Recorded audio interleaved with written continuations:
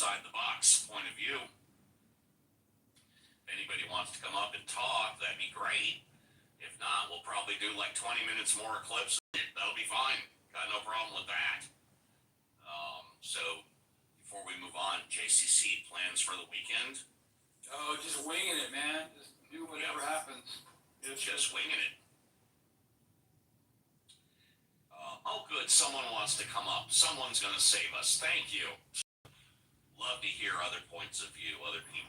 Just no point of view. Just reminded me that when I lived in L.A. when I was young, I worked at because of George Carlin you were talking about. I worked at a place called Music Odyssey on Wilshire Boulevard. We sold records. I used to have an office right next door to Music. It was right there by the McDonald's. Wilshire Boulevard by Bundy. Yes, I know exactly where you're talking about. Well, I lived at the Barrington Plaza, which was that big, on the corner of Barrington and Wilshire, that big huge apartment building. Anyway, so I worked at Music Odyssey after working at Westwood at another record store. And I sold rolling papers to George Carlin. It's one of the highlights of my life. And in about 1970. How about that? I didn't know he lived in L.A. And then again, I didn't know where he lived. He lived in Brentwood, across the street from some friends of mine, actually. Over by Pally High, you know where that is. That's great. That's great. Anyway, just because you had brought up George Carlin, I thought I'd give you that little... I really appreciate that. Thanks for the little tidbit. Feel free to stay on stage, mute up. Maybe something else will key your memory. If you're in the audience and want to come up, please do. George Carlin was always my favorite.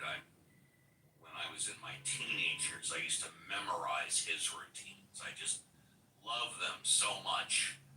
Something else that I loved, of course, was HBO, the newsroom. So what is talking about news and talking about the public interest. This is from HBO, the newsroom. It's entitled The Realist versus the Idealist. Check it out.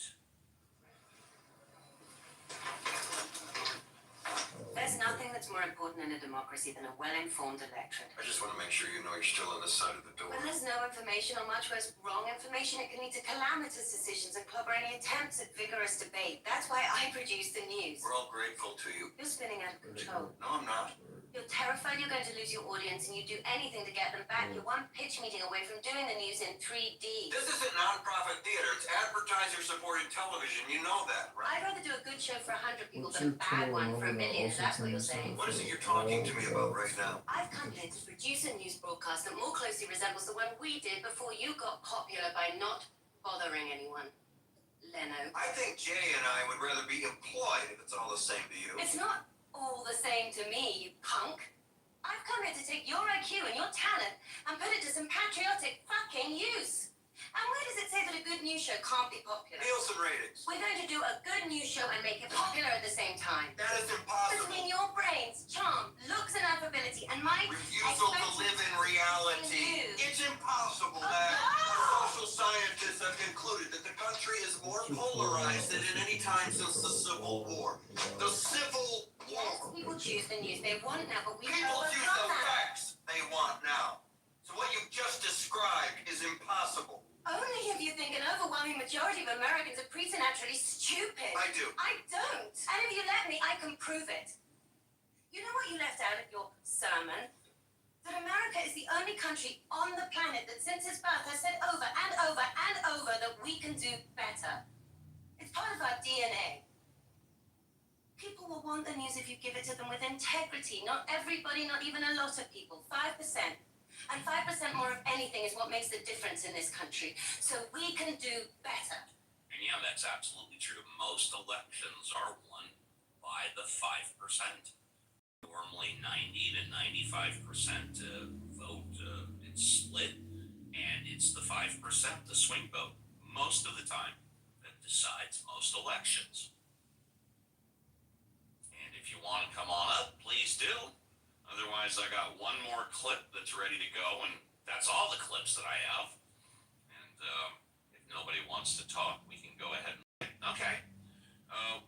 mention George Carlin, 7 words you can never say on television, and how he won his Supreme Court case. Memory serves correct. It was regarding a radio station that played the bit after 10 o'clock at night and said the word fuck on the airwaves. And here's George Carlin on The Tonight Show. Here's George Carlin on The Tonight Show. Carlin.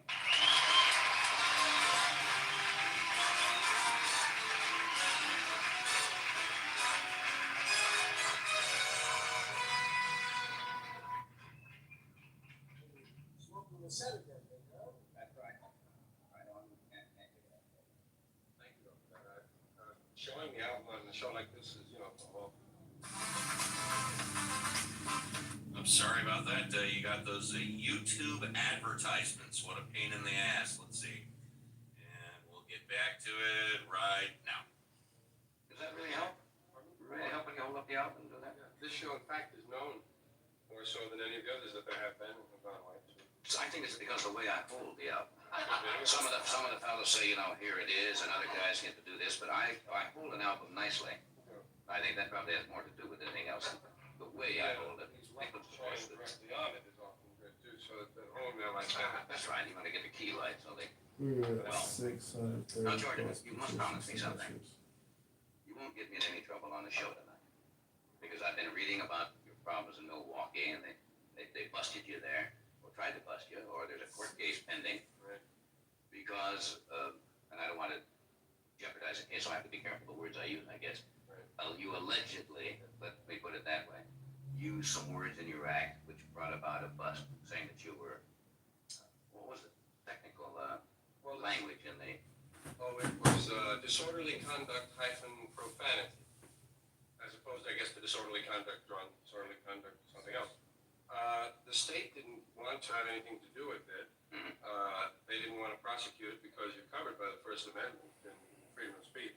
The city did, however, follow. There was one policeman at the summer fest.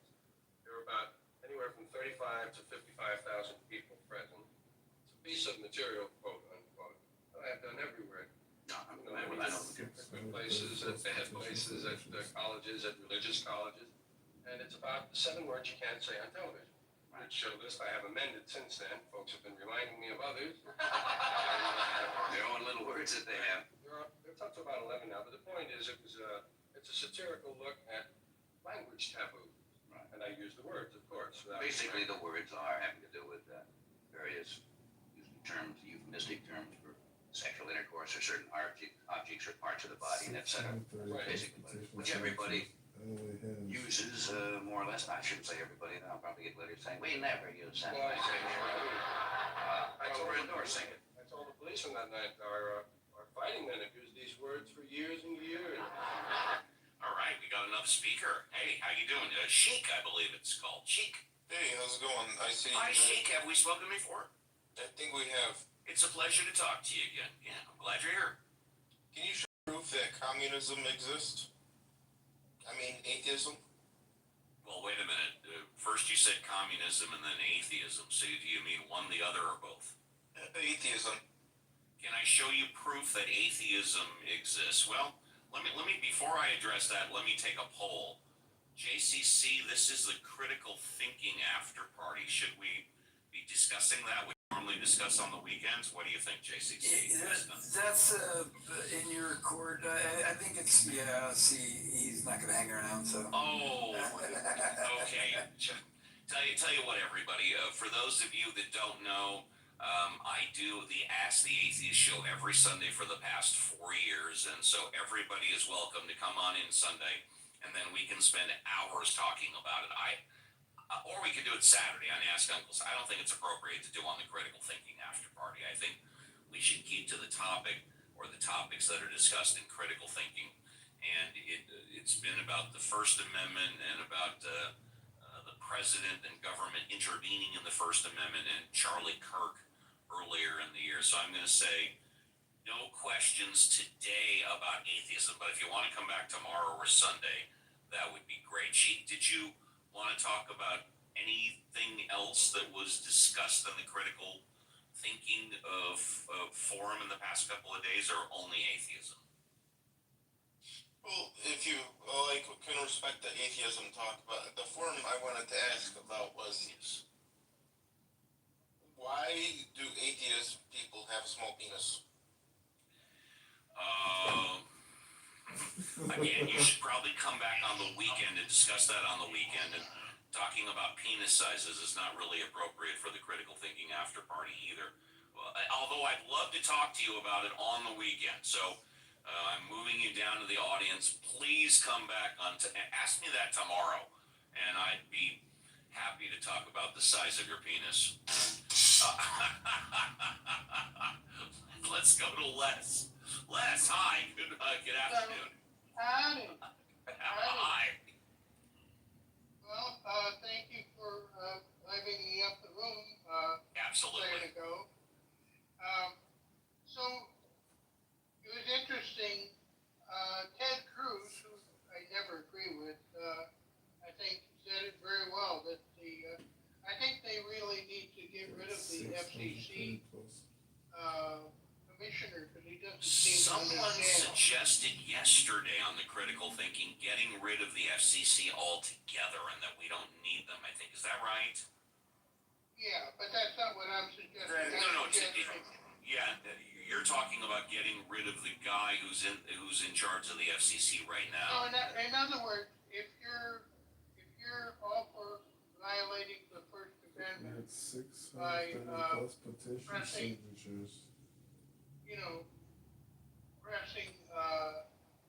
using government to suppress viewpoints, what are the Wait, are you talking about the First Amendment or the Fairness Doctrine? What are you talking about? the First Amendment, the one that what the First Who's in Amendment is? favor of getting rid of the First Amendment? Well, I'm talking about violating the First Amendment. Who's in favor of violating the First Amendment? The FCC commissioner said, gave what Ted Cruz called, and I agree, the mafia kind of thing. We're just getting started in terms of, Okay. putting pressure on broadcast companies to not say bad things about the administration or people that they like. All right, go ahead. So my question is, can Congress recall somebody, or is there some sort of impeachment thing? And You mean for a cabinet appointed position that had to go through the Senate? Or do you just mean like a position appointed by the administration? Well, how about if we start, since we're referring to him, how about if we first start about Brendan Carr, who is in charge of the FCC? He was appointed by Trump. And go ahead, Marshall. What would it take to remove him as FCC chairman? Well, I just wanted to know if Brandon Carr's appointment had to go through the Senate or not. Absolutely. Then the Senate has the right to intervene. The Senate can tell the FCC to knock it off. Yeah, I believe they had to approve him by 51% or more. Correct. I can do the heavy lifting on that, but it is Brendan Carr. By the way, Brendan Carr has been with the FCC for over 12 years. He also wrote a paragraph in Project 2025, and he's now chairman of the FCC. And of course, he's the one that allegedly, I believe it's true, brought pressure to bear to get Jimmy Kimmel removed. JCC or Marshall, if you guys want to just look up on Google or whatever, what would it take to remove Brendan Carr as the FCC? But I think Marshall is right. It would take a vote of Senate or Congress jointly by 51%. I'm not certain. But this is not a case like Pete Hegseth or whatever, where he's not qualified. He was an FCC commissioner for 12 years. So he's clearly qualified. So I looked now. at Yes. It is very difficult, the president, for for President to remove the FCC, remove the head of the FCC because the agency is designed to be politically independent. A president can only remove a sitting FCC commissioner, including the chair, for specific statutory reasons such as inefficiency, negligence, negligent of duty, or malfeasance in office. So it has to be those three things for the FCC head to be removed. And if he indeed did, and I'm not saying he did, violated the Constitution by bringing pressure to bear to get Kimmel removed, that clearly would be a justifiable reason if indeed that was the case. Under my interpretation of that, yes. Yeah. If bringing that pressure to bear that he brought was a constitutional amendment, a constitutional violation, I don't know if it was.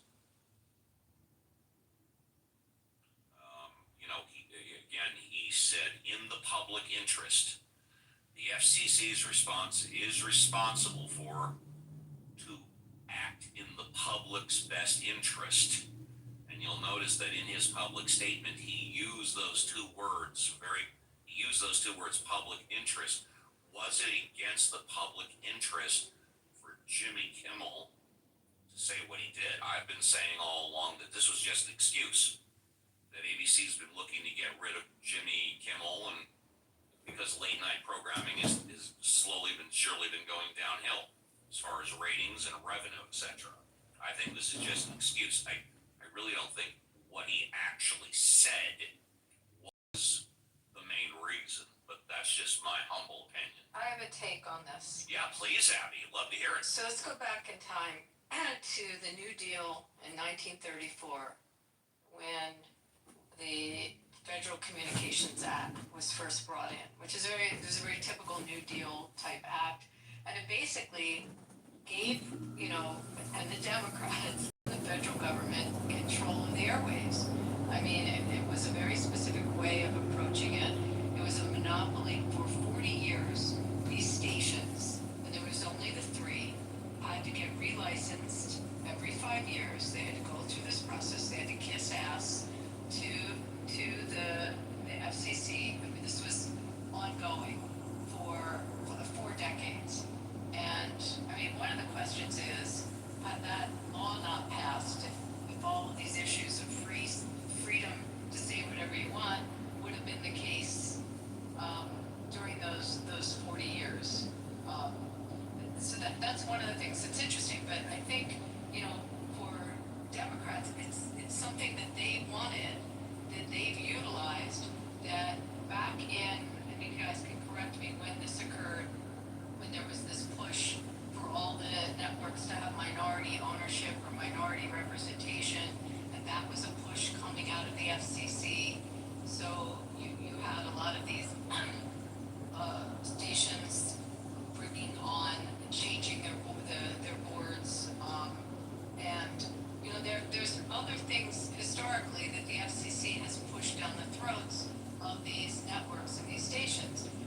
Now we have a situation where the Republicans are controlling and utilizing those laws and those procedures that came into place via Democrats' wishes, and everyone's in an uproar.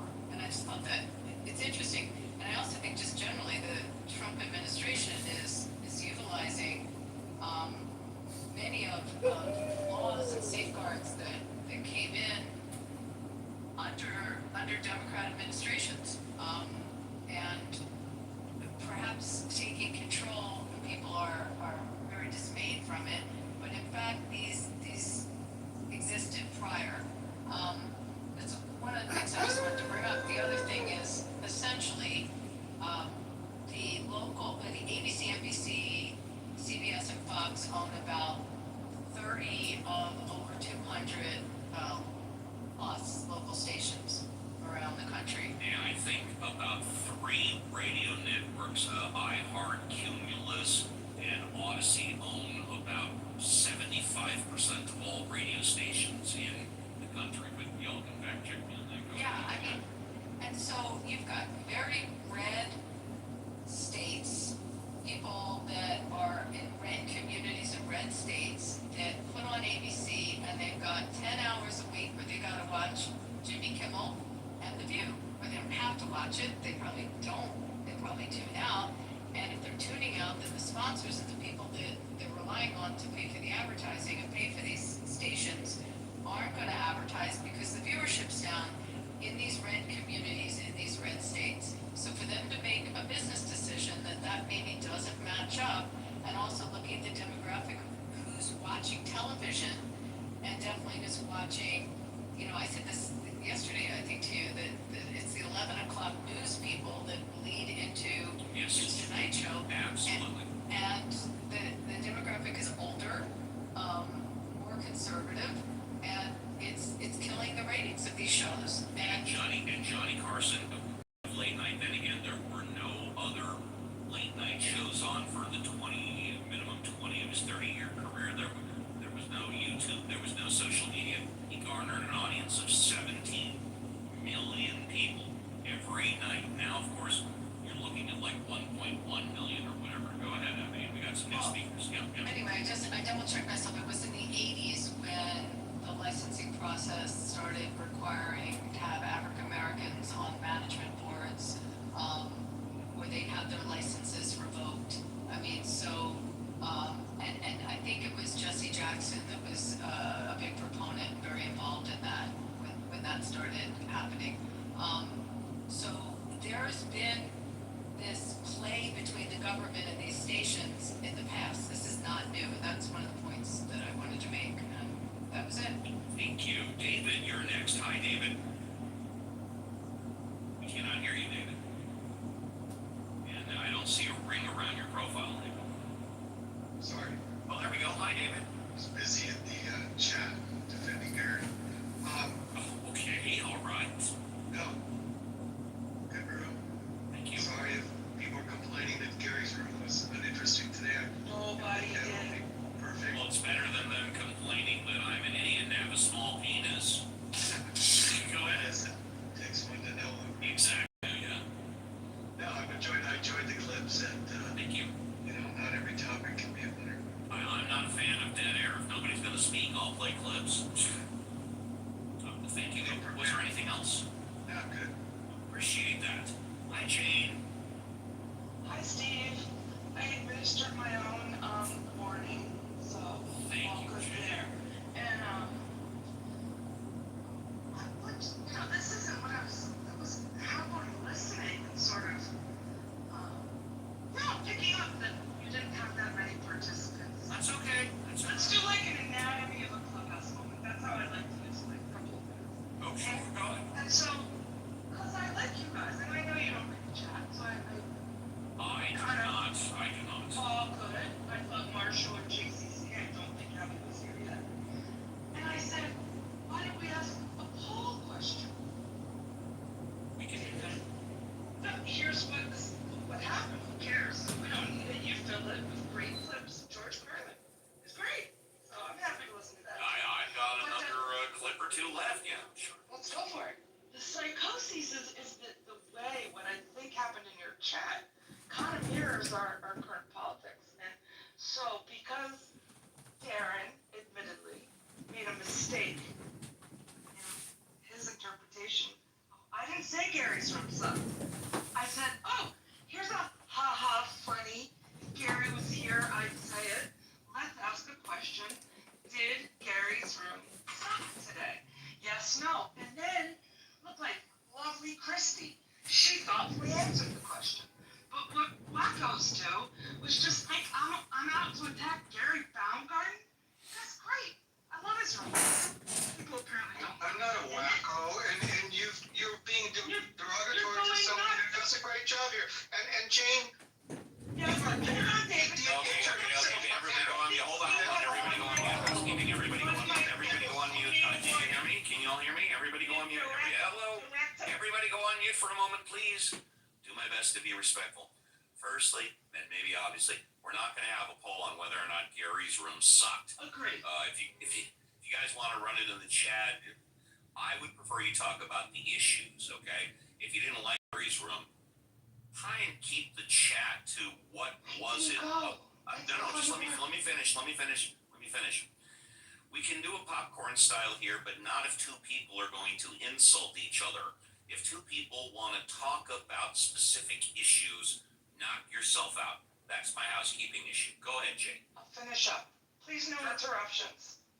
As And long that's as you why talk about I'm the a psycho, David. issues, as long as Because you're talking your about the energy- issues, yeah. Okay, the issue is unfortunate It's for only today. been today. David, go on mute, please. David, go on mute, please. Wait, David, you can respond next. Go ahead. You're gonna get your own fresh, I have a feeling.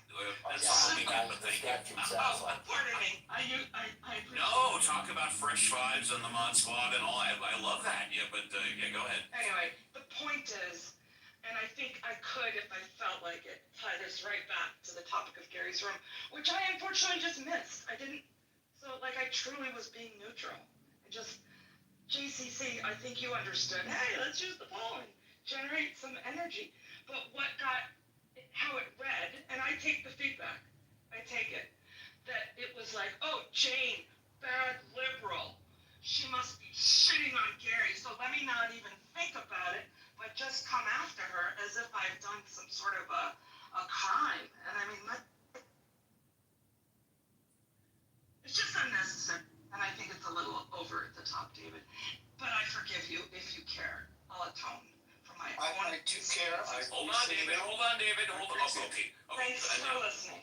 You're welcome. Okay, now, David, feel free to respond, but do me a huge favor. Yes.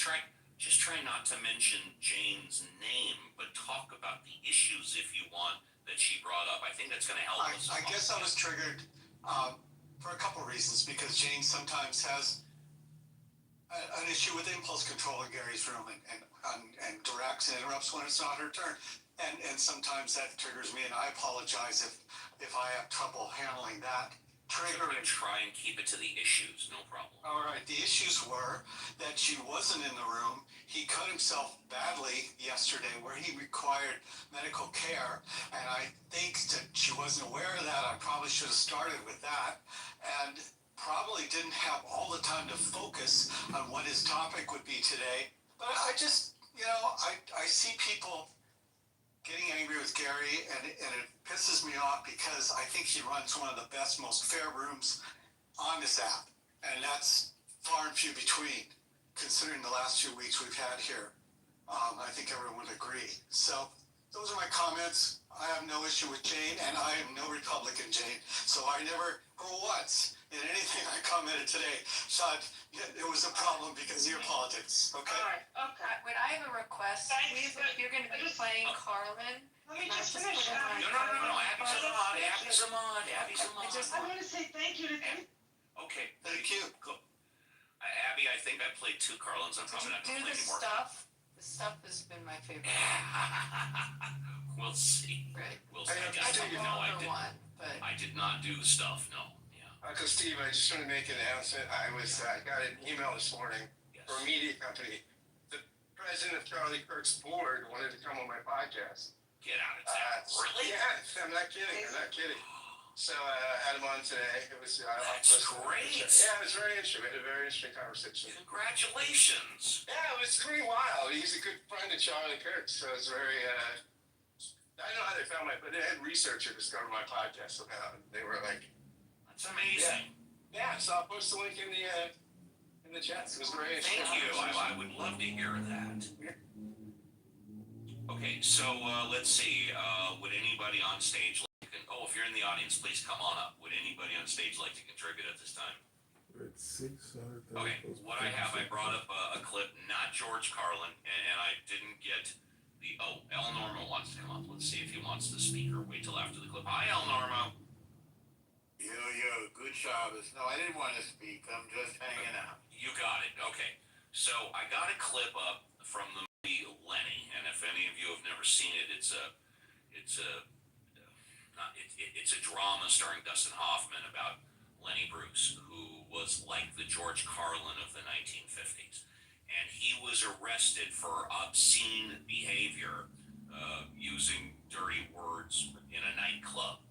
And so this is the scene where he comes back to the nightclub the night after he was arrested for obscene behavior. Check it out. I don't know how many of you know it, but I was arrested, busted, right here on this stage 2 nights ago for saying, no, not gonna say. Let's see. It's an 11-letter word. It starts with a C and ends with a G. If those of you can't guess, the word is cocksucker. And it was used in the context of defending a certain homosexual practice. Actually, though, I don't relate it only to homosexuals. I relate it to any contemporary woman I know. Oh, yeah. Would know or love or marry, and I'm sure you do too if you're honest, right? Okay, I'd like to ask the all of you a question. Okay? You're all under a all of you. Even standing room only. How many people in this club here tonight have ever used that word? Blah, blah, blah. Don't be shy. You can raise your hands. Well, that's cool. Now let's get really honest. You, sir. Have you ever had your blah, blah? Oh, God. Well, it's either yes or no. There's no two ways about it. Okay. How many men in this room have ever had their blah, blah? Raise your hands. Oh, come on, officers. Now, you're under oath. All right. Now, keep your hands raised. How many men in this room have ever blah, blah? Somebody's not telling the truth. Okay, ma'am, tell me, have you ever blah, blah? That's so sweet. The officers couldn't see it, but she went like this, and you went like this. This time the whole audience gets swept away, right? This is the dirtiest show I've ever done in my life. This is really filth. Now, if there is anyone in this room who has not found this obscene, then you're full of blah. I hope you never get to blah, blah again. That's my entire show for God. Thank you for now. And what's interesting about Lenny Bruce is he died of an overdose. I think it was heroin. And he was found naked in his driveway. And they not only took pictures, but they released the pictures in some media of him naked on his driveway, dead. And there's conspiracy thoughts about that as well. But if you've never seen the movie Lenny, I strongly recommend it. If anybody in the audience wants to come up, you can. We'll be going, I guess, for another 10 minutes. Will be an hour, and we can shut it down at that point if nobody else wants to speak. Again, welcome to the Critical Thinking After Party, and I've been running this. This is day 5 days in a row. I'm normally not on during the weekday, and I've of course been running my Saturday and Sunday show for the past 4.5 years. So check me out there. I will say, I think it's been a great idea. So I want to go back to my question, Steve, for a second. Yes. Because I said a lot, but And I have one more clip, but go ahead, Abby.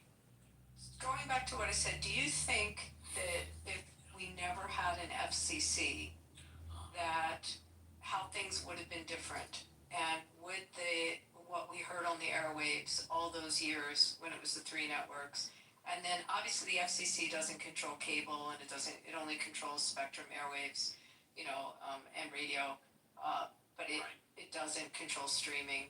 But do you think we would have been freer to speak? Or do you think it was a negative to have that government control when it came in? You know what? That is an amazing question. And my last clip, Abby, is somewhat on topic to that. So let's play the clip, and then we'll talk about Abby's question. Is that Howard Stern? No, it's not. And by the way, I have not previewed this clip. It's supposed to be an unbiased history of the FCC. Let's see if it's true. In the beginning of the 19th century, the dawning of a new era of communication technology was upon the world. The Federal Communications Commission was born in 1934 with the purpose of regulating interstate and international communications by radio, television, wire, satellite, and cable.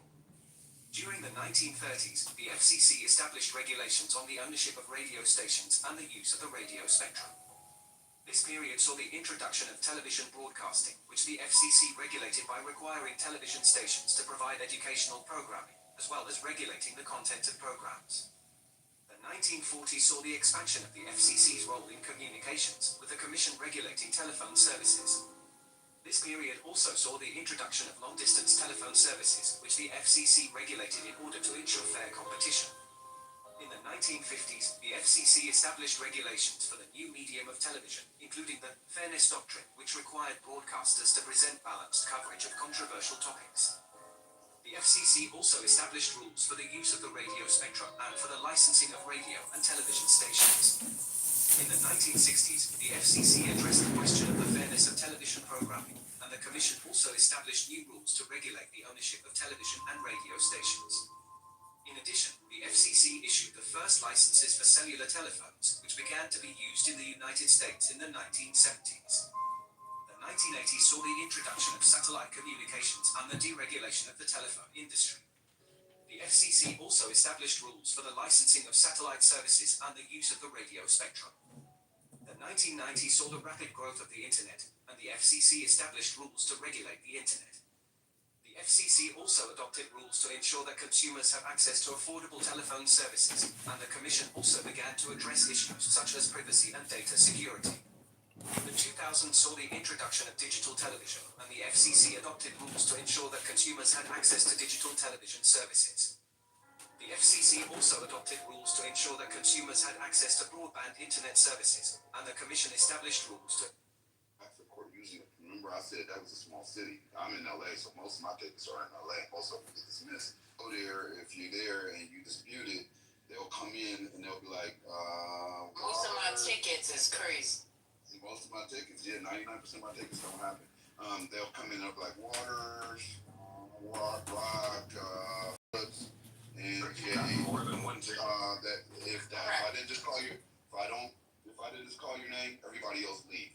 So if you're smart enough to dispute the ticket, 90% of the courtroom walks, like 99% of the courtroom walks every time in LA. I swear to God, like if you get a ticket in LA and you request the officer to come, he's not coming. He is not coming. How many tickets have you gotten in your adult life? You see that my toy in my PTR? They fuck with me on that one a lot because I don't like to wear my helmet and I don't have to when I know the law. So they Wait, you don't have to wear a helmet? No, it's under an exemption and I carry it and I have it in my glove department. I give it to them when I give my license insurance. I give it to them. Like I do not have to wear this and I only wear my helmet on the highway. Like you have it with you, why ain't you wearing it? Because I only wear it on the highway. I don't want to fucking wear it on the surface streets. They'll give me a ticket for that and then they won't show up because they know I know the law. They just fuck with me. So I get all kinds of tickets, but I don't have any points on my record because they don't show up. That's how it is in Maryland. Just wear that Pennsylvania, the Commonwealth of Pennsylvania, they give these motherfuckers off to go to court. And then when you get to the courthouse, the police officer, because it happened to me twice, they pull you outside of the courtroom and they try to make a deal with you on the side. And then they come in and then they present the shit to the judge. And then I find out that these magisterial judges in Pennsylvania don't have to go to law school. They can be a police officer for like 5 years, I think, and then they take like 30 credits, pass a test, and then they become a magisterial district judge. I found out all of that through only us and the judge in the courtroom.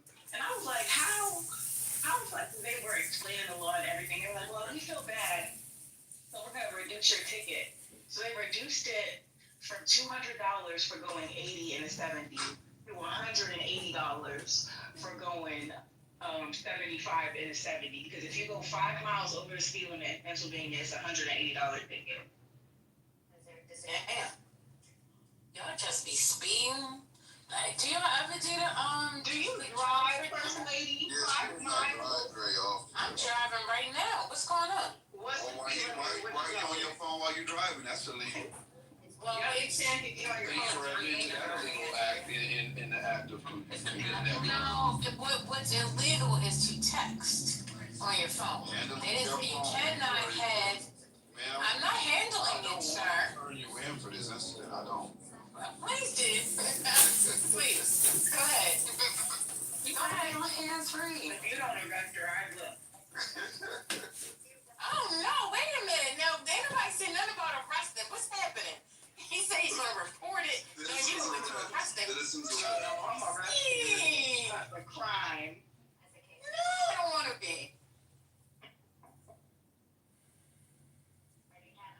do the speed limit. With your job? No, I'm talking to them about it because they know me. And Okay, the so you consent know, was you really look for a lot of ridiculous. deals, So. you're working. So if you have a good reputation in the world, Thankfully, but it's you embarrassing. know who you are. So they come. It's embarrassing, almost. It's embarrassing, and like I don't have grown up in this community, and it is embarrassing to me. Amos, I just want to remind you that Rabbi was still waiting. Remember, you cut him off. No. Okay, no, I just want to finish with Buttercup and tell her that when I give you the moderator, you fight everybody. I do? Yes? No, you run No, away. I was fighting the Kahanas because they came after. Look, okay. Tries to run away. When? Today? Yeah, also today you run away. Yeah, And because. that's my complaining. You don't run away. Alright, listen. I'm sorry. Okay, now, so I finish now. I like you, I like Ellie, but I also like Mary and Ramon. Two moderators is too much. Mary is lovely. I like her. Come here, Rabbi. I only heard that. Not a million? I thought we had a million. Much more. I mean, More than a million? 30 million. 30 million. Really? Yeah. Are you kidding me? 30 million listeners, probably greater. That's my point. So this regulatory scheme that exists there, you have the most popular hosts that can never be on those airways. And, it's also probably why Howard Stern wasn't running a, late night TV show during his most popular years. So, again, those restrictions have limited on the airwaves some of probably the most popular that people would tune into. So that's also another fallout from having the restriction. Howard was syndicated across the country. Yep. And I'm the first one to admit that when Howard Stern was first syndicated across the country on radio, I said it was not going to work. Boy, was I wrong. Radio was always a local thing. Radio, if you had an earthquake, you immediately turned on your radio station because TV, if it was network, it might not be local. Radio was always local. And then Howard Stern came in like gangbusters and got nationwide syndication. Blew me away. His listenership was always special. I mean, it said that 40% of CEOs across the country, Fortune 500 CEOs, listen to him. I didn't listen to early Stern when he didn't go to therapy 3 times a week and it was more raw, but people miss those days, they say. But he was the most popular host, and he would never have gotten a late night show. And Rogan, I just Googled this, I could be wrong, but it's like about 180 million downloads a month, like some crazy number. So I guess the point is, the board of directors of ABC would have been furious, the stockholders. There'd be all these FCC complaints if you had these guys as your evening hosts. But then you have someone like Kimmel, and what were they paying him a year? They were paying him. Check this: $15 million a year. His current contract expires next year, and then with advertising and endorsements, about $25 million. But his ABC contract is $15 million a year. So they would have made a lot more money with a very popular host that could generate so much more of an audience, but they never did. They never had someone like Stern. They went with something that wasn't as provocative, but also they didn't garner the audience. And then it goes on to the other thing that I said, that these affiliate stations are in red states. So then you have the broadcast turning very political. I mean, I don't know if you ever watched Seth Meyers, but it's completely political and dumping, constantly dumping. I don't so much track how many times he says the word Trump during his show.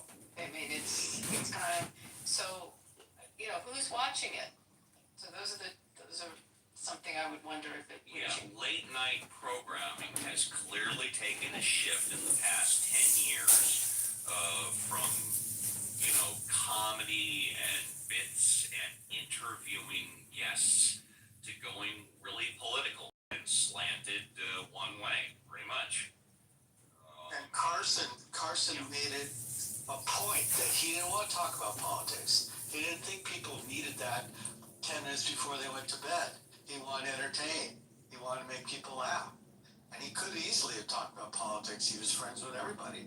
But he didn't think that would be great broadcasting. Right. And, David Letterman didn't do that either. He had a different style, whereas Johnny Carson made all his guests look better. David Letterman made fun of his guests, but still, they didn't spend anywhere near the time they do now thrashing the government and also thrashing one side of the political aisle. No question about it. And just not to belabor Joe Rogan, but obviously when you're podcasting, people are downloading when they have time to listen, so it makes it more flexible to actually listen whenever. Absolutely, no question about it. Here comes Christian, and if we're staying where we currently are, we'll probably close down by the bottom of the hour. But let's say hello to Christian. Hey, Christian, how are you? I'm good. How about you, Steve? Oh, 5 days in a row. I'm tired. You're tired. Well, good thing we got the weekend. Good thing we got the weekend, though. Oh, absolutely. The weekend I've been doing for 4.5 years. That's different. Yeah, absolutely. Well, there was one thing that I wanted to bring to your attention. Yes, sir. And maybe we could talk about it a little. Sure. I don't have time for that. Hey, but Jimmy, what you just said about, for example, instead of Biden going rush hour, you like somebody that actually park on the line on his car and shoot and shit. People will have walking rage and kick your car because you have blocked the sidewalk. Like in LA, they road rage and shit like that is totally different. But they also know that they also know that ain't shit gonna happen to them. That's why they do all that extra shit.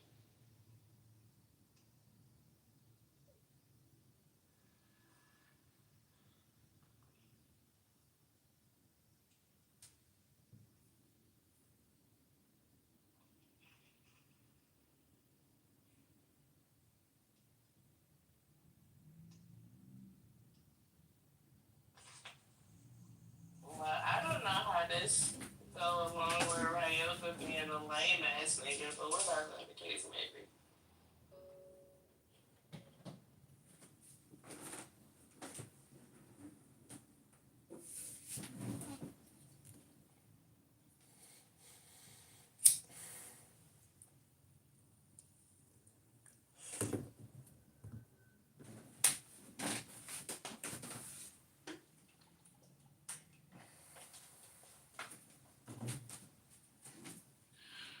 Mike, would you like to come upstairs and be insufferable, or did you just want to stay in the chat? The lights in the chat talking shit. Patty, you there? What y'all racing? What you got? I did this PTR just to show you, because you didn't talk it. So that's 50 yards with the AR, free hand, 2 shots per target. I don't fucking know. PTR can't shit. Go to the PTR, you'll see it. It's 50 yards. PTRs ain't shit, man. That's free hand though. That's not sitting on no fucking mound. That's with no buy-off, nothing. That's just free hand. 2 shots per target. Check this out. I want to do a shooting contest with you. I can do it in the prone, I can do it unsupported, I can do it. I wasn't prone. This is stand in free hand. I can do that. 50 yards ain't shit, bro. Stand in free hand, let's see it. Okay. Oh my god, you the most betting-ass ass nigga that I know in my life. You better act like 50 yards is far. I don't want to compete with everything. Like, what weapon was you shooting? Hey, Nigga, man. You think I'm gonna know the rise and fall? You think I don't know the rise and fall and where I need to hit? I've been doing this shit for a while. it's more about the consistency. That me and my friends always do this. We do the 2 shots per target, so we can really see how consistent we are with the shots. If we do it all the time, you know where to aim. For me, because of my sight, if I know it's 2 clicks to the left and 4 up. For my 0, and that's where I fucking That's where your right. 0 at 50. Yeah.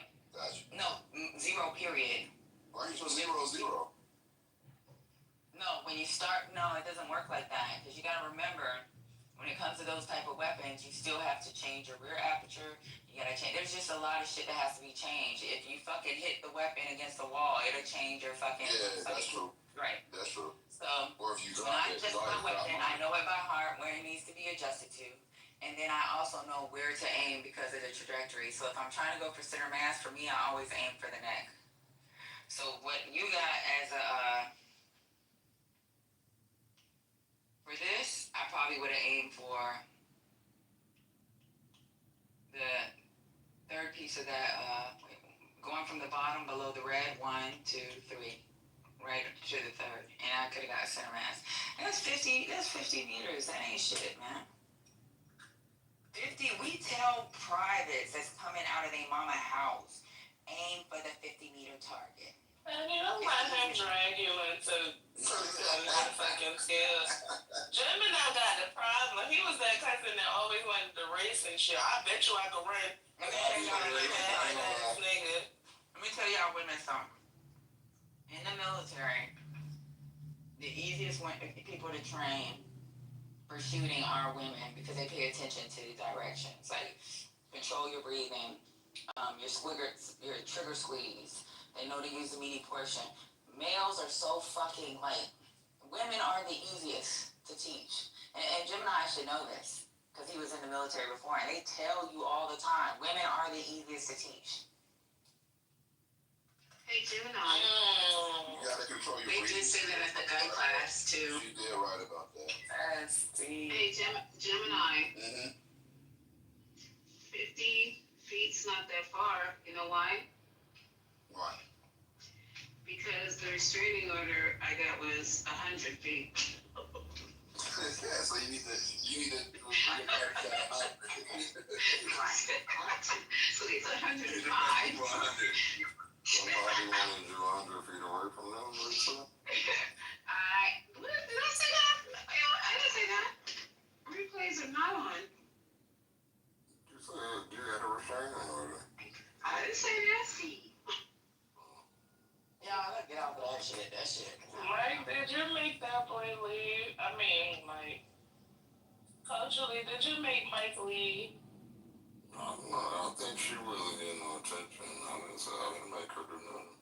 I am wanting attention. Oh, they did.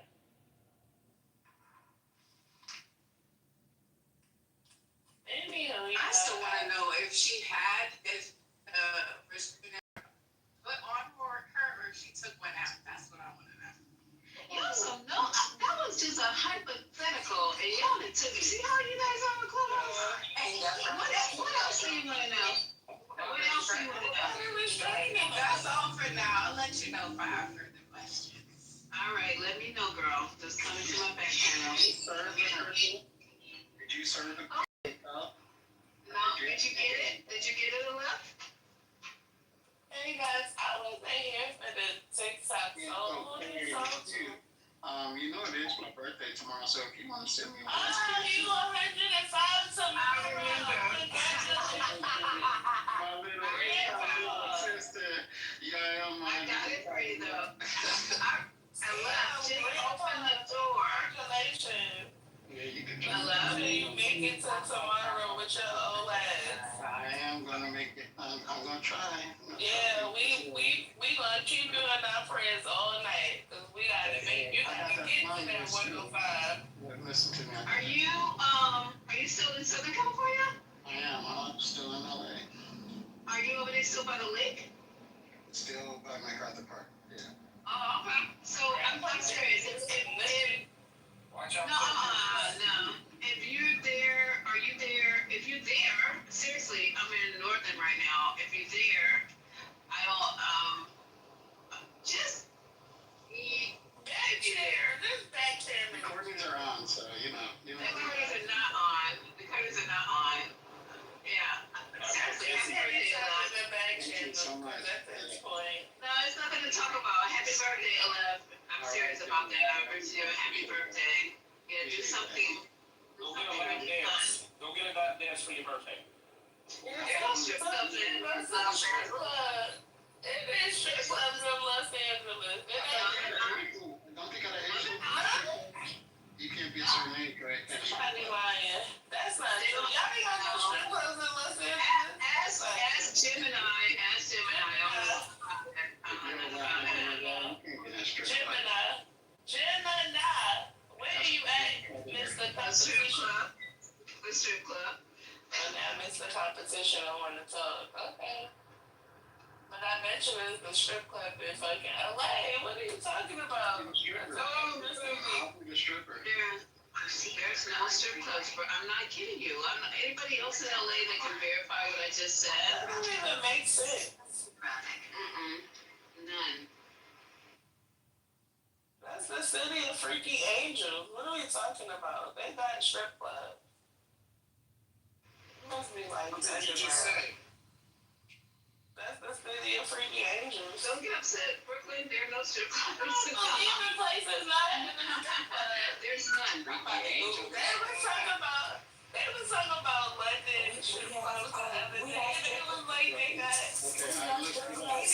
Okay, London Yeah, has strip strip clubs, but clubs. they're not, they don't get naked. We don't have strip clubs. It's like they have around one. That's corny. No, but a lot of places don't get naked. Yeah, it's like that They in serve New York. alcohol, yeah, so. Yeah, It's like that in It's like that in New York. Atlanta, Miami, and I think Houston. The only places where the girls be butt ass naked. Like when I first came to Atlanta, y'all, oh my god, the first time I went to a strip club here, because I swear I used to go to strip clubs in New York because my homegirls used to strip. But the first time I came here, I was like, yo, what the? These bitches is naked. Like, nothing on. And they on the ceiling and shit. The girls in New York wasn't fucking with that shit. It wasn't like no pole dances. Atlanta, Like Texas, right? They really take girls in Atlanta dance their ass off. They be fucking it up, don't they, Patty? It's like the Olympics. I have a question. I just have one question. The nudity? Are they complete? When you say nude, are they completely Ass naked. Wow. Everything. I would never thought that.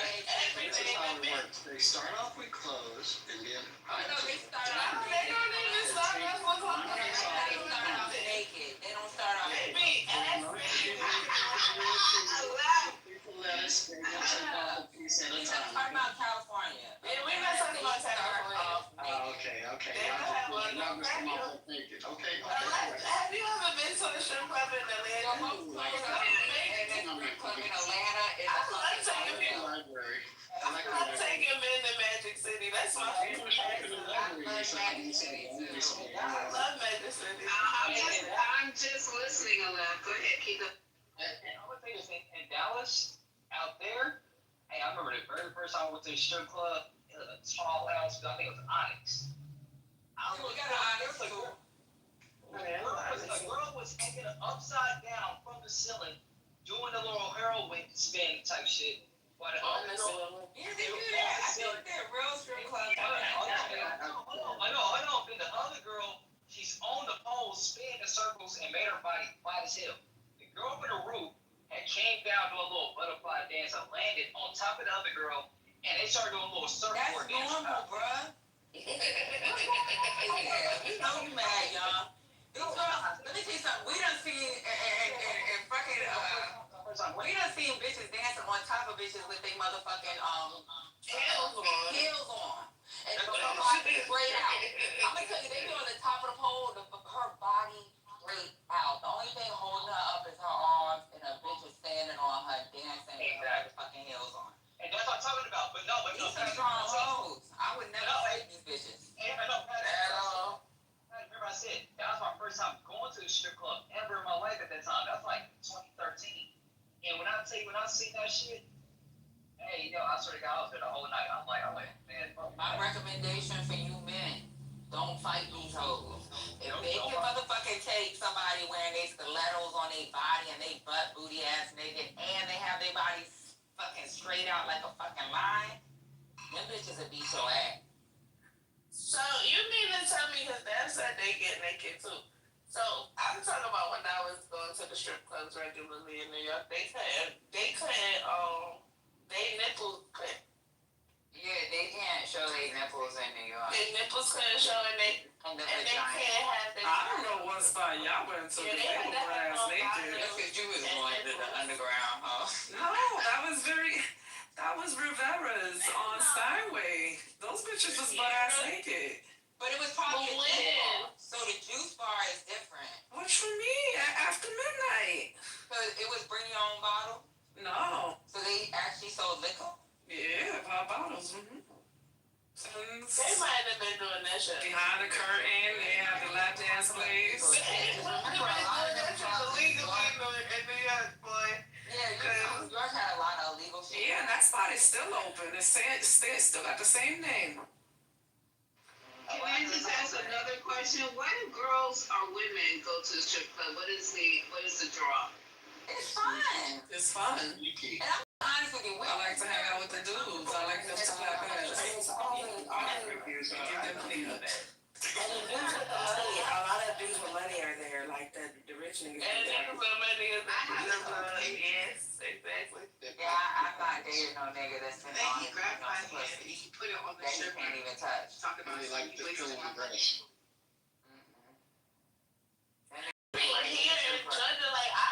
When I was coming up, I thought like that too, right? You don't want to trick nigga, right? I hear him, you not, goddamn it, you hear me, goddamn talking. That's a lot.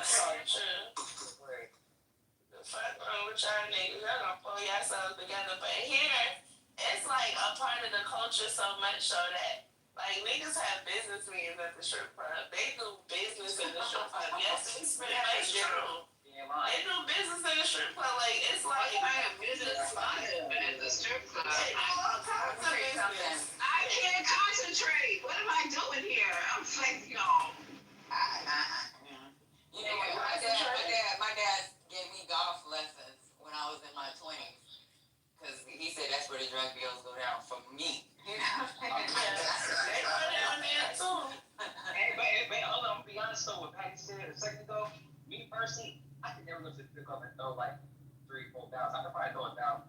But, hey, and look, when I get married, You dumb. Nigga, you talking about You dumb. Let me tell you what these Why would you do 1,000? Because he dumb. this dude that can buy 10K. Let me tell These niggas in Atlanta Everybody. spend money. They don't even have it. I gave you a line of dudes. It is. You throw $1,000. Those bitches be walking outside with garbage bags. Oh, I know they do. I ain't telling them. I'm not blocking. They are. I'm not blocking their money. I ain't blocking their money. Here's the thing, after they get Those their dudes bread, get they go call the hypnotized. nigga that they actually really like, right? I'm gonna tell you right now, they laugh at the niggas that's in there tricking off their money because they got a little dance. They come home or hit up the dude that they really fuck with after the club. He always picks her up at the end of the night. What we talking about? Exactly. He probably he gonna fly by late You don't know what you're saying. Oh my God! Please let Brooklyn talk, please. California strip club culture is different, but if y'all really want to know what the fuck it is, it's on Stars. It's Magic City got a documentary. It's very good too. But I was actually in the club when BMS was in Atlanta, and you talk about niggas spending money now. That ain't nothing. It used to be millions of dollars on the floor. I used to leave the club with money, and I ain't never stripped a day in my life. You understand? So Let me tell you something. but my husband times, boy, I'm saying. You know the guy that owns Magic City, the bald-headed older guy? Yeah, we saw him on the documentary. So on my birthday, me and some girls that was our first time going to Magic City. And one of the girls forgot her ID and showed her military ID. That motherfucker gave us money to throw at bitches and put us in. You know how you got that circle in the middle? They had fucking Atlanta Falcon guys in there and had us sit in there and let the girls dance on us. hey, the thing is, whoever be in a strip club like that understands $1,000 ain't shit. Yeah, that don't be shit. $1,000 ain't shit. What are you talking about? Wait. He shit or her getting $1,000 ain't shit. I know that's not shit. But $1,000? A dude that's throwing 1,000, that ain't shit. Cause there's ballers there throwing more. So 1,000 ain't shit. That's what he means. It's a competition. This one I brought It's club with stacks. I promise you. I went out this weekend, and when we went out, this dude, like, he was just buying stacks, and I swear those stacks were 10K. They have stacks. $1,000 in ones look like a lot, but I'm gonna tell y'all this though. Like, No, he had, trust me. No, I'm not saying he didn't. I'm just saying that I can imagine because 1,000 in ones, which is what usually people get, looks crazy. So imagine if you got 10 on. Niggas ain't, in Atlanta, they not buying $1,000. What's going on here? You know, the reason why they... Like, Brooklyn is real, being real. They not buying $1,000. That's a nigga that fucking work down the street. No. You're trying to hear what I'm saying. Like I'll give you an example. When 50 go to the club, and I've seen him do this a lot of times, he'll get a bunch of money. Maybe he'll get 30,000, but it's all in ones. So it's going to be a $10,000 stack of ones that he got a plastic. Right, they get $10,000 stack of ones. Another one, then another one. That shit look crazy. I can tell you this nigga kept getting 10Ks. He got like 4 10Ks for one night. You had the same old $200 if you really want to get hit in the ass. I don't even understand it. What's the most you ever threw up, Gemini? At a strip club, I don't throw money. I just don't do that. He's a stripper, that's why. Yeah, I don't think I would throw money unless some nigga gives me money to throw. I've dated a dancer too. Yeah, that's why you go with the guys. I've dated You know it's pretty. Yeah, I never busted a dad in the bed. That's why I've dated a dancer too, but I ain't never threw no money though. We go I ain't never get my money. money in the club. Gemini would invite you to Then he ain't throwing nobody. No, they don't respect them. Like I know these women. Like they don't respect the dude. They think But they're that's fine. not the point. The point is, like, even if... Wait, hold on. You said the nigga that's throwing the money think that the girls... Nah, they think those niggas are clowns. They don't respect them like that. That's what they told you. That's not the truth, though. They told you that. I'm telling you right now. You don't even know how many girls I know that's been saved in the club. They literally... Oh, they gonna use them for the bread, but they... No, they ain't even using them. Yo, Nene Lee's got saved from the strip club. What you talking about? Let me ask you this, Brooklyn. Brooklyn, I don't even like have this conversation, but I'm gonna ask you this, Brooklyn. How many strippers you done hit? None, but I was... That's what I'm saying. You don't know what the fuck you talking about. I know these You women. don't They know, but see, that's respect them the thing. like that. You don't. In California, it's not the same. You don't gotta throw no fucking bread if you hit them. Time out, hold on, because you're wrong. You think because I'm not hitting them up. The thing is, we lie to you niggas all the time. So whatever she was telling you, she was telling that shit to you to make you feel better about the fact that she was a stripper. She was definitely on a lame asshole. Because every stripper that I know, if they fuck with a nigga with bread, that nigga gotta come to the club and spend some fucking money because they get them more money. Like, it's a part of the fucking culture. Well, that's What are you talking I about? don't say it ain't true, but they ain't doing it. Yes, it is true. That's how that shit That's how they It's competition. Especially when She got a man throwing money when the other dude is about to be at. Yo, she getting all this bread. Let me throw more money at her. The nigga that was spending all this money, he had already 2 girls. He knew the 2 girls he wanted at each fucking section. Those knew they was gonna make 20K that night just from that. Two 10Ks in one, 2 10Ks in the other.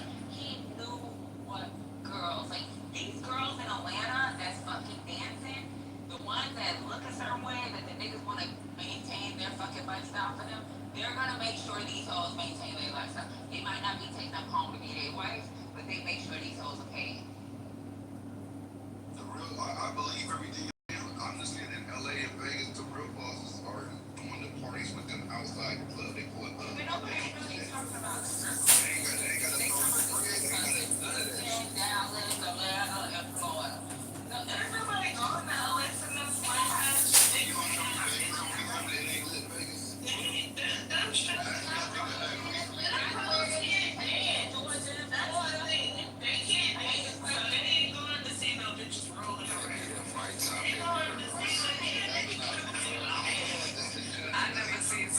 bitches in Vegas. It's true. Let me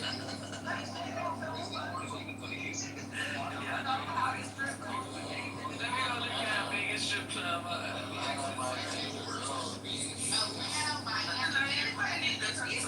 These girls are on the rapping. The bitches that work in fucking Magic City have been in somebody's fucking video. Yeah, they use most of the videos out here, Patty. You know that, right? I don't know what they doing, but I don't know. I can't tell you how many strippers out here being the You know, because these hoes make so much money in Atlanta, you gotta get a motherfucking license for this shit. You know, I'm gonna tell you something else crazy, Patty. A lot of people don't know this. These girls be in the videos out here with all the big rappers, and they don't get paid. Only one girl get paid. I don't know about that. The main chick in every video always gets paid. I said the main chick. I said the rest of them are free. The rest of them are free. Yeah, they're not doing too much. They just sitting down or they do it. They're not doing Yeah, it's the niggas in the background and shit. Yeah. I don't do that. This is the person that actually works all these ladies with the producers and shit like that. I'm letting you know now, that's only the fucked up producers that will only work on hip hop videos. And all these other girls, these producers, they usually work on country and I'm talking about hip hop right now. I bet I'm about to get there. For real, what is he talking about?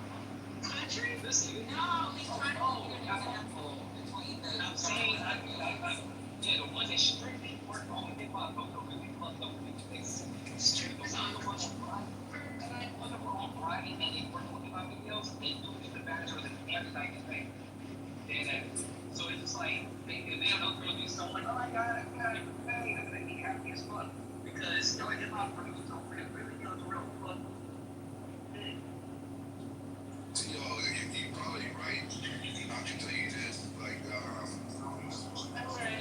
gotta find out here that do a lot. Like, he's not independent, he's under an agency, so he do all the mainstream videos. He did Kevin Gates' last video.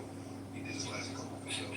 Like, he knew everybody's shit. And I'm telling you right now, because I don't move my car up, I get paid, pick my shit up, and let them sit on it. I don't even know I'm driving, and I still get paid. So I understand I do it, but I'm telling you right now, most of the women do not get fucking paid out here. That's an LA thing. I can tell you this, Atlanta girl ain't gonna get paid. She ain't gonna show up. Atlanta girl ain't gonna get paid. She not gonna show up. Like, I'm gonna be honest with you. It must be some bitch in fucking Arizona or maybe Vegas because the girls in Atlanta want their coin. They're not fucking, like, they don't play about their money.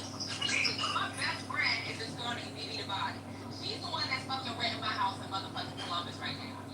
That bitch was making some motherfucking money. I'm gonna tell you, the type of money she was fucking bringing home, the little 10K that motherfucker was putting at the table, ain't shit. She did a reality TV show. I'm telling you, she renting my house right now. I think it's probably a difference in the coast because out here, there's so many of them that they gonna do. If they don't, the next bitch is, then it's a lot of bad next bitches, right? So you gonna either compromise or get the fuck out the way because there's too many fucking options. And I don't know Atlanta like that, so everything you say is probably like. Atlanta is similar to what they do in Florida. It's similar to what they do in fucking it's like these hoes is out here. You don't have those thick big girls. The girls that they got is ones with ass. Okay. I'll tell you like this, Patty. So I'm only gonna say this, but y'all, just so you can out on bullshit, look up Damian Sandoval, look on Instagram, you follow me, I follow him, but more than that, I know him personally, like very personally. I'm telling you now, these hoes are not getting paid. I'm not They not coming out and getting paid. Yeah, I'm talking about the little Uzi, I'm talking about Chris Brown's videos too. They don't get fucking paid. So if a girl does that, it may be for exposure, maybe she's trying to move out of her area. But I promise you, these hoes make so much fucking money. If they not getting paid, they really not worried about that. They just using it as a fucking piece of advertising. Hold on, sir. I just want to ask questions. I got the right people on the stage right now. Patty, Gemini, Brooklyn, and whoever else. So with these bad bodies, are they like, have they been altered to the men like the altered bodies? Or they like the naturals? Altered. Get a couple baddies. I know about this shit, but sometimes they all turn bad and then sometimes they all turn good. Hey, some of the ones who ask like, damn, they never be deal. Like that. this chick is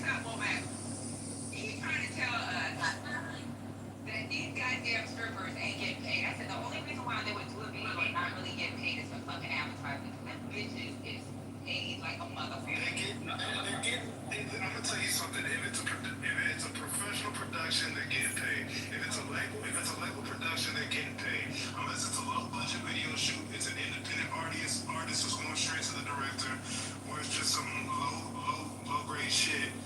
Everybody's getting paid. We have full breakdowns of everybody on set, from crafty to electricians to first ACs. Everybody who's on set, they're all getting paid. We'll make this thing what you're not saying, right? And Gerald, what you're saying, and we'll make it sound like you are experienced and sharp that you know what I'm about to say. Yeah. The only thing, what you're saying, the ones that work on set, those strippers and sharp that don't get paid is the same ones that will fucking net 60. And sometimes you're terrible. And you never get fucking paid. They're gonna chase their paper for the next 6 months. Yeah, exactly. So the thing is about it is that they're promised to get paid, and they never get paid generally. So even in the idea that Gemini is saying, if they're working on a net 30 or net 60, they're being promised some sort of compensation, and they're never getting it. Exactly. So with that being said, also, like the sets I work on, what is the basically our intro with everything, the one with everything that they, those producers, the pitch right there, it's on the producer that's working. She works on commercials and like let's say Bugatti and like Cinco, whatever. And they do this on big thing. When they get into my this film, there are engaged productions for 10, 15, and everybody has to be paid, no matter what. Now, the only labels that really don't do fuck shit is Atlantic, and they know that the producer won't be able to do shit, but the Atlantic don't care who gets paid and not get paid because they pay the producer. Once they pay the producer, it's up to him to distribute that shit. Exactly. Yeah. But even with the girls that make all this money, they make a lot of money in the club. That's why I was saying that little 10K, these girls be making fucking money. That's why I was telling y'all, my homegirl, BB, child, let me tell you something. If I went to shop, no, I'm just kidding, I would never do that. But the type of money she was making, like, she was set for life. Is she smart? A lot of these strippers are smarter than you think. They gonna take that money and they gonna motherfucking invest it, do other things with it. Well, we also know this stuff when it comes to compared to the West Coast, like strippers, just like that. The reason why they stay in something, they get paid a lot more. And we also know that producers in the South, and we also have producers like these different producers and directors, they always want to get the girl the most, sometimes even more than they ever done. That's how it is in the South. They always try to pay the girl the most. Like, I don't know why they do that. On the West Coast, they're not doing that, but definitely in the South. I can tell you why they do that, because they need that. They can find a camera guy, they can find a first AC, they can find out anywhere. They can't find quality girls who can know what the fuck they're doing and not waste time.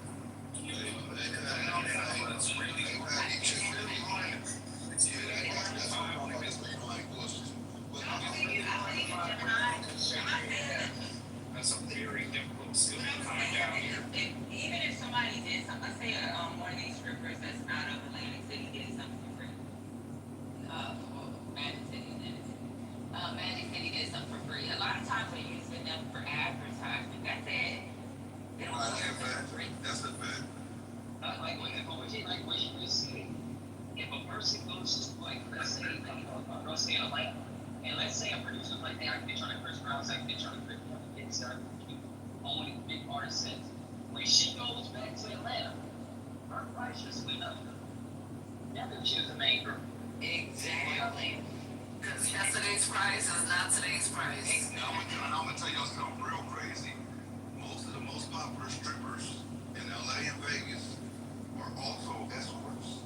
90% of them. Yeah, but see, this is the thing that's crazy. So, like, one thing I will say, so I didn't know Texas scene was like the way it was because I only knew about Miami and Atlanta. When I first moved to Texas, I started to see, like, these motherfuckers are getting like Atlanta girls. Like, the bitches had injections in their ass. Like, and their performances, you can see their performances is like, they're doing the performances that these girls were doing in Miami and Atlanta. Like, they dropping from the ceiling. Like, they doing crazy shit. And they making their coin. Yeah, I believe it. I don't know why they even robbed it. They had a nigga with a book bag on and he walked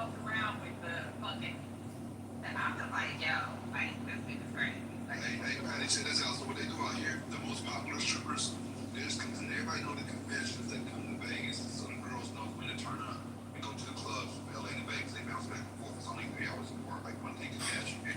So what they do is before they go, they set up they advertisements.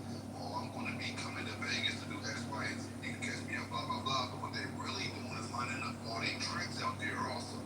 So they gonna go back and forth between here and there, following the conventions, and stripping and also escort. I'm telling you, a lot of people don't know, like most of them were escorts out here. I don't know about That's not the same. Most of them is only fans and escorts. That's in the game industry. Yeah, that is the game. No, it's like, come on. I remember one time I was in a strip club and she was giving me a lap dance and I lit up a cigarette. She's like, ugh, that cigarette is nasty. I'm like, bitch, you talking about nasty, you rubbing your comedians, nasty pussy all over.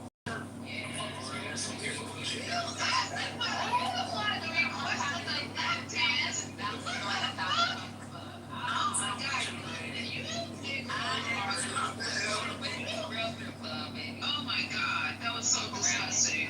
You disrespect them goddamn strippers at the legit.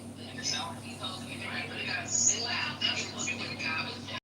fuck out talking about they don't play. You will get fucked up when you can't be disrespectful like that. I tell you, in the South, you do that shit, you get robbed. Yeah, they gonna rob your ass quick. I'm from the South. I don't even understand what just happened. You're getting a lap dance that you requested. Did she force it on you, or what was going on? Right. I was saying, What was going on? What was going on? lap dance. How much was your lap dance? 2 songs. How much was your lap dance?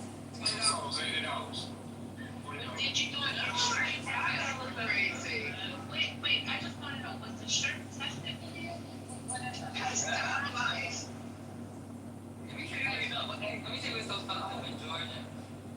Let's say you paying $80 for a fucking private dance for a dance. If you don't buy the K's, they'll put you on a waiting list and your ass will never get it. They don't buy the what? The what?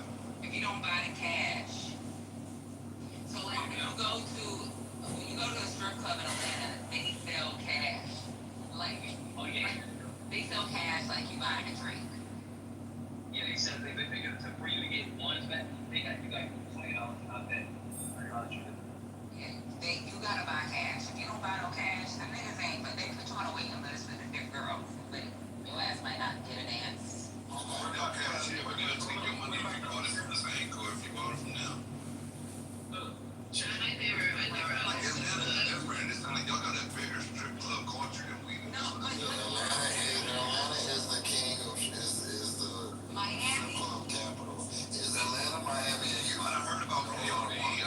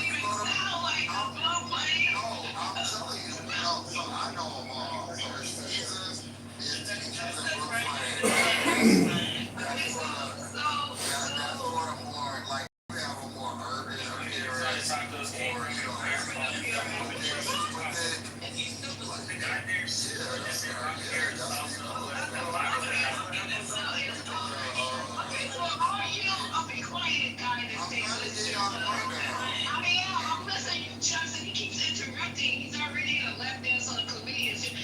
Let Jeff talk. They got Spears, Blue Flame, Pleases. Those is like, they're not bad looking girls, but those are like, if you like around the way, if you go around a stretch mark, go there. Then that's gonna be your thing. And Pleases, I believe, and it's another one. You can, I mean, really go like, they like you know, latch on there, I'll say that. Upstairs.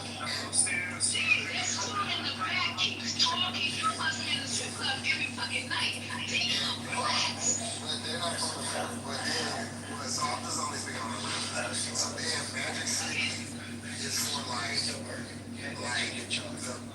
bad girls, but the bad black girls or whatever. Like that's where all if you make it to Magic City, you're gonna get a lot of money and you're really probably you could probably retire so much you make it. Magic City goes $100 a park. So that's it. If you know that girl. If you're parking up front, go ahead and get your truck left. And then if you are like maybe exotic or you can go to Cheetahs. Cheetahs you will also make a lot of money. You won't have to do anything else. Probably more than Cheetahs is a national thing. Atlanta's a little bit different, but it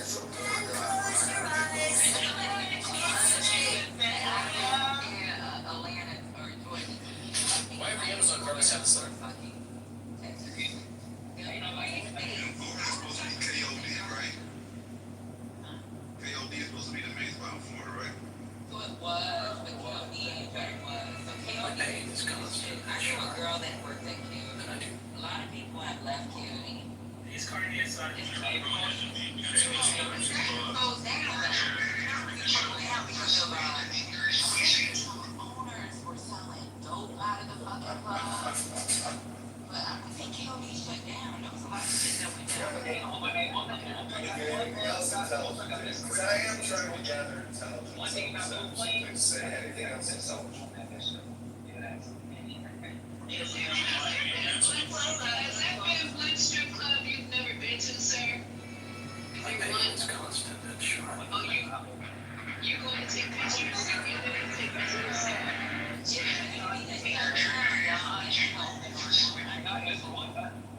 A lot of strippers take content and say, Oh.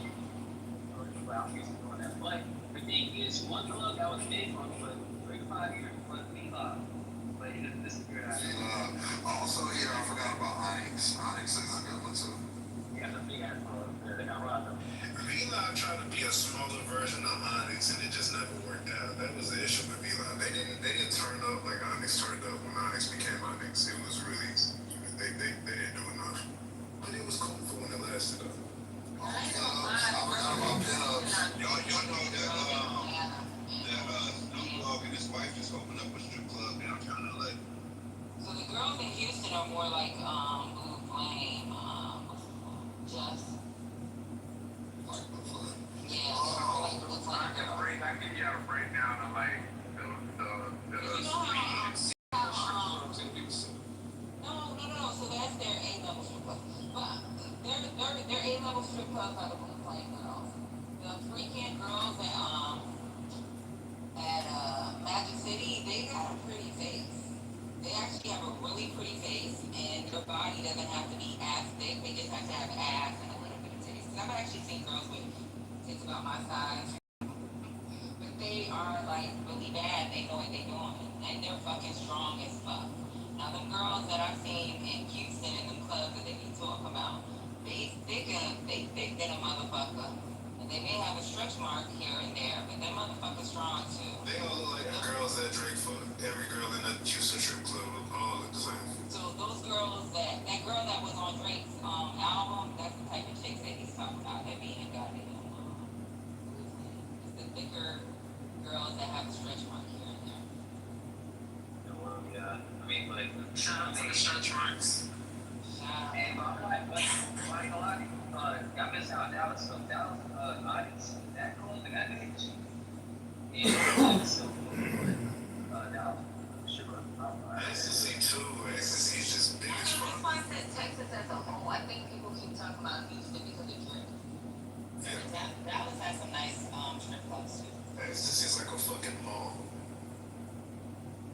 is huge. I just want to let you know. Very informative. Thanks, guys. When I go to a female strip club, I like to see that bodies, and if they are worked on, they have to look natural.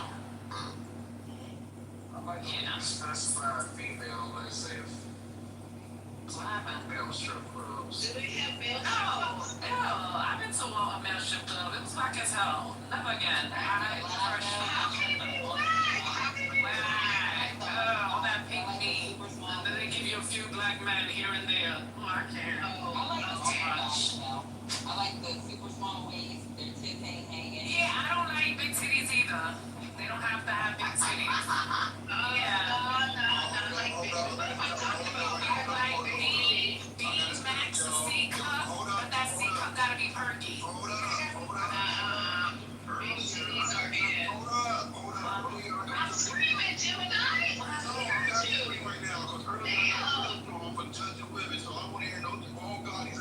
We women, we can talk about women. We can talk about women. I can talk about women. Jumping in our conversation, big Yeah, so, and then if you go to the butt, obviously, a big ass, but not that much shit hanging down your legs because you put so much injections that the shit is hanging down your legs. Like the right at the very bottom, and it looks too big.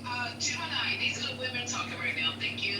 I don't know why you guys like small titties. I think I like large titties for real. We don't want stuff coming down and smelling like, you know. Perky, they Yes. look better. When they're not perky, You gotta be perky, of course. That's a given. that's what I mean. It's big, it's hard. Okay. And it's hard for them to stand on a pole when their titties is really, really, really big.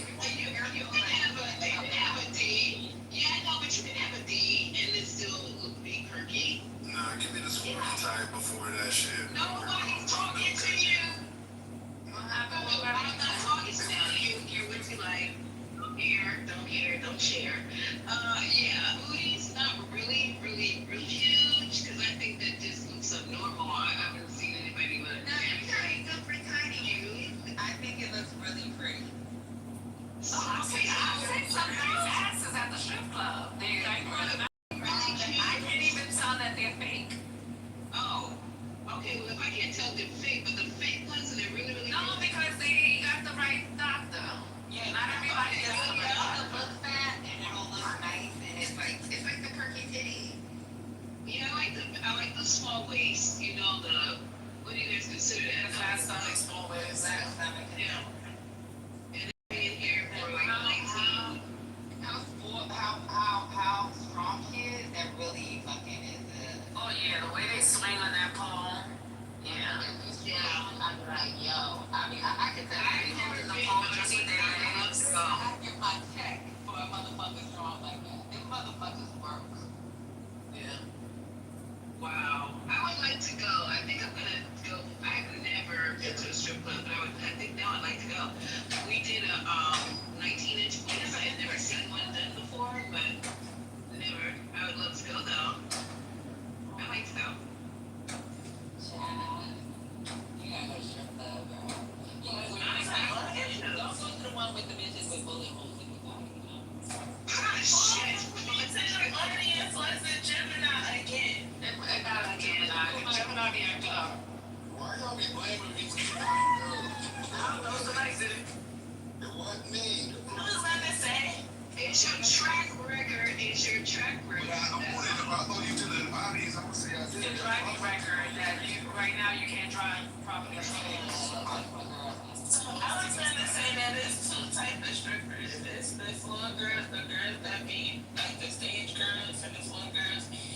They more like thicker. They got like the big booties and big titties and whatever. But the girls that be on the pole, they the more athletic, built ones. Because they can climb it, so they got all that muscle. Correct. I like the ones that are on the pole. So the bottom of the bartenders, they are nice, but they gotta stay on the floor. They shape it. Yeah. I agree. I don't think climbing the pole is hard though. No, it's that swinging on the pole. Yeah, it's not all you see is that half of their body just coming off the pole. Like, Take a pole class,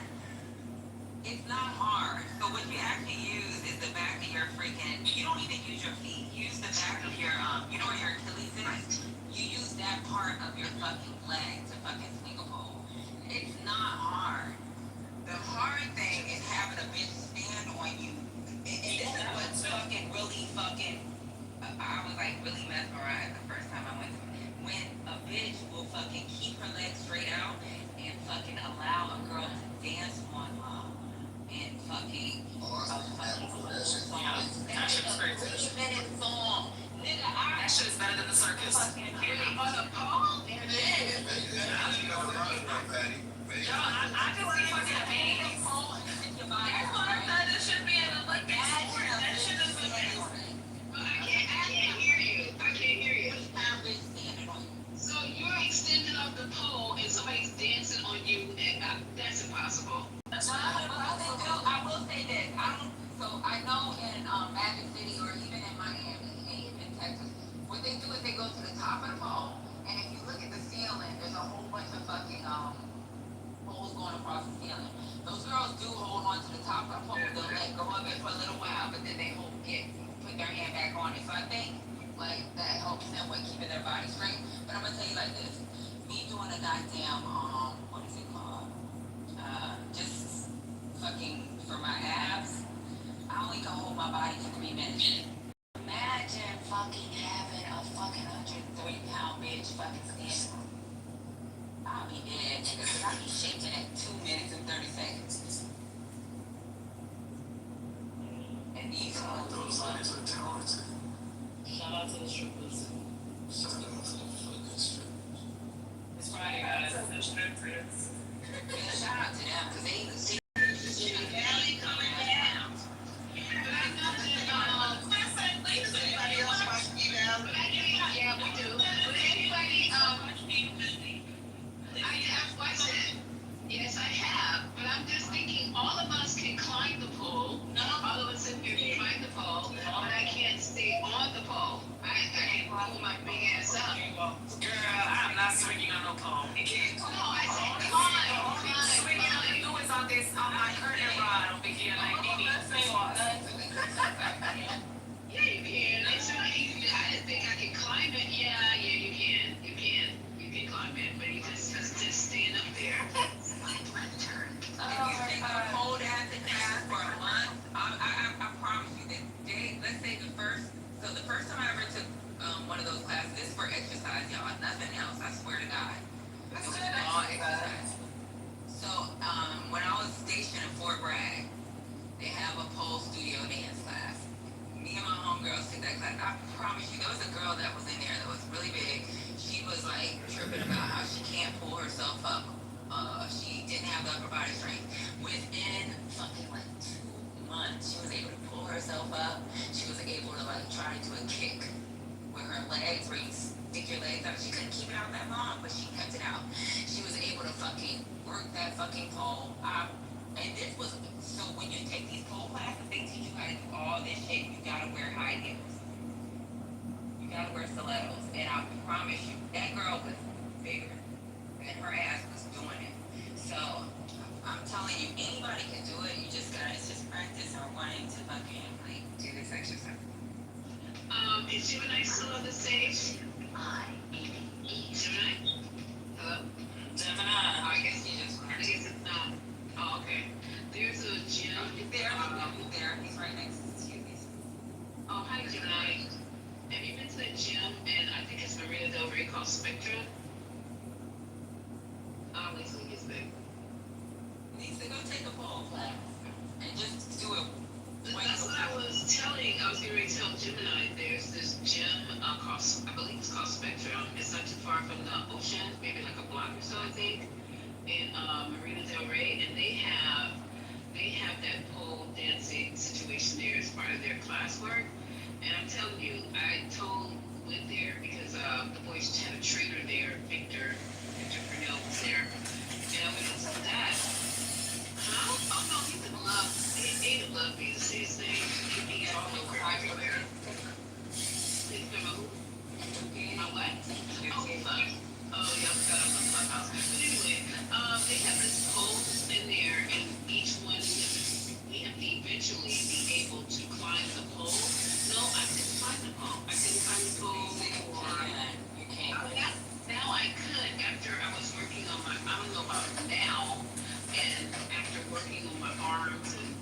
she was, I don't know what the, oh, actually, she's a firefighter. The lady who was teaching the class, she was a black female firefighter. And shit, she was hard. She was hard. But after I think, I'm not gonna lie, I think like 3 or 4 weeks, I was able to get myself, haul my ass halfway up that pole. And it wasn't as I thought it was just kind of like staying up there. So I think everybody can climb the pole. It's actually staying up there that was just hard. What the hell? Yo, that is some muscles that you don't normally use. And once you start firing those muscles, then it's amazing the things that you can do. they say Candy and Todd separated. What? I don't know. This What did y'all think about? You knew that was coming. About camera? Say something. There's a way to grab a phone without strings. Like it's the way you like hold it with your hand, and there's a way that you use your legs. You understand? Like you gotta use the inside part of your thigh, and you gotta use like it's the way you hold your hand. You don't have to be strong. I'm telling y'all. Well, I know the inside of my thigh that will hold me right now. I haven't worked out in a long You're time. like the strongest part of your body. I'm Patty. I ain't walked. When did I break my ankle? I haven't done shit in like I don't know how long. It's just not right now. You know what? But I get you. We should do the pole dancing classes to see who's good. 'Cause I know Patty gonna outdo every fucking body, but I'm a soldier. Girlfriends that have poles in their house. Yeah, I would never You do it all the time. You got a pole in your house? I still have a phone in my house. No, I don't know. Phones that they sell, but I worked in street bars for like over 14 years. Your house, your ass is gonna fucking fall. Yeah. You know what? And you know, I've seen girls, and these are even my own friends that have poles installed in their house and they fucking pole flats. Like in their room.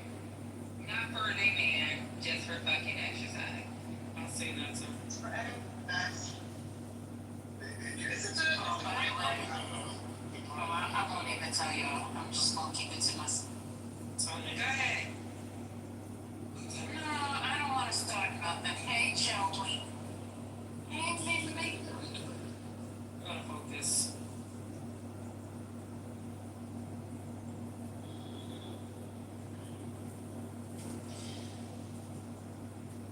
Said what I want to know about it, but I won't keep it to myself.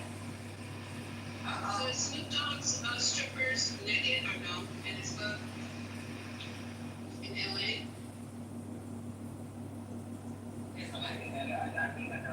That's really sad. She has really fought to stay in that marriage for a long time. How do you know that she Marriage started in that. Nah, she's still got about. Yeah. You know what though, y'all didn't foresee this coming from the beginning of the relationship to the end. There was so many like red flags in the beginning. Cause at first I was like, Candy gotta leave him when she first started fucking with him. Y'all didn't see this shit. Absolutely, but that's what I'm saying. She had fought so many of those hurt. Yeah, I don't know if it's real news, but I was just showing you that. Let me tell you something. I ain't seen nothing productive from him. I see her always working. I see her like always trying to support his dreams. This nigga should have stayed a producer or a fucking cameraman because she should have left his ass as the fucking producer or cameraman because like when she fucking got with him, it would have been different if he would have maintained his position. His ass came from behind the camera to in front of the camera. Like, nigga, if I'm fucking with you, stay your ass behind the camera so you can maintain your coin. Even if your coin is less than mine, like, fucking stay behind the fucking camera. Wait, what's he the producer? He's the producer. This bitch, bro. Jay, like me. He was a producer from Housewives of Atlanta. One of the producers of, yeah, like, he was behind the camera, they would, like, flirt. And then even, like, little fucking conversations that were being had between the girls, there was always this one little incident every now and then that will come up, something new. And it's like he was always riding her, and it wasn't more, it wasn't him still doing his job. It was him know, to support her doing her job. You know, the part I didn't like about him most was the kids. I didn't like how he always wanted to try to tell her what to do with her child. Yes. And, you know, he had a problem with her even trying to support his own daughter. Like, he was really weird about the kid situation. I don't know. That's what happens when two people that raise kids two different ways get together. That's a fact. That's a fact. And also, he didn't find out about his daughter until she was already big. So And I think he was lying. yeah, well, that was his story, and guess what? Based on his story, it's you can't parent the same way when you just came in a child's life versus when you have a child from little. 100%. But Mel, y'all don't think he was lying about that story? I don't know, cause I think the daughter or the baby mom would have said something. Yeah, but like real talk. So remember how you said with your husband, maybe y'all before when y'all broke up or whatever, and how he was like persistent. Let me tell you something. Niggas will stay persistent. Females will stay persistent. Even Cardi B has said on her thing, like, you fuck with me, nigga, I'm fucking stalking you at least for a month after we break up. Like, this nigga knew something. He knew she was pregnant. He knew there may have been something. He knew something. Yeah, I agree. Unless the bitch, not the bitch, but unless somebody got pregnant on a one night stand, you know Shorty pregnant.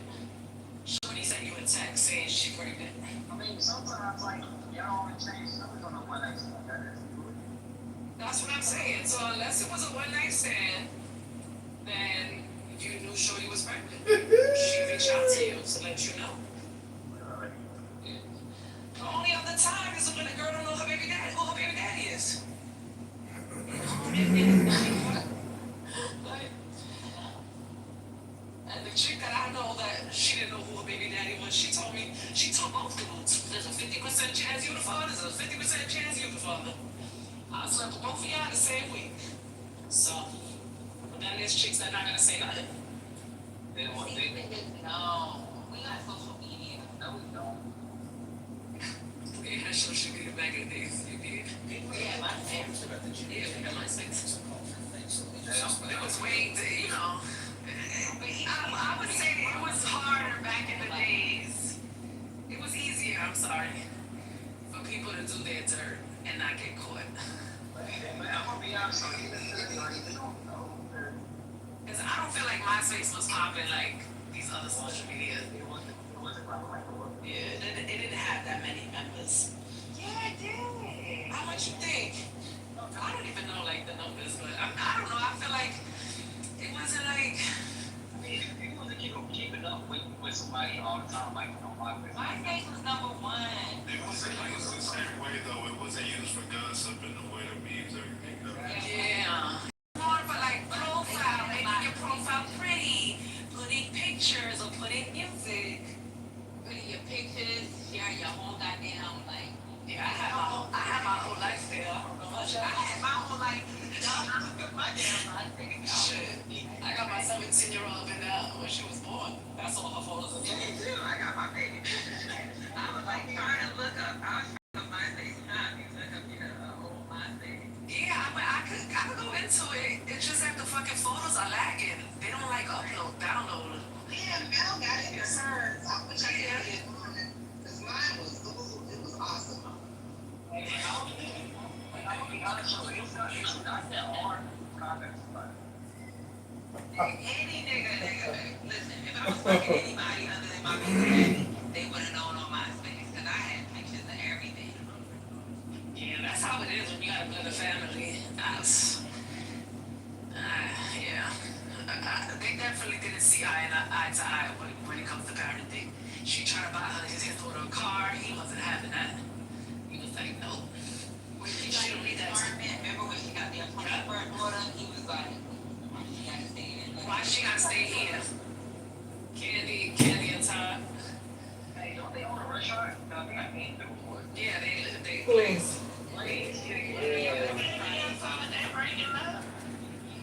I don't know, I seen a story. Got a nice restaurant, y'all. Well, she she had it in the show this episode that we How watched. was that all like that? It's like They all have, but the restaurant is really it's nice. It's nice, but the food's not that good. But the first one's gonna show different. No, I'm talking about the fucking website development site. Oh, you might heard it, right? I know, it's fucking, I hate this thing. Sorry. So we can transition to something lighter if y'all want. I think the reason why I'm pushing back so hard against the accusation that I'm being hyperbolic is when Jordan Peterson had his interview with Kathy Newman. I And still think they're hyperbolic. Sorry. that Brad was being hyperbolic. No, I still think you're being hyperbolic. You can. And let me get this story out. Okay, I'm sorry. So Kathy Newman and Jordan Peterson's video interview went viral because she got caught in her ideology and didn't know that she could be as offensive as she wanted to be with Jordan Peterson. But if he got offensive at all with her, that wasn't fair. It wasn't well done. And after the interview went viral, Kathy claimed that she was receiving death threats because of their argument about the gender wage gap. To which Jordan Peterson immediately cautioned his followers not to call for violence against Kathy Newman until he realized that she had offered no proof of the multiple death threats she had received at the hands of Jordan Peterson fans. Because Jordan Peterson fans don't advocate for violence. We believe in the 12 rules for life. And so him cautioning or fussing people From China, what are the 12 rules for life? Oh, that's it. he substantiated a claim that wasn't worth substantiating. Just like when Jussie Smollett claimed he was attacked by white supremacists in the Arctic blizzard of Chicago, everyone condemned the MAGA cult for daring to put a noose and throw bleach in his face while he maintained control of the Subway sandwich. I need more evidence before I'm going to blame my fellow Americans who are conservative of being racist, white supremacist, transphobic, xenophobic, Islamophobic, Nazi monsters. Oh, bleach demons too. And your anchovy phobic. Who likes anchovies though, Joe? I love anchovies. Yes. Monica, I'm sorry. I really wanted to ask Brad a question before you brought that up. It's gonna sound like I'm changing the topic. No, we can, no, I said what it Shows. Monica, who likes shows? If I ask your opinion, what do you need from Kit Bondi? I think her rhetoric is about to get her in trouble. I used to think she had presidential appeal at the beginning. Her recent statement on free speech is a little bit alarming, even though she has walked it back. It's something to keep an eye on. She, especially in terms of going after people that were celebrating the death of Charlie Kirk, whether online or in classrooms or at job sites. It's a little concerning because that's kind of hypocritical. Like, we literally just went through that with Biden, the FBI, Twitter files. Zuckerberg confirmed it. Multiple people were targeted because of their posts, and I'm a little eye-opening, but I understand it, and I'm giving it grace because I think it's anger in the moment. I think what you're seeing is the straw that is finally breaking the conservatives back. They are tired and they really are angry at being vilified. But you're going to have to ask a majority of them. Alright, well, nice July's here, so now it's officially a party. Everybody get your beverages and let's do a simultaneous toast once we have all collected the alcohol of our drink. Wait, Monica. Yes. You need to, like the girl was about to call you something. Alright, everything stage. Wait, Monica, this is a new one on me. What's a bleach fever? I mean, I can only imagine. Is that what they're called, a bleach fever? That's in season 1 lore. Like, I was told I deserved to die because I was a bleach demon by a Black Hebrew Israelite. Because his grandfather or father was a sheriff in a small suburban town. And I'm like, wait a minute, your black father, grandfather was a sheriff? Yeah, but, he burned crosses in the town over. Oh, okay. Anyway, it's a party. Let's lighten up the mood and have some fun tonight. I'm gonna go grab an alcoholic beverage and invite people who are able to handle their liquor to do the same. You've been missed, and I am so happy to see you. So I'm gonna go serendipity, but I would say be wary. Pat Bondi has shown that you have the right to be concerned. You continue to be concerned. Just keep an eye on it and realize that, if you had aspirations, Pat Bondi, we're gonna put you in check. And this is the beauty of elections. All of these politicians are beholden to us. At some point, we can put them out. At some point, we can push back. At some point, we can cancel them as well. The left's been doing that for a little bit of time. We just have to realize we can do the same. And I mean, it's concerning.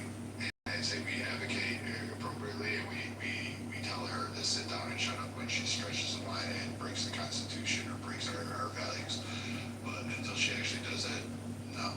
And as far as everybody tolerating the Epstein list, I know a lot of you guys are getting shit every time you open your mouth. You get some idiot out there going, drop the Epstein list. Like, we can. It's already been dropped.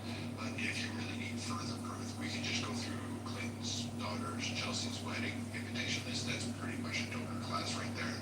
That's pretty much who's on the Epstein list. Obama is like big contributors. We can probably assume, like, it literally, the Epstein list is pretty much a dead donor list. So, I mean, every time they do that, just kind of laugh and go, yeah, sure, just go look at your Democrat donors and then tell me how many of those you think went to the island. And just leave it at that. The Epstein file isn't really something we should hang our hat on. It's going to be Trump's blunder. He's going to take it, but he's not running for a third term, so we don't have to worry about that. We'll figure something else out, but if that's all the left's got is Trump is authoritarian and Epstein, like, yeah, Epstein was a Democrat fucking donor, like a big time donor, like that's your ass had, like, excuse me, and you wanted him protected, like, spare me that shit. I don't know, like, again, I went through it today and Sigtra literally had somebody come up on stage and said, it's okay if a religious group had sex with like 13-year-olds and got them pregnant. I literally had that today because it was okay because they were black. Your sixth favorite girlfriend, Dr. Goddess. Lord.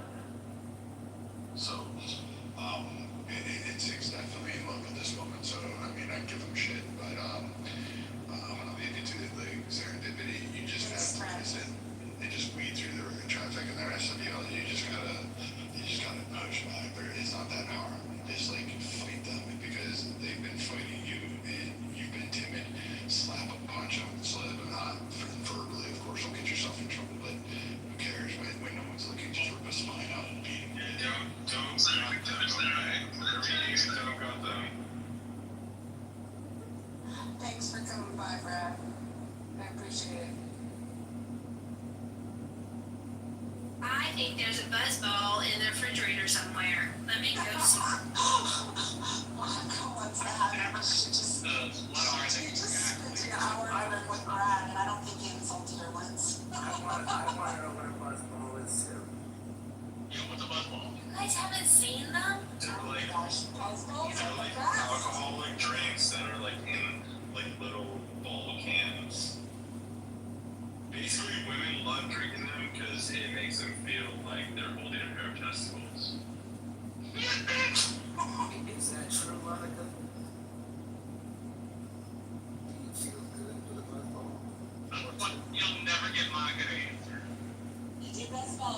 I think I only have one though, not two, so.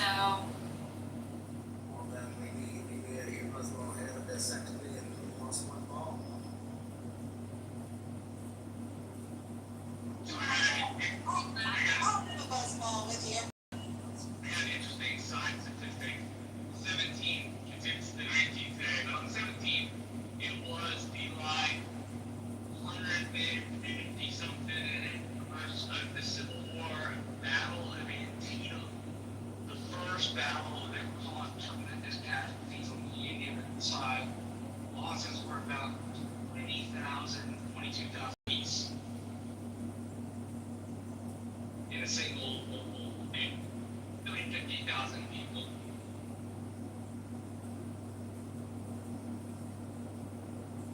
Hey Marshall, have you ever done the Gettysburg tour with a guide? Never had the option to go to Gettysburg. Been to DC, I went to New York once, traveled a bunch in Texas. That's about it.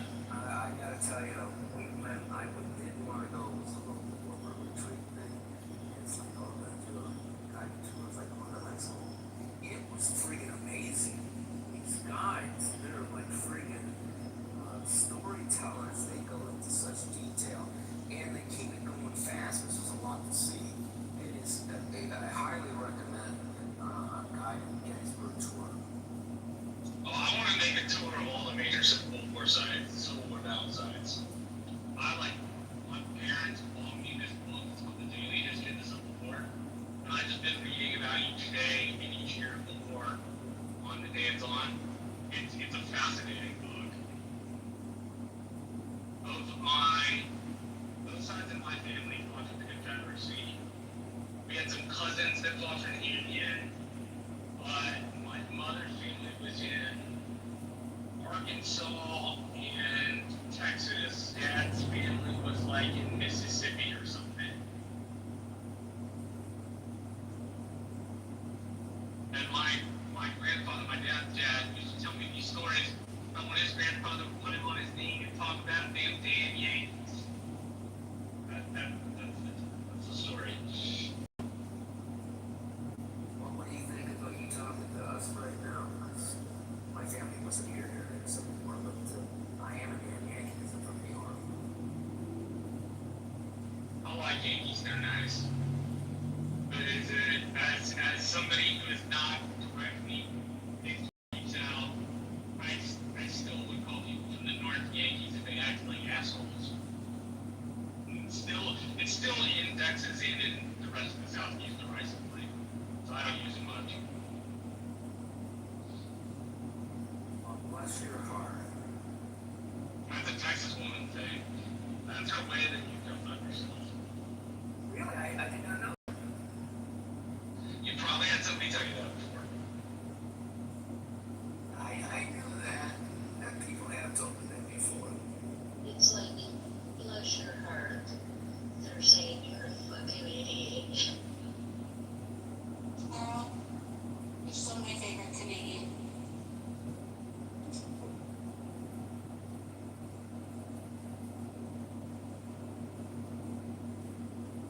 Yeah, I'm a fan of your own too. Well, that's good because he needs it right now. Because he was getting a lot of love earlier. He can tell me anything he wants to tell me. Do you know what? I like Euro. I think Euro's fucking great. So today in 1796, George Washington's farewell address was published in the newspapers. George Washington's? Yeah. His farewell address to the nation was published. Those newspapers had a lot of reach. They were sort of like the internet. Today in 1863, the Battle of Chickamauga Creek, an important engagement in the Civil War, fought over railroad center near Chattanooga, Tennessee. What's a Mars? And then there in 1657, John II Casimir Vasa, King of Poland, signed the Treaty of Oahu, renouncing suzerainty of Crown over Dussel, Prussia, making Frederick William, who will become Frederick the Great, its sovereign ruler. It used to be a small part of Germany, basically.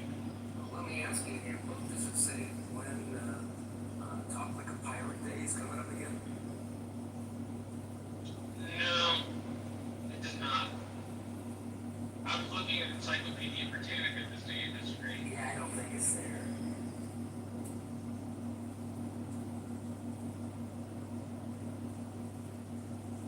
Remember when Encyclopedia Britannicas were a whole set, and then you'd have to get a new set every so often? Well, I find Encyclopedia immensely useful. The hardbacks, I'm talking about the hardbacks, but you go online, right? Yeah, but if I could own a hardback Senate Encyclopedia, I absolutely would. I don't collect many things, but I could be said to collect books, basically. Yeah, I used to have them.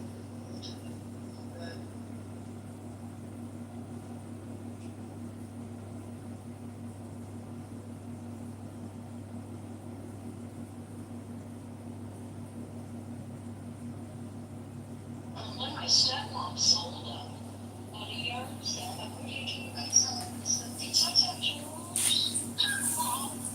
So my encyclopedia. Dr. Adams, where have you been? Trying to move $14,000 a month condos. I haven't seen you for ages. I'm here about 6-7 days past ages. Oh my goodness. Hey, Adams. What's up? What's up? Not much. How are you? I'm good. I'm just busy. You know, do you have lives off of this app? No? Yes, Miss Lopez, $14,000 a month. Oh, honey. I know. A 1-bedroom. Can you believe that? Oh my God. Yeah, are you doing it? Is it working out for you? Oh no. So I'm the one selling it. So yeah, no, it's working out for me. Like absolutely. Like oh my God, I'm so happy. Are you kidding me? That's And what's crazy, because initially when the last person who was renting it, they were renting it for about $8,500. And then we did a renovation. I staged a model, pitched it to our corporate office, and they raised the rent. So, you know, I already have a contract signed for somebody to move in. So my evil plan has worked. Well, congrats, bro. Thank you. I spent a lot of time at Home Goods and all these fancy little furniture stores getting shit together, which I have absolutely no experience in doing, by the way. I just watched my mom and my aunts, you know, design their homes, and you know, when I had my first house, my mom definitely helped me design mine. But aside from that, I have no interest in Martha Stewart living, interior design, none of those things. Where did you put the pink flamingos? What did they say? Oh no, pink flamingo, no.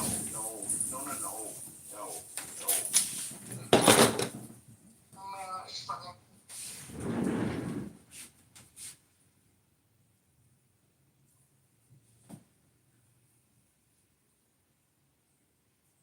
But yeah, so, you know, life is it going. How are you, MG? Serendipity, Edie, NY, some of my favorites up in here. Auntie Lopez. Always good to see you, Slippers. I've been thinking about you the past couple days. So I'm glad you're joining us here in this space this Friday night. I'm Gucci. I did see a little bit of protesting going on at the bottom of my hill this week. You know, I heard Jimmy Kimmel got canceled. And, yeah, I guess they're turning his studio into a Spirit Halloween. Thank you. Hey, Green. Hey, MG. What's good?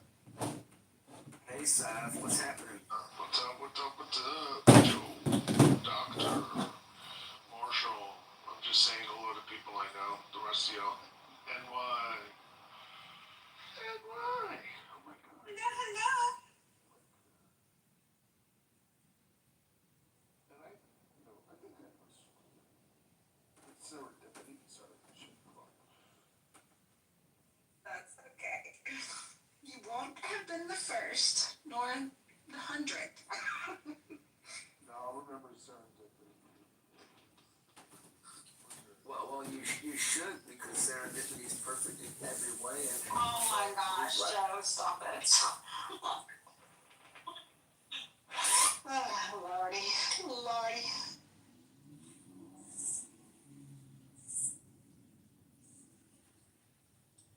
Devin's in chat. I disagree with everyone. except me, because I said this.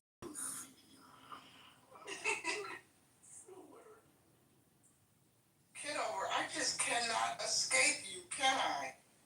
There you are again. Oh my word. Then I click on your link and it says add back, as if you're tempting me to add you back, as if I attempted to block you everywhere. So Kitover is in here. Hey y'all, Kitover is there with 2+ accounts. Not Yes, one, he but is. 2. One Chinese. Yup. Or at least it looked Chinese. Yeah, let me screenshot that's this. Chinese. That's him. Let me screenshot it. Who is Alfred? Hey, Clippers, I heard you. I was just cleaning away from my but hey. Hello. Not one, but Whoever 2. did it say hi to me because they don't know me. I'm not gonna say hi to you. I said hi to you, Edie. I did. No, you did. But somebody just came and said I'm only saying hi to people I know. Yeah, I'm not saying hi either. Oh my gosh. Oh, you would love him. No, Yes. I'll take the higher road and say hi to Dr. Slippers, even though he's a big word. Moose, I have no smoke with you, okay? You're like the Rocky to my Bullwinkle, okay? Especially lately. Okay, we've been actually vibing. We've been getting along. Like, I have no smoke with you, buddy. Just messing with you, just having some Friday fun, all good. We like the Friday fun. Yeah, they're keeping me entertained. I'm driving to Houston. Alright, well, the flavor of my buzzball that I found in the fridge that I forgot that I had is Cran Blaster Cocktail for when you're on Full House on a Friday night with your friends. Premium vodka with cranberry juice and natural cranberry flavor. I can't do sweet drinks. Like I could do a salty dog or a Paloma. That's not as I can get with drinks. Y'all, I'm gonna have some processing time. That's the longest Brad and I have been in a room together for about a year and a half. Only one that noticed that. Okay. It was nice, I have to tell you. It was a good feeling. So now I know what to do. So Monica, did you feel like you had to have a bowel movement after that bullshit? But Brad actually said out loud that he agreed with Monica on something. Yeah, that wasn't any shade towards Monica, by the way. That was no shade towards Monica. yeah, I wondered if it made him ill to say that out loud. He said that twice this week. Yes, he did. He said it twice in this room. What did you say? 3 times. That he agreed with Monica. He was so calm and chill and soft-spoken. It was far from drugs. Well, I'll It just was say, far from physical drugs. I will just say this, serendipity. When you're thirsty, right, and your throat is dry, okay, and you only have a cup to drink out of that requires a straw, and there are no more straws left, you know, it finds people in their thirstiest moments grabbing for the nearest straw. So don't be fooled. That's all I'm going to say. Be cautiously optimistic. I really do think. Go ahead, MG. No, you go ahead. I was trying to invite Roya up. Oh, yeah. I really do think Brad and I have never had words with each other, and I do think he handles me a little bit with kid gloves. He knows I'm sensitive. Yeah, because he knows you'll cuss him the fuck out. Well, serendipity, you know why. I'm not going to say it, but you know why. No.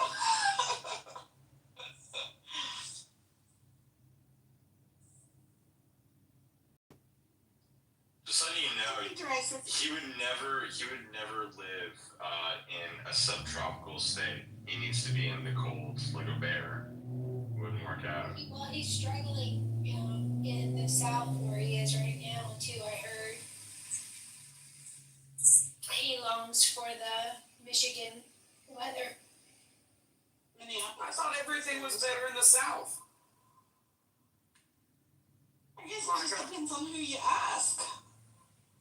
Well, it's crazy, Monica, because a lot of the same ilk that you're talking about shames me for living in California. We have no seasons, right? I mean, you can go snowboarding and surfing in the same day. So it's very strange to me that, a lot of people through this whole entire journey on Clubhouse have been convincing me to move outside of my comfort zone, citing, lower cost of living, which, by the way, I don't complain about the cost of living where I live. I'm very much so used to it, and I live very well. But it's strange to me how, Texas was all the answers, and now people are having an adjustment period. Isn't that strange? Okay, Adams, were you in here when I said I've started drinking and I'm trying not to get Serendipity mad at me with the weighty topics that I always bring to every... So, what's the last movie everyone saw? No, not the movie time. I just watched him the other day, Jordan Peele's latest film, him. Although he didn't direct it, he's the executive producer. I think it hit theaters today, but the studio sent me a screener a couple days ago to watch it to prepare for an interview, and now that it's out, I can give my honest review and say it's not good. It's visually stunning, but the story overall, if anybody was thinking about going to see it this weekend, just wait for it to come on cable or your streaming apps, because it's not worth, and I hate to say that, because I want to support filmmakers. Y'all know I come from the filmmaking background. But if you want to go out and spend your money to support films, cool. But don't go out expecting, you might be a little disappointed with this. I appreciate that honest movie review. I know it's not easy because we do have a tendency to focus on the bright spots instead of calling a thing sometimes. I love Buzz Monica. Like, I want to see Monica full buzz, Jet 2 holiday, barefoot, running through the parking lot with a bonnet on. Monica, I really hope you give us some footage of what's going to happen. Only drinking tequila. You're only going to get buzzed, Monica. You're not going to get lit, Monica. Wait, so we can't have Jet 2 holiday, Monica? No. Take a shot, Monica. It's a buzz ball. It is 15% alcohol by volume, and it's 200 milligrams. Wait.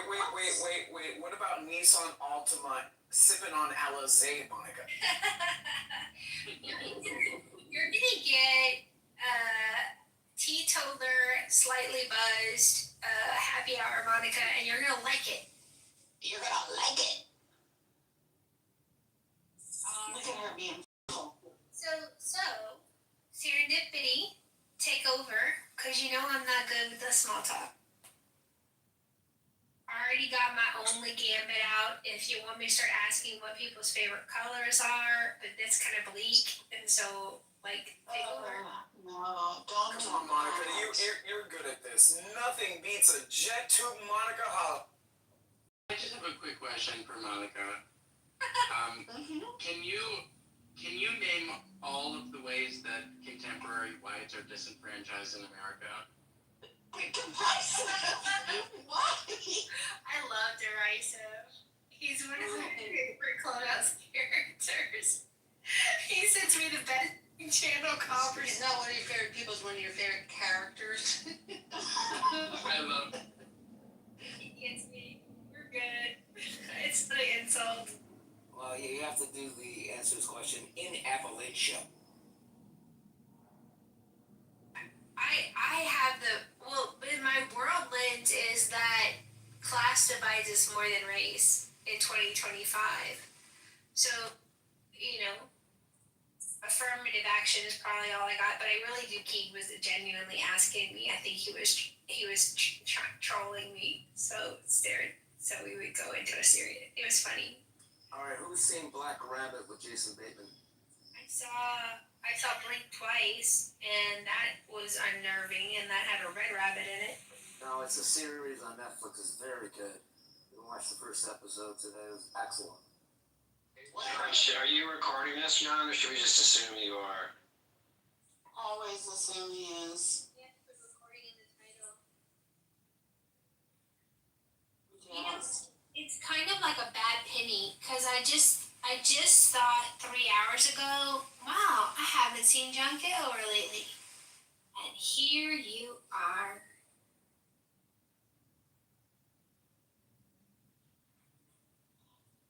There.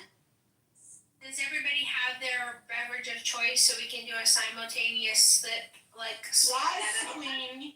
I am ready. I'm not gonna lie, I've already had 2 shots. Oh no, don't drink in 2 dips? Oh no. I'm sitting in traffic. give me another 45 minutes. I'm ready for the last one, Nun. Okay, everybody, raise your glass, your flask, your flagon, whatever you got that has something liquidy in it that you're ready to sip. And on the count of 3, simultaneous sip. 1, 2, 3.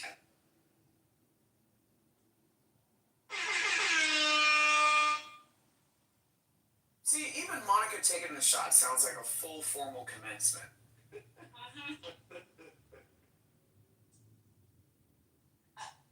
Okay, I'm done. All rise for the Honorable Monica Bartender. Monica can't do anything without it being a production, a full production. That's what we love Right. about you, Monica. What? Now you're making me self-conscious. That's what I love about you, Monica. Hey, Roger, be proud of you, Monica. You taking shots on Clubhouse. He will be proud. Right? I'm proud of her. I don't think I've ever seen her do this. And 15% alcohol, y'all. That's a lot for little Monica. I have fruit moonshine in the fruit. Those buzzballs are 15%? Yes. Okay, my stuff is 35%. 35? What are you drinking? Prom. Oh, okay. No, I don't like replays for social rooms, Wallace. I don't need that kind of evidence out there. Me either, but Kitover's here. What are you gonna do? Where were you when I needed you, Kitover? Masculinity Mansion had a room that was worthy of a replay. Let me down. That was worthy of a replay? Yes, it is. I agree with that, Michael. Maybe for different reasons, but it definitely was worthy of a replay. I mean, I don't know, Monica. Like, I feel like it was a replay that would be riddled with hypocrisy, in my personal opinion. What did we miss, Adams? Is Shaniqua in the room? No, she ain't in here. Shaniqua just sent me a message in my, like that little requested. I was just gonna ask her. She said, I felt a connection to you when I came across your page. That's why I reached out. If you don't mind, I'd love to tell you what I sensed about you. You know what I got? Hey, sweetie, how you doing? Can I cash app you or Zelle some money for a blessing? Oh boy, what's wrong with these people? Goodness. So, MG, let me just tell you, from my standpoint of listening to that room, I come from a place of sportsmanship. I do realize that pathways to winning or changing certain opinions are, advantageous, given certain right time and, a right moment. But in the act of sportsmanship and in adherence to our Constitution, I want to win the right way.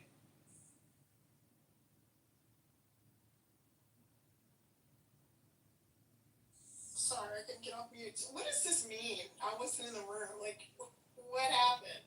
I just don't see the usual suspects that are complaining about recent events and the behavior that they're experiencing in face of the recent events. It's not you. You know, in my personal opinion, I find it very troubling. You know, MG, some of the usual suspects just having so much to say about certain, you know, recent event issues when they engage in the same type of bad behavior. Gotcha.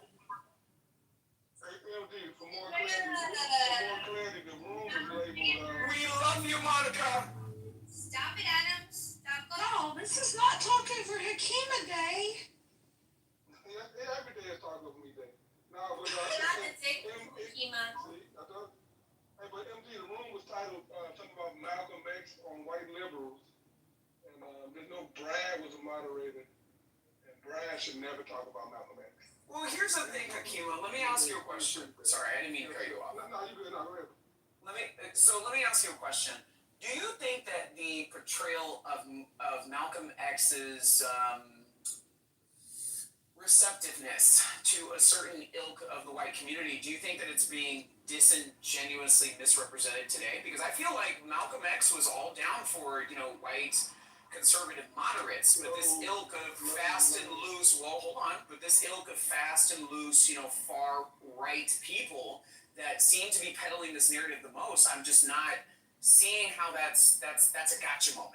Because again, from my understanding of listening to the words that this man has said and listening to texts that have been written about his changing relationships towards the end of his life, it spoke to a certain ilk of people that he was aligning with that weren't necessarily far right, but more center and moderate. What I get from Malcolm X, in his latter years particularly, that he shifted from the white man is the devil to some white people are okay. There's know your allies, and he considered conservatives wolves, and they only serve a purpose to flash a mirror on what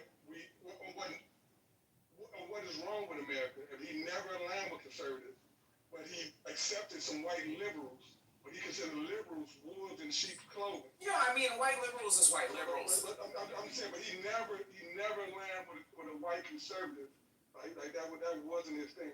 Well, but there's an ever-changing face of what's now a white conservative. The point that I was getting at is I feel like MLK, in rejecting a certain ideology in the white liberal, you know, ilk, I feel like at the same time he was adopting more of a sentiment towards being receptive towards people like Marshall, as opposed to people that identify with Nick Fuentes. That was a point that I was making. And I feel like a lot of people on the side of Nick Fuentes, in the same chirping, bitching and moaning, you know, going through their wish lists of things that are wrong with America, I feel like those people would be left behind in developing a sense of camaraderie with the likes of, you know, Malcolm X as opposed to people like Marshall. Does that make sense? Because there are some differences. I feel like Malcolm X would definitely have, you know, tea and crumpets with Monica, as opposed to a lot of other people that, you know, exist within the white conservative ilk. I mean, some of which were on that stage modded. You must know a different Monica. No disrespect to Monica, but I don't think she would want to sit with him in a genuine conversation. I don't think he would want to sit with her in a genuine conversation. Well, ideology aside, I think that Monica can sit down and break bread with anybody. Because again,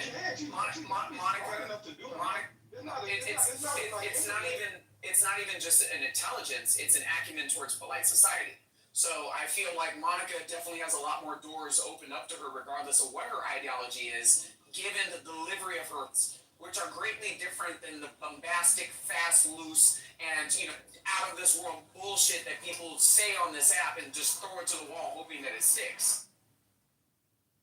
No, I feel I feel you, but I don't think that they would find each other company polite. It'll go left, especially with his original take with the white man is the devil. You know, he bagged away some in his later years, but I don't think their conversation would be cordial. He backed away some, or he said he was wrong. And when he backed away some. When the plane crashed in Arkansas, and you said good, like he completely regretted that. All those white people dying in that airplane crash. Like, how much do you know about Malcolm X? with you, but like my stand. When I said stand, that I tried. I wanted to talk about movies and favorite colors. Wait, why were you Yeah, talking like, about let's flavor totally flash? not. What was that? That's very confusing. What's confusing? Movies and colors? No, Malcolm X and White Flash. Is anyone watching the new season of Gen V?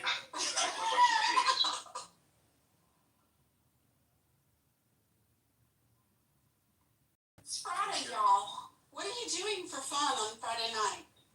Visiting with my friends on Clubhouse. What are you doing? The same. We're such losers. Well, as soon as I go home, serendipity, I'm going out. Good for you, Adams. Where are you going, Adams? I'm not gonna have anybody pulling up. I'm just kidding. Probably catch in West Hollywood. Big Pony Club. Is that still a thing? I haven't been to catch in like, I don't know, years. What? Can you explain that to me? What is a Pink Pony Club? Do I want to know? It's the song is actually based on a real gay bar in West Hollywood, but they didn't use the real name. The real name of the bar she's talking about is called the Abbey, which is probably the most famous gay bar in West Hollywood. Does that explain when that middle-aged white guy was singing it with all his heart in the concert? No, because this Pink Pony Club last summer was like the Call Me Maybe in 2011. That's all it was. So the last time I went to catch, I actually had my Uber pick me up on Santa Monica, and I had to walk by the Abbey. That place is a glorified cesspool. I'm surprised they still have a liquor license. I literally had to call the paramedic because some kid was having alcohol poisoning, which barely looked old enough to drink. And security is just like, oh yeah, I guess he's had one too many. Like, that place is a shithole. A complete shithole. Tell us how you really feel, Adams. Adams, are you talking about Catch LA, the seafood joint? Yes, sir. Get something Not else. to dox here. I've fucking It been only there. has 4.1. Still a thing? 4.1 stars. I'm a little. You're gonna charge 100 plus. I think per person, I think you need to have at least 4.5, 4.6 rating. 4.1 current. I mean, MG, listen, okay? I don't sit with the cupcake women and the Mastro's crowd, okay? So for me, what is still a thing, they have good Brussels sprouts and they have good food. So at the end of the day, I had a very long week. I just want to go to catch, have some good food, and just hang out. No, I mean, it's definitely a vibe. But I mean, it's been around for at least a decade.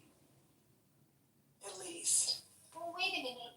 Okay, so the conversation is going too quickly. What's wrong with Catch, MG, that you think that as... Because it's like LA and generally, LA is like hip and moving and, new stuff. It's just like an older, So restaurant. where would you recommend him go instead? Oh, I don't know. He's in LA. I'm trying to get tips from him. That's why I'm like, people still go to Catch. I mean, It's like when I hear, Adams, it's like when I hear when people in Miami go to Fontainebleau. I'm like, what? I like Fontainebleau. I mean, to me, if you have That's been a thing for 15 years. longer than that. Like, the Fontainebleau's been a thing since, what, like 1970, 1960 something? No, when they renovated. But if all the renovations, that's at least 15 years. But there's always going to be a nostalgic connection to the Fontainebleau. Like, I mean, that's just what it is. I mean, Catch, for example, for me personally, I don't care if I'm eating at the hottest restaurant in Hollywood. I don't care about that. What I care about is, am I going to get service and I'm going to get in and out of a timely manner. Right, and MG, to me, if you're a restaurant in a hyper-competitive market and you've been around, it means you're doing something right. It means you know how to take care of people. But by LA standards, right? I'm just saying. What LA standards? LA standards. You guys get new restaurants, I feel like, every quarter. Like something new. And and quite a few of them burn down in January. So I mean, like, what am I missing here? Like, at least we still have great fine dining options. I mean, you know. No, for sure. I mean, my favorite was Nobu and Malibu. So I'm jumping in right now. I want everybody to open their browsers and go and do a search for restaurants in LA. oh my God, Monica. Feasible options aside from the one that MG finds marginal. Church has a 4.4 rating. It's French. It's open historic core. Library Bar is 4.3. I love the name. You probably should go straight there. That sounds like it's downtown, Monica. The drinks were top tier and the service was excellent. So Can you maybe tell me the address of that location? Tipsy Bayou Tavern, which makes me want you to just say yes and go. But the Library Bar is 630 West 6th Street. Downtown, like I said, you're trying to take me to the ghetto, Monica. Any way during your pursuit of excellent fine dining and a sociable drink. So what about the Tipsy Bar Tavern?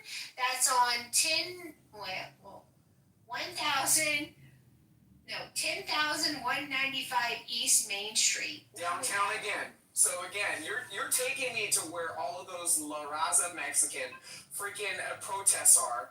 Okay, down the street from Skid Row, because mind you, Skid Row is on 6th Street, okay, and Los Angeles Boulevard, walking distance from where you're sending me. I'm going to a nice place on the border of Beverly Hills and West Hollywood. So, I mean, MG, when you ask these questions and you hear the hype behind so many of these fabulous restaurants, I don't want to get mugged, robbed, or kidnapped in the process of getting out of my Uber to go and have a steak. You wouldn't get mugged in Malibu. Like, Nobu was nice. In Malibu, MG, do you know how long it takes to get to Malibu? Okay, so I live in Hollywood Hills. Do you know how long it takes to get to Malibu, let alone to Uber there? They literally close PCH down to one lane, and it's 20 miles an hour. Okay, I'm just saying, Laguna Beach was player. Laguna Beach. I have to work tomorrow. Hello? Yeah, okay. Doc Adams, they may as well send you to Thousand Oaks at this one. Exactly. How do you feel about Yamashiro Hollywood? Because it has a 4.3 star rating. Yeah, for all the Chinese people that come on vacation. Adams, I'm drawing a blank. What's the area? Not Laguna Beach, the other one. It's so Newport. Oh my God, Newport. Yeah, and Newport's only 10 miles north of Newport Beach. Or, I'm sorry, Laguna Beach. Like, I have to work tomorrow. Newport is so beautiful. Very, very nice. Hey, Monica, I made you pizza. You want a slice? I probably need this. No, I had pizza earlier this week. Barry's. Have you guys ever heard of Barry's Pizza? Mm-mm. Oh my God, it's so good.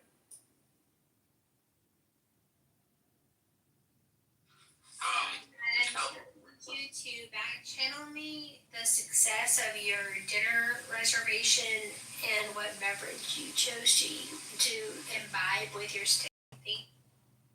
I was going to remain down low in your snatch, but since you brought up Yamashiro, for those of you that don't know, Yamashiro is the restaurant that is walking distance from the Magic Castle.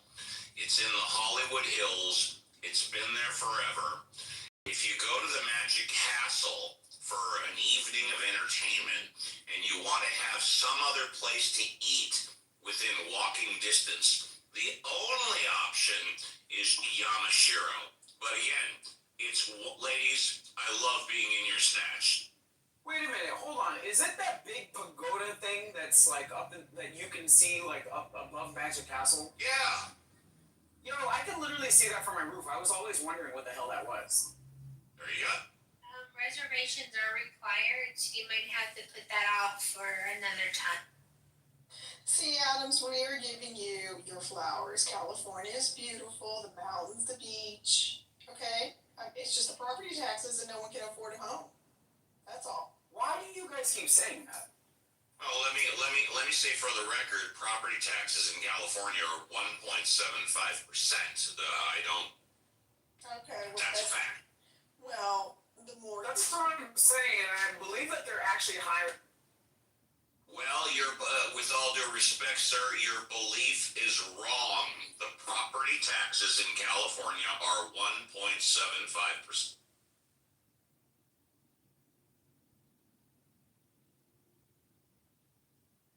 Unless you live in a neighborhood that has mellow roofs, and then it's higher. I have no idea what you're talking about. Would you like to elaborate and educate me, since obviously I don't know? Mellow roofs was a law that was passed, 25, 30 years ago, and it allowed developers to do the infrastructure, the plumbing and all the cities used to do, and then they would charge the homeowner basically an additional tax that you could not deduct off your taxes, and it's called mellow roofs. So it raises it much higher than, I mean, it's not technically a tax, but people treat it like a tax. Yeah. Okay, I'm referring to Proposition 13, the Howard Jarvis reform. It's been in existence for what, 40, 50 years, which brings the tax to 1.75%. Yeah, yes. So if you bought your house at a certain time. No. You could buy your house today and your property tax is still 1.75%. We're doing a social right now, so. Oh, you know what? Please, hold on. I humbly apologize. Happy Friday. Detect this. I mean, It's Monica with a buzzball. We're doing outside. Have two more in the fridge, and I'm seriously contemplating popping a second one open, so I need to be dissuaded. Alright, I'll fucking do it. Did you mention a cold refrigerator in the snatch? Was that, or did I not hear correctly?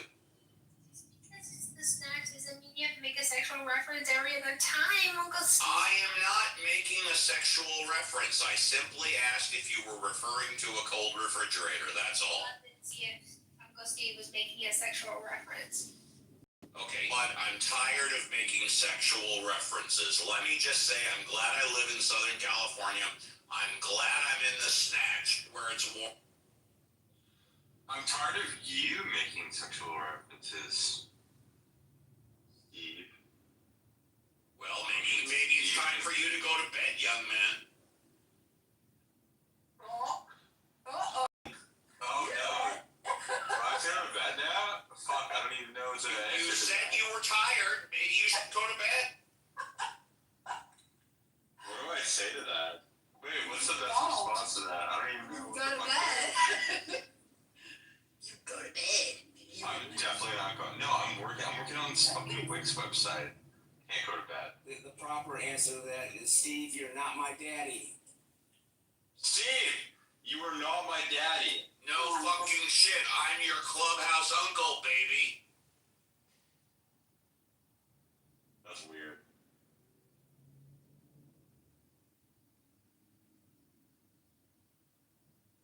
That's very LA of you to say, Steve. There is a poll I'd like to direct everyone's attention to in the Jumbotron. Please vote at your leisure.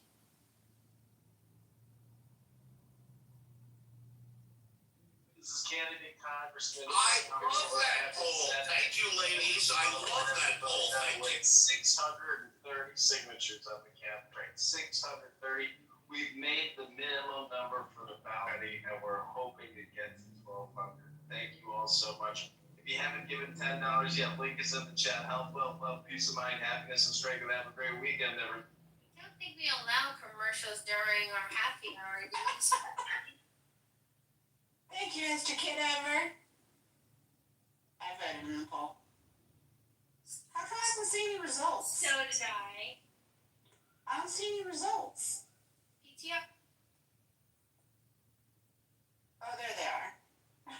Everybody's. I voted exact I tie. voted. It's fucking weird. I It's voted. an exact tie.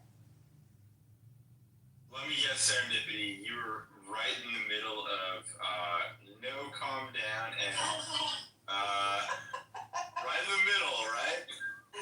Yes, I said no, calm the fuck down. I like to see the explanation in the goo chat. Thank you. Kirkland, I'm watching you. Who is in the goo that distresses me that they're in the goo? Roya.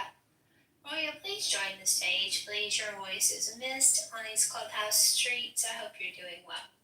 Yes, especially when, you're in the snatch. Get out of you'll enjoy it. Change your vote now.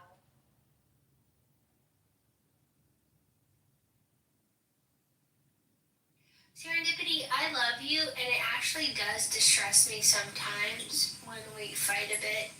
It was uncomfortable earlier. Didn't like that. Love you too. I mean, we're good for each other. We push back on each other. We're like the odd couple. We really are. It's okay. One of us is Felix. For anyone just joining the room, the two of them are drunk, so expect some ridiculous mushiness. We're just feeling no pain. That's right. We're making up, Edie. Come on, give us a break. And for anybody that has any doubt, Uncle Steve absolutely unquestionably wants Monica to be comfortable when I'm in the snap. See, there he goes again. Oh, no. Steve, don't make me change my mind. I didn't say her snatch. I said in the snatch.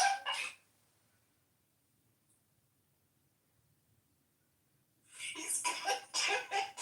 He's gonna make me change my vote. I also was very moderate in my voting. I'd like everybody to know that I voted purple instead of my initial inclination, which was green.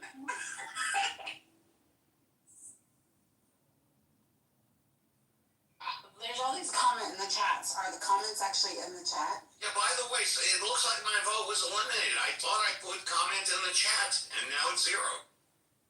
Yeah, it's glitching. Buddy Bar Dips. 6 votes. Wait. Roya is fire. Monica, your speech is slowing. Buddy Bar Dips. Buddy Bar Dips. Steve needs to be slathered in oil.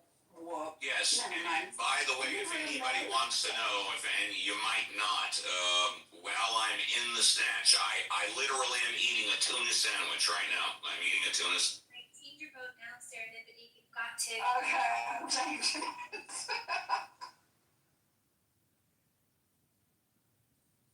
There you go, Monica. This doesn't happen very often. He said tuna. Yeah, and the good thing about In the same sentence. Yeah, and the good thing about tuna sandwich is it doesn't smell like fish, and you never want to smell like fish when you're in the snatch. Just for like 2 minutes. Wait, what was that? What did you say, Mom? I want to enact. Very low. Oh shit! I want to enact violence on Steve's PTR. I want to goo him for 2 minutes for being in a. No, we don't go. And you never ever want to shit in the snatch. See?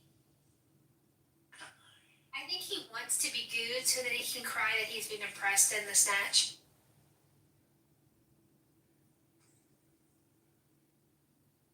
You know what? You can oppress me in the snatch all you want as long as I continue to be in the snatch.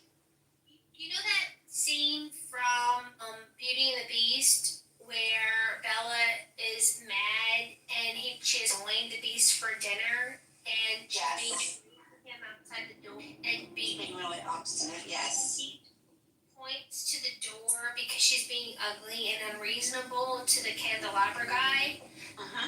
This is what I'm doing to you right now. I'm pointing to Steve behind the door and telling you to fix him. Steve, fix yourself. I had to change my vote.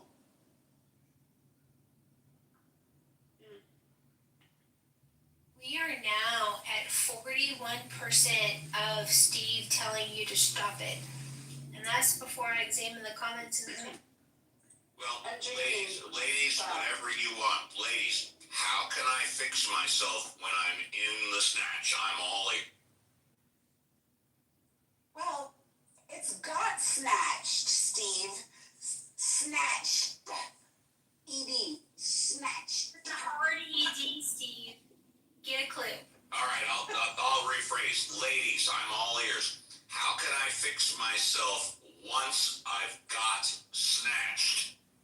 There you go. Hey Steve, Steve, you're too old to not know how to compose yourself in the snatch. If you don't know by now, you'll never. Take it from Hakima. He is an expert. Oh, Hakima, great. I know you were an expert at being snatched. Please explain. See, you feel better, Monica? You like that redirect? Now you see Hakima's problem. I did it, and then I bring him right back up. But I did it more for comedy than for really true oppression. Steve, You're oppressed. Tiny bit. Just kind of end up being like. Snatched 10 times serendipity. I'm gonna mad Hakima and let him touch you. And I'm not even gonna charge him for it. You wouldn't do that to me. I invited him. You're right, I wouldn't. Steve, you're invited right back up. Don't be a diva. Go ahead though. Piss me off. Piss me off. Can I piss you off? I've only done it once, and it's been unpleasant, so I do try not to. I wasn't being a diva. I had both of my hands on my tuna fish, and I did not want to disrupt all of the conversation. Well, I'll leave it. Tuna fish have mayo on it. Mayo and mustard. And it's so large as to required both hands. Well, I like to use both hands when I'm snatched. And eating tuna fish. Eating tuna fish while being snatched requires, at least in my mind, to do the job right. And that's two hands.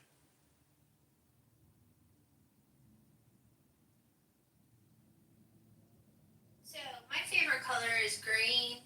I just like the idea of it. Peridot is the light green. Hunter green is also really lovely. All shades of green except that sickening puce color green. I'm a fan of that one, but green is great. No, Hunter green is without a doubt the best shade of green. Hunter green is the best shade of green. It also works great for homes and interior decorating. In my humble opinion, it looks like shit on automobile.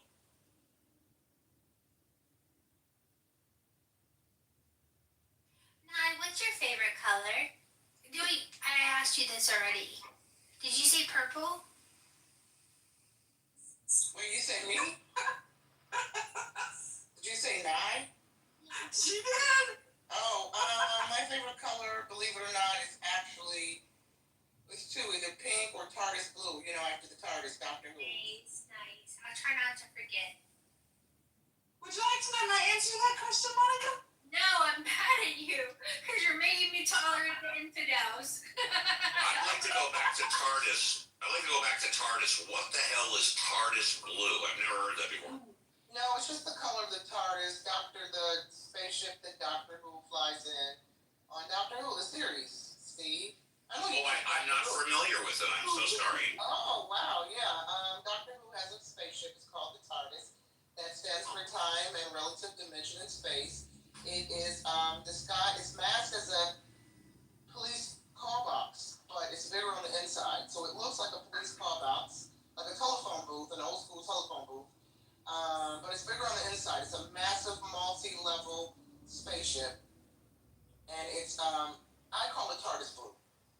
That's amazing. I've never heard that before. You're welcome. Monica, would you like to know my favorite color? Well, I was playing coy, but since you insist, I would love to know your favorite color.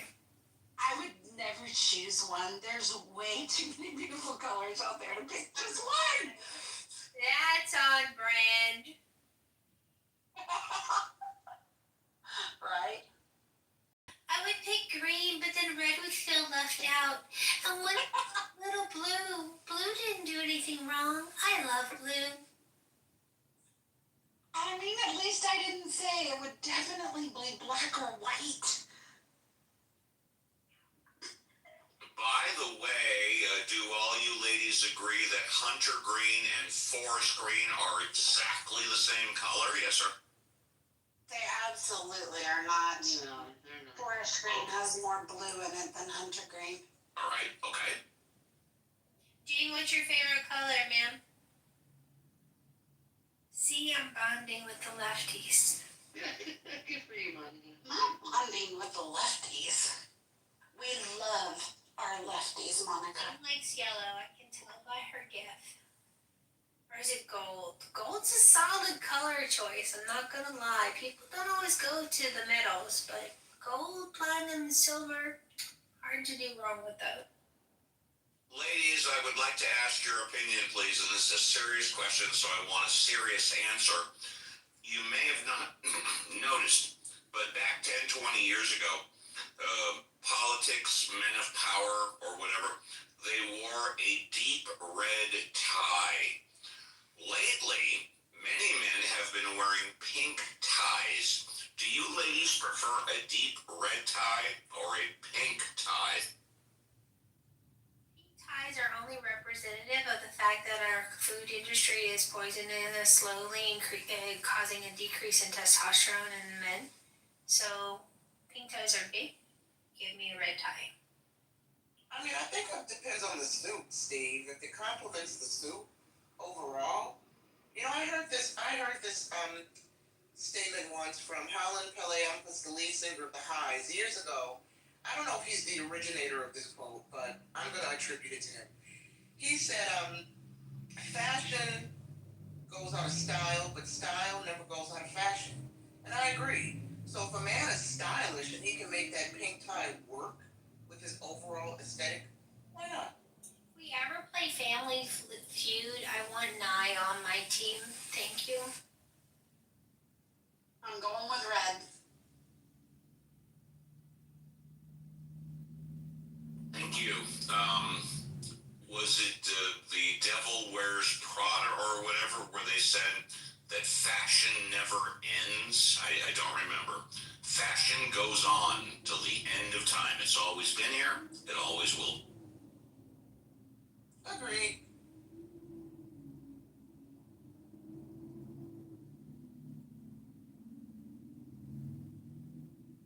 I mean, every decade seems to bring about new fashion. You know, we had 60s, 70s fashion, 80s is very distinct, 90s, early 2000s fashion is different than late 2000s, and the 2000 the era that we're living now. So yeah.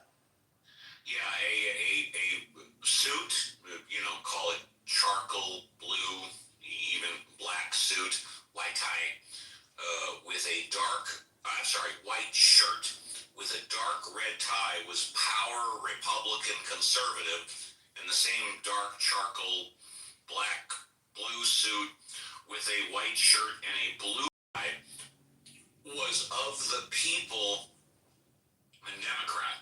Now it's not so defined.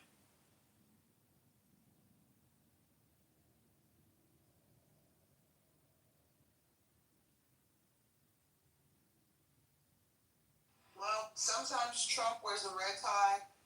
Sometimes he wears a blue tie. The late Dr. Gregory, was it Dr. Gregory? What was his name? Gregory. I can't think of his full name. I had to go look it up. I know Hakima knows what I'm talking about. He said when Trump wears a blue tie, it's not the same Trump in a red tie. Now I'm going to challenge you. Dick Gregory. That's what I was thinking of. Oh, yeah. In fact, I once saw Dick Gregory speak back when I was in college, but nevertheless, I'm going to challenge you, and I'm not on the computer. I'm in the kitchen right now. Trump wears pink ties. I don't think Trump wears dark red ties, or does he? I don't know about dark red, but he definitely has worn red ties and blue ties. But I've never noticed the shade of red. I've noticed pink a lot, but maybe I'm wrong because my eyesight's... Yeah, I see red, Steve. I never saw pink. All right, Ben, I will trust you again. I'll trust you. I can be there wrong. I'm not an expert on colors.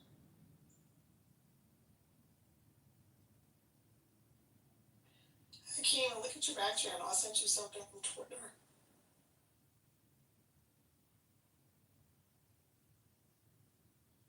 One of my most fun times ever was with Dick Gregory. I flew with him from LA to Raleigh, North Carolina. He sat next to me. He was like having your own little private comedy skit for 3.5, 4 hours. It was unbelievably good.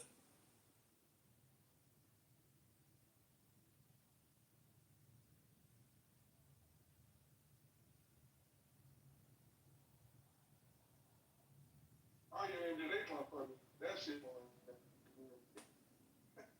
on the never. I'm gonna send it to Monica too. Where did Monica go? That cheating heifer. Go drink. That she went to Chilla's. She's having dinner at Yamashiro's.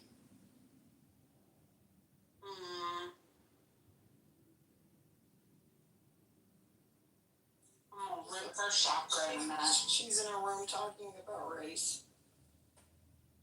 She just couldn't contain herself, you know. She has a little buzzball or whatever, and yeah, she's just got to go on it. Yeah, she lost her mind trying to challenge me on Malcolm X. Like, oh shit, mommy, she done had too many shots. Stop her from drinking. She had enough of Uncle Steve and his sexual innuendos and decided to leave. Makes her very uncomfortable, Uncle Steve. Don't make her uncomfortable. The last thing in the world I want to do is make Monica uncomfortable. Hey, Steve, you can't say creepy shit and be Uncle Steve. You just be Steve and say creepy shit for Uncle Steve. Believe me, it wasn't the Uncle Steve part that was uncomfortable. It was talking about the snatch, and I'm sorry. It is what it is. Snatched. I'm sorry. It's talking about the snatched. That doesn't sit right with me from a linguistic point of view. Snatched. No, I know that. I know that. Talking about being snatched up. That's linguistically good. You know, being snatched. ED. I'd rather go snatched ED than snatched. Yeah. Okay, snatched ED. I just like saying SNATCH. I've become so fond of that word since you ladies opened this up a couple of weeks ago or whenever it was. I love that word. I've said the word snatched, ED, more in the past couple of weeks than I have my entire fucking life. I hope the ED don't stand for erectile dysfunction, please. Hey, I'm not the one that put the ED on the end of it. Blame Serenity for that, okay? Oh my gosh. They call me Serenity. Serendipity, serenity, blah, blah, blah, blah, blah. Blah. As long as I'm getting snatched ED, that's all I care. I'm gonna change my name to Dips.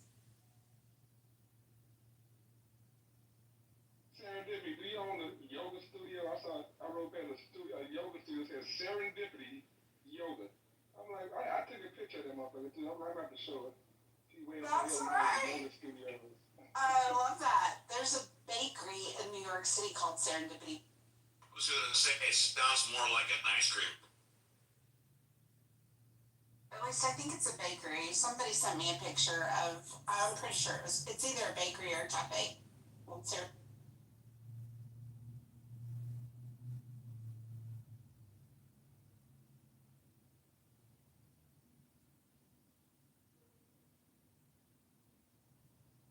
I love the meaning of serendipity? Yeah, I always think serendipity, and then I say serendipity doodah. Yeah, me too, Joe. Me too. Oh, there's that cheating whore. Where you been, Monica? Answer her, Steve.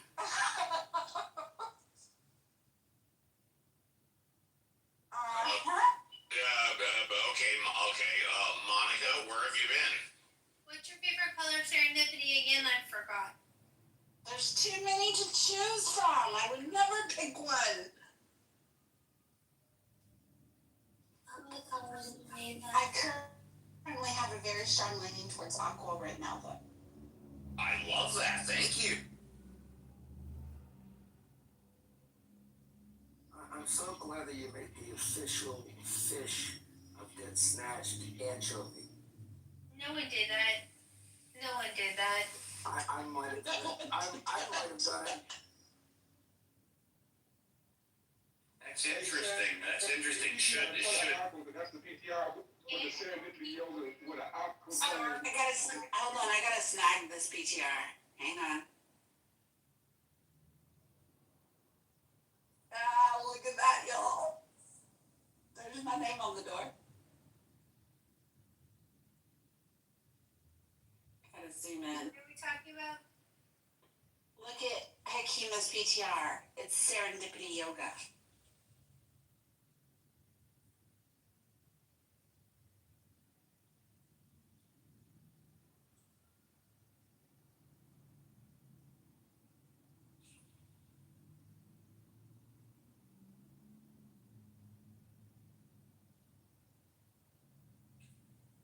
It's too quiet in here.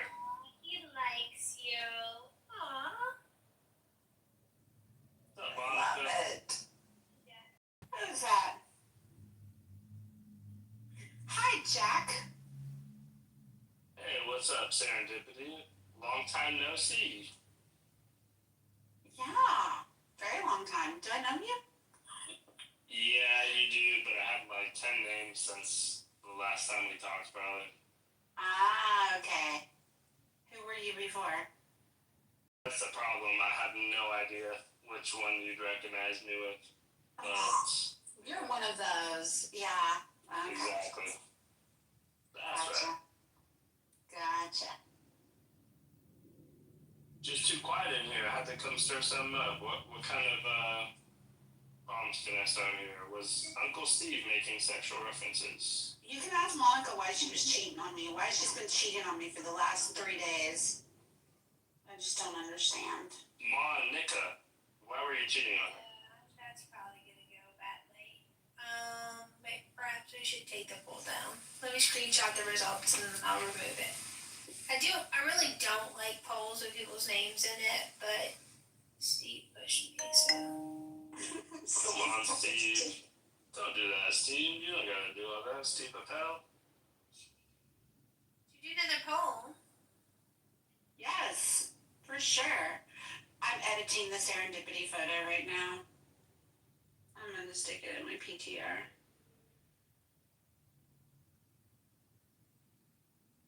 I miss conservative Clubhouse, guys. I really do. What do you miss in us? I miss the classics. I miss the OGs.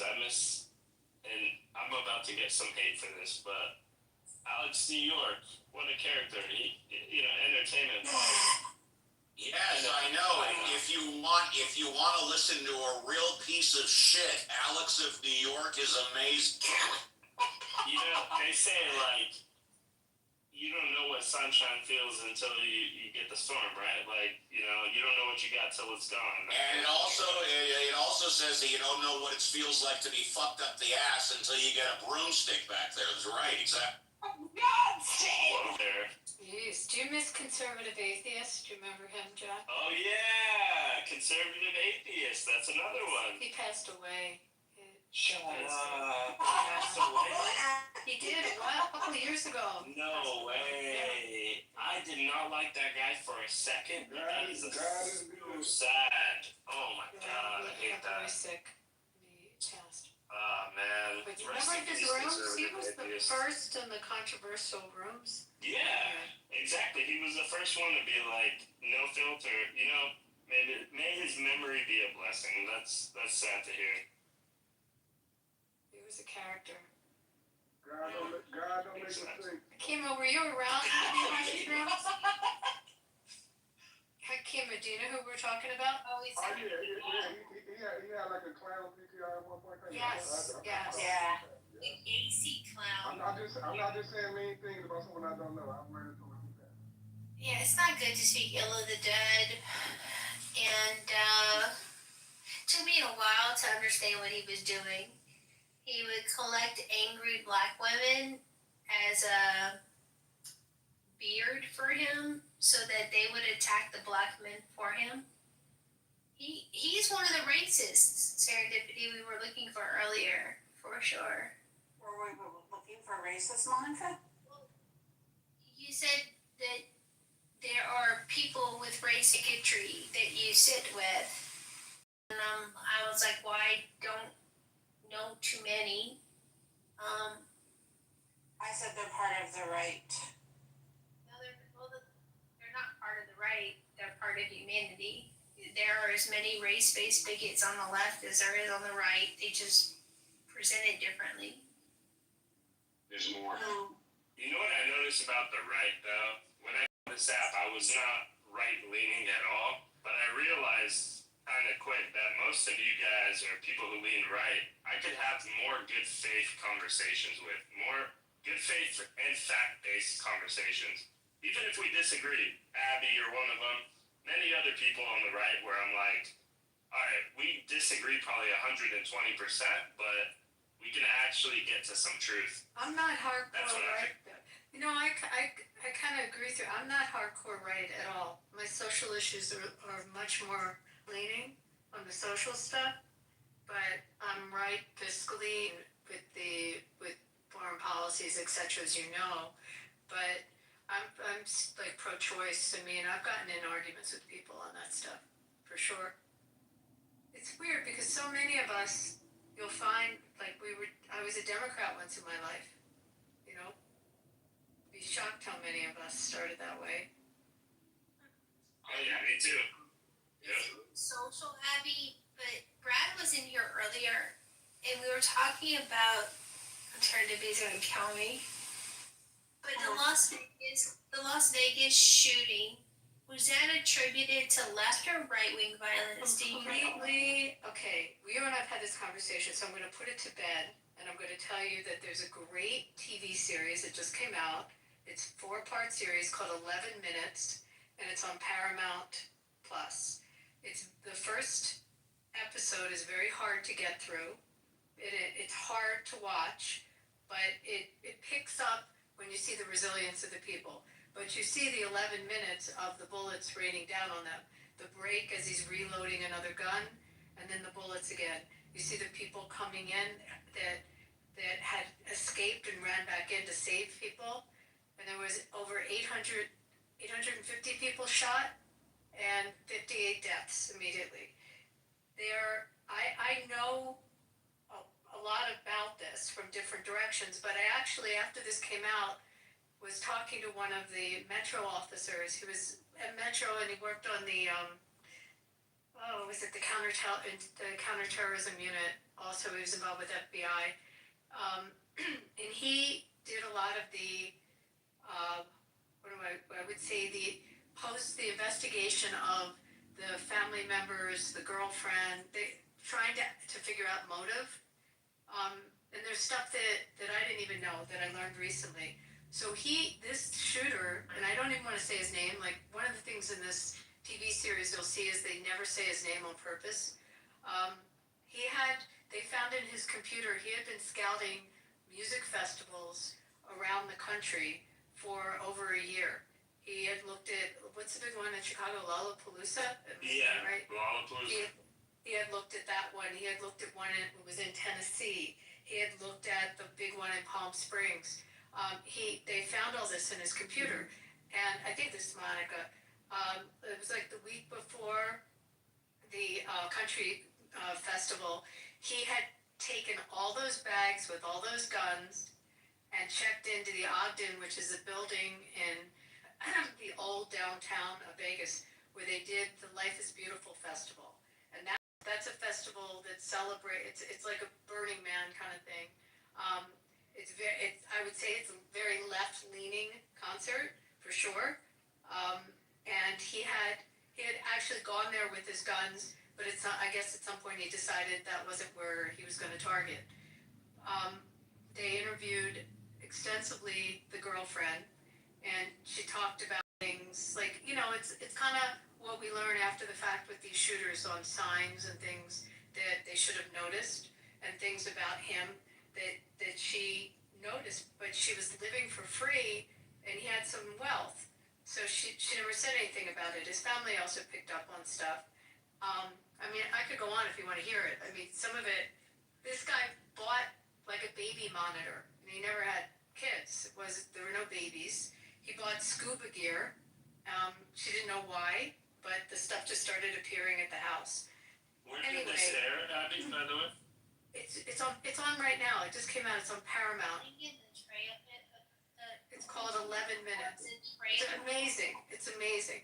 And they follow, you see what I couldn't believe, and I didn't know this till I watched it, is all the footage that they have. They have footage as if some Hollywood team came in there and filmed like a stage shooting. Like, you can't believe that they have all this footage, but then you realize that it's where it was located. Because of the casinos, they have so much film of the bullets raining down, the people getting shot, and then they have all the SWAT footage of when they went up to the hotel room. So, anyway, to put it to rest, as they did the interviewing, this guy was kind of went into a very dark place in the past year, and had no particular political leanings. He shot up a festival that had mostly Republicans at it, but the week before it would have been the ones with Democrats at it.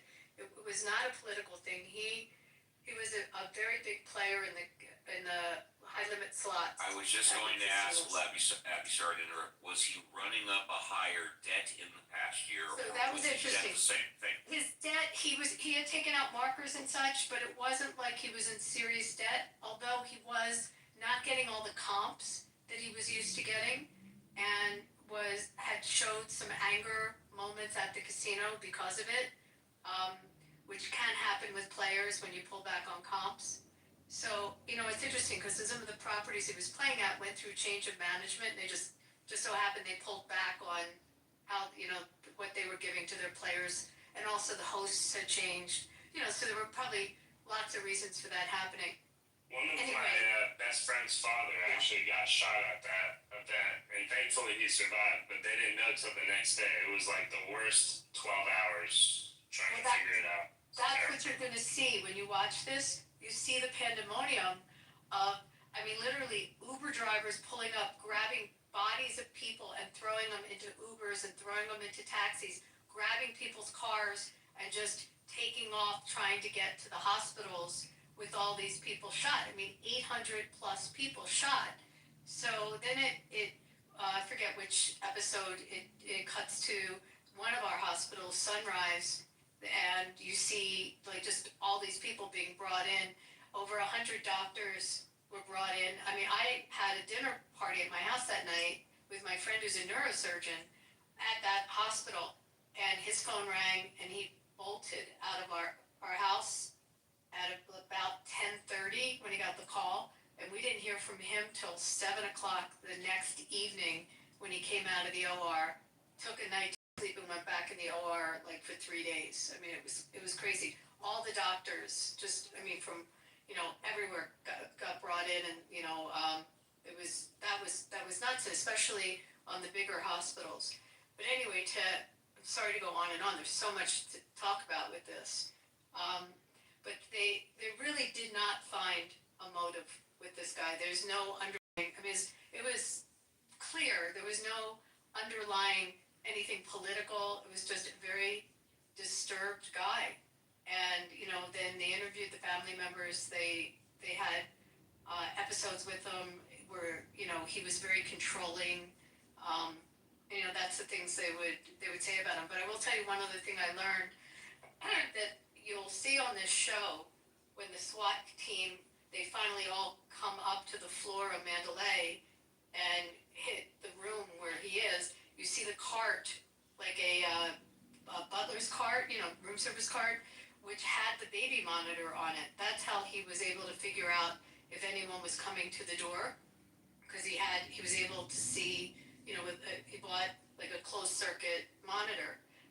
What happened was, this is the crazy part of the story, and you see this. There's a lot of footage with Jason Aldean and the musicians, and one of the people performing, his nanny and his infant were on that floor. This shooter had taken over most of the rooms, but there was one room on that floor, and it was a floor with nicer rooms on it, like a high floor. The nanny had left the door open where the stairwell is, had propped it open. As a result of that, security had come up to the floor because that triggers security. So a security guard comes up to the floor, and this shooter hadn't started shooting yet, sees with the baby monitor the security guard and shoots him. And as a result, shoots him in the leg. Security guard calls it in. The security was evidently on another floor because there was like a hooker that had been shot, or something had happened with a incident on another floor. So the security at MGM did not respond in time to come to where this guy had gotten shot, which is one of the reasons they paid out $800 million to these families. They at that point, the SWAT team started, you see how the SWAT team figures out where the shots are coming from, and you see they go up. He had the scuba gear because he knew that the SWAT would use like a tear gas kind of thing. So he had that. But this was the point that I did not know. Had that security guard not come to the door because the nanny left the stairwell door open, they believe he might not have started shooting. They feel that once he shot the security guard, he knew there was no way out at this point, and he executed his plan. But when they went in there and they found, and you'll see this in the footage, all the guns, tons of guns in this hotel room.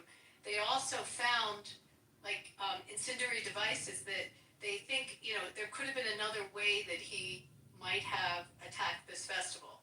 They don't know. But they think that the shooting of the guard triggered him to start the shooting. Anyway, I'm talking a long time, but there's a lot to it. It's a pretty wild story. And you'll see if you watch this show, they get to talk about it from the perspective of some of the people that were shot and the people that saved others' lives. What was this show called? 11 minutes. On Paramount, right? On Paramount. It's so sad. I can't believe like the fact that you kind of get closure a little bit when you have a motive. And instances like this, it almost feels like pure evil. It is. It's just terrible. Where was, when your friends, was your dad was shot, where were they shot? Yeah, my friend and his father were both at the concert, and when the shooting went off, there's so much chaos, right? Like you were saying, and they kind of lost contact, so he didn't know what happened to it for literally 12 hours, and they're trying to find him. Then eventually he found out his dad was at a hospital and he got a gunshot wound. And it was just kind of like traumatic for my friend. Like he didn't want to go out for so long, not to any concerts, just didn't want to go out at all, leave the house, because you don't expect that kind of thing, especially in Las Vegas at a concert like that. Like it was like just pure trauma. I don't think my friend quite ever really recovered from that because he's still hesitant. He wanted, he's a big country fan, right? So you have Coachella and you have, what is it called? What's the other one after Coachella? It's the country music festival. Boston, this big one? No, it's in India at the same location as Coachella. It's not. Paper man, but I don't think that's country. But it does, it makes you shell shocked. Yeah, exactly. So, I can't that's what imagine. happened. It took a really long time for people to be comfortable going out again, or for us to have an outdoor festival. What's it called? It's called Stagecoach. Like, he was usually going to that, but he stopped going to any festivals, any concerts. Like, it was just terrible. But I was so happy when he found his father, and he ended up surviving, and it all worked out. But yeah, that was just terrible. In this show, they showed two twins that were both shot, and they're trying to find each other. And then you see, like, there's triage set up, like, a whole bunch of people just started running into the lobby of the Tropicana Hotel or into the Excalibur. And, like, in the lobby of the hotels, they set up triage. And they interviewed this one girl who was, like, an EMT from another city that happened to be there. And she just broke into, like, triage mode. And then these people meet up with the people that saved them. And that, I mean, that's all in this series. It's pretty incredible. This one black guy had some dude say to him, like, he's wearing a cowboy hat, you see him at the concert, and someone says to him, like, you know, made him feel bad, like, what are you doing here, kind of thing, like some asshole said it to him. So he was kind of having a moment from that, and then all of a sudden the shooting happened, and this guy escaped and went back in to save people and to carry bodies out, and then got shot, and then it got shot in the neck. And then it's just all about his healing and the people that he saved, finding him. And I mean, the resilience of people is a really big message from this. You know, just seeing ordinary people, you know, just saving others and you know, rising to the occasion it's pretty remarkable. There was some off-duty cops that were there. I mean, you won't believe the footage. But anyway, Monica, it's a long way of answering that they found no motive. Right. And he had lots of targets from all different political persuasions. Right. We had the discussion about the studies that are showing right and left wing violence, and I'm like, well, wait a minute, did they count that as right wing? Because that would be wrong. Yeah. And so I was glad that you added that. No, they didn't count him as left or right wing because he did not have clear motive or ideology in his nihilistic rage and destruction on, which is good. I really hate how divided we are. Like, it always comes down to left and right. It's just not. What did the cop said to me when I was talking to him about it? He said it's a cafeteria of reasons, and you know, it's just not like one item, and it can be lots of different reasons. And you have to, when you're investigating this stuff, you have to consider all of them to figure it out. But that one, I mean, it's. The rest of the story goes on. 2 weeks later, our hockey team premiered for the first time, you know, its first game, and everyone went and bawled their eyes out. People were very afraid to go out in public, but that's what healed the city, as crazy as that sounds. And then they went on to go into the Stanley Cup Finals that year, this brand new team. But it was, you know, it was very hard for people to go out. I know I went to a parade back east, with the Super Bowl parade, and it was on a street with all high-rise buildings all around it. And I wouldn't walk out to the street with the crowd. I was totally panicked, thinking, who knows who's in those buildings? There's no vetting on who's going in the buildings. And I still get uncomfortable in those settings. But our laws changed, so you can't check into the hotel with all that stuff. You know, and if you do have a lot of stuff, they're going to go through it. And, you know, just in terms of how security operates, and the other problem, and you'll see this in the footage, people couldn't escape. They fenced everyone in at that concert because they didn't want people sneaking in. And as a result, there was no egress. People couldn't leave. Pretty nuts. So, what's your favorite alcoholic beverage, and what's your favorite color? Happy. Me? Favorite color is yellow. An alcoholic beverage. Really good Napa Cabernet. We need to know like what kind, what vineyard. Serendipity, do we need to know what kind?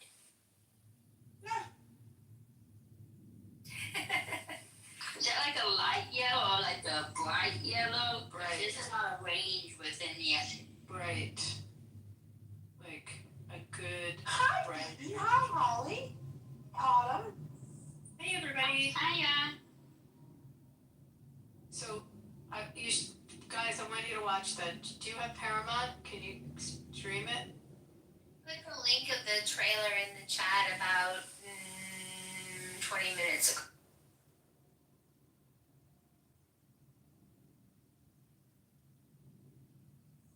I had promised Serendipity a light, fun social room, and I'm failing miserably. Sorry about that, but No, you're not. You're fine.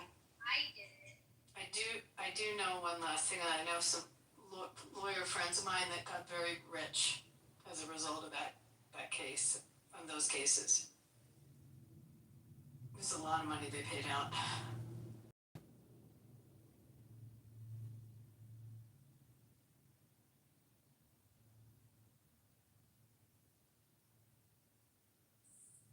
Was that Jason Aldean or Eric Church? It was Jason Aldean. Oh my God, wait till you see how they interview him. He was lying on the floor of his trailer, and they were shooting, there were bullets being shot into his, you see all the bullet holes. Wow. Yeah. Shit, I didn't know that part. I actually thought he was on stage. So who was on He was on stage? stage. So he was singing, and he had earphones on. And he talks about how he starts hearing the rat-tat-tat, and he thought that his speaker was screwed up or something was screwed up with the sound system. So he kept singing, and everyone didn't take notice to it because they saw he was still singing. And then the bass player, then they start trying to tell him something's wrong. The bass player had a bullet through his bass, right into the guitar. Shit. Yeah. And then the security came running up on stage and grabbed Jason Aldean and got him off stage and took him to his trailer. And then the shooting came to his trailer, so he went flat on the floor during that time. Wow. And all I remember from who the shooter was is that middle-aged or even upper middle-aged, and that he was Navy, right? And he had some disciplinary, like there were some record as far as his naval record that was disciplinary, and there was something about where maybe if the Navy records system had spoken to the gun system, maybe. Am I remembering this right? Wasn't there something? I don't remember that part, but I mean, I could look and see if, I don't remember that part about him, but he was a crazy gun collector. I mean, they were telling me he had duffel bags and duffel bags full of guns. Like, and took many of them that night. But it was the bump, so the other big thing that happened out of that was he used a bump stock.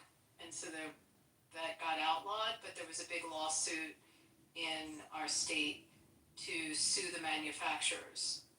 And we have just like federal law, we have a manufacturer's immunity statute, gun manufacturer's immunity. So they couldn't award the victims.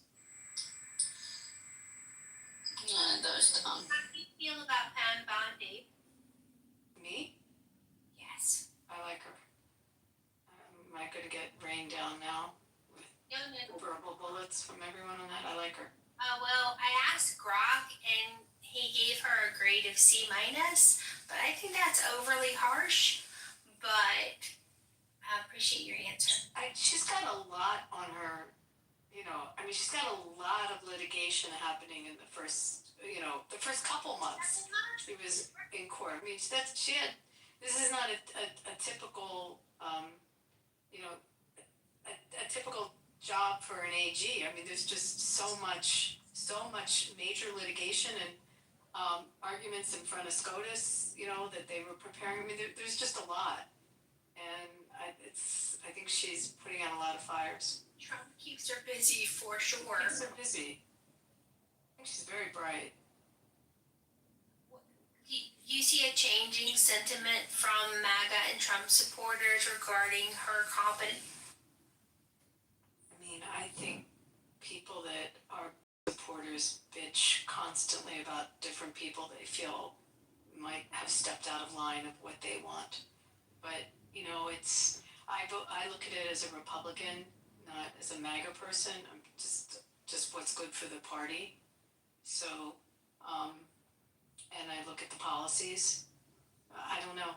I mean, I think that you just have a big array of different opinions on supporters. It's a big tent. It's a huge tent. And it's good that it's a huge tent, but it does make infighting just like standard. The white actually has diversity of thought and opinion. I'm sorry, I misspoke. I must be confusing Stephen Paddock with a different shooter. This guy, he did not serve in the military. I didn't think so. But he had wealth. I mean, he was a real estate guy, it looks like. Yeah. Possibly a Fed. He lived in Mesquite. Wait, can I tell you a weird thing? Coincidence? He lived in Mesquite, which is right over the border from St. George, Utah, which is where the recent shooter of Charlie Kirk lived. Well, that's a little strange. Yeah, very close to each other. What's in the water over there? The Virgin River. That's the water. Conspiracy sauce. Maybe there's a recruiting station there. Yeah, well, there is a CIA, isn't there something CIA related there? No, but there's something else that's right there too. It's also where the Bundy, the whole Bundy standoff with, on the federal land, Edmund Bundy. Do you remember that story? Yeah. That was right there also. Gee whiz.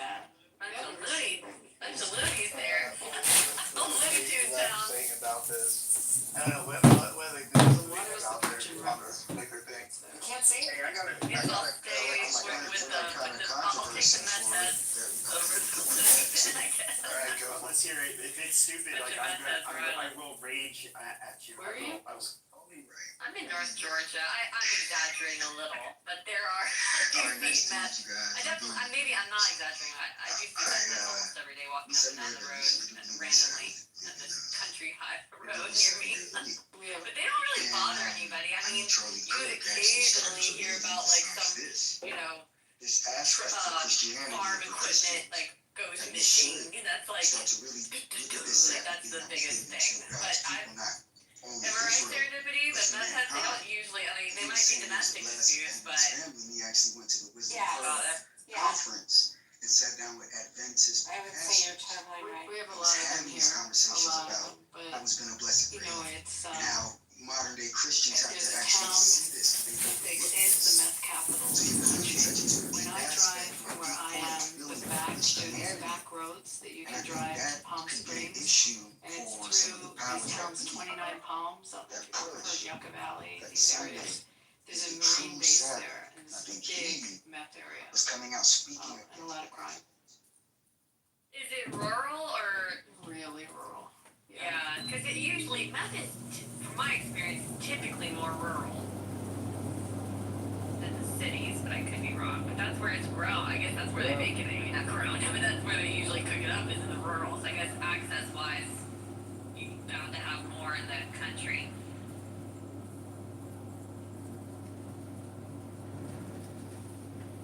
We see them often at slot machines here. This very nervous energy banging away on the machines.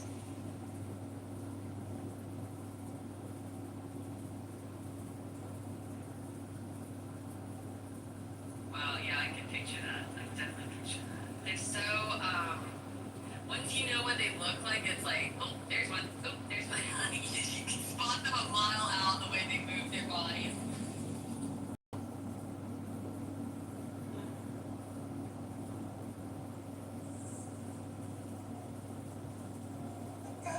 Hi.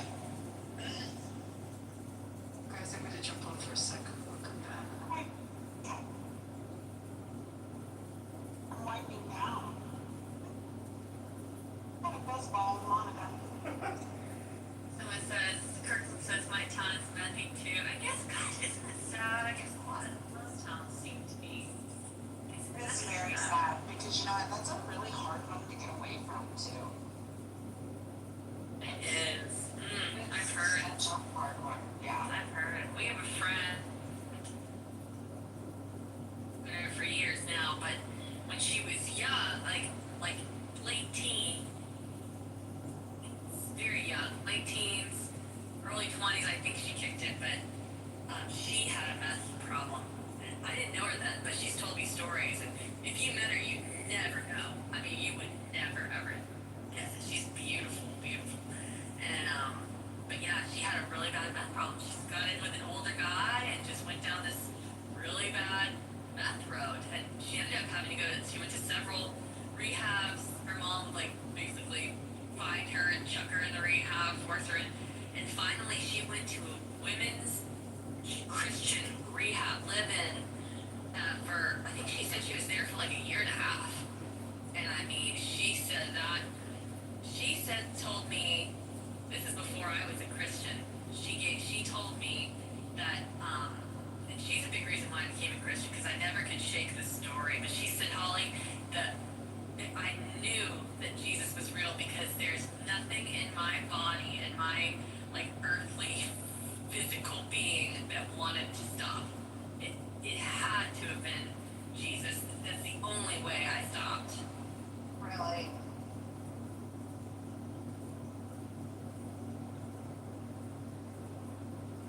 You hear stories like that all the time. Yeah, you do. You do, don't you? You have, no longer bound to where we are. They're huge. They're, Christian basements. I think they're mostly alcohol. Well, I could be wrong. It might be drugs too. But they're just for men. But man, those guys, I mean, they saved so many lives. It's pretty amazing. It really is. Okay, now I have oh, hey Des, how are you? I'm good, thank you. Good. No, go. Sorry, I didn't mean to interrupt. No, you're fine. I was just going to talk about all my serendipity PTRs, so please go ahead. I'm just curious, the whole meth thing. Here in Ireland, meth is used to treat heroin addiction. So if people are just solely addicted to meth, it's not something that happens here. Well, I'm sure it is, but it's more used as a drug to help people legalize. Heroin, yeah. Well, that's a different kind of meth. When we say meth, we're talking about, well, what's the scientific name for it here? He's talking about methadone. We're talking about methamphetamine, where they cook it. It's not the same. I don't know what the actual difference is, scientifically, but yeah. Okay, sorry. No, I hear you. Yeah, cool. It's different, yeah. Yeah, they like cook it in the backyard. It's highly flammable. It's highly illegal. And it really messes them up. It's addictive too. It Oh is. God, yes. Oh, it's super addictive. Yeah. Like 1 or 2 times. Like it totally ruins the person. Completely. What does it do? It just kind of takes away their soul or takes away their personality. How would you have seen it be? There's all kinds of adverse reactions to it. The meth people tend to be skin pickers. It tends to really mess up their teeth. Like they get very, very gaunt. They move like a mile an hour. They move like you usually like the ones that are up at 3 a.m. like leaf blowing. they're like sawing. You're working on projects till like 3, 4, 5 in the morning. They get super paranoid. It actually, how have you even read this? Like, it actually, like, kind of fucks with their sexual desire, too. Yes. Like, in really bad, unhealthy ways. I have, because, yes, when I was volunteering as a CASA, I asked that question, because I noticed that so many of first I was curious because there seemed to be a lot of twins, and I said, does doing meth, like, make you have more twins? But someone told me, no, that's not true. But they did say that they do procreate a lot, because I noticed, like, these people would have kids, just so many kids, and they get immediately into the system because they were testing for, positive for meth in the hospital, and that's an immediate takeaway. upped the amount of time that you have to test clean. It might even be a year. I think it's a full year now. But anyway, so yeah, there are so many kids going to the system with for meth babies, and I mean as you might refer to them, but yeah, yes, they have sex a lot because it's kind of like it's part of the high, and then it like you need to go even more and more. Like you can't. They fuck like jackrabbits. Like they have like part of the intensification. Like do you remember that horrible story of where the little girl was being tortured by the meth family and they were dragging this child behind the truck? Like yes, I remember that, and that was horrifying. But it's part of the torture element. Is part of like it was like they were getting off on the intense. Yeah, it like keeps. They need more and more and more to, I don't know, like get excited about or something. It's fucked up. Yeah, very much so. Very, very much so. It does. It makes them have proclivities that they wouldn't have otherwise. That's right. That's right. Doesn't it? I suppose every addiction does that, doesn't it? Though I mean, regardless of, and in some cases it's more extreme, but every addiction creates such a dark, somber life for people. It's whether it's for themselves personally or for whether it's the people that they're connected to. It's incredibly sad. The other thing about meth that's really sad is that it's often a family business. So it's really, when it comes to children, it's like they all want to be art, but find a family member that isn't on meth to take the child.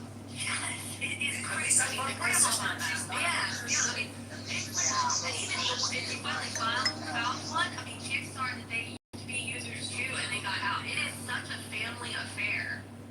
Wow, that's scary. It's like a zombie movie then, isn't it? It really is. I had one case. The children were placed with the grandma after the first situation unfolded with the parents. And come to find out, grandma's cooking meth. No way. And the kids got removed from grandma. But actually, with that one, we were able to find, I think one of the brothers and his wife took those children in. But yeah, a lot of times it really, I've had to look out of state, you know, for distant relatives that aren't on meth. It's crazy how it just poisons an entire bloodline. And it wouldn't be so bad if it wasn't so freaking highly addictive. Yeah, because they can function. I mean, I'm sure once they're past a certain point, maybe they can. But I mean, a lot of them do still, you know, work and. Can you hear me? The little thingy isn't popping up. Yeah. Yeah, like they can still. A lot of them can still kind of. I think some of them can kind of hide it. I've definitely noticed some people like working at a Dollar General, for example. I'm like, oh shit, like she's on meth, but like they can function. I mean, they do move pretty fast.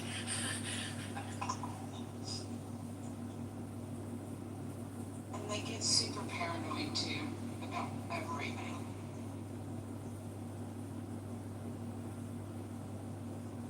Yeah, and they will steal. They definitely will steal.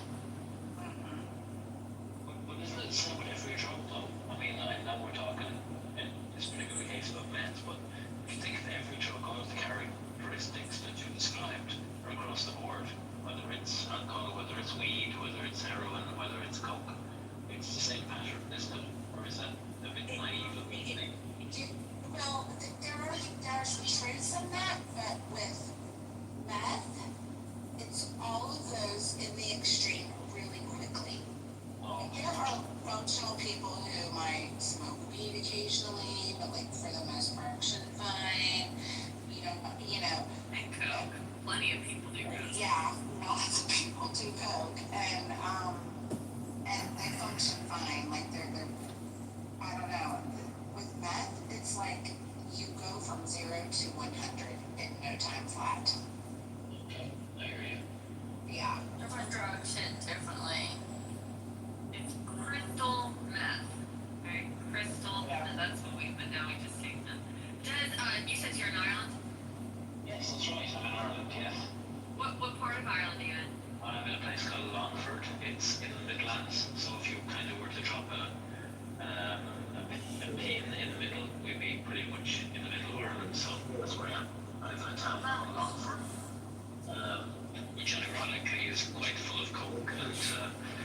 cook capital of the Midlands of Ireland. But hey, that's what it is, you know. So, but yeah, that's where I am. How far is it from Limerick? Don't tell me your connections with Limerick, yeah. Well, I was there like about a month ago or so. Yeah, I was in Limerick and County Kerry. Yeah, my mom comes from Limerick. There's a village just outside of Limerick called Blaine. It's about 30 miles outside. That's where she comes from. That's where she was born and reared. Then she met my dad in the Midlands, and she was actually 100 2 days ago. Oh my gosh! I know. So you were in Limerick. God, what brought you here? Was it just a visit? My grandma and my kids, we all took a trip there. We did a couple weeks and did mostly County Kerry because we have like yes, yeah, we have like our ancestors, like my great grandpa is from there, etc. So we kind of wanted to see where they were from. I've been to Ireland like 15 years ago. I went to Galway and Dublin. And I loved it, but man, it was good to be back. It was County Kerry is stunning for sure. Yeah, because we cycled part of the Ring of Kerry last 2 years ago, my son and myself and his partner. It's an amazing world. So yeah, absolutely. We have a beautiful country when the sun shines. So even if it doesn't, it's still a beautiful country. Yeah, we did the Ring of Kerry, but it was definitely not sunny. It was actually so foggy. It was hard to see some of the road. It was a little scary. But it was still nice to get out there in the rugged. You know, I really want to go to Donegal. Next time, I really want to go to Donegal. Yeah, you should consider. You should also consider Connemara, because Connemara is traditional Irish speaking, and Donegal will have that too as well. But traditional Irish language, when you hear it being talked in pubs and bars and between people. I remember we went to Connemara a few years ago, and there were surfers, and they were talking Irish, and it's I would know it little, but I mean it's so beautiful to see that. It's a rich language, and it's who we are. But unfortunately, we've become so European or so Americanized that we've kind of lost it a little bit. But yeah, no, it's a good country, regardless of what Conor McGregor may say. We are. I like Conor McGregor a lot, but I did notice from 15 years ago versus now, it definitely was a lot more multicultural. No, we are. Definitely different than it was before. We are multicultural, but that's, Irish people have, we've travelled, and I know lots of people who've gone to work currently in Australia who can't afford to buy a home in Ireland, and so they're working in, I know people who are architects, solicitors, so many professions, and they're in Australia working in the mines, making whatever, $40-50 an hour to come back and buy a home in Ireland. So we're migrants too, and we've always been migrants, so and that whole narrative that's been spun by Conor is of course there's relevance in everything, in the sense of things people being documented and stuff, but it's very difficult when they're coming from war-torn countries. But Ireland has been a country who's doing great. I mean, like yourself, and so many people from Ireland have gone to the US in generations and have created, lives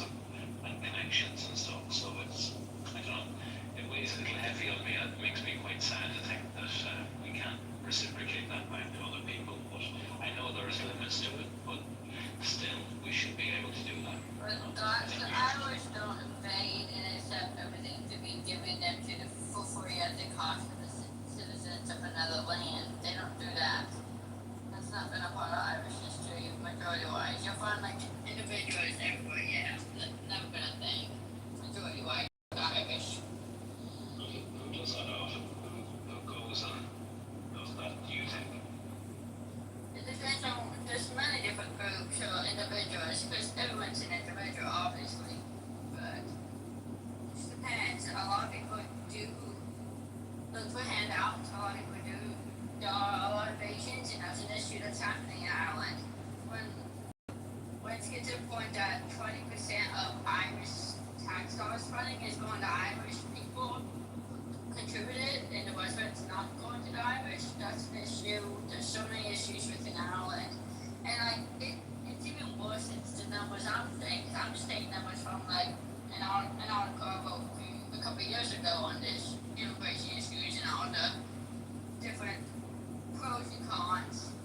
So it's even worse than my numbers because the numbers is I'm just reciting it off of memory from something I wrote for the Western Journal a few years ago.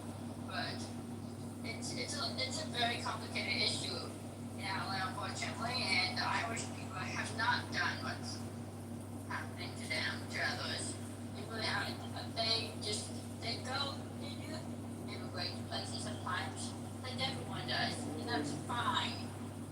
You go, you try to join the place you're going to, you try to contribute, you try to become one of them or become a guest in their place, you know. Someone, you don't try to change them, you don't try to take from them.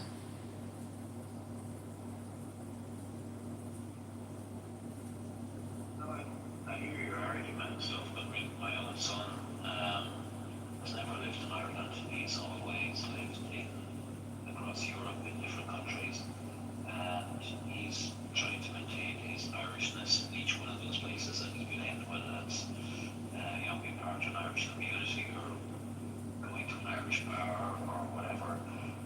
But yeah, he hasn't. He's integrated himself in respectfully into those places. So and that's what is missing. Maybe is that sense that happens. But many people that I've met who are here, those statistics don't stack up in comparison to the real world. In what I see in my community and the people around.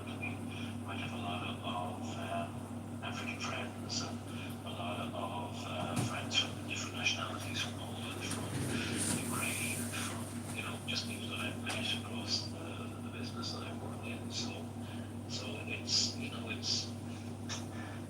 it's just not as black and white as I think it's painted sometimes, because time you got to worry about me no more. And I was so glad that Candace crashed me into that movie too. She tries.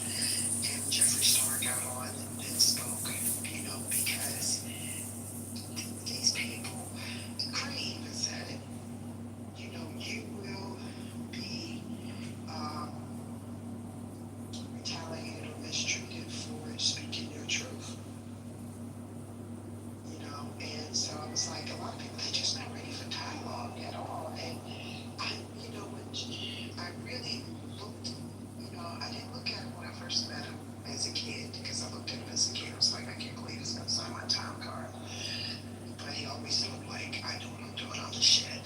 But, yeah, it's like, when I really sat down and looked at his postmortem tapes, I was like, this is a real problem. People don't know how to have dialogue. It's like dealing with the Mormons. No, I'm gonna have a meeting. I'm gonna stab the shit out of you in the hallway type of thing. But I was like, this is a really good idea. This is a really good idea. And he had a hard job, because this generation that he's talking to is hard-headed as shit. They don't listen. They don't make no sense at all. They don't.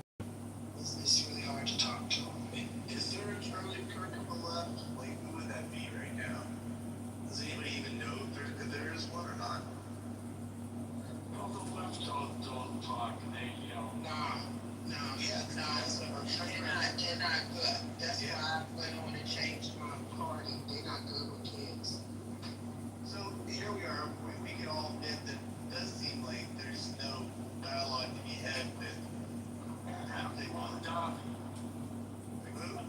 One Dobby, what's his name? Donnie. Oh, they say, they say Yeah. he's good. I'm a talker. Yeah, I mean, But I'm not in New York. yeah, I mean, look, and I heard this and they made a good point. We can completely disagree with his politics and his solutions and everything else, but he is getting traction. He does put on a good show. And, but this is we're still in the primary. Well, I I forget how the voting works. If they have primaries or if it's one big pot and then if he gets a majority then he's in. I forget, they may have that, what do they call it? What do they call it? Weighted voting, or we're gonna make it seem like we're not cheating, but we are voting. I forget. So gerrymandering and President Trump got on Maryland for the special fund. They had special fund and it helped immigrants legally vote. And from what I can see is they put too much time in it because like I was like, why are you holding people up? Let them have a table where they can hold each other up because people like me, I understand English, I know what I vote for, blah, blah, blah, blah. And so it was so like that President Trump took away the 300 million special fund for voting. And yeah, so this was going on. Alright. Well, let's open the floor up. I don't know. Mountain, do you want to jump back in? Yeah, what's up, guys? What up, y'all talking about here? Sorry, I was eating some rotisserie chicken. I think we only moved as far as saying so far that maybe we kind of did some conspiracy, things there a little bit, and then of course we explained that it does seem like the left doesn't want to have dialogue. So I don't know where that leaves our country. I don't know if that's something we want to talk about, but I just know that Where it leads is, like Charlie said, we've got to do better with our families and our immediate communities, especially Black people. Definitely, I said that a dozen times on this app, and they laughed at me. Oh, she's skipping subjects. She's bipolar.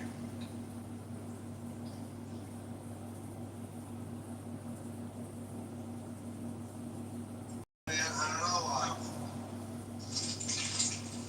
Where do we go from here, really? Just gotta see, I think things are still developing from this bird effect, That's what I'm calling it. Say that again. There's a bird effect going on. Yeah. Okay, he had a curve. He had a curve. Not just the economy. No, it's Charlie Kirk effect, a Kirk effect. not a curve or Kirk effect. No, curves mean that you can see a change in something. It's usually used, I believe, in economics for the J curve. He's definitely got his own effect. It's a curve. Million. Now he has 7, and Erica has 13 million. Alan, what were you gonna say? Yeah, he had 3,500 Turning Point chapters, and Turning Point has received 37,000 new requests to open up chapters. That's Amazing. I love it. She said that no one can silence him. To make sure that I see such a bright star out of the silver lining out of this.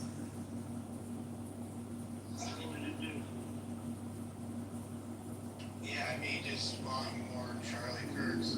I don't think there's any other way to look at it. I'm not really sure. I think if I were in the left, I would have probably condemned this pretty quickly because I don't see how it works in their favor in any sense. I just don't see any moderate or any independent going, okay, well, I want to be part of that party, the party that introduced people, So I don't know.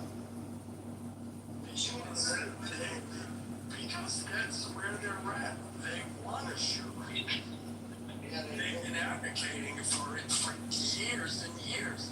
Why would they change their tune? Oh yeah, they are the force behind National Rifle Association. Yeah. Hey, listen, that is not true. That is not true, goddamn. That is a movement. That's not true. There's a bunch of, Second Amendment. I'm sure as a person who worked there to this example, that they would like to do more. They would like to do more than what they're doing. What's that? What's more? Like I said, I'm not teaching tonight. I'm not teaching those white people tonight. Okay, I said what I said, and Why don't you don't mute up, understand too bad. Okay. Okay, why don't you mute up, Grace Lady, because you're talking nonsense. I'm not talking nonsense, you just don't know.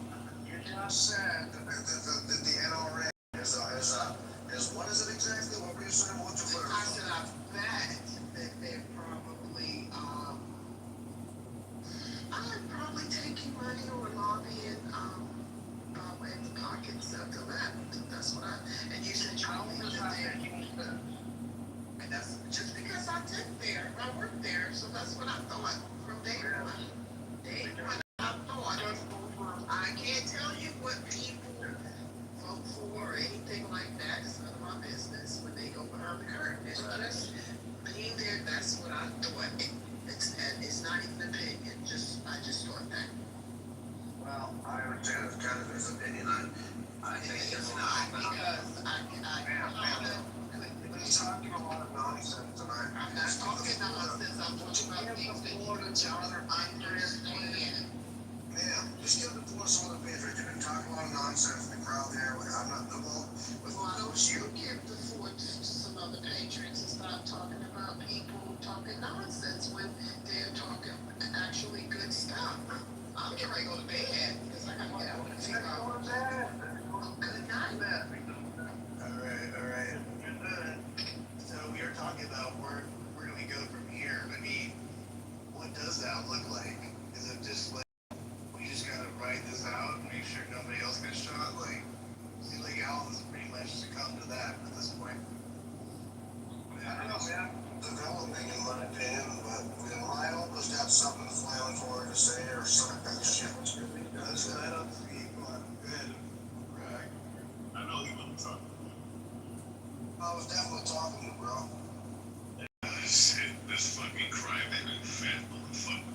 Anyways, so my question would be to you, so you say where do you go from here, right? Because my thing is like, where else is to go? I mean, if anything, like you gotta look at it from a bigger standpoint, right? This guy supposedly got shot, and now they're using his death as a talking point to cancel people, right? And they're saying it from these mainstream media characters like what's old dude's name, Jimmy Kimmel and whatnot. If anything, like utilizing this, and mind you, whether it be from what I'm seeing conservatives do this shit.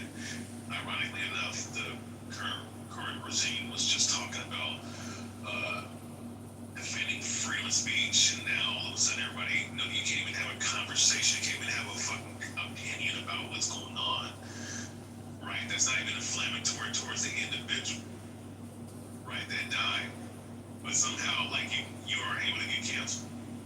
Who was the individual that was coming at him and they're trying to do a subpoena on him, sitting up here talking about coming after everybody that says anything about him? Do you know his name? Who's that? No, I don't know what you're talking about. Was forget the motherfucker's name. Yeah, let me. I mean, if I. So they're gonna do like a blanket subpoena on people that are saying that they go early or something else. No, there was somebody that was trying to do a subpoena on the individual. His name escapes me. That was pretty much talking about having anybody that says anything about Charlie or the situation at hand, because he did this to Jimmy Kimmel, have them pretty much subpoena that guy, because that guy's sitting up there trying to get people, get people's freedom taken away by just mentioning the Charlie Kirk thing. I forget his name.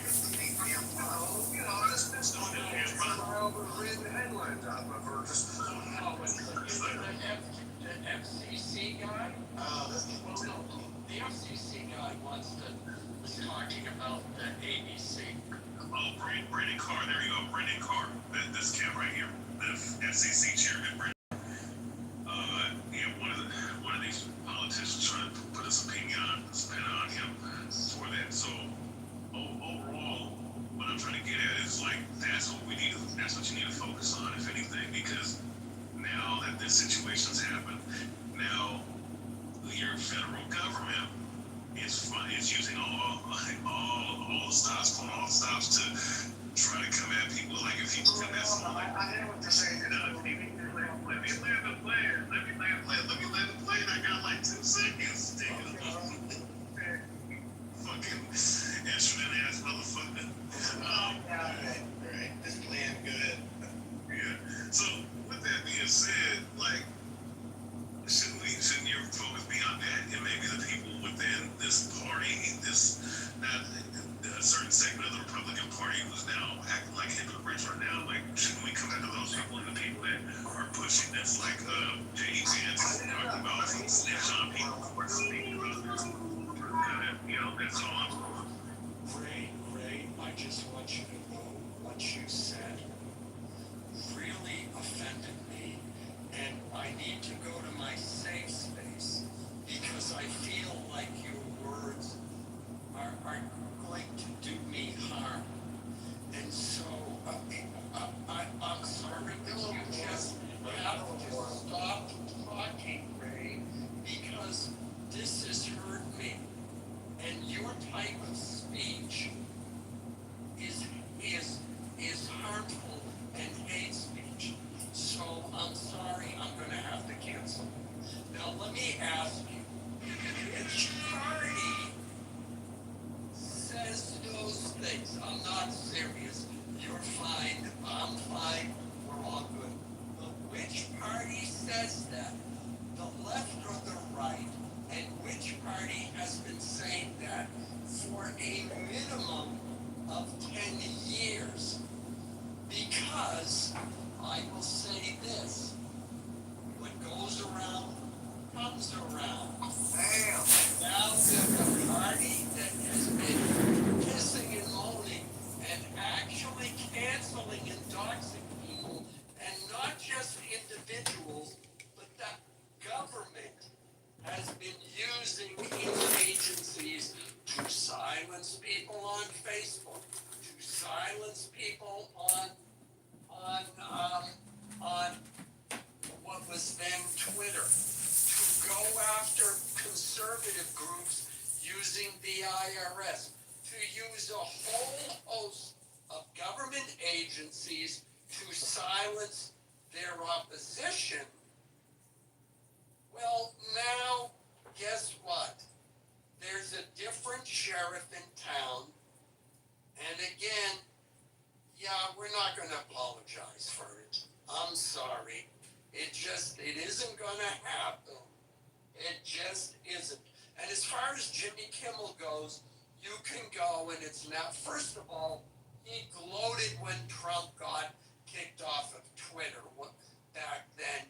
He gloated when Tucker Carlson, Yeah, he did. And here's the really stupid thing about it, is that everybody on TV gets canceled. With few exceptions, everybody gets canceled. Now, sometimes the network might go to like a Jerry Seinfeld and say, hey, you know what, we think we're done.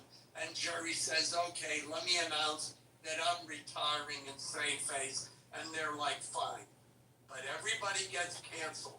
And for him to stupidly gloat over other people getting canceled, well, all I can say is, ha ha, and he's an idiot. There we go. So Damn right, bro. I'll let Ray. Hold on, I'm gonna let Ray respond to that. I do want to hear what he has to say to that, because there's a lot of truth to what Alan said. We didn't start this fight, and it does seem like we're just gonna play by the same rules that the left was playing by. So, and then also I want Jordan to speak on this too. I think he'll be good on this too. What part do you want me to speak on? Well, I do think that you have a problem with what's going on, right? In terms of the cancellation part of things, right? Well, I don't necessarily have a problem with it. I'm just describing, like, I don't have kids, so I don't really care. And I'm Jewish, and I was born privileged, and I'll survive whatever happens.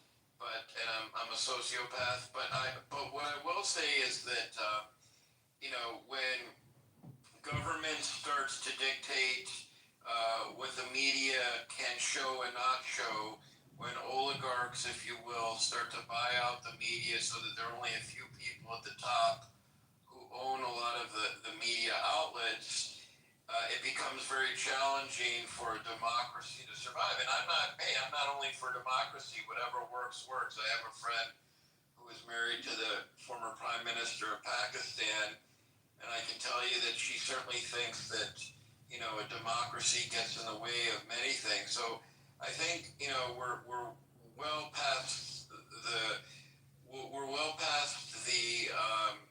point of, I don't want to say no return, but we're well past the point of this moving toward an autocratic state. And I don't think that's necessarily a bad thing, but to pretend that it's not happening, is not fair either. So. But are you surprised at the reaction that the so-called right or Republicans are doing right now? I mean, is it fair for me to say that we're just gonna not play by your rules anymore, and we're just gonna join you in what you're doing? I mean, would that be an unfair statement? No, I mean, if liberals, if we had I'm a moderate, but if we lost someone to an assassination who was either in the periphery of politics or a politician themselves, I'm sure we would have a similar reaction. I guess I'm not so sure how we would respond to the free speech issue. Maybe we would want to cancel people who apparently celebrated stuff. That part I don't know. But there's a great book called Strong Men, and you've heard me say this before, Matt, that it talks about how different dictators, and again, I don't think a dictatorship is necessarily a bad thing. If you're poor, it kind of sucks, but if you're good looking, smart, sexy as hell, and athletic as I am, you're going to be just fine. I'm just kidding. But as a dictators, that works for some, and so it's kind of like if you're close to the royal family in Saudi Arabia, or let's say even in the UK, you get some perks that you get to benefit from. But if you're not, you're screwed. So I don't know. I think I'm in a pretty good place. So I just remembered one more thing.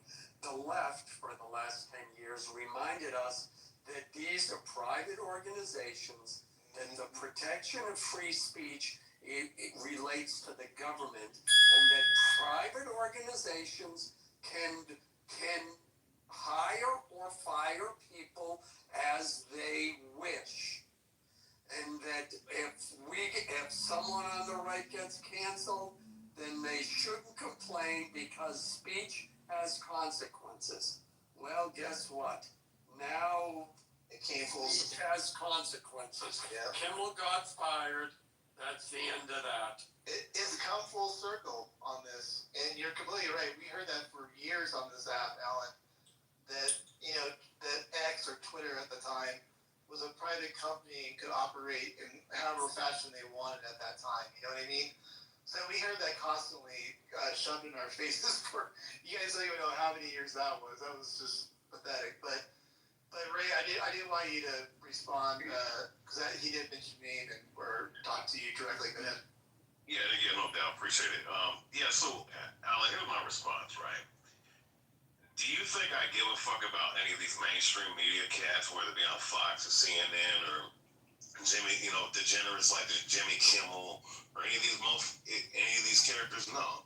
I think you care deeply. You're just hiding. I care deeply. Admit it. Just admit it. I don't give a fuck about these people, dude. I don't give a fuck about this. I'm just talking about the precedent that's being set. I'm just talking about the precedent that's being set, right? Because here's the thing, you made the point that the left and whatnot, that they have been doing a lot of shit, and they have done a lot of damage. I mean, they promote pedophilia. I mean, I'm not, I don't fuck with them homosexuals, all right?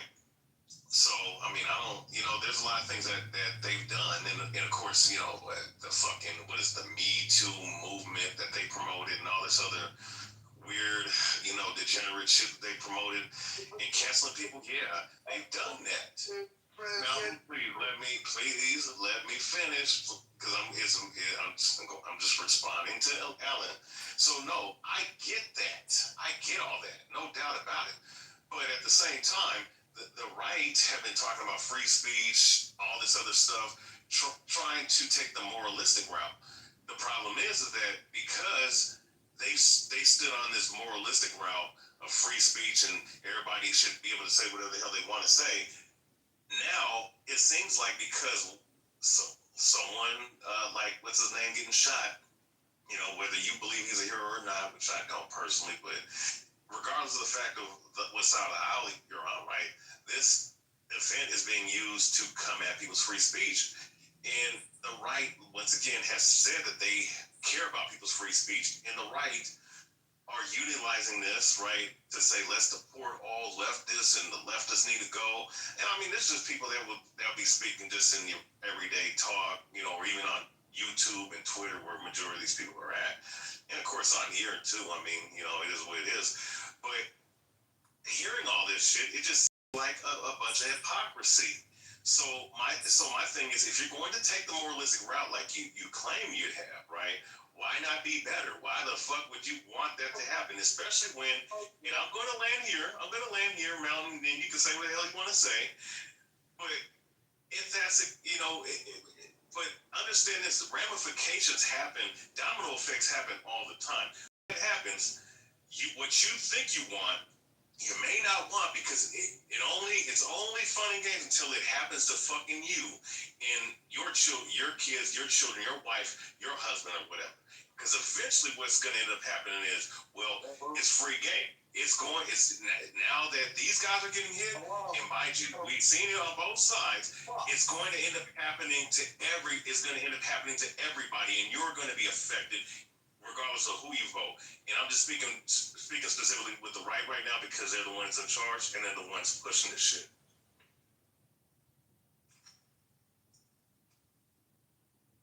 Well, I'm waiting for someone else to go because I already spoke. I could go, but somebody else go. Sorry, my app crashed. That was weird. I think Mal wanted to, but I think he's restarting his app too. But Holly, I think you're off mic. I don't know if that's true or not. Oh shit, sorry. Damn. That's all right. The app is going weird. I just got kicked out. I don't know what's going on. Well, I'll use the pause to jump in. And Ray, that is a valid concern. I agree with that, but I don't think it's the slippery slope. Let me put it this way. It may not be the slippery slope, to use that term, that you say it is. It could be, but I look at it, it's like, why, I think you said something like, why are you stooping down that hole? I look at it, it may be justification, but I look at it, the left has been giving the right a bloody nose for years. And it's time that,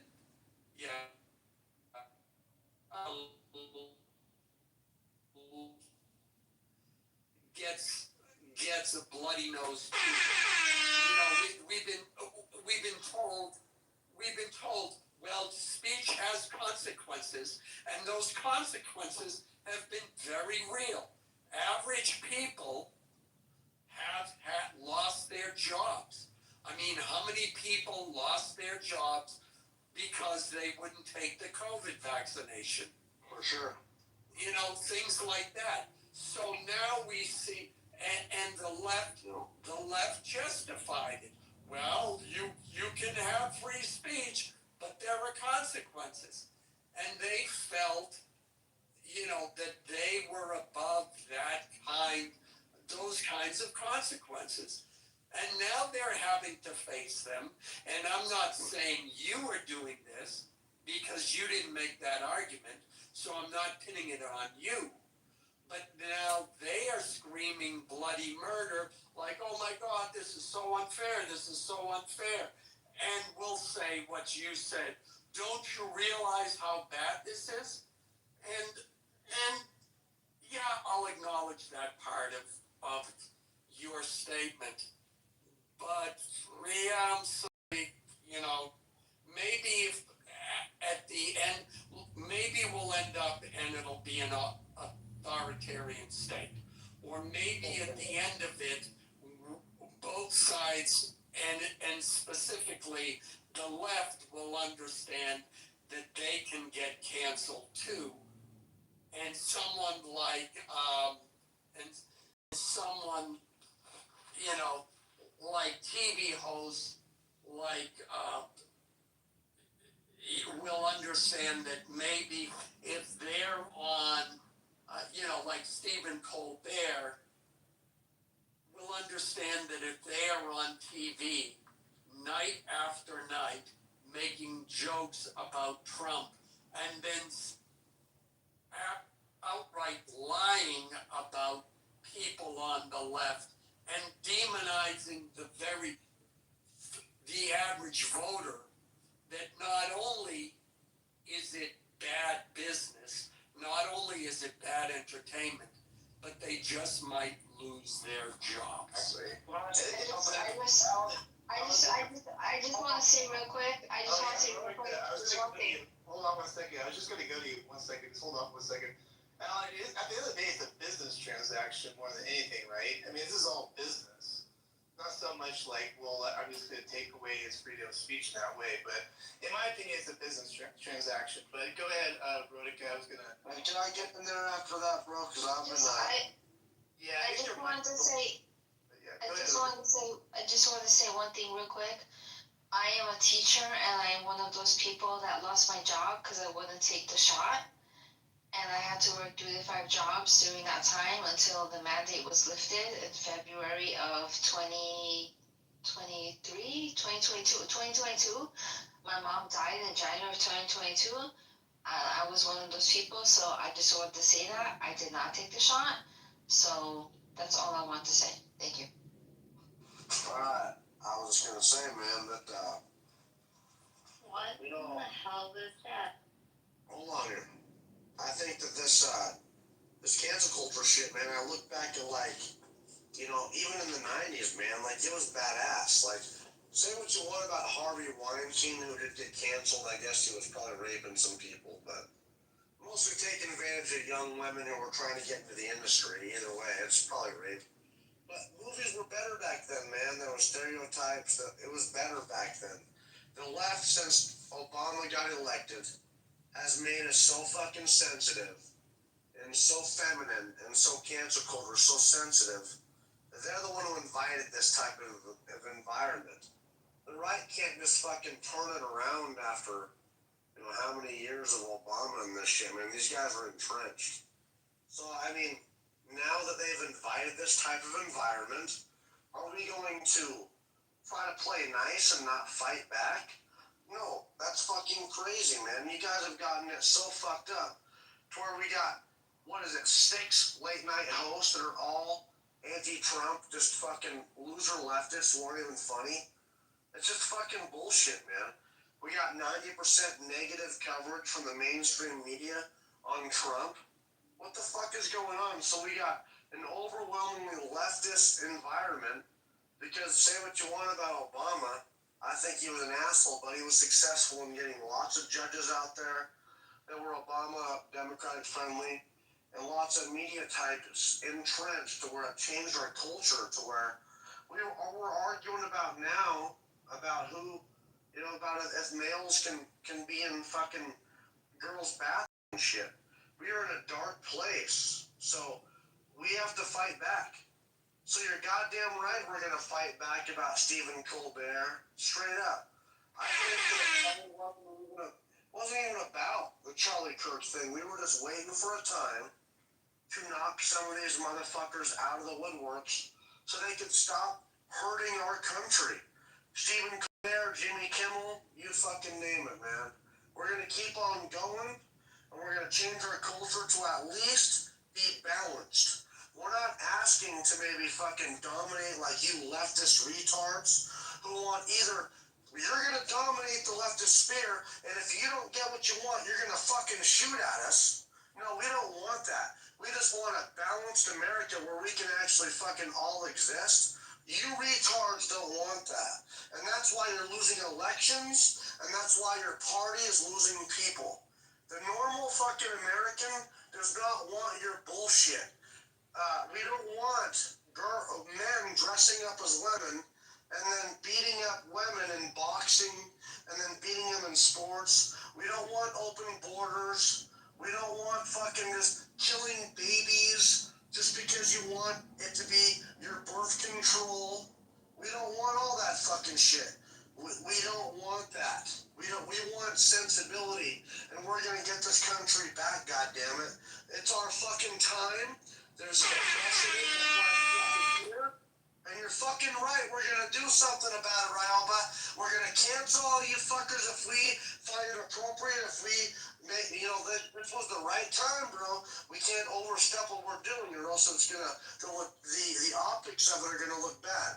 But right now, Charlie Kirk got killed, and this dumb motherfucker shoved his foot in his mouth. He was asking for it because you leftists are retarded. He was asking for it, and he got what he wanted. He's canceled, and he can fuck off. He was making 68 cents per fucking viewer anyway. He wasn't even profitable. It was a leftist goddamn mouthpiece. That's all it was.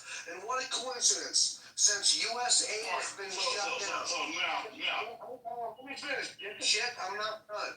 Since NED, National Endowment for Democracy, is done being funded, a bunch of these leftist organizations and mouthpieces are shutting down. From Jimmy Kimmel to Stephen Colbert to NPR to PB, you name it, you fuckers are falling going around for these pricks. It's now over with. Thank you. Alright. Now, ain't nobody listening to your bullshit. You've been talking the last 15 minutes. Ain't nobody listening to you. So go jack off. What you want to say? Hold on, let's be productive. Let's not get too angry at each other. I think, Trent, you came up on, I think you wanted to say something. And then, Buffy, if you want to say something that's not a personal attack, go for it. But, Trent, go ahead. What's up, baby? It's good to see you. I'm on man. And I don't come on here often, but I don't know why I had to listen to Mountain go off. And I actually agree with him on a lot of the things he said. Here's the problem now. Better shut up. You love me, bro.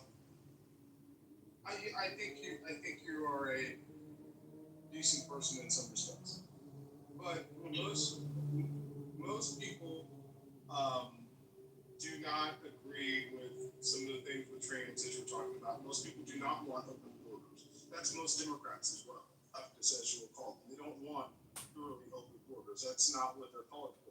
Lies. I think. No, okay. I live. You're full of shit. Don't even fill us full of smoke. Most of you dickheads like open borders. Don't even lie. He's literally sitting here trying to gaslight us while there's not Democrats running around talking about illegals deserve to be here, while they break in our country, burn our flags, riot in our streets in a place that they call is not good, but you're trying to get in here. Make it make sense. That's right. I'm gonna moderate. I live on the border here, but here's what to respond to Mountain and to Matt and to everybody. When you look at polling, and I look at a lot of polling and polls, not just upon political and social views, but where we're going technology-wise, obviously, most Americans are left-leaning. Okay, most are.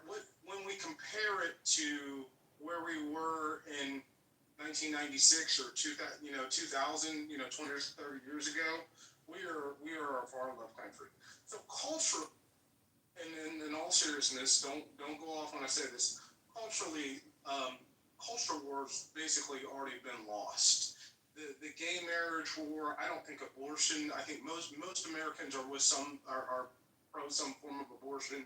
That's kind of like the last dance. But most Americans are okay with interracial marriage. That wasn't that long ago that was like a conversation. No, we're not. That's not true. Yeah, it was Loving V, Virginia. Can he finish, you guys? Yeah, let's try to let people finish here, guys. Interracial marriage, segregation. These were considered conservative views 50 years ago. And so the country we are a left moving. The world has moved to the left, by the way. I mean, Saudi Arabia is letting women drive. And so here's what I'll say, and I'm going to land with this because I'm not going to go on.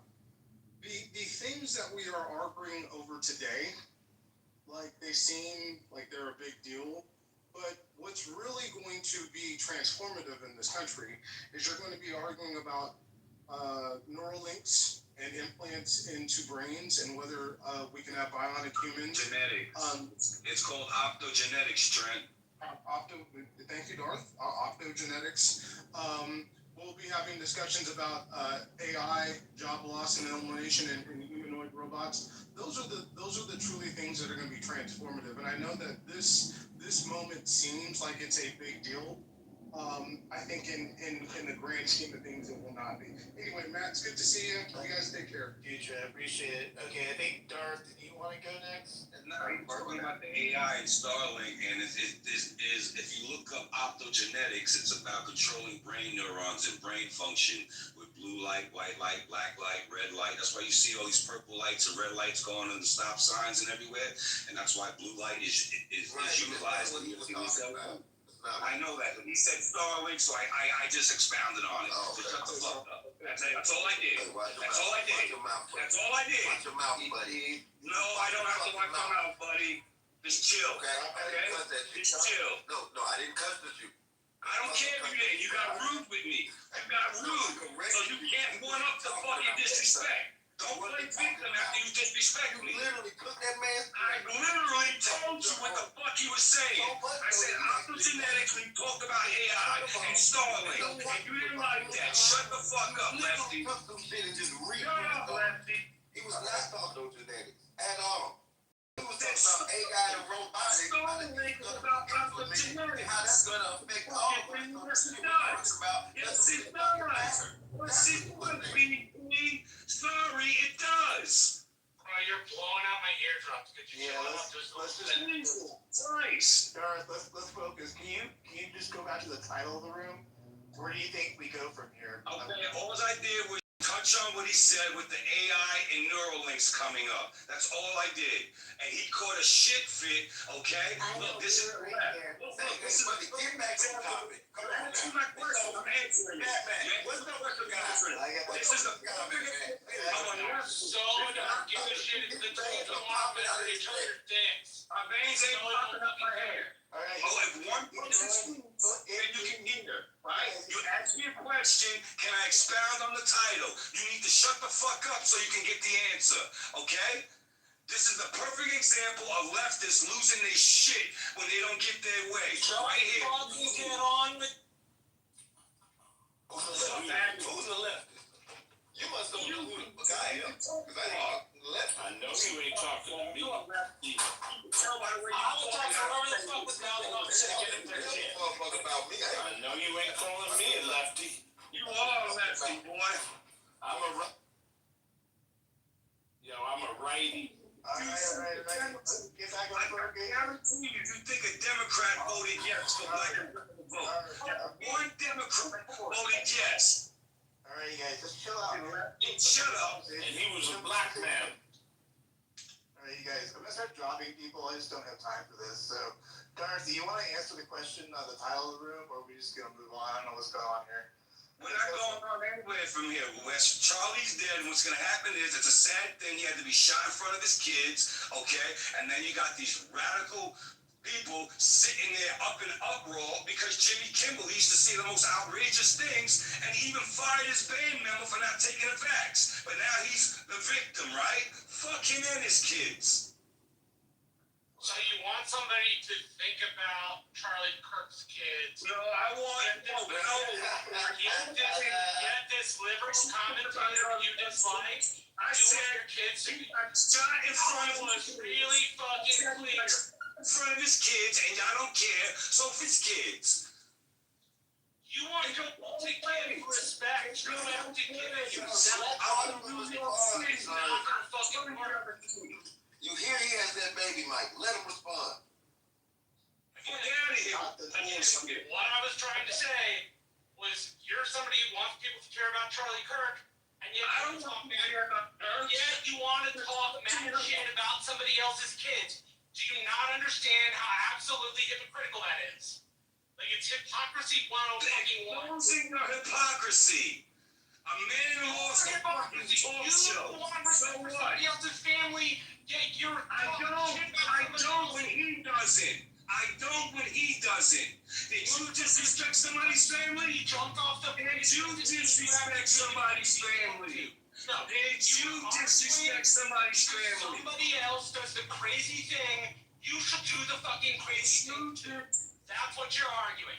You're arguing. Did you disrespect somebody's family? If you didn't, your family won't be disrespected. So his family gets disrespected. It's not turn the other cheek time. While not giving it. Like, I don't have to when you don't. I don't have to when you don't. I think I don't have to. I don't think we're You're getting not the point. If you want people to give a shit about Charlie Kirk, you need to give a shit about other people too. Otherwise, Marshall's talking over you. Like, listen, I'm sorry, like what? Like what, Marshall? Okay, hold on, BT, you're next. Alright, guys, just chill out, you guys. I don't want to mute people. Wait, let's not do that. Let's just be adults. But BT, do you want to take a shot at the title that's being discussed here right now? Go for it. Charlie Kirk, where do we go from here? This convo. Yeah, I think to be honest, the white on white crime is getting out of hand. I didn't think we would see this day. I did not think we would see the day where white people were killing each other like this and brought it on TV. Like, this is unheard of. I mean, I'm never like, wow. And so, and then we know it's deeper than just one crazy white boy doing it. It was a group of white boys who killed this man. We know that white boy, that little white boy, there was, other hands involved with this. This was like, so I'm just curious to see how it plays out. Me being an American, and I'm just curious to see how this plays out. I hope that y'all can figure it out. I don't want to get caught as a catch a stray. Like, I don't understand why y'all would call the HBCUs and threatening them, and we didn't do nothing to y'all this time. Or never. Respectfully, brother got Gary, hold on. Then a brother got hung the next day. I don't understand. We got hung by a white guy. Stop fucking parroting media. Prove we got hung by a white guy. Well, so you don't know about all the story. I know about the story, but prove it was a white guy. Prove it was a white guy. I just want to say one thing. Hashtag not all white people. Okay. Hashtag not all white men. That little kid zero-pointing a rifle in such a short time. Who knows what zero-pointing a rifle? Sir, allow me to land. You know to rebut anything I say when I'm done. Yeah, I got a question. That's it. This isn't rocket science. What are we doing here? Are you so emotional that you can't wait until I finish my submission to then say what you want to say? Yeah, because you're coming after all white men. Love decorum, man. You're coming off the mic like children. Please allow me to finish. I don't mind staying for the debate. But darn, bro. Friday night, let's have a good night. Yeah, I got a question for you, BT. Darth, Go ahead. Yeah. Go ahead, man. No, okay, so I was just gonna ask you, do you think that the black community should stay far, far away from this, right? I have a feeling that's where you're gonna go to, right? Or you were saying that. Yeah, absolutely. I think we need to let y'all hash this out. I think that white people need to stop calling black people liberal just because they black. It is a lot of liberal blacks, but a lot of us are not as well. But that doesn't mean we with y'all either. A lot of us is just in the middle, like fuck both. And y'all need to realize that. Stop putting us in categories. I think that the black people getting involved with it need to sit their ass back and stop letting it. I need to sit back, Ray. I need to sit back, Ray. You telling me I need to sit back? BT, I'm Let y'all sit back, y'all own shit. And watch this. Black vote Democrat, BT. Why lie? Assassinated on TV. I just sit back and not say anything against it. Okay, I just sit back and say They need to stand back and stand by. BT, I think people like you, my man, I think people like you that are indifferent about a political assassination, that are indifferent, I think you're sick. Why didn't his tone say somebody killed out? He ain't that different. White boy monster, shut up. Look at you, you get mad when you can't have a conversation. You go he's angry not- and start calling names. bro, but That's BT, pitiful. I didn't call you a name at all. to BT's defense, he wasn't saying that, bro. He was just saying that he just wants it far away from the black community. That's all he said. Another form of polarism. I understand. Another point. He's making it about the black community. I'm black. He's making it about the black community. He's And not. he's saying we need to stay out of this because it's two white boys who killed themselves. This man is crazy. That's why I wanted to address that part. I just don't understand. Because it's America, idiot. I just want to understand why BT. What was the point of You gotta saying? grow up, man. Seriously. BT, I just wanted to understand what was the point of saying is white on white crime. Racist colorist, that's why. I want to hear. white people that killed He's a racist. Shut up, Marshall. It's always some radical left fucking white boy or girl preaching bullshit. Malcolm X warned us about y'all. Malcolm X warned us about y'all. So it's all right when Beanie doesn't be About both parties, what he's talking about. You guys are arguing. You guys are arguing at the same point. White liberal, I think the most dangerous. Now bringing his ass for y'all. Hey, BT, question for you. You guys are arguing. And I'm like, saying that, man. This is Hey, crazy. BT, real quick, answer the question, please. What's the question? Are you a Christian, BT? The reason why BT is saying what he's saying is because for years Republicans have given black people crap about black on black crime.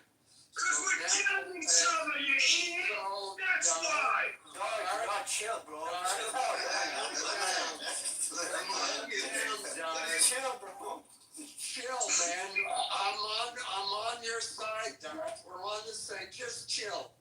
So because of that, they see the Charlie Kirk assassination, and black people are going, ha ha ha ha, white on white crime. That's why he's doing it. Okay? We don't have to get upset about it. And if we're adults, if I insult you, you get to insult me. That's why they're doing it. It's not a big deal. We don't have to get bent out of shape about it. Well, I understand why BT's doing it, etc., etc. Everybody calm down. Thank you very much. That was well put. Listen to you. I'm from the hood. I know what goes on in the hood. Cut it out. I got one buddy. We can take one of Darth. What does that have to do with it? We don't have to address what either side says, or white on white or black on black. Like it's unnecessary. Like I understand where BT's coming from, and that's not nice, bro. You can't have a civil conversation. No, Darth. He's a belligerent player. Darth, let's. And I'm gonna be honest. I'm one of those Republicans who does, or on the right, who does talk about the crime stats, and I get crap about it. And Talking about it, brother. Keep talking about it. The truth is always. I understand, but that doesn't mean I'm gonna get upset just because BT says, ha ha ha ha, white on white crime. He's a racist. I will get upset because of the fact that people BT's words for the black community. No, you set up. That's You why set up.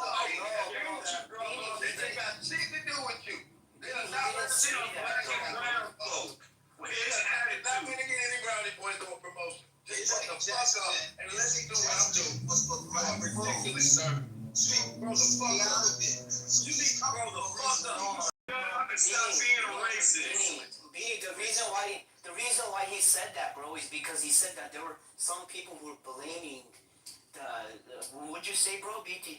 You said they were blaming who? They were blaming black people. Yeah, bro, that's not right, bro. That's not right. Black people for that shit. Shut up. Exactly.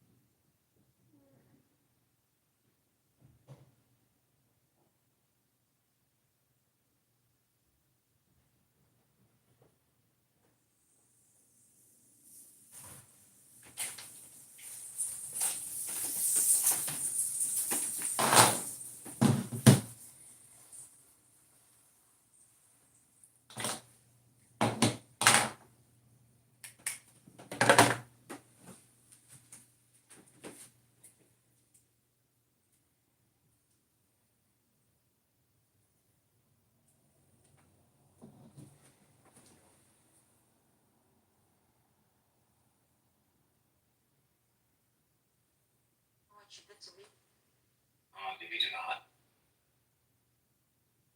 Anything going on? See, I'm not gonna change where I stand though. I'm happy that he's fired, but I'm not happy of how this happened because I don't see a good future. I don't wanna, again, I don't wanna see next, I want the next generation in the same America that we lived, you know? This is pretty much putting limitations, like gun control. I see this cancel culture, I see it as gun control. To me, it looks like gun control. I don't wanna see gun control. I don't wanna see any, you know, anything like this. Like, I understand you're saying he lied, but listen, he is always lying. I thought because it's comedy, it's fine. It's not like he's a news anchor, you know, and they laugh. People can tell him a joke, though. That's the thing. He's done worse. He's done a lot of this. I don't think it's the worst part. I think it is the timing. And I think our agencies. Monday, he came on and he talked about what happened that last week, and he always made stupid comments. Yeah, but we haven't been on the precipice of literal civil war. That's where we're at. If y'all don't know that, hop on X. Just spend an hour. Just scroll. Go out to places where people have weapons. I'm telling you, read the room. But these are dangerous times. I personally think if we have politicians and we have people who cannot cool the rhetoric, then I think it's incumbent upon the government to fucking squelch it. I don't think any of us want what's coming. 100%. The man has not been buried yet, and they continue to say all that crazy things about him. I just watching it, I just couldn't fucking believe what's coming out of AOC's mouth. I'm just gonna say this, and I'm not gonna continue, but with all due respect, though, I do agree with you. Just like the guns, a lot of bad things happen with guns. I'm just hearing all these excuses that the left brings about why, you know, guns are bad, and I don't know. I'm just gonna leave it there, you know, because at the end of the day, because we're at the wrong time, a bad time, now this is gonna become the new normal. Here we go. We gave up a piece of. Well, because things can happen, obviously. But They're telling us, oh, these are private jobs, so they can do as they wish, just like when they fired everyone for not getting their vaccine. Oh, the government's not doing that. The government's not mandating it. These are private jobs. They can do as they wish. No. I don't know. I mean, I'm gonna let this go. Essentially, the end game, they want to do away with the Constitution. Like, slowly but surely. We can't allow that.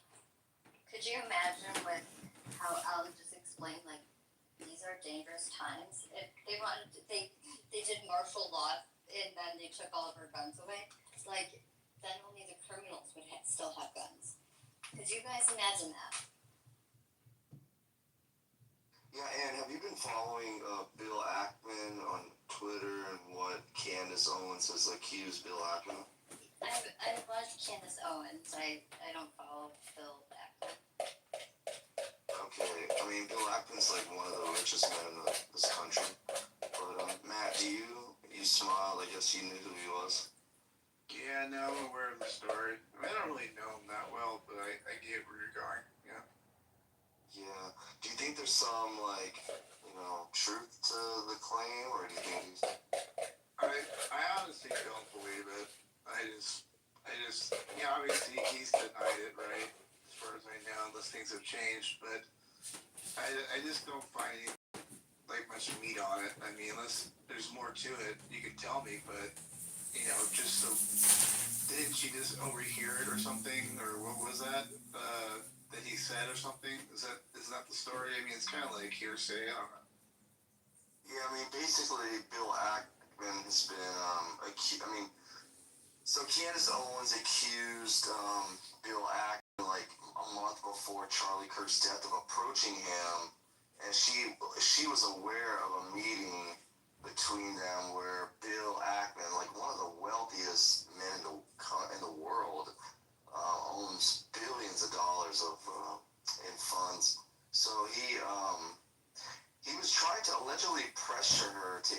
reign over Israel and like try to, you know, I guess like put some good word in or something. I don't know, but I mean, like this whole narrative of Charlie Kirk being pro-Christian and you know questioning Israel and being on, like he actually got on interviews and such, like questioning how he's feeling pressured by the Zionist lobby or AIPAC or anything. You know, those like the whole like narrative. It's just very interesting. I don't know why you guys don't find this the most interesting part of all this. Interesting?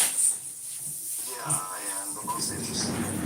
I'm not sure why you don't find it like interesting. I don't know why you do. Well, because like think of all of these like think of the theories of like why he was even assassinated, by who. Like, do you not even question that this could be a government intervention? No, I don't know what part of like what I said. Why is it so hard to believe? Are you old here? That age. Dude, none of this is new. Literally, none of the shit you're spewing is new. It's so so like, you think you're some kind of edgelord, like you stumbled on this thing. Do you know how many decades these fucking tropes have been going around? Like, you're a moron. You just picked up on this, like, what, 2 weeks ago? Do you believe 9/11 was actually done? Jesus Christ. Literally, I've known about... Yo, El, I'm just asking you, before you were born. Do you believe the towers were detonated, or the planes actually brought them down? Oh my God. You're No, really, I'm serious, El. You're really... No, I'm asking you generally. Can you give us, like, a summary of what... You know what I'm going to give you? You can give me whatever you want. Buckle it up right under your chin. Maybe put it over your face. Honey, after you stop taking your testosterone, El, like, I'm not sure if you're a man or a woman, but anyway, so... Oh, because you don't know what a woman is? That is true. And I know you want to believe, like, he was a good Christian, and I know that, but He was a good Christian, and do you watch? Karen, I was making a point. Who's interrupting, Karen? It's Karen. What? It's Karen. Do you watch any of the left media? Do you listen to any of the stuff that they say? I'm asking you, AJ. Do you listen to any of the shit? Karen, nobody's answering my questions. Why do I have to answer you? I was. Your questions are stupid. Well, they're nothing new. It's the same shit. I like Karen. No, I mean, I feel like the is so innocent here. Like, she believes, like, things are so, like, she believes, like, the transgender, like, narrative about this guy who killed this woman, who killed Charlie Kirk. You actually believe that this guy had to kill Charlie Kirk? The evidence shows everything. I don't know why that's so hard for you to believe, unless, well, I can see you crossed out your eyes, so maybe you're blind and you can't see it, which makes so like stop trying to make the Jews happen. It's not going to happen. Hey, I mean, Why don't you believe it? Why can you not believe that this guy killed Charlie? I mean, it's the same reason why, like, and everybody believes, like, that there's not a genocide happening in Palestine. Okay, I don't know why. Let me explain. It's a planned genocide. AJ, hold on. This guy, he was raised in a Mormon conservative family in Utah. He went to the church. He was taught God. He was raised in a very conservative family. He goes to school. He goes to college. Something that he have brought it or education. I say that this kid goes to college.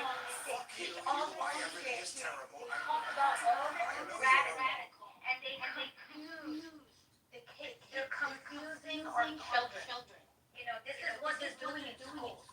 This child is 22 years old, raised different, world, and something different in her home. Now he's in school. They're telling him that conservatives are like fascists, and he's hearing his parents are fascists, and all the values that he was raised with are wrong, and he's confused. Perhaps the most evil display of such an environment we are subjected to today are found in the new phenomenon of mass 1999, they were practically non-existent. Today, they have almost become predictable. If you were able to examine the evidence objectively without getting emotional. I don't know why so difficult to accept.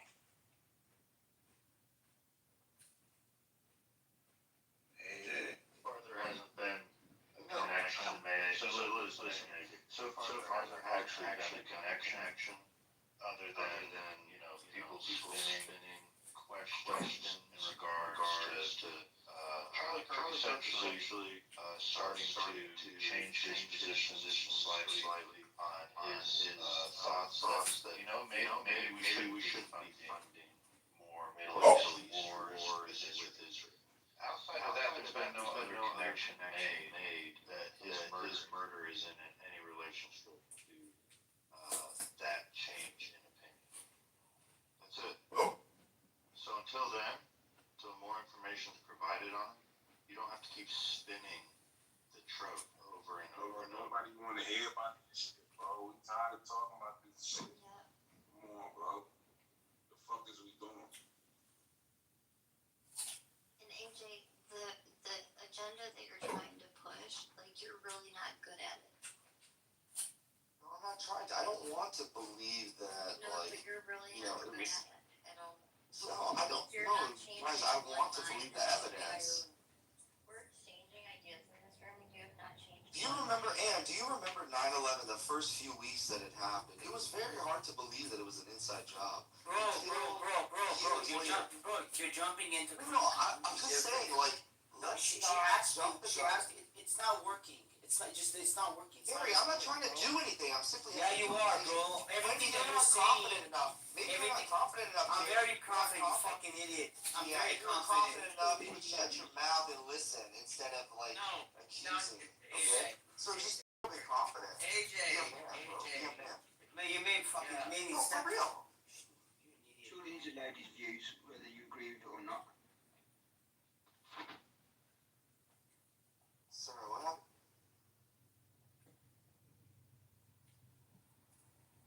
I said surely he's allowed his views, whether you agree with him or not. I can't understand what you're saying. I said surely he's allowed his views, whether you agree with him or not. You didn't listen to what we were talking about before she started talking about 9/11. Let me ask you, Scotty, where you live in Europe, are these views allowed? Yeah, it's completely and utterly free speech, but with free speech comes intellect and a bit of knowledge that you can't just go around. It comes with responsibility. So you can't just go and use hate speech or something like that. You've got to have a responsibility with what you say. You can't just look. For me, you can't go to a school, whether you're one way or the other. You don't go to a school and push your ideas onto our young children that are learning like sponges, soaking up information and learning. You don't go to school, a campus, and sit there and start spewing either hatred for one way or hatred for the other way. They're our children. They're learning. They should be left alone to learn and not learn in the way that they're going to sit there and listen to somebody's narrative one way, completely by his side. Whether it be my way, whether it be my boy's way, or whether it be your boy's way. It shouldn't be like that. I wouldn't want my kids to do it. I wouldn't want your kids to do it. I don't think it's very fair. Well, that's it. That's you just being like very rude by saying that. I literally don't know what you're referring to. God, do you want me to say it again? One way or the other way. What are we talking about? Whether you're left or right. Whether you're for an agenda of this way. I'm just trying to put it in layman's terms. You do know what I'm on about. You're just being rude. No, I literally don't know what you're talking about. Read the title, bro. Scotty, bro. Read the title and ask yourself, why is AJ talking about 9/11? Just read the title. I've sat here for ages listening to you. I understand, bro. Like, I'm not against anything. You honestly, anyone can say anything. But just read the title and why is he talking about 9/11? Because he talks about 9/11 all the time. Like, Do you understand? Like, we're not talking No, I was talking about it because, Carrie, if you're even at a brain cell. Go ahead. Well, go ahead, AJ. In the beginning, we all believed what the media told us. But after a few weeks, we realized, like, it was just a lie. And, like, just give it some time. Like, maybe this could pan out.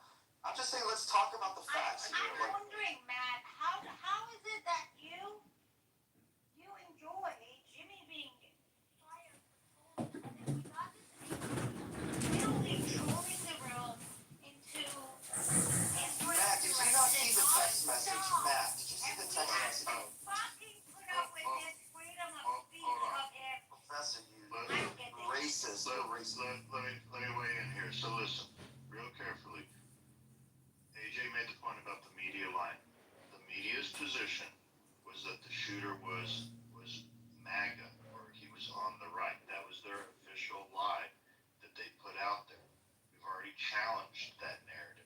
That's one of the reasons why Jimmy Kimmel ultimately led to losing advertisers that pulled out, because he was lying about who the shooter was. So yes, that we have challenged the lies of the media. What is he? They're not the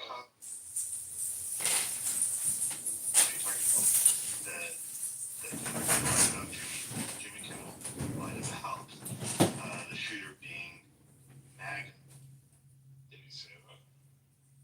So he doesn't care about the Jimmy. He doesn't say MAGA did it. He wants to blame Israel for everything.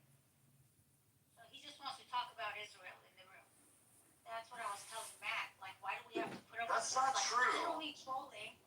And now his friend is like calling Al and everybody else rude because they don't let him talk about I am not something other than the title. Like, No, Professor, don't put words in my mouth. I'm simply, there's new evidence, there's text messages. AJ, you came into the room and then you shifted it into that. AJ, So freedom of speech. AJ. Freedom of speech is we allowed you to say that. All right, Karen. AJ, are you Muslim? AJ. Yeah, yes, I worship God. Where are you originally from? Yeah, I'm originally from the United States. Well, I'm saying, okay. So, Yeah, I'm a citizen like you, Dan. And I'm a theist. I'm a theist. No, I'm a citizen like you. I was born here naturally. And I'm a theist. Where are you originally from is what he said. Originally, they migrated from the Europe. So, I don't know, I'm a mix of a lot of things. So, basically, when there's new evidence out... You're a deist, but you're Muslim? That doesn't even make sense. I'm a theist. A deist? Okay. Yes. So you're not a Muslim, you're a deist. Exactly. So, there's new evidence No, out, I'm familiar with that. Can you explain what that is? And why is this like an interrogation of belief? We're talking about Charlie I'd like Kirk. to be able to communicate with people and get to their level, so I'm asking you a question. Go ahead. Okay. So, yeah, but it's a little personal. Yeah, it's a belief in God and a religion. So, let's kind of pivot towards the evidence of like the Charlie Kirk. We're all wondering what happened here, and there's just been a series of information that Candace Owens. Oh my God, are you okay? No.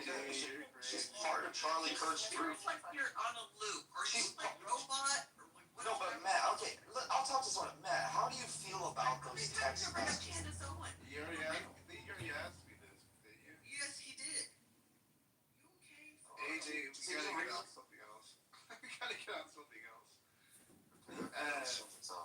Isn't there anything else? I mean, I don't know, like, you don't think that it was the furry stuff, it wasn't nothing about the ideology. Okay, what about the gun?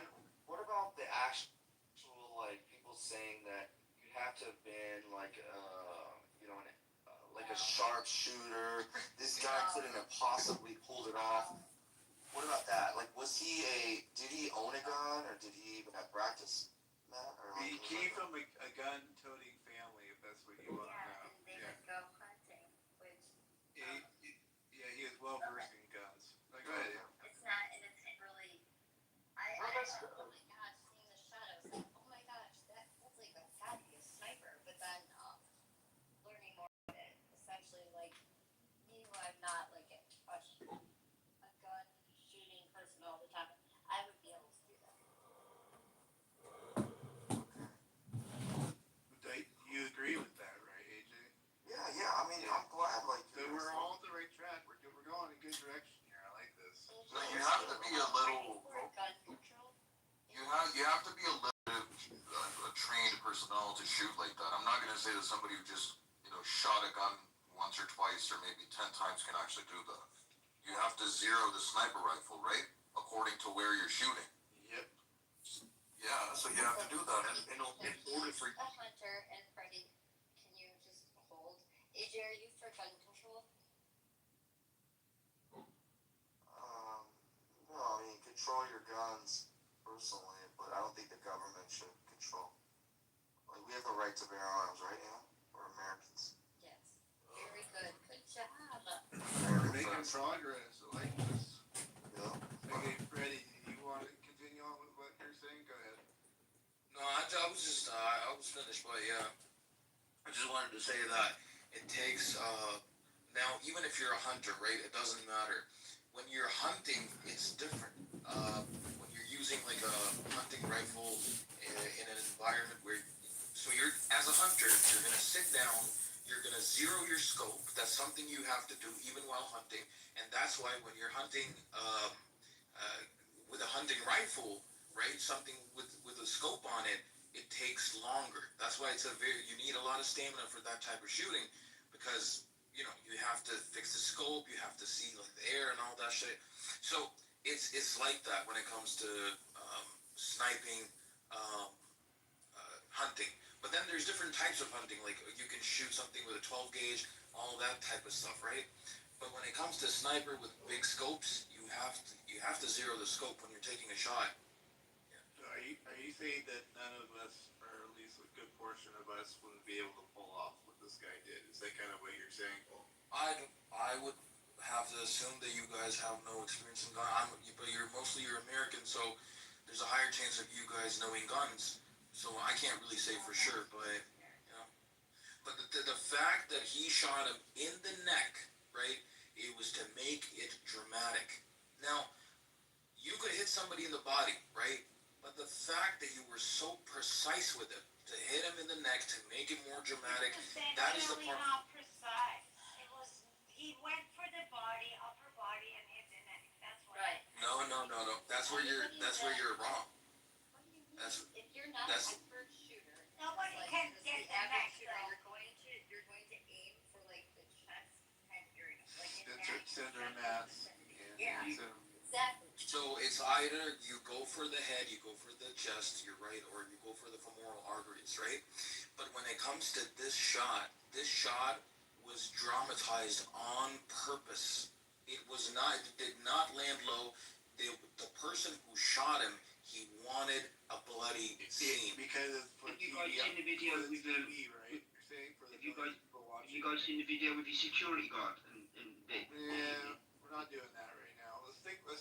No, I mean, I just want to know what you think of that. I'd like to say one thing. As a Muslim woman, the only people who go for neck, and it's in the book, is actually Muslims. I mean, I don't know. Who knows? Maybe IRGC is behind it.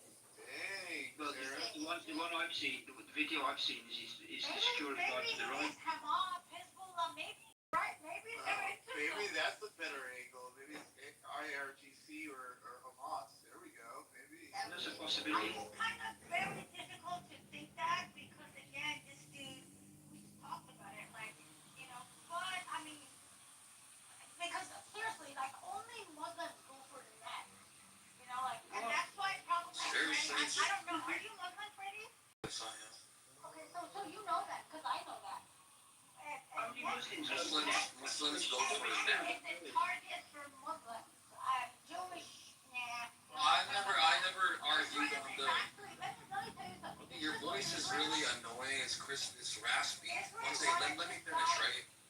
Once you should drink some water. You should drink some water. But anyway, as I was saying, right? Doing that dumb shit. Doing that. So as I was saying, right? I didn't argue the religion of this person, the ethnicity of this person. Could it be a Muslim? Could be a Muslim. Could be a Hindu. I don't know. But the shot is very precise. Okay, we got it. Karen, please be quiet. We got it. We got your point. You have to repeat it. Mike, do you want to say something? It's what you said. No, You were I in can what- tell me. where are you from, friend? Ann, are you talking to me? What's up, bro? Yeah. I'm Pakistani. Mike, did you say my name? No, you good, man.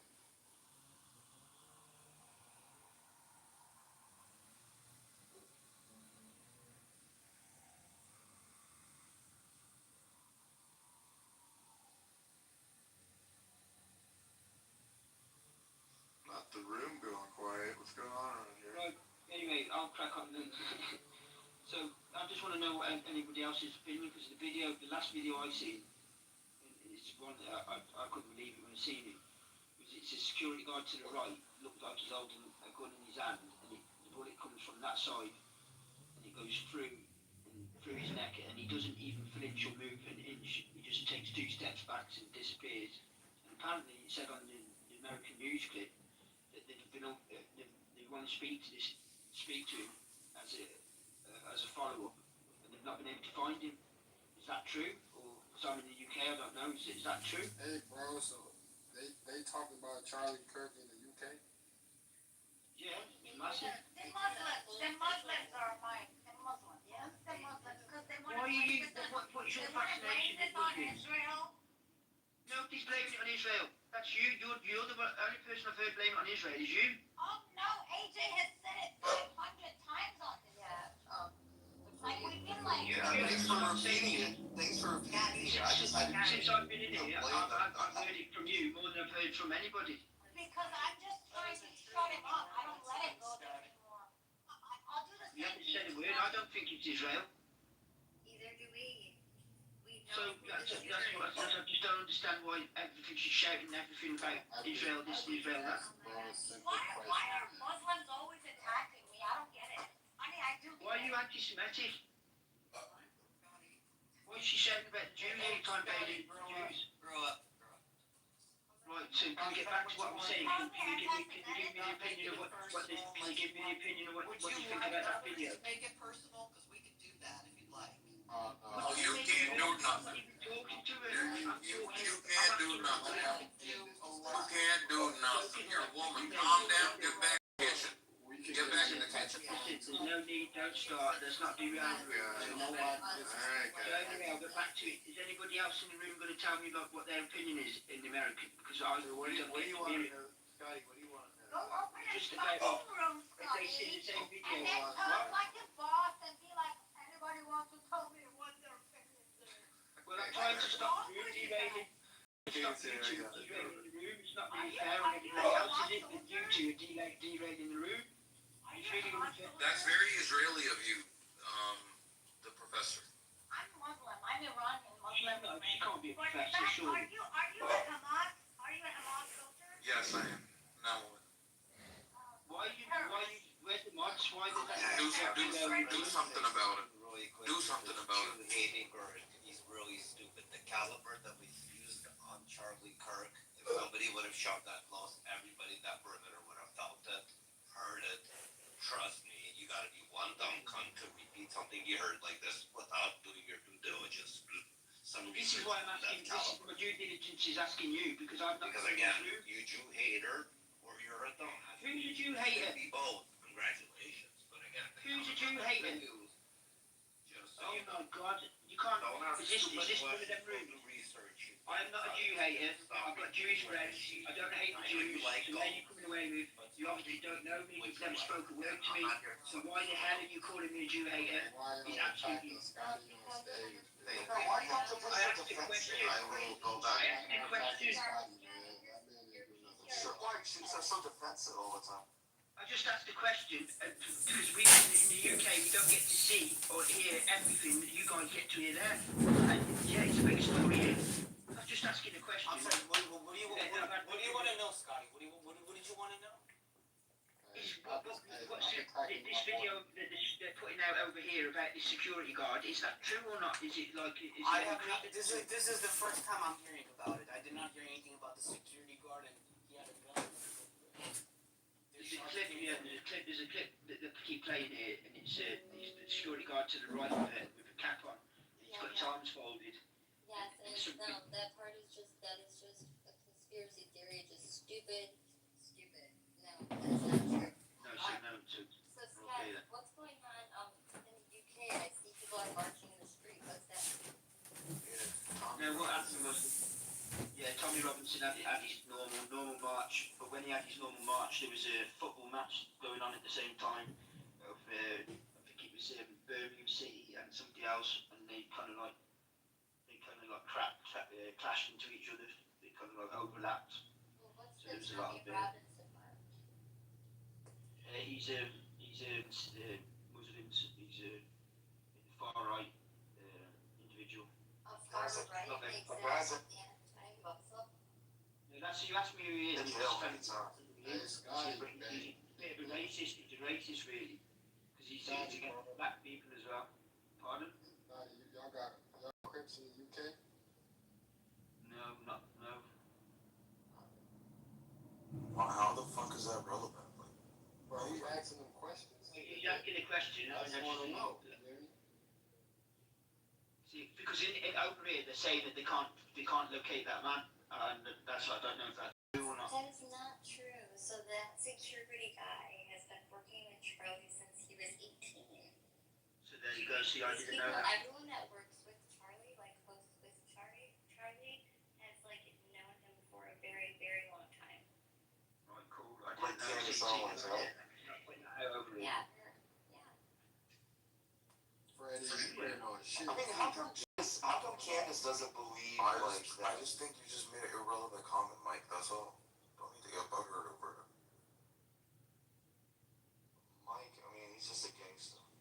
Okay, so how come Candace Owens doesn't believe? I have a question for Scotty. We don't want to hear about Candace anymore. Somebody give her some water, bro. She's raspy as hell, bro. Wallahi. Scotty, why are you upset that somebody is anti-Islam? You know, how many Islamic terrorist attacks has happened in UK? Because I just Googled it, and it's over 5,000 of them in UK alone. Wow. That's not a lot. 5,000 terrorist attack is not a lot. Yeah, that's not a lot. Mate, it's nowhere near 5,000. But can I just say one thing? I'll sit here and answer your questions all day. I'll sit here and answer your questions all day. Yeah, killing little children. Killing women and children. Absolutely. No, killing terrorists. Killing terrorists who said 5,000 terrorist attack is nothing. Killing children. No. Killing people like you. You see me, I'm a grown man. Do something about it. You said you're a terrorist. You said you're a Hamas soldier, which basically United States of America. You're a fucking terrorist. I am. Now what? Thank God. Do something about it. Do something about it. Thanks for Israel for doing the work that. Hey, the Crips, they were Thank God for not having water. Raspy ass, bro. Isn't that what you guys are doing? You Hamas people, isn't that what you're doing? What?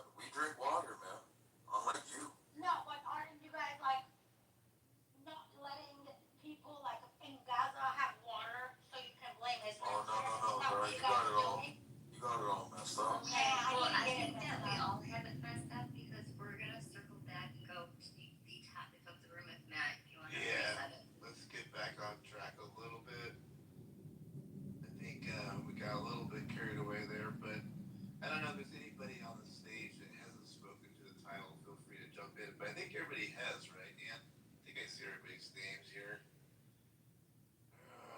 Yeah, I guess everybody probably has. Let's hear from Karen. Karen? That is so mean to say that. Mike, be respectful, dog.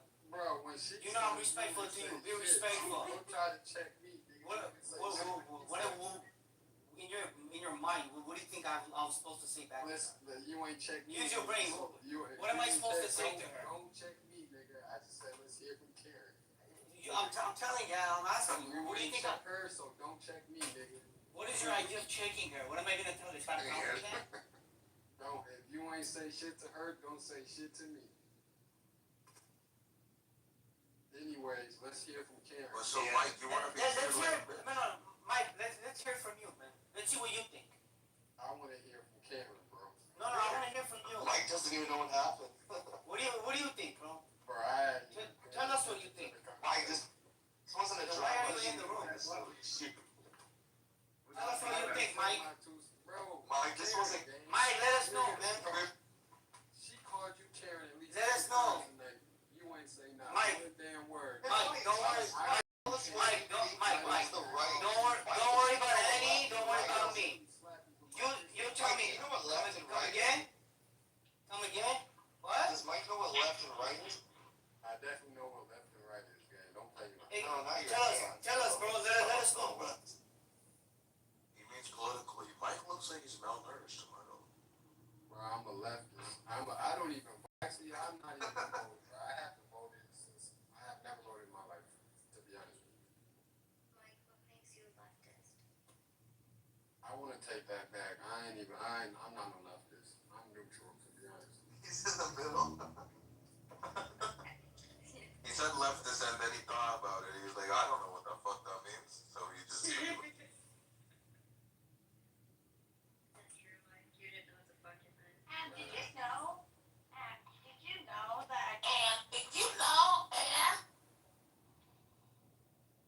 Who's talking like that? Dude, what is Oh, wrong the with you? terrorist, the guy who says he is a terrorist and 5,000. Bro, sounds like a witch, I swear to God. Well, if I had that voice, I would not speak to you. Give her some garlic, bro. She's the one who. What do you think about?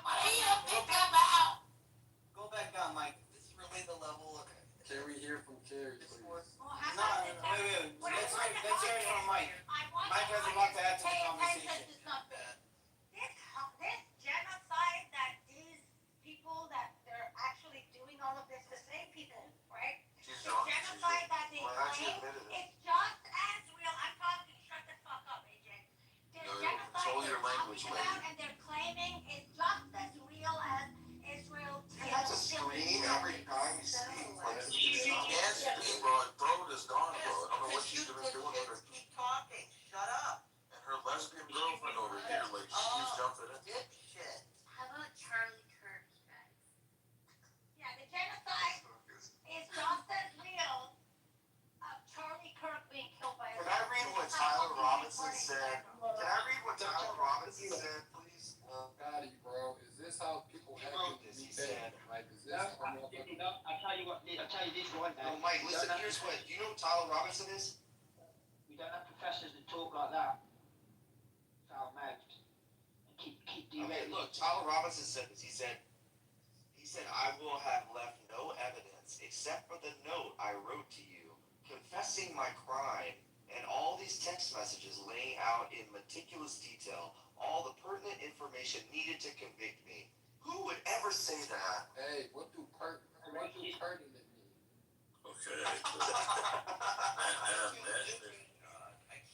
No, Ann, who would say that? L, why don't you just take your Prozac and your wine and just call it a day? May I say something, please? Can you tell me what pertinent means? We got pastor speaking. Go for it. Hello, my Catholic brother. So I didn't believe Israel killed Charlie Kirk at the beginning at all, because why would they kill one of their biggest supporters? But I'm not gonna lie, the amount of things coming out of the Knesset saying, oh, we didn't kill Charlie Kirk, we're against killing Charlie Kirk, it just reeks of a guilty conscience. Are you guys okay? Bro, I'm very okay. in I'm very okay. Despite I'm all the evidence, ignore that. I assure you, I am very okay. So you can relax. Alan, have you had your Prozac yet or what? I don't take Prozac. Listen, I don't really I'm not feel talking about you. So why don't you just go to fucking down there. I said Alan. So why don't all of you guys What the fuck? No, let him give his opinion before you know. One mic on. No, it's a real original one too. We haven't heard that 5 fucking times from all the Pal Nazis on Then what about you say some shit then, Al? Just let the guy speak, for fuck's sake. Sir, Al. Wait, no, Al lost stage. This white lady's lost stage. You say some shit. You're the most thinking person. Mr. Al, let him speak. Well, no. Let's hear from Israel did it.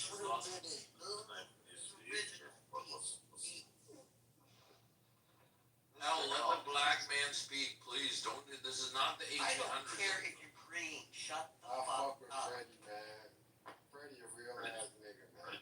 Why don't they just debunk you and wait until you finish? It's like, no simple. Because we've literally heard this shit on repeat. Why don't you just know With you have zero evidence. Then leave the room. Then get out of here. Leave it out. But he hasn't even spoken yet, so how do you know? We had a great room until the terrorists, they just like. Until the terrorists came in. Just get the fuck out of here. What are they doing here? Somebody kick them out. Moderators, since I've been in here, yeah, which has been a good 40, 50 minutes, not one of us down here said that we thought it was Israel. Can you please walk the room? Honey, I'm sorry you didn't hear it, Scotty, but yeah. AJ did say it like 5 fucking times. Say Israel. And can you please walk the room? This is getting like out of area. Right? I came with my cup like this. Pastor, stop crying, nigga. No, listen, Oh, I really don't like to I moderate. know you want to talk, nigga. Hello? Don't let Bro, I'm not gonna yell over Hello? you guys. Let Pastor talk. One mic on Pastor. No, Is this on? absolutely no. Okay. I don't want to have to moderate adults, like, this is just ridiculous. Let Pastor finish saying, or not finish ejaculate. Now, I believe for a single second Israel killed Charlie Kirk, and I have no reason to believe that. But I'm not gonna lie. The weird insistence of Benjamin Netanyahu on denying that Israel killed Charlie Kirk, the weird insistence that Benjamin Netanyahu has on saying that, oh, we had nothing to do with his assassination. Why This is are the you be- allowing this? Can you shut the fuck up? You are an Iranian refugee. No one cares about what you have to. Exactly. So, one like on Pastor, whether he's saying something that you like or dislike, just let him finish. Now, the plus, let me start first. You're an Iranian refugee. You're a Muslim adjacent. Me, I'm a Christian. Oh, shut the fuck up. You're in a Christian nation, right? You don't get to speak over me. No one cares about me. Pastor, that's not. No, I know, but this is No, just you're not stupid. gonna I don't know why all these non-Christians are speaking. I don't know why all these non-Christians are speaking over me. Right? They feel that like I don't know, Christian charity is too But I much. just made room for you, and then you. No, I know, but they're the ones interrupting the stream. Ignore them. Share and bring us Just go with peace. your point. Okay, thank you. Finish 30 seconds, please. Come on. Yeah, I mean, I would have been done in 10 seconds. If you address her again, I'm gonna jump on you again. You're an impersonation. Say what you need to say. Yeah, I can't say, I cannot say what I need to say if all of you fucking mongoloids are speaking Shut over the me. fuck up. No, so touch mute. No, fuck you. Touch mute. Every single one of you is Alright, 10 seconds. right? You're wasting your time. Yeah, I can't speak because all of you guys are speaking over me. Go. Every single I one. can't have a conversation, Pastor. Please speak, bro. Like, what? The Jews want to speak over me, the atheists want to speak over me. Pastor, We're the you Christians. learn that This jumping is what on America's is doing. a lot easier Leave the than religions jumping alone. off. Shut up, Mike. So why don't you guys all just touch mute so that I can speak now? Thank you very much. Now, I didn't believe that Israel killed Charlie Kirk until Netanyahu felt the need to give not one. Did you just say this? Yeah, again, can you shut the hell up? Well, you literally just said this. Yeah, and we are in. I get to speak. I'm a Christian. The I believe Jesus Christ. This is why Muslims are allowed to be women. I don't care about what Muslims think. I don't care about what Jews think. One of you thinks that Muhammad is a prophet. The other thinks that 3-year-olds like it's okay to fuck up, right? So shut up, the 3-year-old fuckers, right? It's Christian nation. Elvis, time for your medication. Just let the guy speak, bro. He could have been done already. Yeah, I would have been done like 20 years ago. When you're talking to Sarah and talk and don't. I can't talk if you're gonna interrupt me. Alright, so listen, Shiksa, right? She gets whatever the fuck Moshe Rabbeinu would have called you, right? Now I'm not gonna go on mute. Now I'm not. Oh, now you're not gonna go on. Yeah. Jewish supremacy. Get this lady out of here, Jewish bro. supremacy, of Get course. this, she's out of control. Bro, just let Pastor speak. I want to have a conversation, man. This is like, Thank you, Karen. this is fun. Shut up. Don't stop calling me Karen. Go ahead, bro. Thank you. Now, I didn't think Israel had anything to do with this, but frankly, this room is showing that I have more of a reason to think Israel did have something to do with this. The defensiveness of random. Just let him finish, bro. Let him finish. I want to hear it. We're here at the luxury of. Go ahead, bro. That's a little excessive. The luxury part's a little excessive. Go ahead. If I, as an American, did not decide to take you in, now all the Jews are speaking up. Every single one of you wants to speak up. If an American did not take you in, you would still be running under Muhammad. I support Muhammad. I like Muhammad. I did all. Me too. I love Muhammad. I support it all. I support. Bro, I can't have a conversation. Where's the hijab? Where's the hijab? Bro, I can't have a conversation. Pastor, please finish the point, bro. So I can't over all these fucking every single one of them. I say 2 seconds. They all decide to interrupt. I understand because you're kind of repeating the same thing. Because they all fucking interrupt. It's just Clubhouse. Calm down, bro. Harry, respectfully, you're an Armenian. Yeah. It's just Clubhouse. Calm down. We're in a Christian nation. Shut up, Mike. Yes. We're in a Christian nation, and all these fucking infidels feel that It's just Clubhouse. Calm down. Don't use Muslim words. I don't care. I appreciate that, bro, but I don't care about. I don't hate on anyone's religion. No, I don't hate the religion. I just want them to crack on. They can't let. Crack on, mate. Crack on. Just continue on. It's just Clubhouse. Calm down. I want to hear your point. Just nothing too repetitive. Are we here for Ric Flair? Mike, quiet, please. It's a very simple point for all the infidels. It's just Clubhouse. Calm down. Like an after, you're gonna raise your blood pressure that way, bro. You know what I mean? Oh yeah, now the phones are interrupting too. Yeah. I'm not trying to go ahead. I was helping you out the entire time. Bro, we're grown. We gotta have a conversation, bro. This is. I would have been done 20 minutes ago, but Calm down. Whoever interrupts Pastor again made their mom. You are the one interrupting me. You're fucking retarded, Pakistani. I would deport you tomorrow if I could, but I can't. I'm not American. What the hell? Where are you gonna deport me? I would defend you to Iran, where you can deal with whatever the fuck. I love Iran. I actually sent me to Iran. Iranian is what? I love Iran. I love Iranian girls. Let the guy speak, bro. For fuck's sake. Oh, Okay, let me speak. You know, How the guy speak? Fuck. Yeah, let me speak. I believe Freddie has been to Iran. You're no different than him. You, Iranian faggot, are no different than him. Listen, I like Iranian girls. I'm not gonna lie, but your voice is too raspy. They trained him to become a terrorist. That's what I don't need training from Iran. You're no different than all these fucking This is just a joke. ICC trains and funds them. Yeah, he actually admitted that he's a terrorist. Yeah, I am. A terrorized pussy. Just Pastor, please go, Well, bro. that case, he terrorized I can't speak over these idiots. Just talk over them. They're not gonna let you speak. Whatever you're saying must be like so scary. Let me make this very fucking simple, guys, because at this point it's just too fucking ridiculous, right? I didn't believe Israel killed Charlie Kirk, but the weird denialism, Israel had nothing to do with Charlie Kirk's assassination. Leaks of every single fucking thing that Israel does were they were actually guilty of.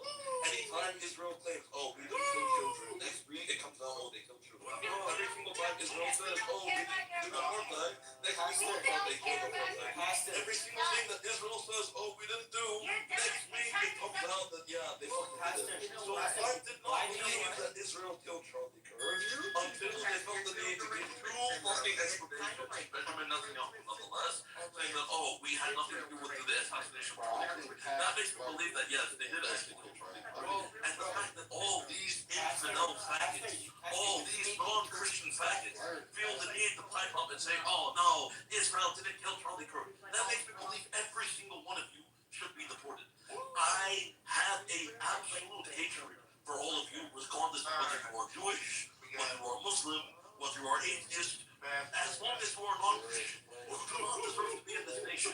And I would send you all back to with the Ayatollah, deal with Netanyahu, deal with whoever the fuck, Bashar al-Assad, Hashamin al-Husseini, Saddam Hussein, you all fucking deserve to be deported out of this country. And this deserves Ask her for president, bro. Ask her for president. Every single person in this country who is not a fucking Christian, I would send you on the first flight back. I love you, bro. I support Are you, you gonna send them back in a jet flying limousine So riding? we're gonna interrupt them as much as they interrupted you now. I'm gonna do the same thing. I swear to God, dude. I'm gonna do the exact same thing. It's so hard for me to sit back here in this studio, looking at a guy out here hollering my name, when last year I spent more money on spilt liquor as far as from one side of this world to the other than you made. What's that, Al? What did we say? That was deep. Now, what's funny, all of you hardcore white nationalist American Christians, that, oh, we can take it to the top and see The Rolex wearing, diamond ring wearing, stealing, wheeling dealing, Charlie Kirk, poor guy died. jet fly. Okay, I know it's Friday night, everybody's getting their shit off, but like, I'm getting a headache. Oh, you get a headache now. You didn't get a headache before now. You get a headache. He can go enjoy himself down the queue. I don't know what this guy's deal is, but anybody want to talk about Charlie Kirk? Please step up. Let's talk about Charlie Kirk, please. Thank you. Anybody, go for it, Rick. Is everyone gonna be Okay, now that on like Pastor Will? so in an all serious matter, this upcoming Friday, I will be at a Virgil for This speech is Charlie approved Kirk. by the whole stage. Vigil, sorry. This is why Speak American without Christianity. interruption. Let's make America great again. Yeah, Let's make Space Mountain great again. Is his speech approved? Hey, Rick, go by ahead, you're up. pastors, or is like All right. what are we doing here? Well, when you're a 16-time world heavyweight champion, you're always approved. Put some respect on that man's name.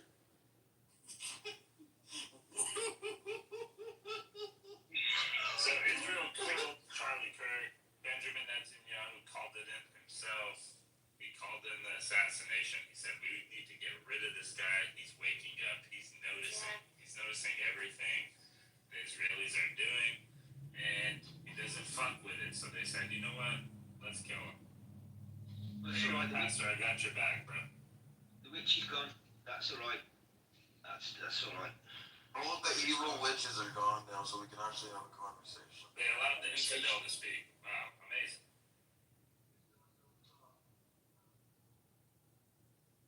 I'm gonna be honest with you guys. I know Matt, Ann, and all these people are Christians, but I fucking hate Christians. I'm not gonna be honest with you, right? Because I feel like I don't want to be somebody who's two-faced and sit with you guys, but I don't like you guys at all. And the reason for that. Cool, then I'll move you down to the audience and you're not going to sit up here with us because you're super fucking boring to listen to y'all talk about this shit. Anyway, What a stupid thing to say. He doesn't like Christians. What kind of I'm going to love you to leave you. Anyway, take care, guys. Have a good one. Bye. Goodbye. Y'all just rants out of y'all. Well, to be the man, you gotta beat the man. Woo!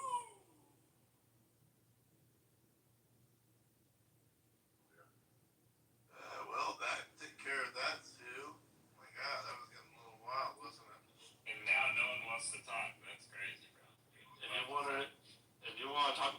should come on down to the Marriott sometime.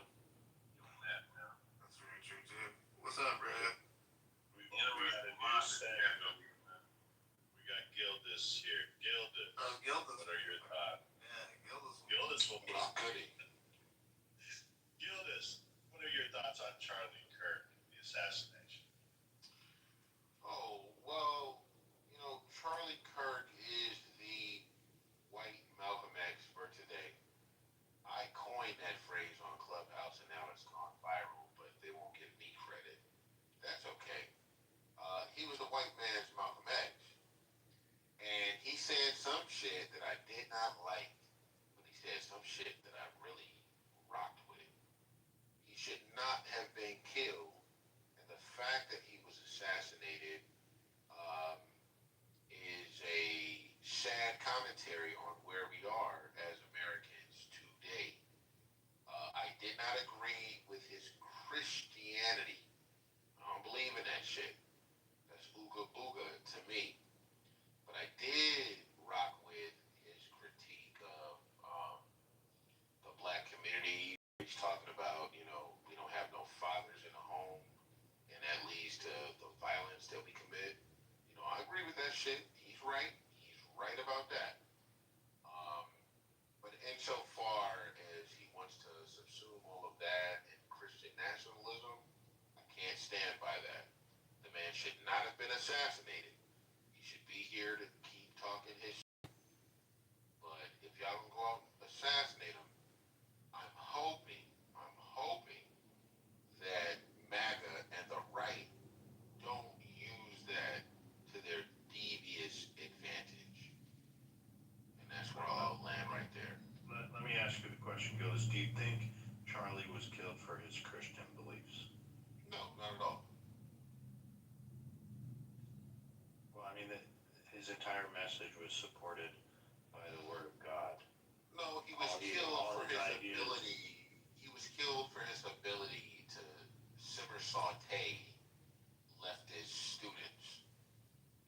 He was killed for his ability to come up with defeaters and, be polite in his refutation.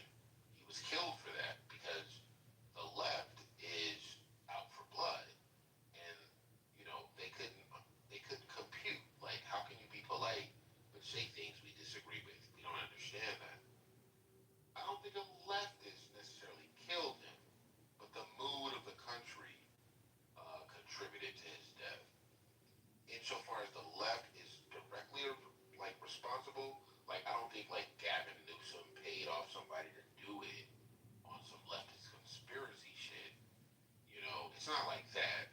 But we just got a lot of young people out here who are on the internet, who are fucking around in these little 4chan clubs and shit, and they might kirk out. No pun intended. Do you classify a transgender sympathizer as being on the left side?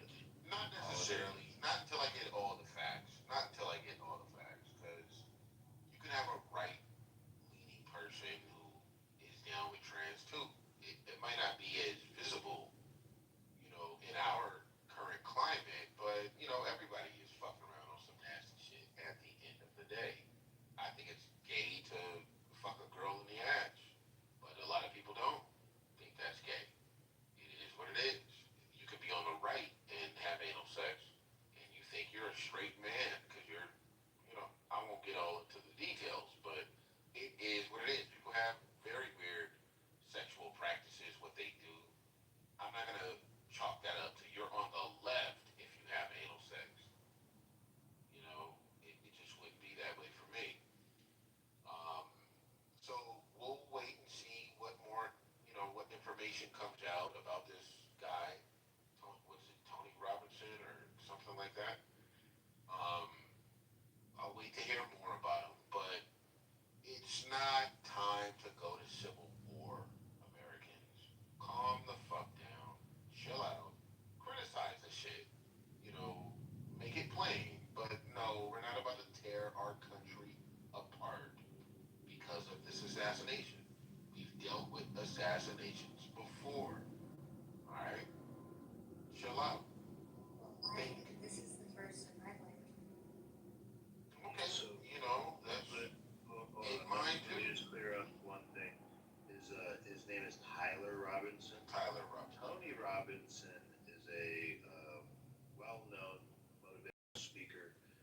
also Robbins. advances the Christian narrative.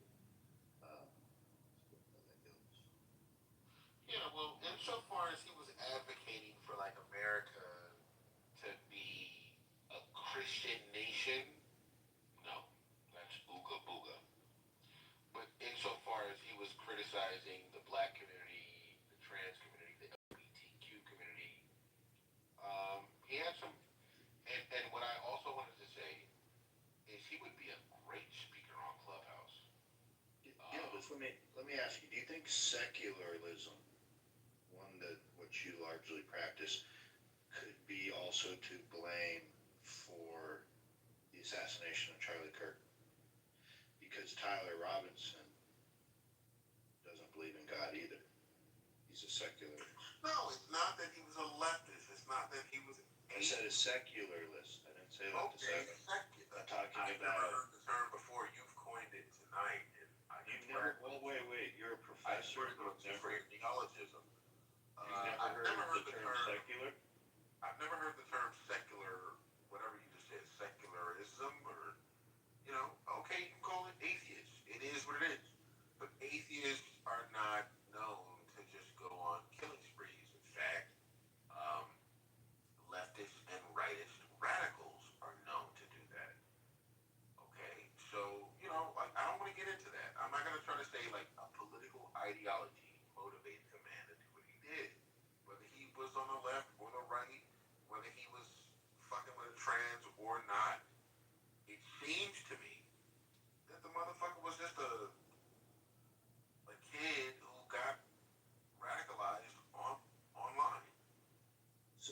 So yeah, for the room, I'll define it. So a secularism it may encapsulate anti-clericalism, atheism, naturalism, non-sectarianism, neutrality on topics of religion, or anti-religion. Wouldn't you qualify yourself as a secularist? I would qualify myself as a capitalist. Framework of faith and religion. Nah, there's no framework of no faith and no religion. I'm a capitalist. You can play that game, but I'm a capitalist. Capitalism is your religion, right? I don't have a religion. He's kind of saying that. I don't have a religion. If you believe in spectral communication, that's your rice bowl. But I don't believe in any of that, but I wouldn't call myself a secularist or any of that. I call myself a capitalist. Well, you're defining yourself as a secularist, is what I'm saying. When you say that you don't believe in God or it's hooga booga or however you frame it as, you're a secularist. I believe, look, in my opinion, that secularism and this lack of faith in God is what has led to Tyler Robinson's ultimate animosity towards Charlie Kirk's message, because Charlie Kirk's message was clearly supported by Christian beliefs. Yeah, well, the Spanish Inquisition was supported by Christian beliefs. Okay, when you butchered people and you tore them on the rack and ripped their livers out, you did it in the name of Jesus Christ. So fuck off with that bullshit. But The everybody Crusades as well, motherfucker. You thought Jesus whispered in your ear to tell you to rip somebody's liver out. So fuck off. Hey, real quick, some mouse cleaning. Everybody, make sure you click at the top and vote, especially you, Joe and Gildis. Because I know y'all are up. I know a lot of people are asleep. If you're awake, make sure to click the top. I don't see nothing at the top. I see public at the top. You don't see the voting thing right there in the jumbo. Oh, you want to vote? Okay. I thought you meant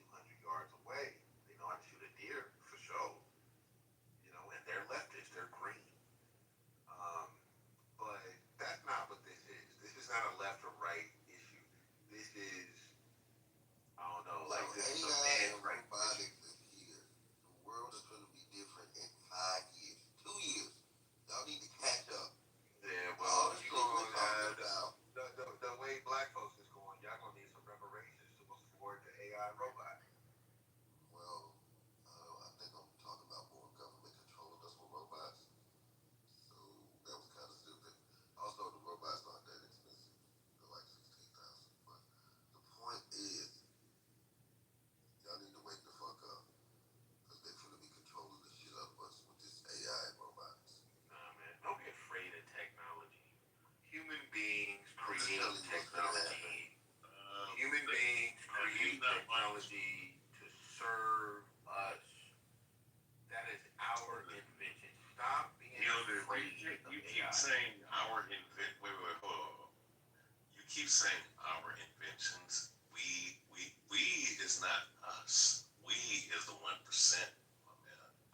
Yeah, but then you niggas that talk me about how you don't like when you say when they say we, they're not talking about you or anybody on this. Well, I don't know if there's some federal agents on the stage. I don't know. Nah, you're trying to exclude the black man from. I'm not talking about the black You're man. trying to say that science is only the white man. What is he talking? What is this nigga talking about? First off, I'm talking to you, Ray. You need to put the bill down. Put it down. I doubt you even Y'all know. want to turn it down? Water.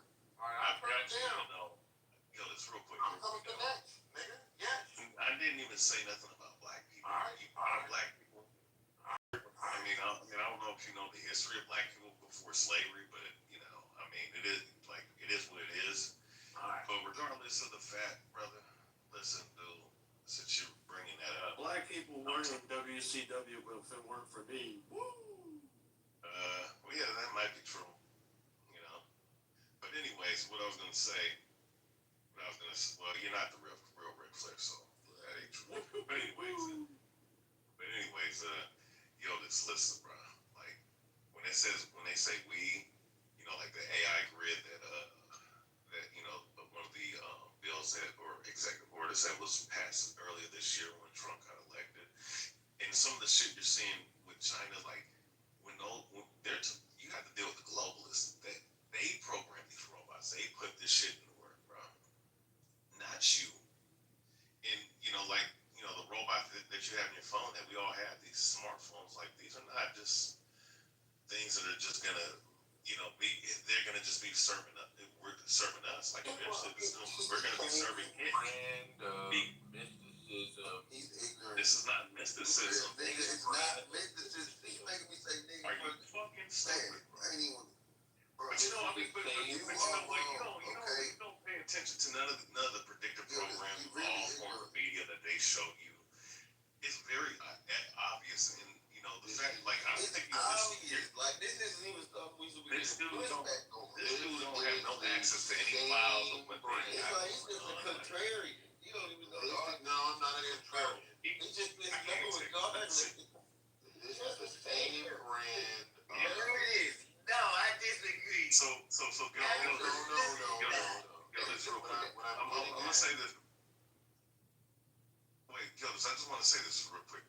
If you did not program that robot, that's or that cyborg or whatever, you better be very, very leery of what it potentially can do, because if you didn't program it, somebody else did.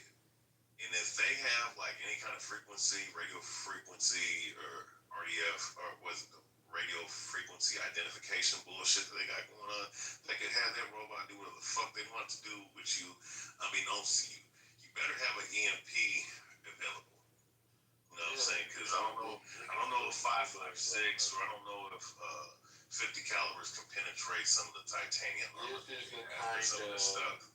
And I don't think you've done your research, or you've looked into certain programs that throughout the world these people are doing. But they're putting this out there, like what you see in China is pretty much where they want everybody to be at. And I don't think you want to have fucking robots walking the streets, patrolling the streets, and policing people, motherfucker. What I'm really getting at is this is a form of technophobia, and you're afraid of advancement. And I don't think you need to be afraid of advancement. Now, what I think is going on here is that you're adopting your medieval African mind when you should have a modern mind about it. African mind. You do not need to be afraid of the white sails appearing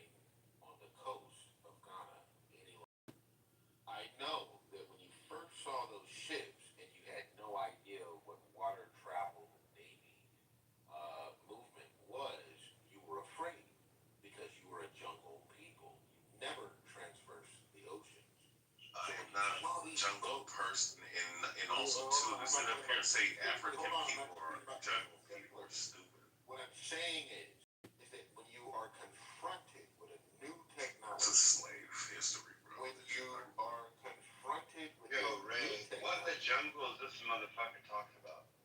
I'm lost. I'm being This guy's got me confused as hell. I feel like he just wants to jump into a goddamn pit of mud. This is crazy. I'm really trying to understand what is his point. I mean, I can see that you understand my point. It won't allow me to. what point is he making? All right, go ahead. I'm gonna be fair and call it. You know what you're right.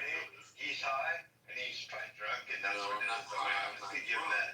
I'm gonna give you some. I'm trying to give you a little bit of leniency, but you got me on Yeah, some well, trip I tried that I ain't on with you. Listen, Okay. I You know what? Ray out yet? And we used to fight against each other on shit. Now we're best friends, and I don't even know what the fuck you're talking about. You're talking like you come from the Twilight Zone, but at least Twilight Zone was accurate. You're coming from the inaccurate Twilight Zone. Okay? I'm done.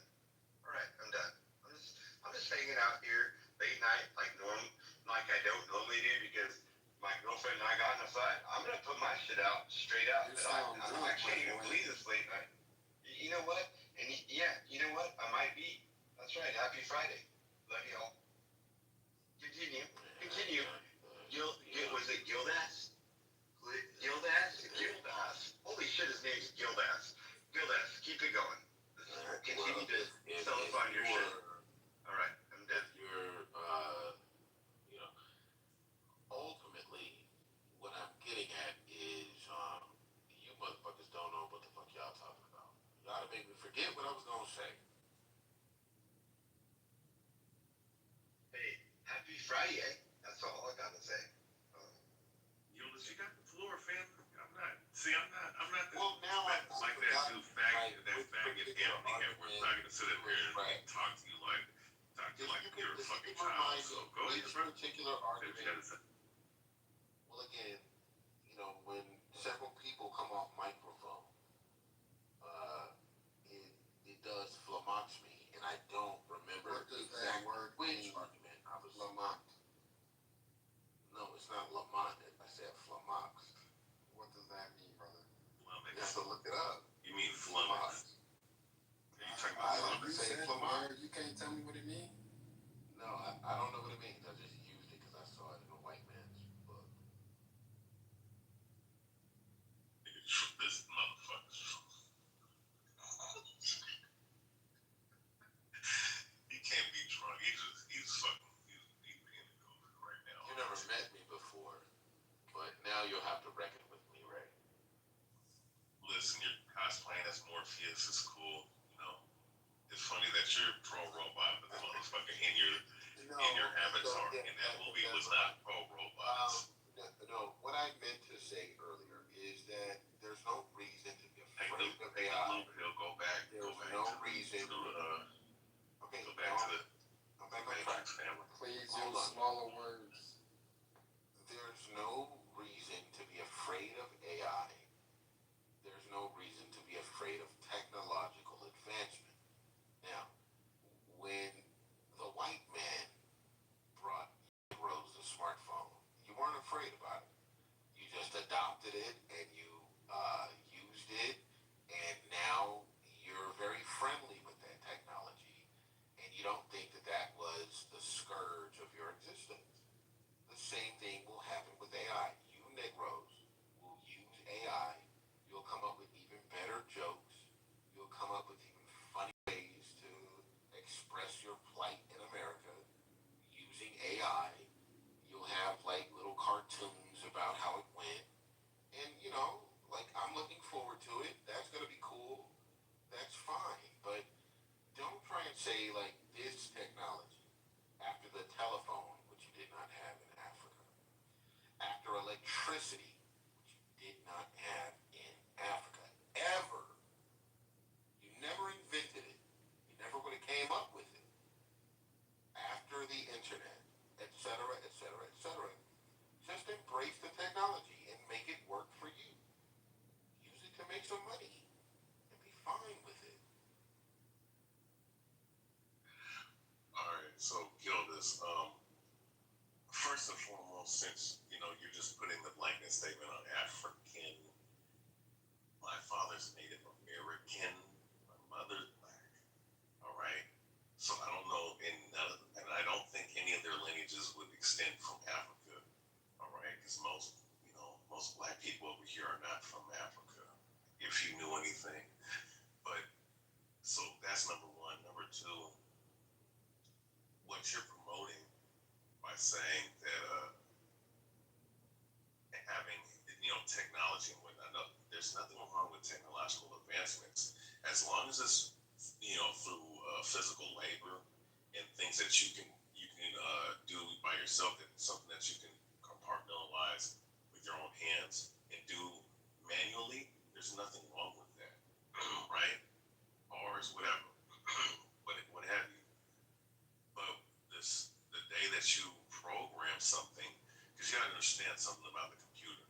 The computer was based off of the mind of the man. The human brain was the architect of the mindset of AI. So yeah, AI and robotics can outperform the mind or outperform the brain, but the brain has more potential because it is its creator. Okay, that's something that you need to understand.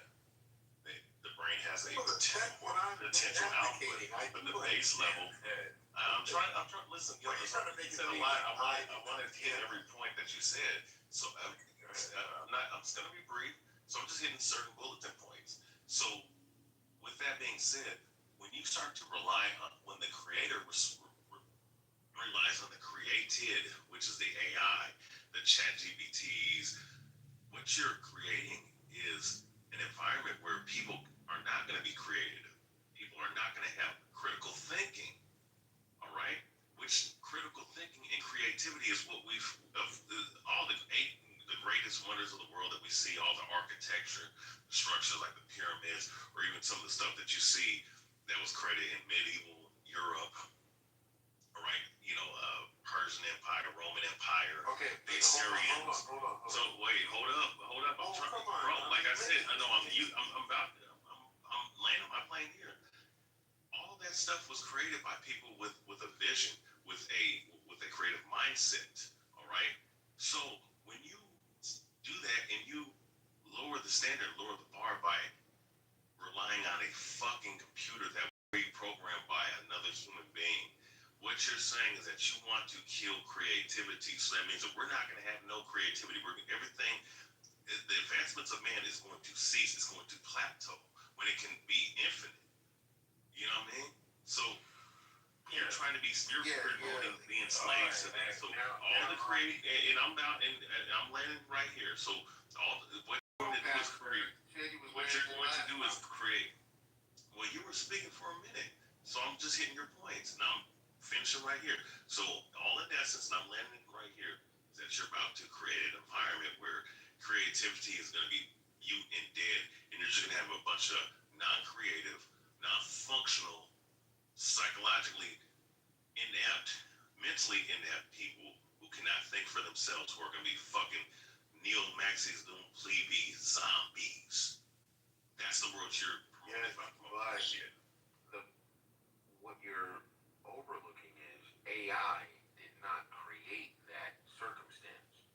If there are zombified, low-frequency, brain-dead people on the planet, they've been here since before AI. Now, what AI will do, thankfully, is allow even that class of brain-dead people to partake in arguments or debates like the ones we're having right now. If they have been stupid since the caveman era, the Paleolithic times, and they're never going to get better, it behooves them to live in a society that has AI. Because that grunting caveman can now type in and say, I don't know what I'm supposed to say, but help me out. And the AI will help that person out. But for the higher intellect, for the great artists,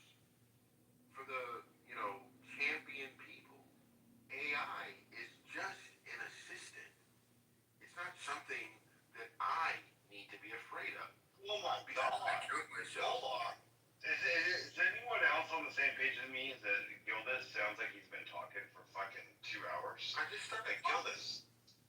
No, all you've been doing is talking since I came in here. I just responded to Ray. And what are you talking about? You got me killed right now. Like, what is your point? What are you trying? Okay, if you could, within the next, like, I'd say like in 3 minutes, what are you trying to get out right now with your guild ass? I want to know. Look, your mama called it a guild ass too, and that's how you got here. But to answer your question, I'm trying to tell you not to be afraid of technology. That nigga said, yo, mama. Wasn't that easy? You see how simple that was? That's all you need to say. You wanted to keep talking for a whole goddamn 30 minutes and scare and make people retire. It really surprised me because, like, I know you must be. I know that you. Nah, no cap. You did. Hold on, Mike. You know, he just put me in the office about ready to fall asleep. I'm like, you know what? I'm gonna call this motherfucker out. This bitch before you Swear to God. I know that Sean B must be one of mine that I forgot about because that's exactly what your mother said to me. That's exactly what she whispered into my ear. This is the second time you mentioned my mom. I'm so happy that she's famous to you, and I feel for you because she weighs 450 pounds, and my dad's dead, so he's available. So you can have her. Yeah, well, you can have her guild ass. You know, you can have her enabling guild ass. Because my mom is an enabler, and you'd be the perfect fit for her. You enabling, raised, stupid ass, fucking motherfucker. You are stupid. You are dumb. You're dumb. You want to debate something? You give me something. I'll debate your ass all day long. Let's do it. What did you say? I said you're alright. Now, this room lit up. So you're boring, man. Get over your fucking death try fucking tea party bullshit, and let's talk about it. Alright, a sincere debate.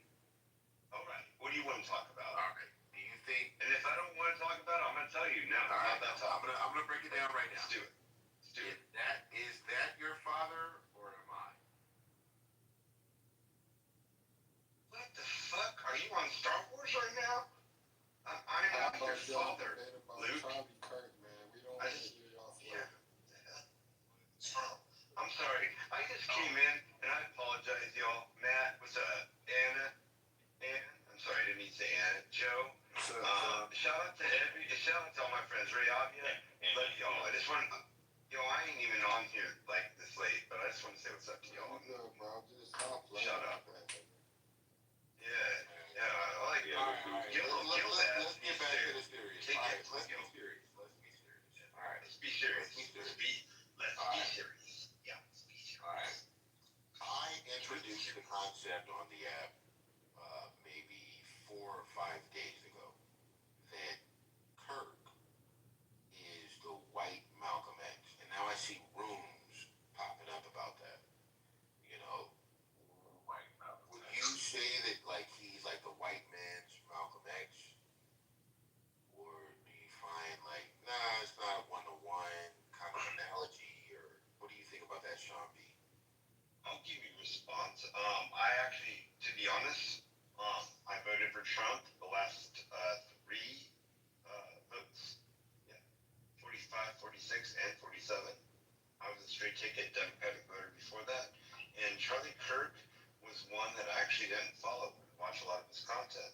Now, and I was aware of him. I've seen a few pieces of what he delivers, which I've always respected. And he's been to the university nearby where I live last year, and he actually was expected to be here this year. Unfortunately, he won't be. And through his death, he's now on my playlist, and I think he's absolutely amazing. He reminds me of Rush Limbaugh, but like an advanced version of Rush Limbaugh. So I like the fact that he knows what he has. He's going to speak on what he knows of and won't speak on what he doesn't know of. And he's got a much better memory capacity when it comes to being debated on. But the thing I like about him is that he can rationalize with any human being. Isn't that what we are? Aren't we all? For the most part, we can all have we can have a conversation, right? Isn't it sad that our Gildas? I don't mean to like cap on you or put a little pressure on you earlier, we were just fucking around. But hear me.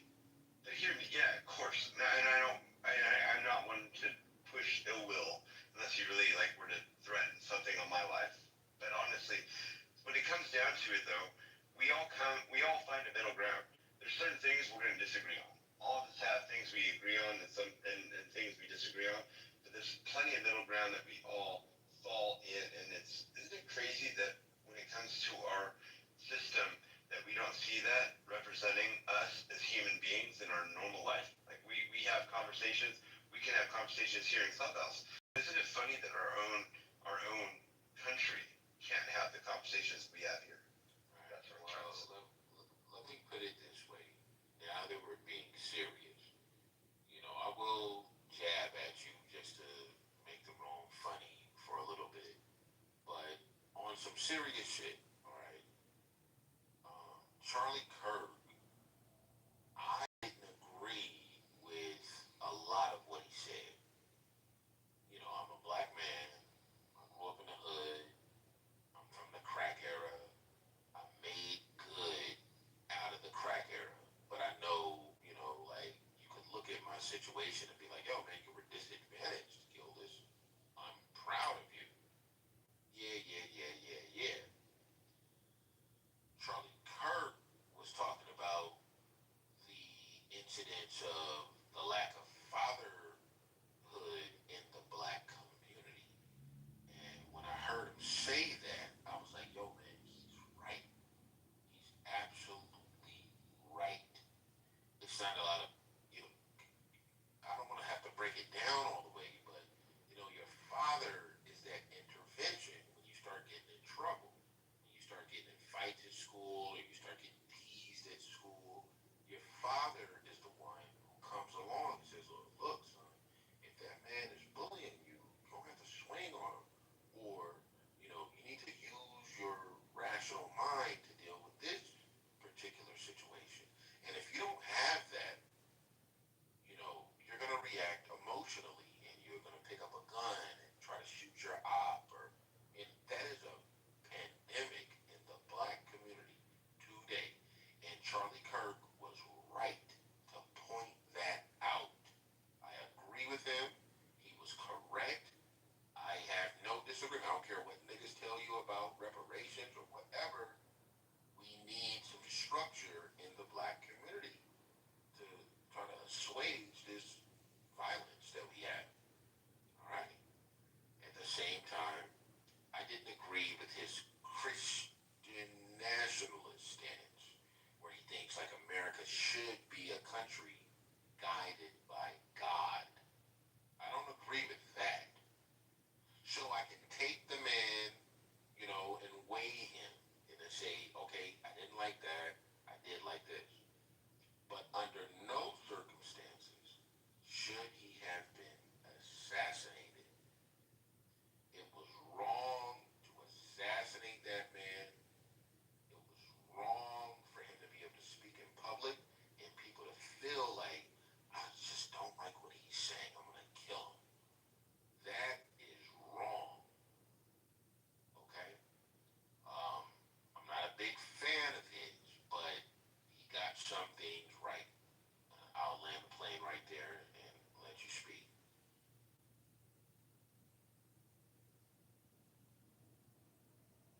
My question is to you, though, what is your evidence of what you're saying in regards to him in that, what you said, regarding Charlie Kirk and his stance? Well, I don't feel like there's a real.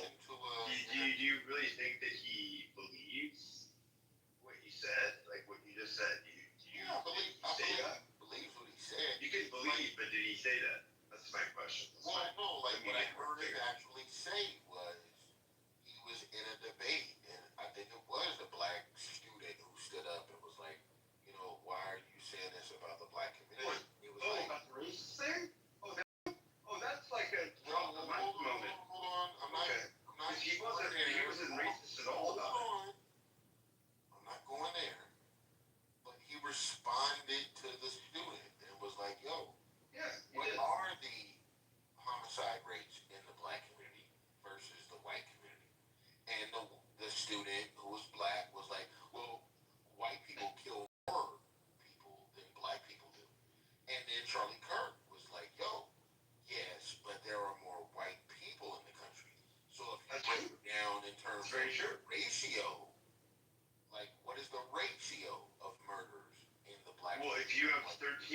of the total U.S. population black.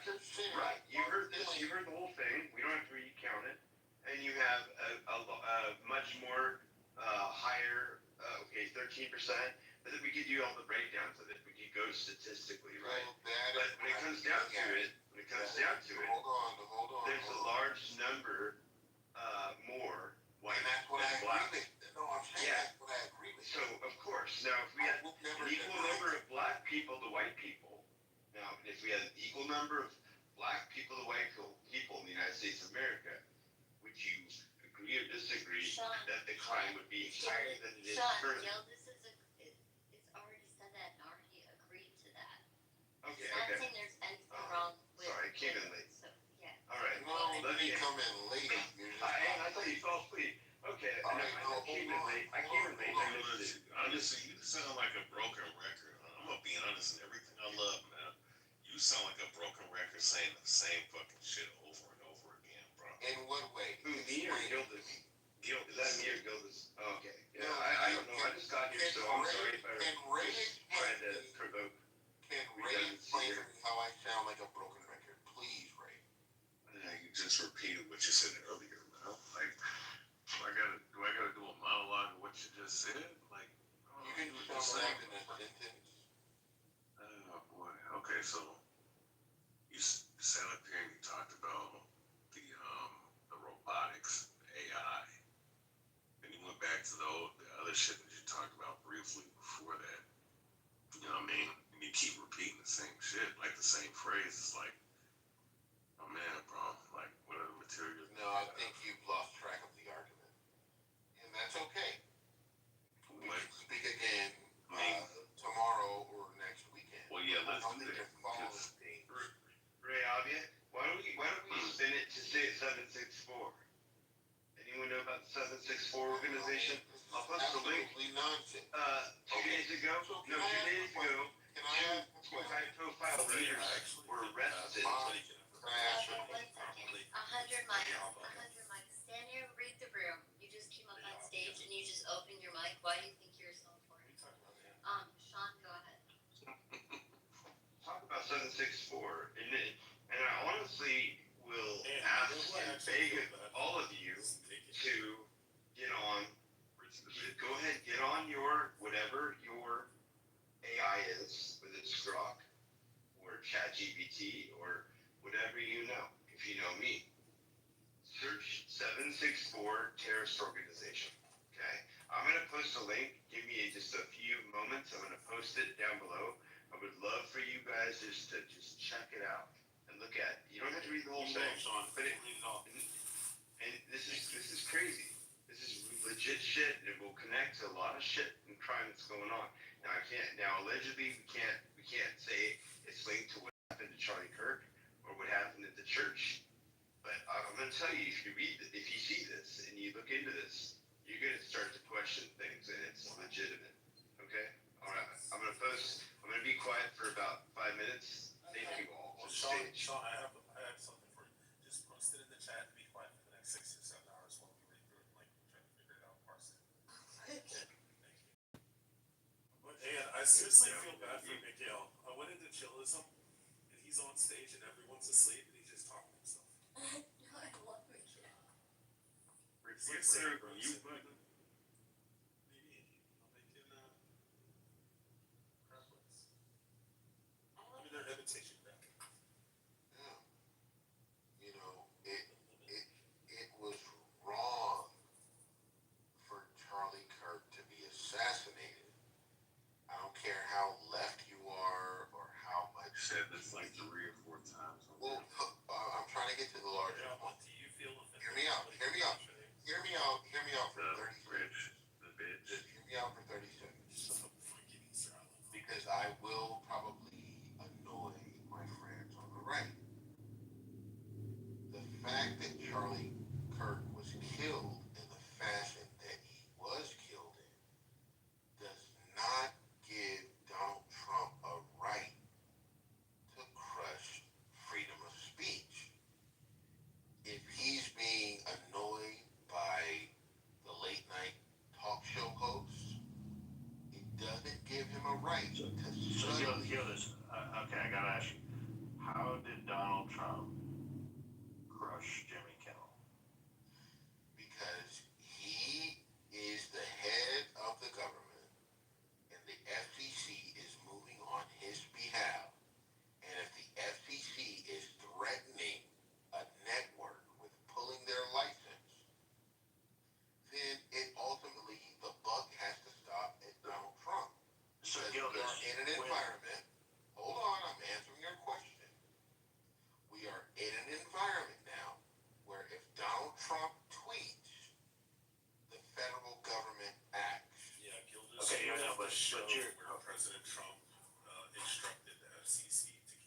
No, there's not a direct one-to-one. No, there's no.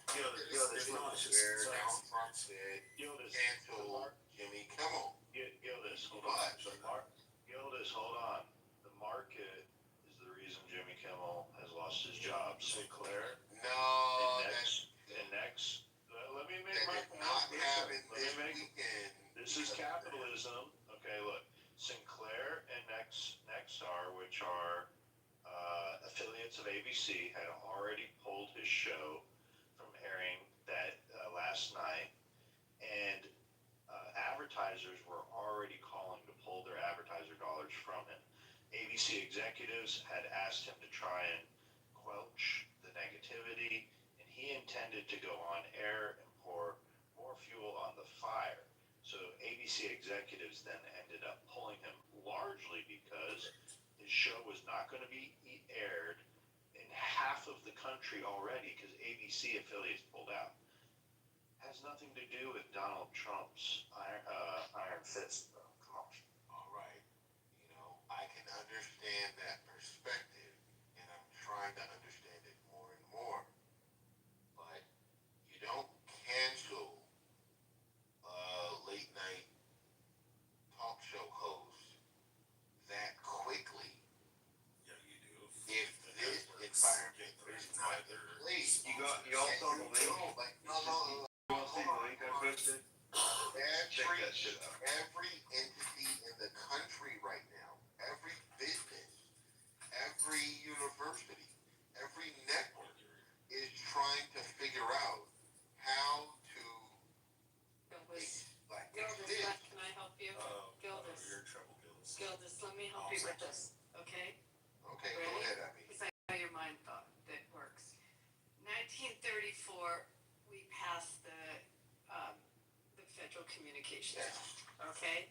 We entwined the government with broadcasting. At the time, there was so much entanglement. Basically, the public lost the airwaves, and it became the government controlling the airwaves. And for 40 years, the only stations were 3 networks, and every 5 years they had to get relicensed, and they had to kiss the ass of the government. And this was a New Deal legislation that came in, and this was Democrats wanting to keep that control, wanting to keep everything in check. It really emanated from that. It wasn't, their control is only for Spectrum airwaves, which gave them control. Ultimately, Fox became a network, or any of those UHF channels, and also the radio. Okay, now fast forward, streaming, cable, they can't control it. They can't control internet. They were able to control only things through airwaves. Most of the demographics of the people that were watching late night television are the same people that watch the 11 o'clock news in their towns. And they watch local stations that then bleed into those 3 network news shows that were all competing against each other. A lot of these people are in red cities, in red states, and being stuck how many 10 hours, 11 hours a week listening to The View and then listening to Jimmy Kimmel on ABC. People weren't tuning in. They're just not getting the viewership. The sponsors don't want to pay a fortune to advertise when they don't have the viewership. And you can look at what the numbers were. They made a business decision, and the business decision was made by Nexstar, and then Sinclair followed along, that they, in their stations around the country that they own, which between the two is the majority of the local networks, the local stations, or the ABC stations. They made a decision not to air him. The actual networks of NBC, CBS, Fox, and ABC only own about 30 of the stations around the country. Everything else is owned by these other companies, and the company that Nexstar is acquiring. It's a business decision. If you follow, now I'm gonna say one last thing. There's a lot I know about this, and I have dealt with at length many years of dealing with Sinclair. I know the company extremely well. one last thing I'm going to say, Gildas. There's no loss of freedom of speech. Jimmy Kimmel can take a fucking soapbox, go out to, put this in the chat, go out to MacArthur Park, go out to wherever he wants. He can go on any TV show he wants. He can talk, he can go on YouTube. Yeah, but He didn't lose his right to have freedom of speech. That is He not what I'm just getting. didn't have That is not what I'm viewership. He didn't have viewership. getting. That's Listen, fine. That's okay, fine. I like him. He's a local boy from where I live right now. Went to I high school with understand my that. friend. Everyone Would loves him. he have been canceled Yes, if not for the Trump regime? yes. Why I'm trying was to it tell you canceled because before that? because what was happening and what they're looking at the numbers, a market share. So again, I said the 11 o'clock news bleeds into the late night shows. The market share for the 11 o'clock news in whatever town you're in used to get a 10 to 12% share, then it knocked down to maybe a 6% share. They were making it with 1 3/8 to 2 if they're lucky. Did you hear what the FCC chairman said? Where he said we can do this the easy way or the There's hard no, way. they're not getting the viewership. And again, these stations are in red states, in red cities. People don't want to listen to the bashing. They don't tune into the View either in these places. I didn't like Okay, anything he now said. one last thing that you have to know if you want to talk about government. This setup of the FCC having its hands and control over those networks that are on the Spectrum airwaves is something that is created by and enforced mostly by Democrat administrations. As a matter of fact, and in the black community, there was a push in the 80s to have more blacks involved in broadcasting. There's whole stories around that. I mean, there's been an entanglement of government into that industry for years. So now you see the Trump administration utilizing that entanglement, and everyone's up in arms when it's been happening through almost every administration since 1934. So now I'm done. I think Okay? that Herbert C. Hoover legislation was wrong from the start, and it would inevitably lead to where we are now. So I do understand that. I agree with you. It's not all Trump's fault. Hey, Gildas, it would have been, imagine if we didn't have that legislation and the questions of freedom of speech and what would have been said on the air and Howard Stern not having all the issues that he had. I mean, go You through the can litany. compare it to satellite radio. When I listen to satellite radio, they can get off. They can cuss. They can go crazy. And it is what it is. It's all private. I don't know how the government regulates satellite radio, but I know, when they were doing it, like, they were going off. It was like cable TV, but on radio. They don't have any controls on it. Not on I have an interesting question I haven't heard ever asked on Clubhouse. How do you guys feel about censorship in the U.S. of A? With Charlie Kirk's basically, being assassinated, and how most of us had access to a report or a video that we saw that was something we'd never seen before that was uncensored. Sean. No, I'm talking. I'm being honest on this. No, it's a question because. Okay, thanks for that interruption. How many of you believe that we should actually be seeing more of what's really happening? Because I feel like this is the first time we actually have really seen it before our eyes, and now we're really taking it seriously across the board. I mean, you're sick. You're a sick human being to see that. And Well, I think there's anyone who says something- he deserved it, no one deserves that. Not even my worst enemy would have When you deserved that. say, I wouldn't want that for. did we see Kennedy shot? I mean, when No. he was shot. I do think there is something to be said. Gildas, did we see that video? I have seen that video, but I do believe that there is something novel in the way that Charlie Kirk was assassinated, and it went viral and everybody saw it. Like, that's a watershed moment, to see someone assassinated like real time for our culture, it does. It is different. Like we, even when it came to like George Floyd, like it was slow motion. It was I mean, horrible. wasn't But it Reagan was slow shot for motion. something?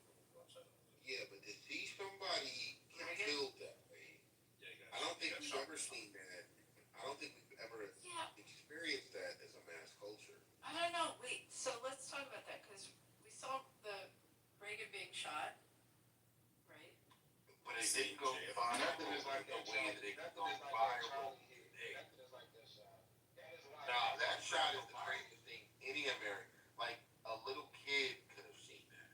Because we saw the You know? blood. Because we saw the blood. And with Kennedy though, you did see the shot. You saw his head explode. There was like frames of it, if you remember. Yeah, but we had Did his head multiple fly off? angles too. Pardon?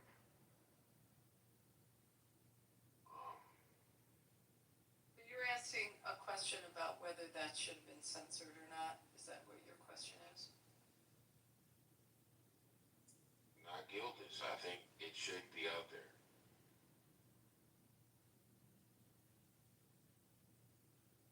Like, okay, so my question is more about how it impacts you when it's in your face. We've been protected by seeing a lot of shit that's happened to people over decades. And by doing that, it takes away from the impact of what's really happening. How does And it, all I'm asking, how does it take yeah. away? Doesn't it add to the knowing the reality of the horror? Didn't they break down the Boston bomb? I don't feel like people realize what's happening. Wasn't it? Okay, so I was born in '77. Some of you weren't born. Some of you were 2 years old when September 11th happened. Okay. No, I was not 2 years I'm old. not saying you were, and I love you, Abby. You're only a couple years old. But okay, so when that went down, I'm in California. It was surreal to see that. Why was it I surreal? remember the people jumping down the building. Because of the censorship that has been in front of our face for a very long time. I actually went through desensitizing practices because I was planning to go into the Marines, wanted to be a military police officer, and I wanted to be a California highway patrolman. That was my initial goal. And things were posed, things I saw, there were certain things I'm like, no, I couldn't do that. Because I'd pull out a gun and shoot the motherfucker immediately. Like in an example of a man beating the fuck out of his wife, I pull him over and the guy's literally beat her to a bloody pulp. It'd be hard for me not to pull out a gun and blow his brains out. So I knew it wasn't a job for me, so I couldn't do it. But most people don't actually see that shit. I mean, we've all been born and raised in different families, and all of our upbringing is different. But to see what is going on, I mean, Sean, so let me ask you, have you ever been to a morgue? yeah, I have. So some people, people that see a dead body for the first time, or people see something graphic. I mean, there's a lot of people that haven't been exposed to that. I will tell you that there is a film put out by the Israeli government. It's very strict how you see it. You have to have special arrangements to view it. And it's 45 minutes of the footage that Hamas filmed as they were killing people and raping and cutting organs off. And when I talk about it, it's just really hard to even talk about what it is, but it's everything. It's all of the butchering and the slaughtering. And they filmed it. They happily filmed it. And when a lot of them were captured and their phones were captured, they took those films and put them together for history. And people from the government can see it. It's done in a very you have to go. Let's say you go into an auditorium where you see it. They'll only show it. You have to be vetted to see it, and then the actual stick that goes into the computer so they can show it is like you have someone from the consulate that has that. It's not something anyone can get their hands on. So it's very, very controlled. But you see, right there, this isn't Hollywood. There it is.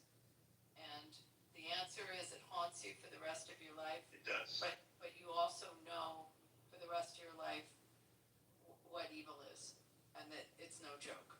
And it doesn't force you left, and it doesn't force you left to right. You look at it as a human. Forces looking you at to want to other humans. fucking have them eradicated off the face of the earth. Exactly. But if you ever need impetus to know why you have to eradicate terrorist organizations, see the remnants of a terrorist attack, where a bus is blown up, just see it once, and You said you terrorism, know. you should have said Palestinians. Well, People trip out on what they saw with what happened at Charlie Kirk, but you could easily why don't you just see what the Mexican cartel were doing with chainsaws, and I will leave it at that. Yeah, no, I'm not talking to you, Abby, specifically. I'm just speaking to the room on this. I'm like, a lot of people have been very much blindfolded to the reality of what it is, and then they just easily speak on how it's this or that. When you see that, there's no political stance on what you're seeing. You're going, I don't want this to happen. That's where we all come in as a universal support.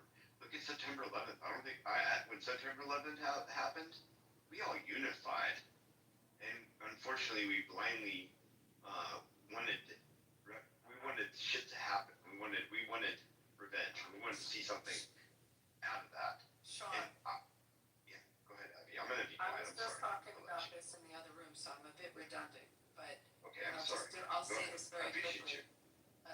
The TV series that just came out, 11 Minutes, on Paramount, is 4 episodes of the shooting here in Las Vegas.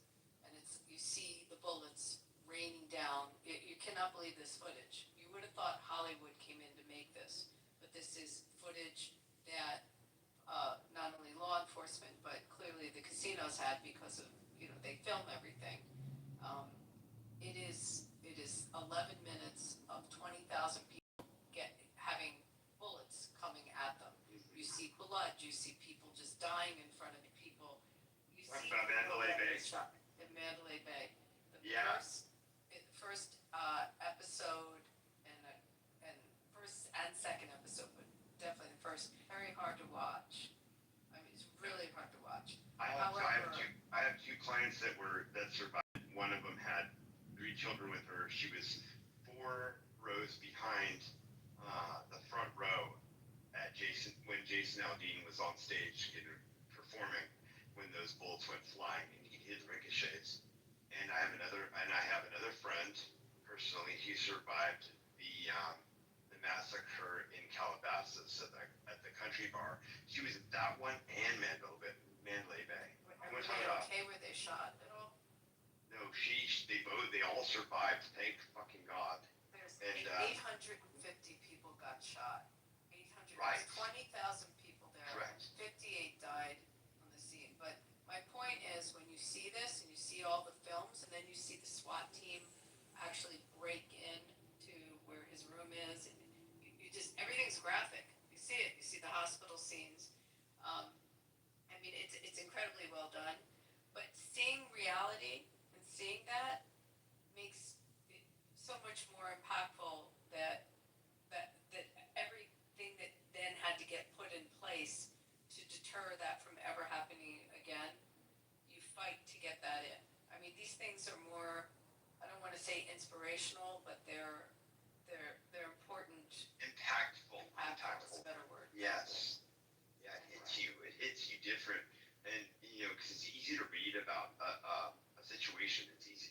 I mean, there's so much shit that's gone on. We had 3 police officers out of 5 that are dead on a whole nother situation. I mean, this stuff happens every motherfucking day.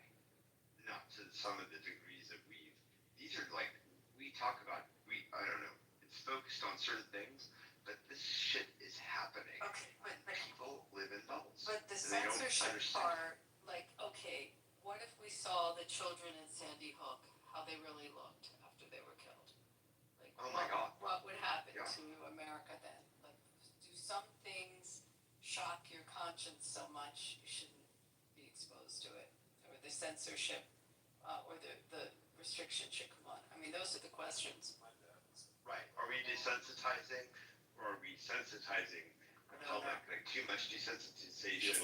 Would that put us into a more of a realm of like, say, people that live in the Middle East that fucking see this shit on a daily basis? They wake up with. I mean, they see shit that none of us could ever imagine. I think it's time for America to wake the fuck up and see that and be more unified on it. The people that are like, yeah, totally good. Glad to see all that. Hell fucking no. And if you are all about that, well, guess what? We know who you are. And I don't know. I really, I don't know. I don't know what the right answer is. What do you think? I mean, I think there's a time and a place to show people that. I don't think it should be on like national television. Should be showing like dead kids with their heads blown open and shit. And I've probably seen a couple hundred dead bodies in my life. It's not fun. The most recent one was a guy with 2 compound fractures and his head split open from a motorcycle accident. My dad was there at the Atlanta bombings and walked right past where the shit blew up like 5 minutes prior to Wow. it. So yeah, I mean it's what a wicked shit in the world. But should we be seeing it on television? I don't know. I don't think most people can handle it. I think it can cause people to be traumatized in a way that can cause them to maybe have like weird thoughts and maybe inspire things or like weird. I hate to use this type of language, but like weird kinks and shit like that. Like people get off on that copycat kind of weird shit. Like a copycat thing? Yeah, I mean, when people are traumatized like this, I mean, I'm gonna bring somebody up as an example, but JB. I mean, JB was molested by a serial rapist when he was a kid, and he went on to rape women and sex traffic. I mean, that kind of shit traumatizes people where they end up, like you said, copycatting it or becoming the monster that did bad things. So, I mean, that's why you look at people that tend to like molest their kids and stuff like that. I know I'm using strong language, sorry guys, but people that end up doing those type of abuses to their kids usually had it done to them. So I don't know if like showing the general public, 16, 17, 18-year-old kids, people being blown up and shit is a good idea. Anyway, it's interesting. That's a long way. I wanted to thank Ann, Joe, and Matt. Great modding tonight. You had a lot of crazy things. Come on. Abby, I agree with what you said that it's one thing to like say, oh that's evil, but then actually seeing it, like seeing what evil really is, like that hit so deep, so different, that, and then his children were there and his wife. And it was in front of all these college kids.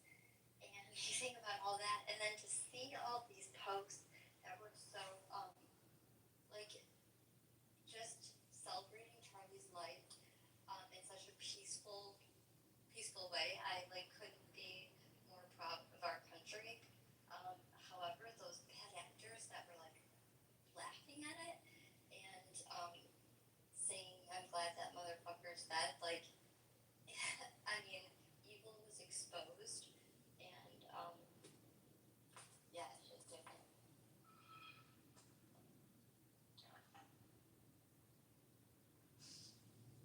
Well, Gildas, you got my whole explanation. And I am appreciative of it. Gary did 2 days of rooms on this, but it's the system on how. I mean, let me end that whole thing, that whole diatribe I went in, is that industry is a dying industry. It's just dying. Local television is dying. I mean, I'll put on my local news to see the weather so I know what I'm wearing the next day and whether the sports teams won. Otherwise, I really don't want to know who got murdered in, the northern part of town. And the people that watch it are people that aren't watching streaming. They don't know how to stream. It's just different. And the numbers are very, very low. Because we don't understand it because everybody watched Johnny Carson in our life. 15, 17, 20 million people tuned in. Yes, well, there's one thing to say that the ratings are going down. But it's another thing to say you better cancel that motherfucker or else. And I think that the latter is what explains this environment that we're in now under Trump. That if Trump doesn't like it, his governmental apparatus can find a way to muscle up against private entities. I'm not a big fan of Jimmy Kimmel. I've seen some of it. I remember when he was on the Man Show, and he calmed himself down. You mean he was on the Man Show when he's gripping girls on the ass and touching Yeah, their crotch? I know the trajectory. I'm a millennial. I'm not Gen X, but I remember that. I'm a Centennial. What do you call it? Centennial? Like right between Gen X's. It's gotta be Gen Z. You're Gen Z, so Well, no, there's 65 plus 15, and then you go from that. Now that every 15 is basically a good average. Well, It used to be every 20, but now But you know what? The you had Gen X, compartmentalization then is you had bullshit. millennial, and then When it comes down to Centennial. Before we change subject, Well, I want to weigh in on ultimately, what I'm getting at, gentlemen, is the government should really have no say-so. If Disney wanted to get rid of Jimmy Kimmel on its own, that would be fine. But I think, I want to weigh in on well, this. just let me just say what I'm going to say, and I'll be quiet. I know how to, allow other people to speak. But what I want to say is, Jimmy Kimmel would not have been canceled if it weren't for the Trump regime that we're under right now. And I'll land the plane there. Okay, so even though we've already made the statements about the market being the issue, look, I'm totally fine with understanding where we're at with politics. I think it's bullshit to take this altruistic position that we're not going to take political scalps from our enemies, even though our enemies and our opposition takes political scalps whenever they get the opportunity to. They took out Bill O'Reilly when that opportunity came up. Tucker Carlson got squeezed out during a settlement with Fox News over Dominion. And look, this is just where politics is. I want more scalps of leftists perpetuating their bullshit lies taken off air. Period. We can't keep playing this game like we're going to live by a set of rules that our opposition does not live by. We don't earn any points from it. If anything, we get squeezed out. We got pushed off of a lot of social media apps.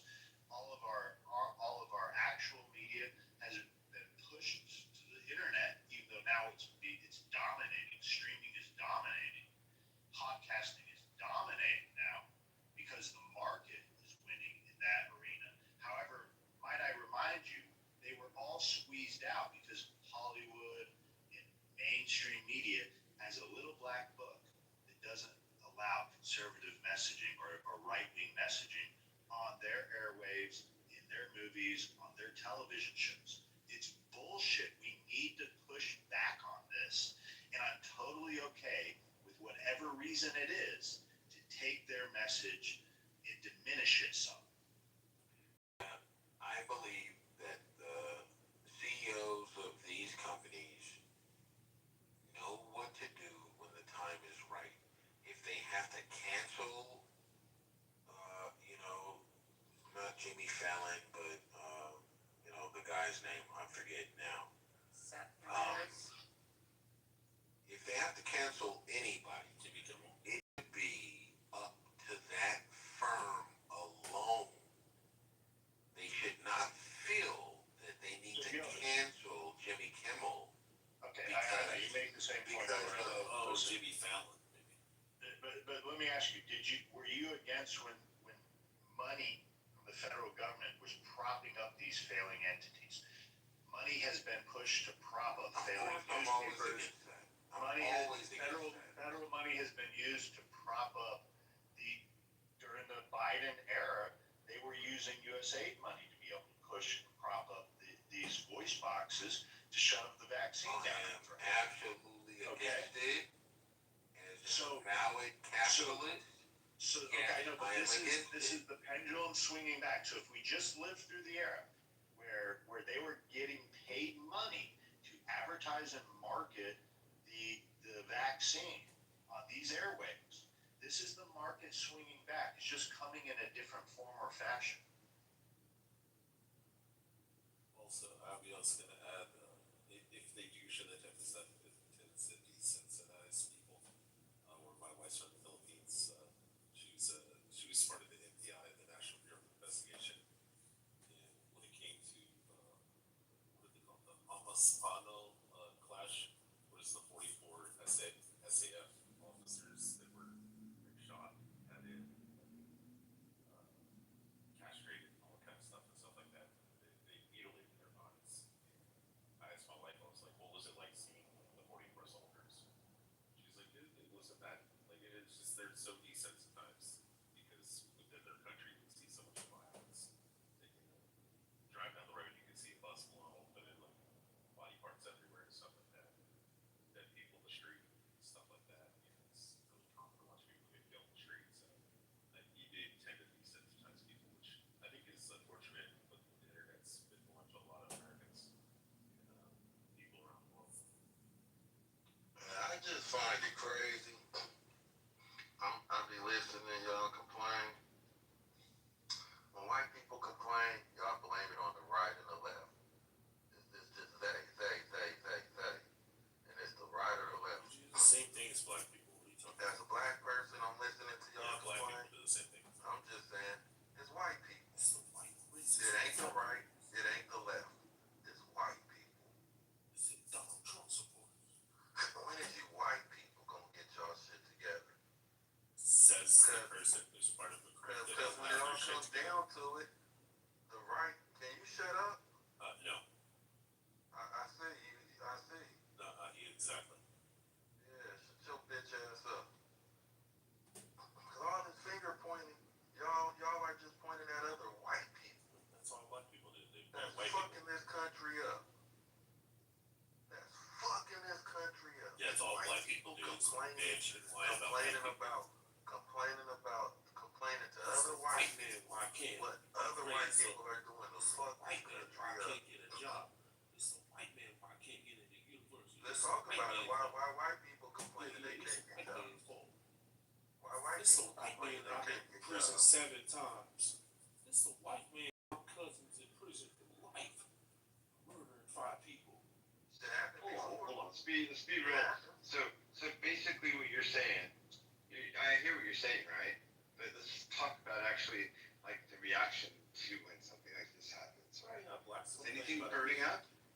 Is anyone's business being burned up right now? We're not looting. But when everyone when not everyone, but when we put all this gravity on George Floyd's death, what happened? What started George Floyd? You had businesses owned by people of all colors Wait, did you losing say their what started businesses. George Floyd? Yeah, I was Started watching George white Floyd. people. I was A watching black white man. people. A black man You know was what? Go trying ahead. to use No, the okay, you want to talk about $20 something? bill. Okay.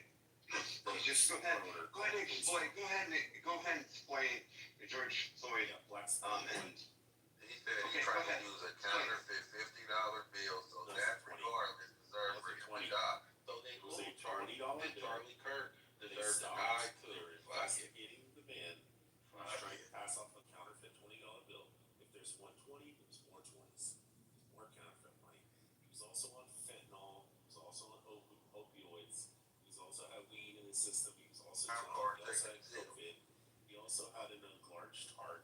He also had hypertension. He He's was saying also anything and everything now. He did. He's saying anything and He was everything. passing off a $20 All bill. that was an The issue. store All that owner, to who was an Indian guy or Arab, whatever the fuck he was, called the police and said, "Hey, some dude trying to pass off a 20." He's got excuses for everything. And then they showed up and they're like, "Oh my god, This is my point right oh here. my god." And, You don't hear hold on, Sean. nothing. Hold on, Sean. And then they showed up and they're like, "Oh, it's George Floyd, the guy who's always in fucking trouble, the guy who pulled out a pistol when he was robbing a pregnant woman and pointed at her pregnant stomach to fucking rob her and threaten to kill her baby inside of her womb."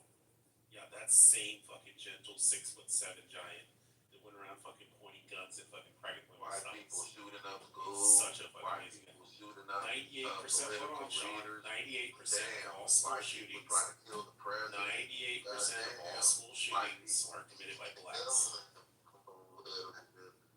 98% of all school shootings, you fucking chimp, are committed by black people. That's not. So you don't need to call him a chimp. Well, he is. He's acting like a chimp. But you know what, though? Let's talk about Breonna Taylor. Let's talk about Breonna Taylor. You want to talk about George Floyd? Let's talk about Breonna Taylor. And the fact that her boyfriend used her as a human shield. I thought white people were so educated. Breonna Taylor's boyfriend used her as a human shield. Y'all shooting up. Okay, yeah, yes, Black Lives Matter. We know what you stand. So continue to put your shit out there. Like, you don't see it. Put the goddamn shit. What happened? What is the what happened to Charlie Kirk after they like say? What is what happened to Charlie Kirk after one of the people on the left side? Once you shave the hair off. Would it be him saying? Not at all. Yeah, you're just a clown. You're just a troll. With what you're saying. If you really want to listen, if you really care, do you care about what's going on in our country today? It sounds like you do. Talk about these problems white people started. Okay, so you just want to troll, and you just want to be here and treat people like a punching bag. I don't think you actually care about what the truth is. Your people are panicking. That's what I'm trying to come across. You know what? Sean, You need to think about George Floyd. Why don't you talk about Breonna Taylor? Breonna Taylor used to be human shield. Your people are panicking. Oh, no way. Just so you know, Sean's super fucking I like autistic. you to explain why my head's up my ass. He won't stop when we argue with him. No, I think I don't want to sit here for 5 more minutes. You'll sit here for 5 hours. With the ignorance coming out of your fucking mouth. That's all I'm trying to say. John's mad Okay. at problems at his own. No, not at all. Yes, you are. You know what? I'm gonna shut up for 5 minutes. I'd like you to sell to me what makes George Floyd and Breonna Taylor different than what happened to Charlie Kirk. What's different between the two? Between the three? Alright, let's different. Why don't like crime? That's why I don't like crime. So you are definitely believe it's a color problem. It's a color issue. Okay. Alright, when you gonna shut up? That's a big difference right there. That was why I don't like Okay, I'm gonna shut up. Once again, George. I'm gonna time right now. 5 minutes. You got 5 minutes. Shut up. I'm gonna get up the mic in 5 minutes. Go ahead. 5 minutes. Well, I don't like crime, police brutality. There's a big difference, you fucking idiot. But you don't understand that when it happens to black people, but for some reason, you see there's an issue when it's why I don't like crime, you fucking idiot. You're just a fucking idiot, Sean. Just shut your bitch ass up and be the racist hunky cracker that you are. It's okay. We're used to you motherfuckers. We ain't worried about you stupid motherfuckers that's complaining with each other about how this country's being ran. Don't you motherfucking honkies run this motherfucking country? Don't you motherfucker create the laws, set the rules? And y'all mad at the rules y'all are setting? You fucking idiots. I don't give a fuck if it's the left or the right. It's you motherfucking honkies. You honkies can't stop fighting each other. And you worry about, and you talk about the dishes that you put others in that fighting each other to survive. But you honkies are supposedly the ones that's so upper class, that's so much running this country. And y'all You still got 4 minutes. Keep going. Please. Fucking idiot. You I am Charlie Kirk. You got 4 more minutes. You Sean, can tell me. Keep telling your shit. You could be Charlie Kirk. Sounds like he's running out of You gas could be already. JFK. I just He don't doesn't know have an why extensive enough why like does You he can't go 5 minutes. why You can't does go 5 he minutes. need white people this I thought way? I got 5 You minutes. I should thought I think had more time. highly of yourself. Hold I think on. for one second I'll that pause. really already. No, I'll pause my timer. I wish 4 more minutes. Ann would Listen. bring Sig up. Okay, I'm gonna shut up. I wish Ann would bring Sig up. Let's give him 4 minutes. Let's give him. People get uneasy when they hear the truth about themselves. I bet Alright. you they If only Ann would bring Sig up. I bet you they Okay. can't You wait can to say invite him in. the N-word. I bet you. Okay, hold on. Okay, hold on. You know what? Hold on. I paused it when we got one right there. No. Listen, hey, you know what? I'm giving you respect. I paused it. You got 4 more minutes. Timer is continuing. You got 4 minutes left. Say Then I'm done with you. I know you Go want to ahead. pound on your chest and say nigger. Go ahead. I know you want to beat on your chest and say nigger. I'll say it. I know Nigger. you're mad, monkey Nigger. boy. Let him continue. Did you realize you guys Come on. Let him continue. He wants to you don't know continue. what to do. You guys are the Let him real continue. idiots. The real idiots are you honkies.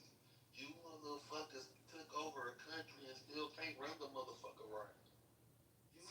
You motherfuckers are idiots. Coon. Bull You cricket. motherfuckers are idiots. I don't care who's on the left.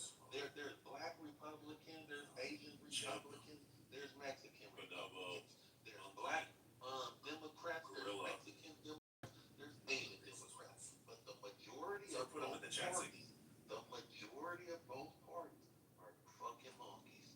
That have always been the majority of both parties. And you motherfuckers still can't get shit right.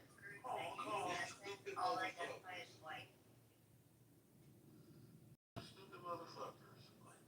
My name. When you say that, I Hold on, think you got a good question. Sean, hold on. My name is not Toby. My name is Kondikite. You're Neanderthal. Actually, I'm aware, bro. DNA too. I see your experience on You it. should look at the 2021 Only Stanford got it by study. mixing. Only the ones that mix. You still got it, though. It shows that all humans are That's cool. have That's Neanderthal cool if you want to be DNA. happy You about can't go it. It shows that back. whites Now have you higher. You want to be happy about It it. shows that whites of the You know what, Caucasus y'all? Mountains You know what, have all? higher This Neanderthal is basically 5 minutes in totality. The Without 2021 interruptions. Stanford 4 minutes. study. I'm most of the time. Yeah, so Okay, no, there's 4, including you and Any traces. A bunch of retards. yes, all retards. Right. It's all the Asperger's. Any Fucking, mix. They you don't got a bunch of fucking Aspies. You got a black Aspie, a true Aspie, and a white Aspie. have any Neanderthal DNA. You honkies have. This is like you're like leading. It's like it's like you're a teacher in When you autistic talk the class. truth to y'all want to deflect. Y'all want to Besides, do no, we just anything don't to want not hear the And truth. you have to corral the kittens along. It's the truth. We have a lot of people here. Listen to the truth. Hey, let's take a vote. Let's take a vote. Put a thumb up or a thumb down if you like what this guy's got to say. Thumb up or thumb down if you like what this guy's got to Why say. you can't accept the truth? The truth, what about the truth? Oh, here we're honkies, we're crap. No. And we're stupid. Say No. Neanderthal. No way, no Say way. Neanderthal. Because you can't handle the truth. That's why. No. And can you say you're Neanderthal? You admitted to everything else. Can you say they're Neanderthals also? That's cool, but you said they're honkies, they're this, they're that. Can you also include Neanderthals? Alright, well, I also said they're Neanderthals. Can you repeat that? Okay, so anyways, Please? If you're gonna quote me correctly, I also said they're Neanderthals. I also said they're Neanderthals. If you're gonna quote me, please quote me correctly. fine. Quote me, you're a faggot. I'm far from it. I'm far from it, but I know they're Neanderthals, and you know they're not far from that. They are what I don't they think I've are. ever heard Ann say that one. No way. No way. Repeat after And I know me. you're I'm a against the giant gay queen community, monster. man. I know you're Oh not my against the gay Well, community. he called us honkies, and do you even know what a I know honky you're not is? against the gay community. I You don't even know what a honky or a cracker is. And he cannot be homophobic if he's gay himself. What is your information? This dude was brought and teacher trained by fucking Kamala Harris herself, and maybe a little side of Joe Biden as an advertisement. Yeah, that's what this guy is saying. You honkies is mad. Y'all don't know what to do. Three autists being corralled. You honkies is mad that y'all killing each other. Oh, he got shot in front of his kids. Figure out who's the old white lady. Saw that. His Jose, kids anybody shouldn't have getting saw shot, that. anybody getting His killed like kids that. shouldn't have saw that. Yeah, you don't have a heart. Hey, wasn't that crazy? It was sad. Saw that blood. Man, I hope you never have any autistic kids. You have Fuck to deal with these three on the stage. Fuck 'em. Why? Oh, do you see how they act? I ain't finna have no retarded Do kids. you see how Sanu, Sean, and No Way Jose? Wow, motherfucking. No way, Jose. Question for you. No way, Jose. I have a question for you. Did you enjoy seeing what happened to Charlie Kirk? Crashing out. Okay, I'm sorry. Hey, we upgraded that from JFK to Who's Charlie. crashing on idiots right now? Damn. Jack, do you know this No Way Jose character? Yeah, he's That really was terrible. a good guy. We used to say they got JFK. We used to say they got JFK. Now we get to say they got Charlie K. He's like a man. He's like a dumber Gildas. He's less educated, less read, less. Hey, Fucking always we went from saying he got JFK to now Imagine he got Gildas Charlie more K. dumb. Damn. That's No Way Jose. Okay, I'm sorry. I hate to do that, but I removed him from the room. Oh, No Way Jose. I'm sorry. I'm sorry I stole the money. I'm not sorry I stole the money. How did my phone died and we were talking about Charlie, and then I came back in and how did it erase? Oh, the black monkey came up here and started running his mouth. Which my phone died right when I hate being Shapiro racist, said but he was going to give his take. I and hate being missed it. racist, but they force me to be. Yeah, you missed my take. Yeah, I understand what your concerns are, Sonia. I didn't realize how much black people hated me until Oh no, I've never hated black people. I still don't hate black people. I just hate fucking. How much they hate Listen, me as a white Joseph, I just hate fucking dumb people. No, he was saying I that hate he dumb didn't know in white the people. clubhouse how much black Dumb people hate white people. is what No, he I said. know that. But I hate dumb white people, dumb Hispanics, dumb fucking Asians. Anybody who's dumb. Just fucking ignorant people.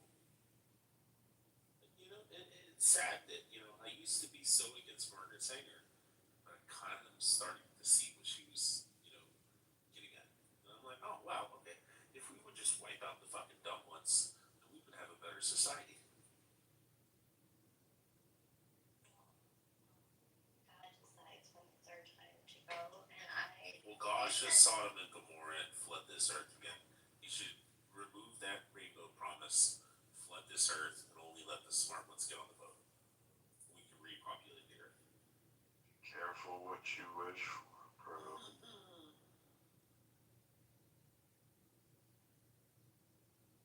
You had a great take, and you missed it. You don't wanna say it again, do you? It was in the moment. For me. It was in the moment. How many accounts does it make this week for Pepe getting clipped? Oh, I don't know. I don't know. Well, you haven't parked yet. How many accounts? He, You talk to 30,000. Well, no, and the other day when he had White America on, he got clipped twice. You were there. I think many of us were there. He got clipped three He times. said, please add me again. No, Clubhouse was serious because they had a, I think it was this week, not this week, but this month. Someone had asked about like people that are getting suspended and be able to still come on. I said, once they're suspended, they have to serve their time. And if they're back on, just to let them know. So they're taking it pretty serious. So you get kegs, and you come back with a fake account or another account. They're gonna keep. Yeah, this person is recording it, and Right. same thing with I don't know if you know Keegan.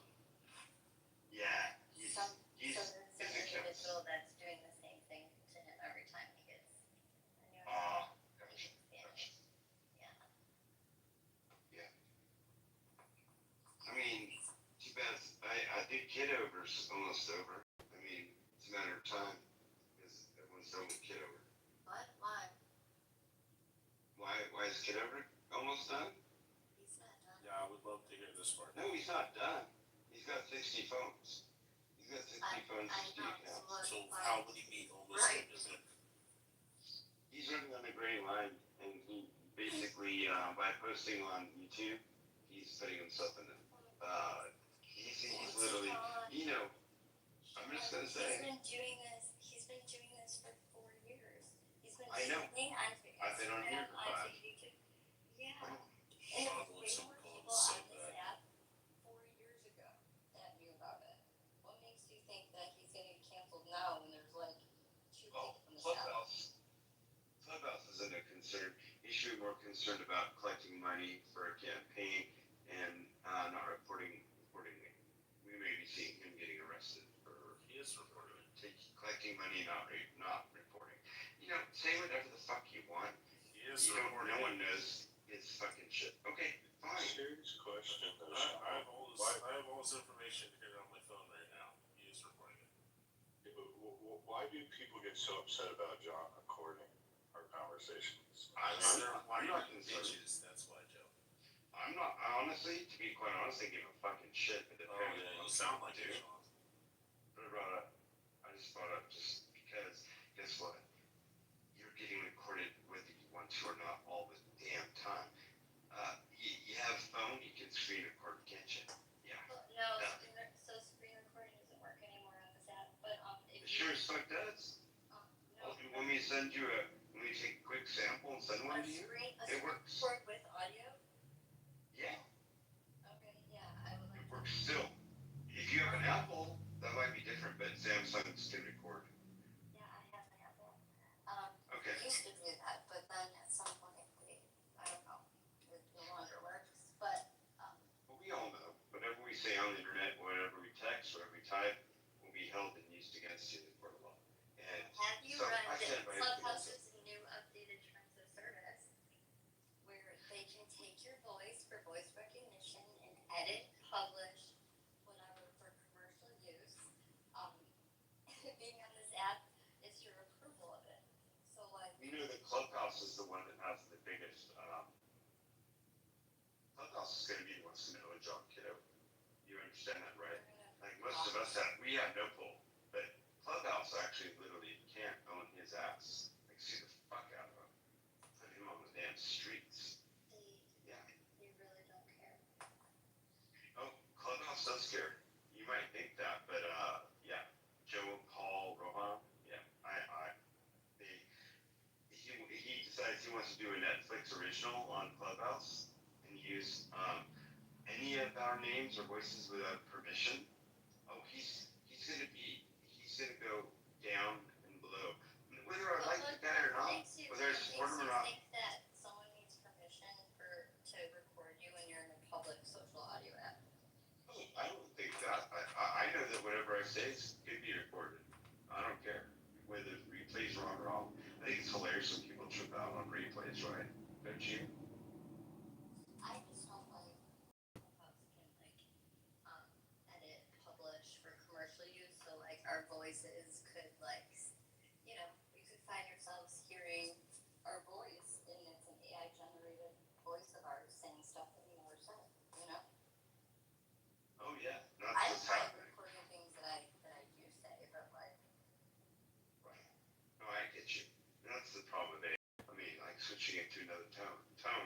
AI and all of what's happening and as it evolves, it's a real issue for real, definitely.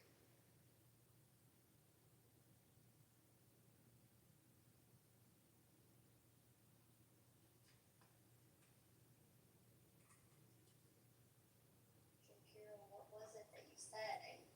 Can you tell me? We can have a room and talk about it.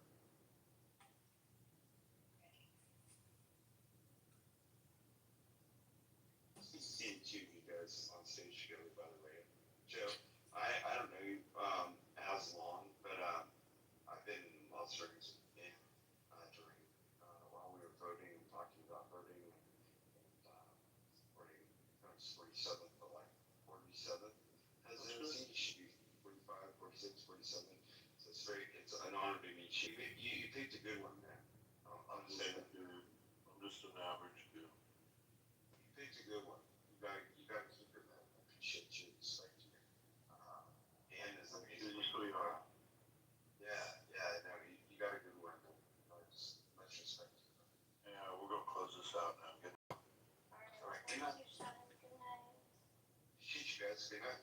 Good night. Asking you, like, sister or brother, whatever, what's the purpose for you to have another, like, To highlight today? hypocrisy. Okay, so once you highlight his hypocrisy, what is the benefit from it? Yeah, you got a point. I know, I'm just, because once we grow, what we do is we learn which fights to engage in. Like, even with the brother earlier, once you brought up your, the snippet, he wouldn't even got the whole full. I know what you about. You knew what I was talking about. You backed up what I was tiptoeing around. So that let you know what you were saying was valid. So when you see people, especially people in power that are manipulating their power and they're doing it on the back end, which is what we were just talking about with them council culture. They have backhandedly reversed freedom of speech in this United States of corporation. And so once we are enlightened and we're educated, we come on now. That you just you listened to what he said, you replayed it back, you were getting validated once you went online and you seen that they took it down. That lets you know, the universe is letting you know what he said was some BS. There was not even no need for you to engage. You should have outright left. That's just like we taking our valuable dollars. We don't sit at tables where we know that the food is not going to feed us. We don't talk to men and women where we know our words are not going to, be planted and watered and grow as seeds. That's why I asked you what's the purpose. Sometimes it ain't even worth pulling out or pulling a whole card because they hoes. They know they hoes. And any pastor preaching that Bible, he ain't on a good foot. He ain't on a good foot. That Bible is not nothing in it good. Anytime words are not clear to you, the message ain't gonna be clear. But yeah, just I wouldn't even. You smart brothers, man. Don't even give them your time. Go find you another church home or make your own. Cause them church homes. Well, I don't have a problem with. Go ahead, Alexander. What denomination are you? Oh, it's Church of God, non-denominational. Huh? You coach it? It's Church of God, non-denominational.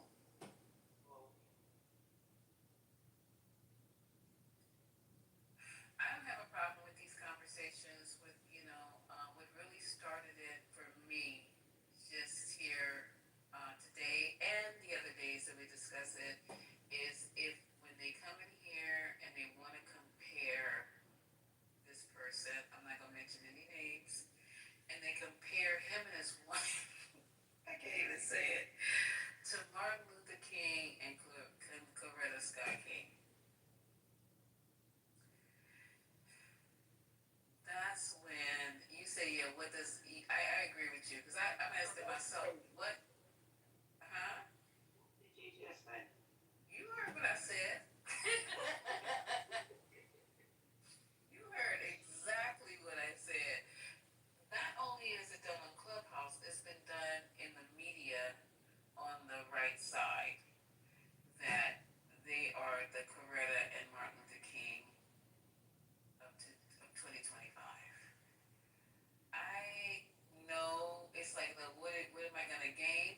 Personal satisfaction from ripping them a new asshole. I dare you. I'm just not gonna let you just come in here and start, rolling and disrespecting our leaders. It started with Trump when he was trying to put all this shit out about, ML. That didn't work because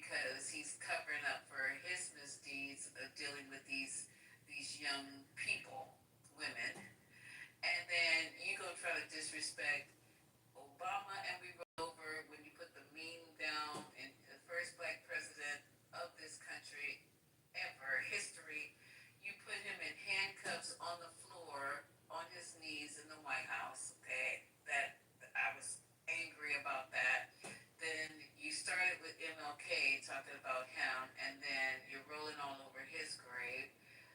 But then now you're gonna circle back over his grave when this person who taught nothing but hate speech. I listened. I didn't even know this guy existed until what, a week ago? You better speak it, me neither. Oh, I'm not even lying to you. I saw him getting shot before I knew his whole backstory. And I am a spiritual person, you guys. When I saw the bullet hit him, the words that I heard before the bullet hit him were something about black gang violence, and then he got shot. When he said that, I immediately got, oh, something ain't right about him. Now I also got, oh my goodness, that was horrible. Why is this going around the internet? This man has lost his life. But to see, horrible way. yes, but to see how they are trying to make him a martyr, to see how they are not even like showing any type of value of his life though. Like they only want to use his life to spiritualize. That's what got Jimmy. That's exactly what happened. What Jimmy said. He didn't say nothing else. He said those words, and he lost. He'll be okay. Jimmy's gonna be okay. I'm not even here trying to feel okay for him. Yeah, he's gonna be okay. He got money on top of money. I just was disturbed that anybody who could say barely nothing, and I always thought that this was a country where we can, our voices could be heard, our opinions could be heard. You don't have to respect them, but they should be allowed to be heard. You can do now. The Proud Boys can walk up and down the street and say the Jews will not replace us. They can say anything they want about black people, which Mr. C did all the time. But as soon as we say, well, hey, you're just using this, that, it's all hell breaks loose. So I don't understand it. A statue to be built for him for the White House. Where's John Lewis's statue? Does he have one yet? Where is his statue? The thing about it is, when he was coming into office for the second time, I was watching it with a bunch of old heads, and these seniors said, a man said, what you're watching is a modern day gangster, and he's putting his head general gangster people in place. So once he gets his ass is not even going to be sitting in a seat, motherfuckers' heads is going to start rolling. Once he start putting those people in places, what did we start losing? The first thing he wants to cut, fucking child care, the food stamps, SS. This guy is a demon, and to even, I don't even know how. It's just crazy to really see how many demonic followers he has, how many dumb followers he has, because it's a lot of people who are just following him just to follow him, and now they're mad because they thought that he was going to be this great white hope, and he's really this Satan, and That's another lie. He actually is the great psycho. Okay, we might as well You better get it together, girl. You don't see what's happening in this country? Hello? We better ignore that. But Earth Angel, you remember everybody that we talked to? We was going over pages of Project 2025 in the room and discussing it every day. And you know what people were saying? Well, I got more money when everybody was so focused on money. I got more money when he was in office, and he gonna do this, and everything was about money.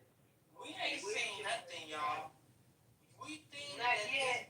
We ain't seen nothing. Wait till the bunkers come in effect. That's when shit gonna happen. When they start using them bunkers. Will you be mine? My darling, People like that Jimmy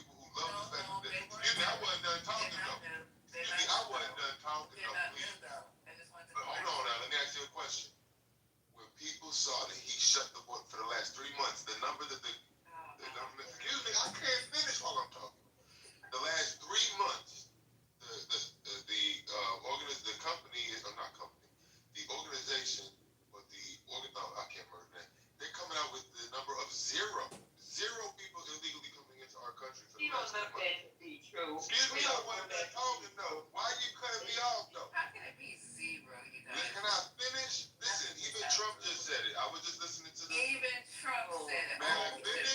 Hold on, but hear what I have to say. The Please. Washington already said But 4,000 excuse me, lives in 7 but months. it's not coming from him. Yeah.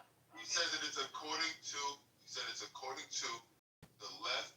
He said it was usually a left-leaning department that usually comes out with numbers that skew against. I know I have to look it up, but he's saying that for the last 3 months, the official statistic of people illegally coming into the country is 0.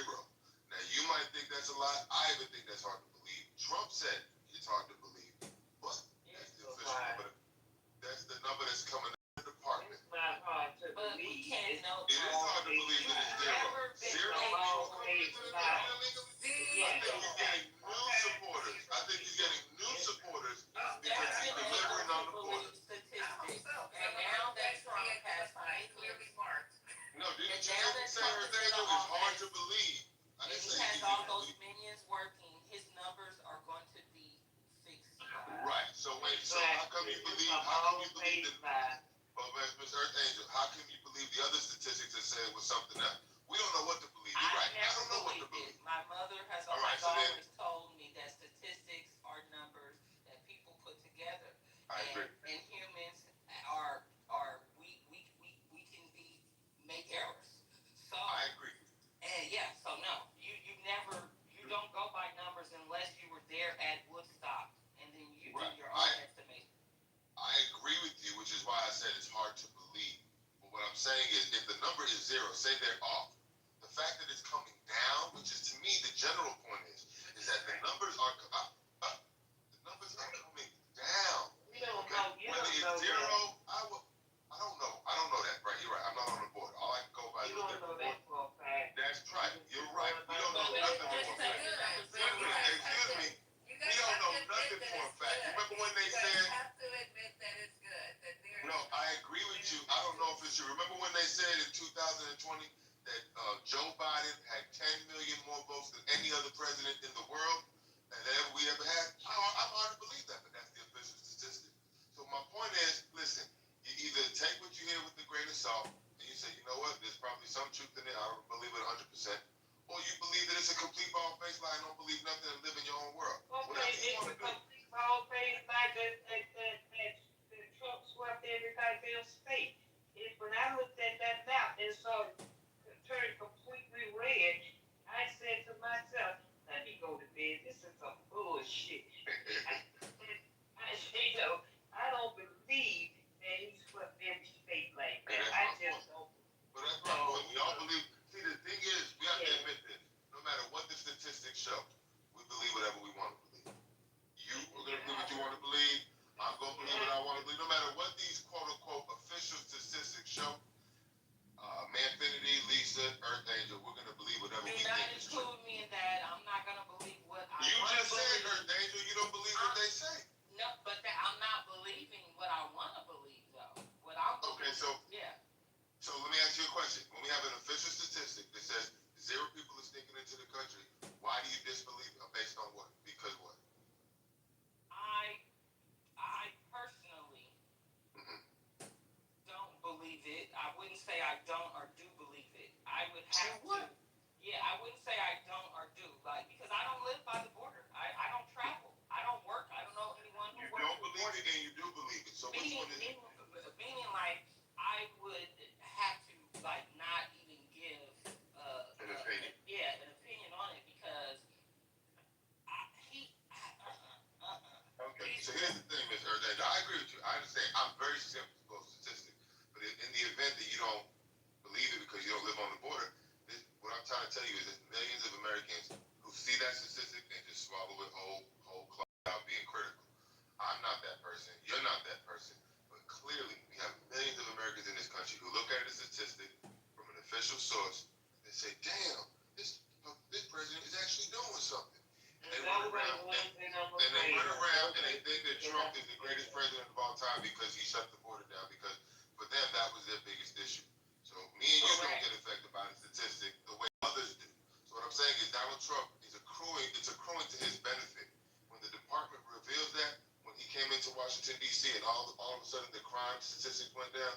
I'm very skeptical because I don't believe, and I don't know how they gather statistics. So I don't necessarily believe it 100% either, but You know what? it looks like things are moving in the right direction. I believe that because anytime you bring the military in, there's going to be some drastic changes. And that's Thank you. See, you got somebody right there. Miss Lisa's one of them people.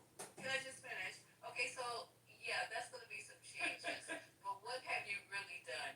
They can't stay there forever. They can't militarize Washington D.C. They can't be a presence there forever. And then what? You're not solving any fucking problem. That's just like you. If I tell you, oh sweetheart, the toilet in the bathroom and stuff, and you go, oh here's a bucket, pee in this. I agree with you. You know, if I was a reporter, you know what I would have asked Trump? If he walked around with his chest, if he's over there busting his chest saying, oh, look, I got the crime rate down in D.C., you know what I would have asked him if I was a reporter? Mr. President, what do you think about the surrounding cities and towns that are now being impacted by the crime that you squeeze out of D.C., you squeeze into EGC? What about that? I would have asked something like that. See, but that's not still not so. But listen, what I'm trying to say, you might think it's a band-aid, but That's a question. You need to say. what? You ain't calling my question, Yes, dog. it's Now you're not because calling if you my really question. were a reporter, you would say, so President, whatever your name is, what's going to happen when you pull out? Not when you pull out. What is going to happen, sir? I would have also asked that question. Wait a minute, that's a good question to ask too. But what I'm saying is, my question ain't dumb. I like your question, but you should like my question too. We love your bring them around the table. Thank you, and thank you. say to these people, listen, I'm here to help. I'm here to solve the problem. What is happening? Bring the community leaders in. You love pastors and ministers. Bring them in. Bring the mayors. Bring the police chiefs. Bring the people who are in charge of the block committees. Bring all these people in, and maybe just everyone who lives in the community. Have an open forum and discuss the issues. Then go in and investigate them and then solve them that way. You don't send the military in for 30 days and go, look what I did. And everything's solved. Lisa, I don't know what Lisa lives in fairy tale world. If what's the fifth, Lisa? In reality, the reason why I couldn't answer that question is because I look at things from a bird eye view. And I want to know what is the purpose of certain things. So and then I also consider who are the fucking game players. Trump, like you mentioned earlier, his main, from what I have collected, my POV, one of his main goals is to be a dictator. Okay? So No, let me finish. Okay, I said one. I didn't say it's ultimate. I didn't say that's what I believe. That's from what I gained. Okay, he wants to have ultimate control. So him bringing the National Guard, him bringing ICE here, him doing that is not for immigration, y'all. That is because he wants to gain control of the city streets in the United States of Corporation. He wants us to be scared of him. He wants the citizens to act and fall in line like military soldiers, but out of fear. So the first way to do that is you bring a false flag up in here and make it seem like immigrants are the issue. And what that was doing is that fucking ICE shit is a fucking pilot program in front of us. He's practicing on our friends that he's like this. You see some TikTokers saying, y'all better help because later it's going to be all of us. That's partially true. Okay? So he first practiced on ICE. Now he's going to, quote unquote, the most drug and crime ridden state. And he's practicing on our fucking people over there. Next is going to be another state. Then it's going to be 4 and 5 states until all states is on fucking lockdown. So against him trying to bring down the crime rate. What's wrong with you? He wasn't even trying to solve the problem. Hey, stop. Hey, bring your voice down a notch. Okay. Bring your voice down a notch. And so I feel like you mentioned, Lisa, you got to figure out what is the end game. His end game is not, and politics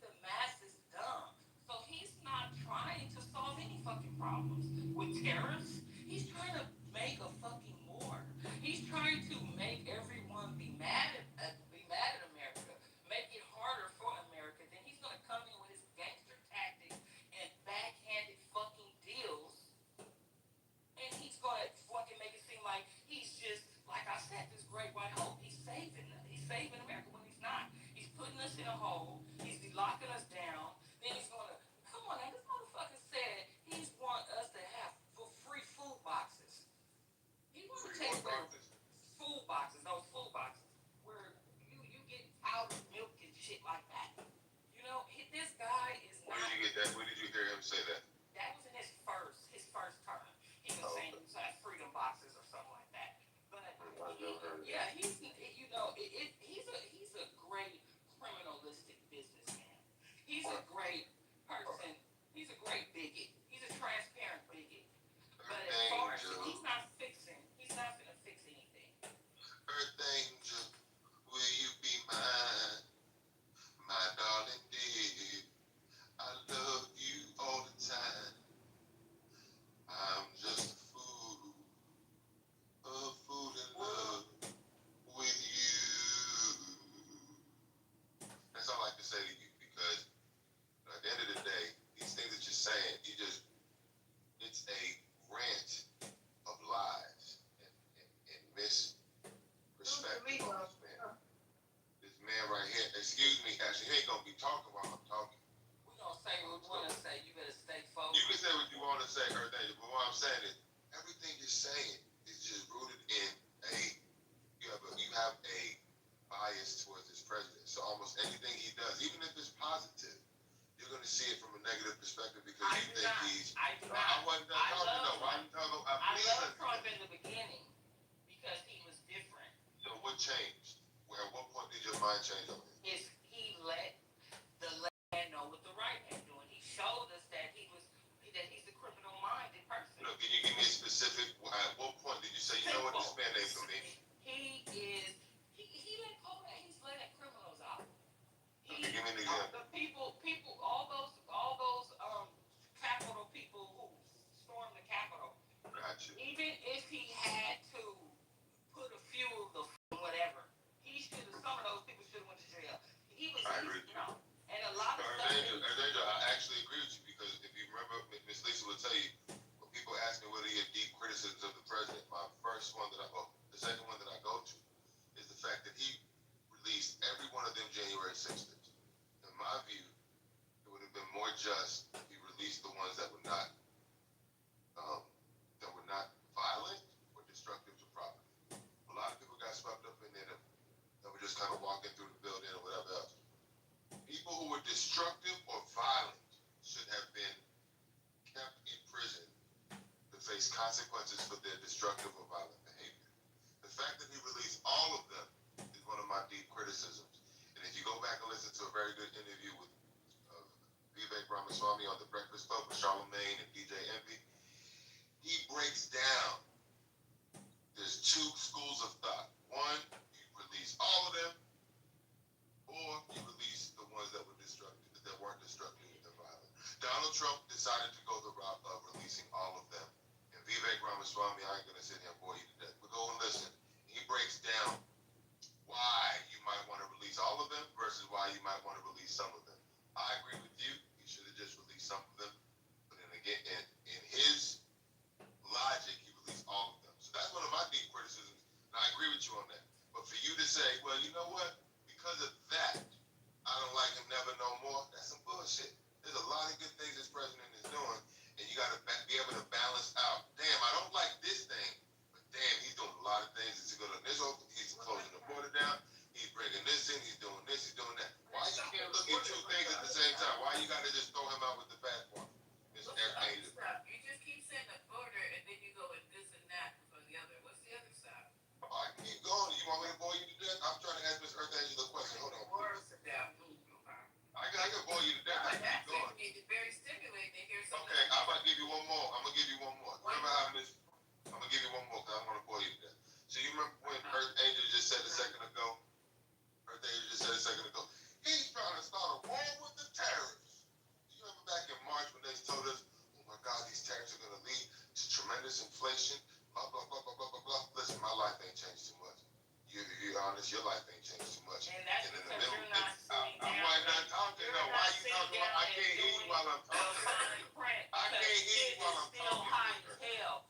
I know, but I can't hear you while I'm talking. I missed what you said because while I was speaking, you got off your mic and I can't hear what you said. You heard. Go ahead, say it again. Say it again, please. I will not repeat myself, and I will add to it. He not only. But I didn't hear what you said the first time. He not only did those two. Excuse me, I didn't hear what you said. Please, I didn't hear what you said.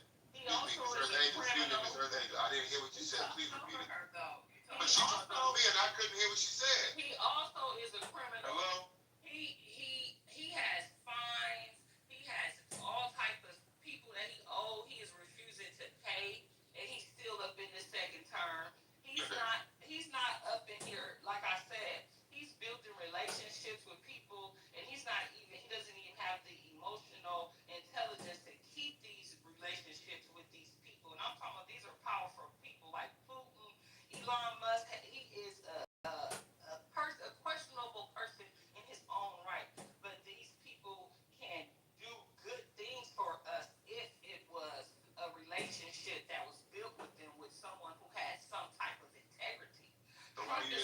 like him in the beginning?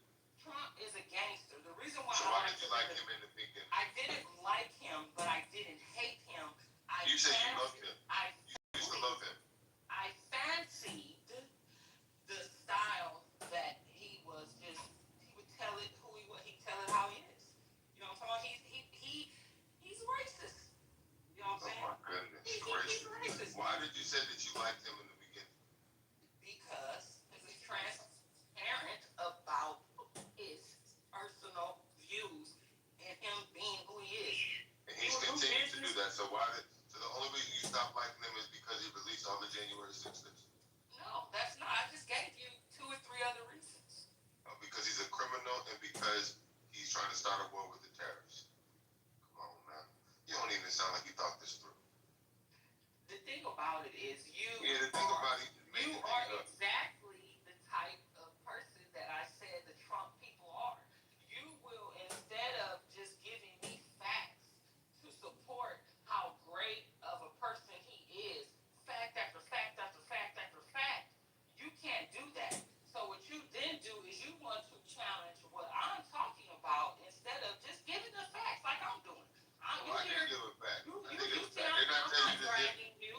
I'm not I appreciate that. I appreciate it. you. I'm giving you facts. And that's what MAGA supporters do. You guys don't have the brain capacity to choose There you facts. go. You guys like You go with the spewing insult. rhetoric.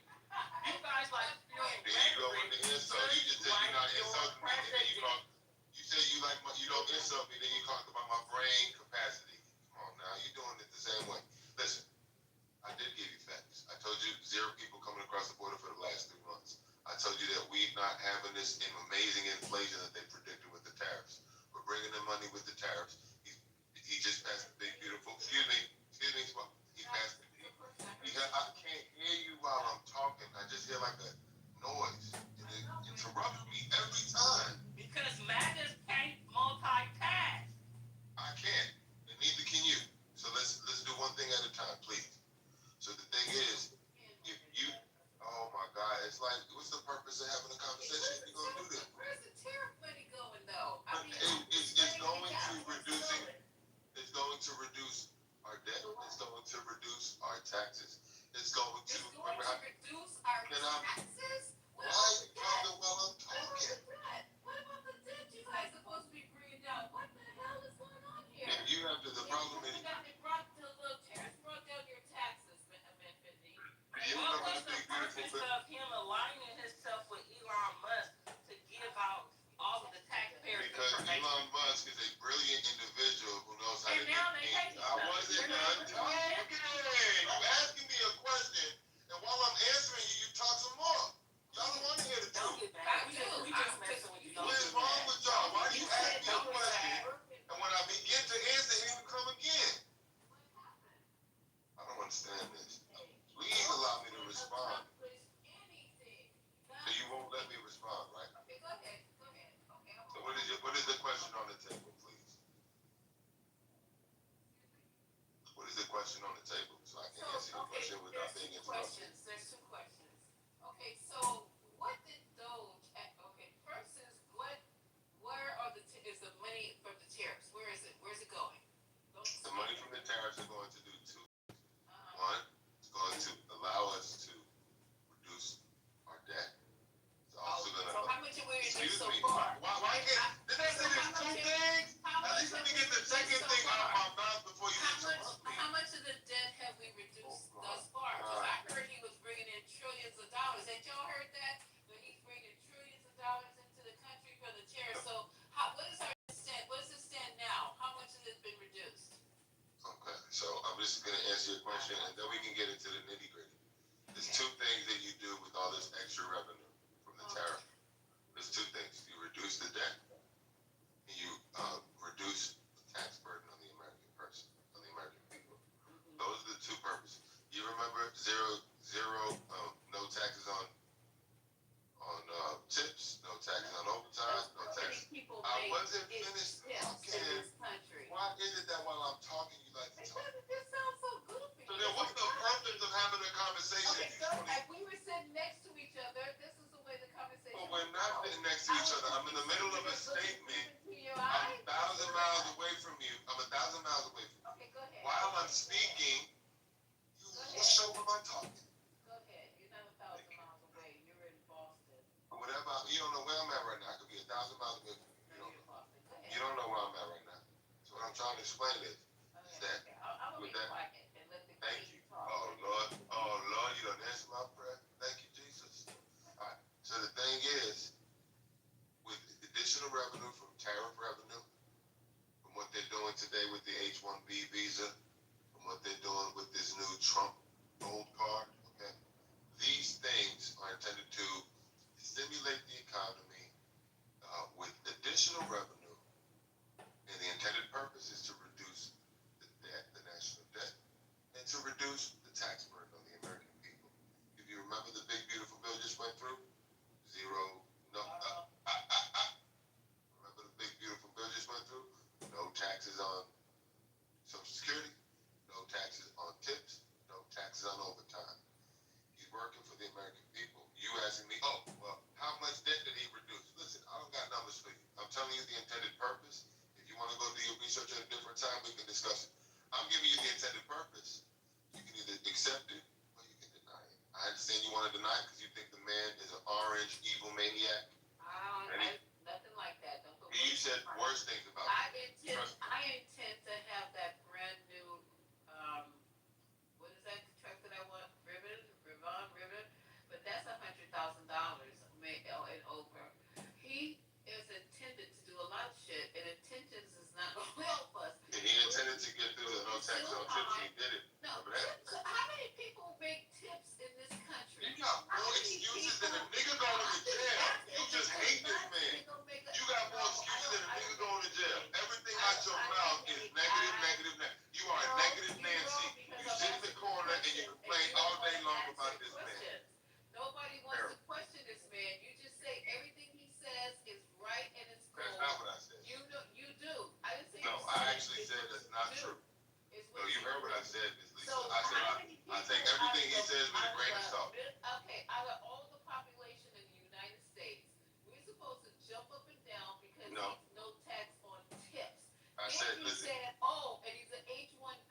How many companies, now you guys listen to this in the goo and on the stage, there's not too many of us left on the stage. How many of these tech companies, because it's mostly tech that needs these H-1 visas, are gonna pay $100,000 a year to have a person here on the they don't even pay right. Guess what? That's an incentive to hire American now.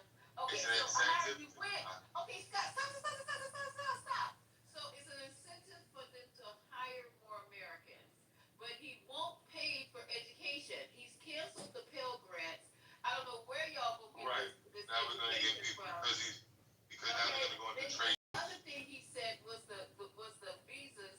How many people who are trying to come here for a better life can pay that kind of money to get a gold card visa?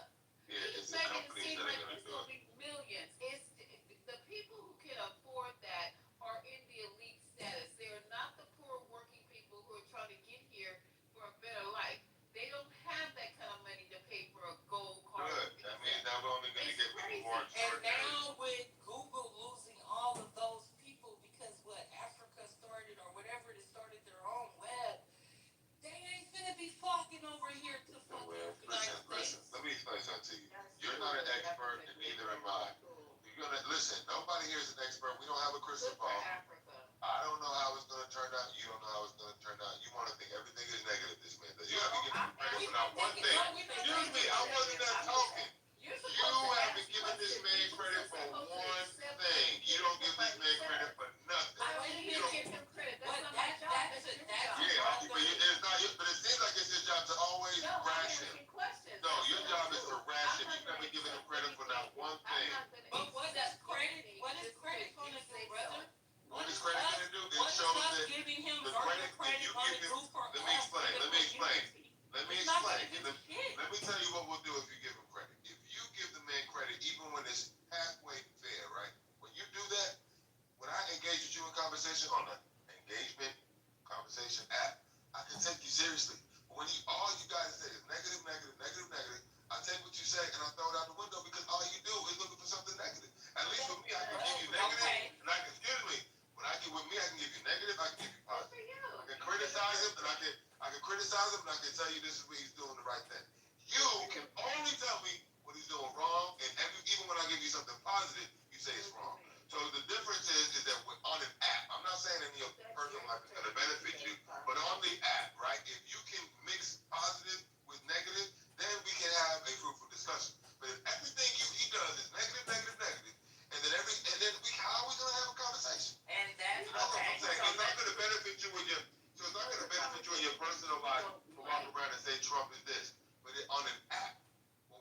discussion. If I know that everything you think he does and says is wrong, where are we going? What are we doing?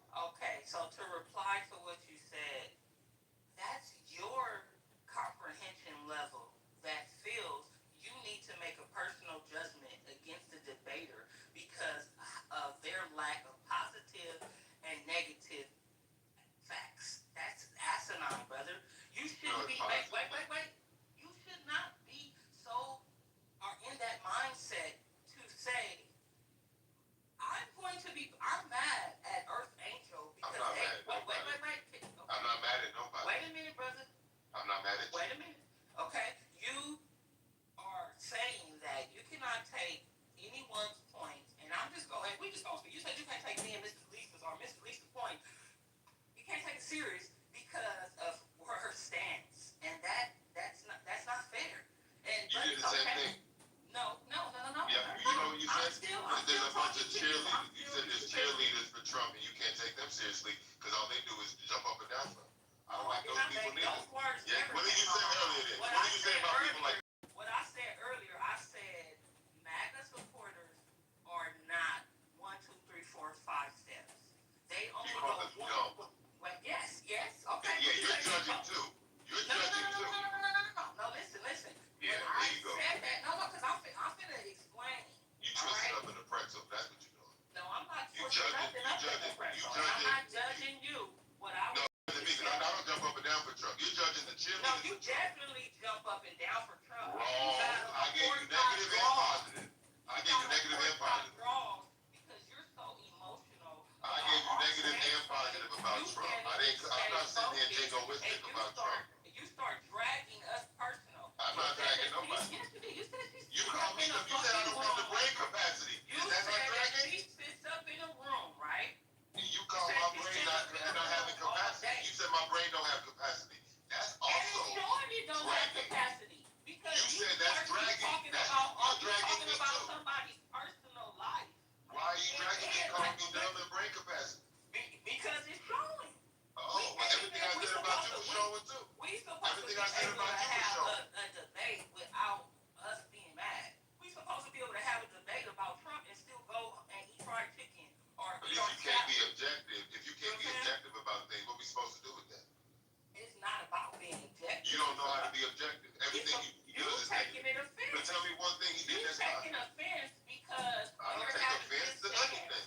I'm not offended, man. Like you don't hear us saying, you this, you that. Yes, you did. You said I got no brain capacity. Yes, you did say something about me personally. You're not no better than me. You better stop with the lies. Let's move on. Let's deal with the issues. You making it seem like you didn't say nothing personal about me. Yes, I'm not making it seem like that. You said you call people who support Trump. You said they're dumb. So focused on crybaby being emotional that you can't say to the facts. We were trying to ask questions. You were being personal. In your response, every other word, you have to attack us instead of just giving us facts. When I was talking to you personally, I gave you facts and then I backed down. I did not. I gave you facts too. 0 people coming to the country. That's a fact. You know what I'm saying? But the whole thing about it is, this is a debate platform. So no matter your debating style, we should still be able to stay focused and not be mad. I'm not mad, though. Earth Angel, I'm not mad. That's great. That's great to know. I'm not mad at all. What I'm saying I is, loved the energy you came in here earlier. Even every time you was finna hit me with something, you serenaded me like that was dope. Earth Angel, who will you be mine, my darling dear? I love you. Because in the end, that's what the powers want. They want us to sit up here and be arguing about Trump instead of putting ourselves together and starting our own political party. See what I'm saying? They killed the greats. They did. I don't like Charlie Kirk. Yeah. Vision of your love, loveliness. People think that these people that's out here dying, they dying out here for no reason. Kobe was finna start his own political party. They took him out. You know what I'm saying? Loveliness. People like Trump need to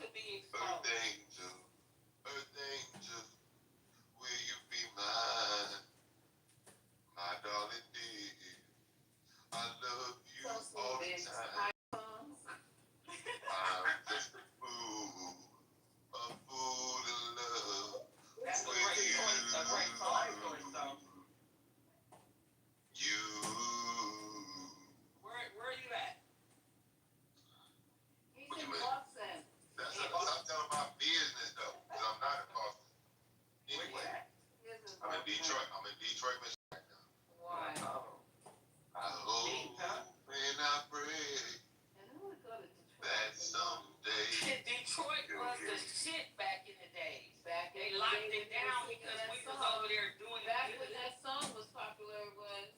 Mm-hmm. I fell for you. So, That's a jam right there. yeah. Everything. You know, I got a lot of respect for you because you know you come on here, you say what you mean what you say. She's a great addition to the 420. I think so. That's why you should make her a moderator along with me. But the thing is, she look like a little Barbie doll, Nicki Minaj kind of thing over there. My daughter made that on her roadblocks, and it's actually in the likeness of the city girl JT, and I thought it was so cool. So City girl who? JT, Jatavia, whatever, some city girl. Oh, there's a group called the City Girls? Yeah. Oh, see, I don't know nothing about that. Yeah, unfortunately, man. You remember back in the day, the 70s and the 60s, a bunch of boy groups, men's R&B groups? Yes. There's not one group today that I can name that's a woman or a man's group. It's like, what happened to the music industry? When I turn on the radio today, all I hear is corny ass, what's that damn guy's name? Weekend. All I hear is music from The Weekend. And he's old, back from 2018 to 19. His music still comes on like it's brand new. And I hear that song, I don't wanna know, Mario Winans. Why are they still playing the same stuff from 15 years ago? Because there ain't no good artists out here right now. But what's the problem? What happened to the music industry? What happened to them is the same thing that John Lennon was trying to stand on. The same thing that Joe Jackson was trying to prevent, breaking up the groups. Individuality. They want everybody to be a solo artist. Solo artists fucked up the industry. And then that is a part of them breaking us up. When you say they, who is they? The powers that be. Who are they? Can you name them for real? If you are familiar, I don't need to name them, but let's just go the handlers. When you find someone who is young and impressionable, let's take Rashawn Rock for an example. You see how Blueface had her? Now he's gone. She has no type of direction. Anybody can come and get clout off her. The handlers. Back in the days, it was no offense. But these people always existed. Why are they winning now and not back then? What do you mean? They're not. There were always people who were trying to manipulate people. Why did they decimated the music industry right now? I can't name one R&B group that's a male group or a female group. I don't know what's going on in the world today. What do you mean? The United States of a corporation is built off of segregation, and they spew individuality. They think they broke up the nuclear family. Yes, that's true. But what I'm saying is, what changed in the music industry? Because back in the 70s, even in the 90s, we had 112, Jagged Edge, on and on. B2K came, the audition was there. What happened that we don't got that no more? The Diddy's, the Quincy Jones, and all those other people who just fucked it up. They took the love out of the art. The industry music is no longer an art. It's a facade. You know, it's a facade. That's why you got Young Thug talking about he a gangster and want everybody to disassociate themselves with Gunner, and then he's a snitch. Okay. You know what they killed? They basically killed the creativity. And what happened was now we got a bunch of drill. Listen, I'm trying to mentor a young man. I can't even mentor him. He's 19, 20 years, just turned 20. Taking him to these things, I'm bringing him into places where he can't take that earbud out of his ear. And all he wanted to listen to is drill rap. I wanted to punch him across the face today, but I didn't. I'm over here having a horrible conversation about a family member that's going through some issues, health-wise. And then he goes, "You know, I drive." I'm like, "Oh, you want to drive my car? Okay, drive." I let him drive. Okay, I'm in my car, take care of business. In the passenger seat. He's driving my car, and he can't take 2 seconds to just pay attention and be present. He needs to put while he's driving, looking down at his phone, almost at the car in front of him. Then he put an earbud in his ear, and all I can hear is that drill rap.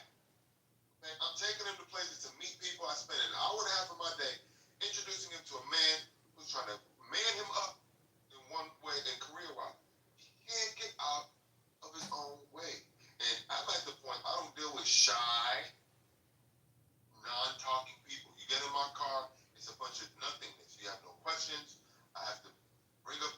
generation, you want to just sit and shrink up in your passenger seat. I have nothing for you, brother. I'm trying to be an example, but you're shy. You don't want to communicate. I have to dig for what's going on in your brain. Go over there. If you don't want, I don't understand this. And it's really, I want to help him, but I can't help people who don't want to help themselves. And he's a function of this new generation. He was born in 2005. My gosh, is this where we're going? I'm so discouraged with the state of the young people in today's world. Because they're supposed to be the next generation. And I'm trying to help him, but he seems like he's doing the bare minimum. You want to be shy and shrivel up and shrink up. So how can I say it? What things are you giving him to challenge it or find his purpose? So here's the thing. So right now we're going through a cybersecurity, it's a 12-week program, and the last 3 weeks, weeks 10, 11, and 12, work immersion program. So we're going through this cybersecurity program together. I'm doing it for the certification. I don't necessarily need the job. He's doing it for the certification and to get a job. I said, you better take this seriously. Tomorrow, because we went last Saturday and the week Saturday before that in person. I can't make it tomorrow. So because I can't make it, he got his own excuse, but he can't make it tomorrow. Oh, he's got to go look at apartments with his mother and sister. And to me, I don't think that's more important, but I guess somebody else, Anyway, I can't make it for one reason. But he should get up off his butt and still go and take this opportunity seriously.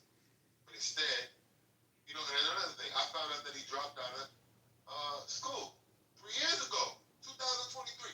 He represented to me that since the fall of 23, he has been enrolled in an institute that is towards an associate's degree, representing that. I sat with him last Friday, 3 or 4 questions. He can't get past me with them lies. He's not enrolled. I made him log into his student portal. He hasn't been enrolled since the fall of 2023. He said he didn't finish the semester because of something with FAFSA, which ain't nothing but a lie.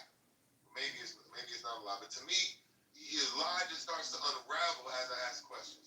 This is a boy whose mama tells me he sits in his room, video games, nothing. Okay, and then when I am around him, he shrivels up, shrinks up.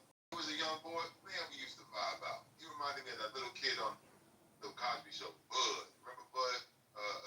Rudy's brother, the guy that came up, looked just like him, was funny, laughter. Now he's 20 years old. He's a shell of his old self. And I understand we all grow. But now he's shy, he's shriveled up, he has no confidence. And I can't stimulate conversation all the damn time. He don't ask no questions. It's disappointing. I take him to this opportunity, I take him to that opportunity. And he just shrivels up and shies up and has no confidence. Everything he's mumbling under his breath, it's exhausting helping somebody through life. I want to help him, I really do. I don't see, should I just keep going and one day it's going to sink in? I don't know. Yep, it seems like you're dealing with him according to the potential you believe he has. And that's an issue with us humans. We deal with people according to what we believe they can do. If we were them, we could do it, and that's just a waste of time. So how do you think I should better handle it? My initial question would have been what is his mindset on life? Is he trying to look for money? Is he doing this to help his family? Or is he doing this because he wants to change his day-to-day? He's finding his purpose. And so today, the mentor, the 80-year-old mentor I took him to today, the 3 of us, he said to him, do you want to help yourself or do you want to help your family? See, there you. He said, do you want to help yourself or do you want to help your mother? And he said, I thought he was going to say both. He said, I want to help my mother. I just wanted to pinch him. I didn't say that. No, okay, well then that's good. That's good. So now you just have to be consistent and you have to find a firm, consistent with, no, why would I let you drive my car? Do you have a license? Okay, let's do a softer approach.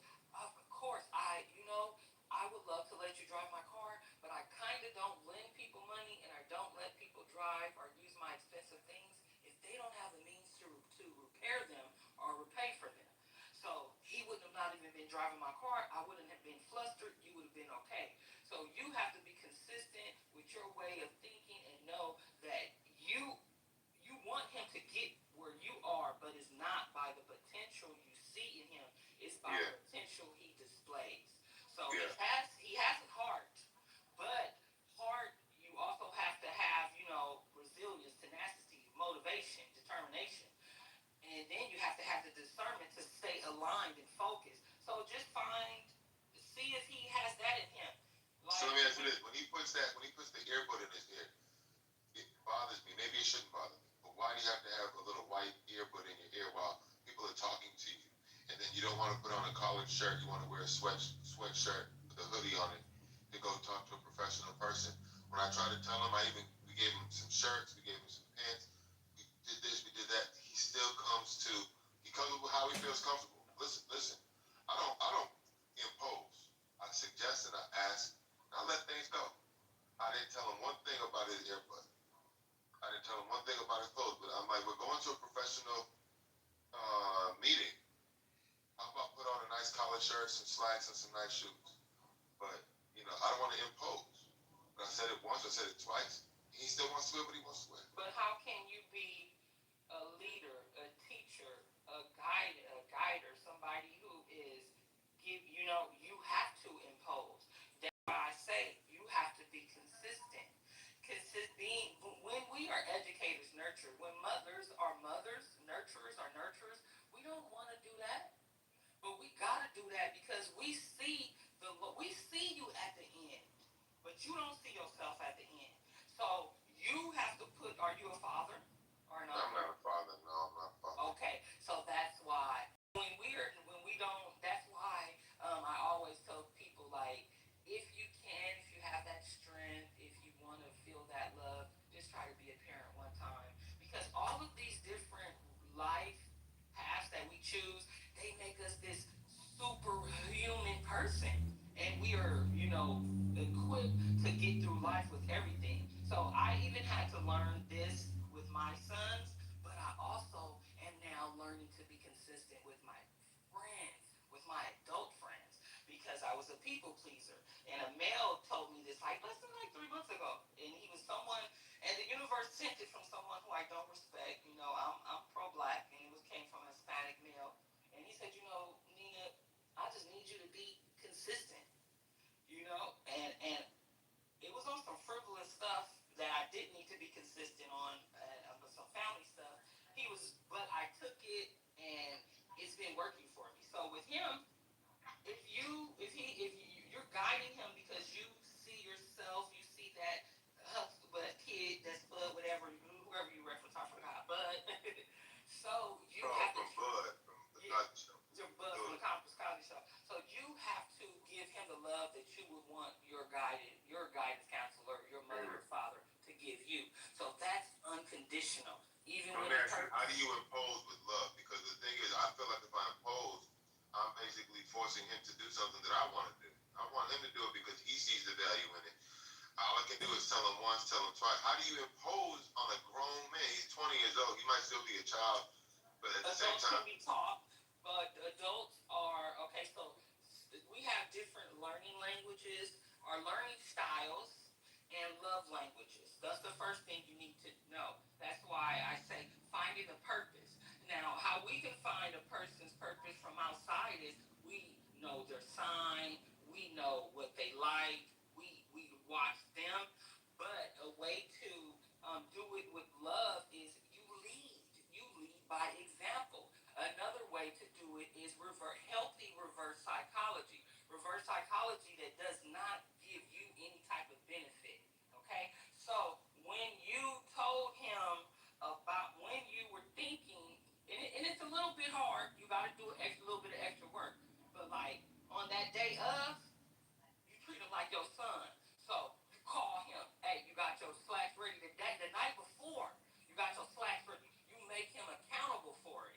And accountability is a way it stops where you ain't got to do the reverse. You ain't got to find out the love language. You just be straight up like, look, brother, we coming here. If you want to come with me, you got to be A, B, or C. That's just that.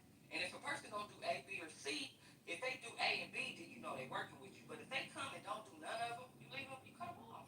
You know, you strong. Stop giving don't give none of your time to people who not using it, who not cherishing it. And if you're a nurturer like that already, he 20, you know, I had to learn to, just because I see the potential in them and I know how to help them, everybody don't need my help. Wait till they ask. So here's the thing, I've known him since he was 6. Okay. He came to the community center with his mother. You know, his mother was a sweet, beautiful woman, but she's you know, she had a child with a man who went to jail, neglectful.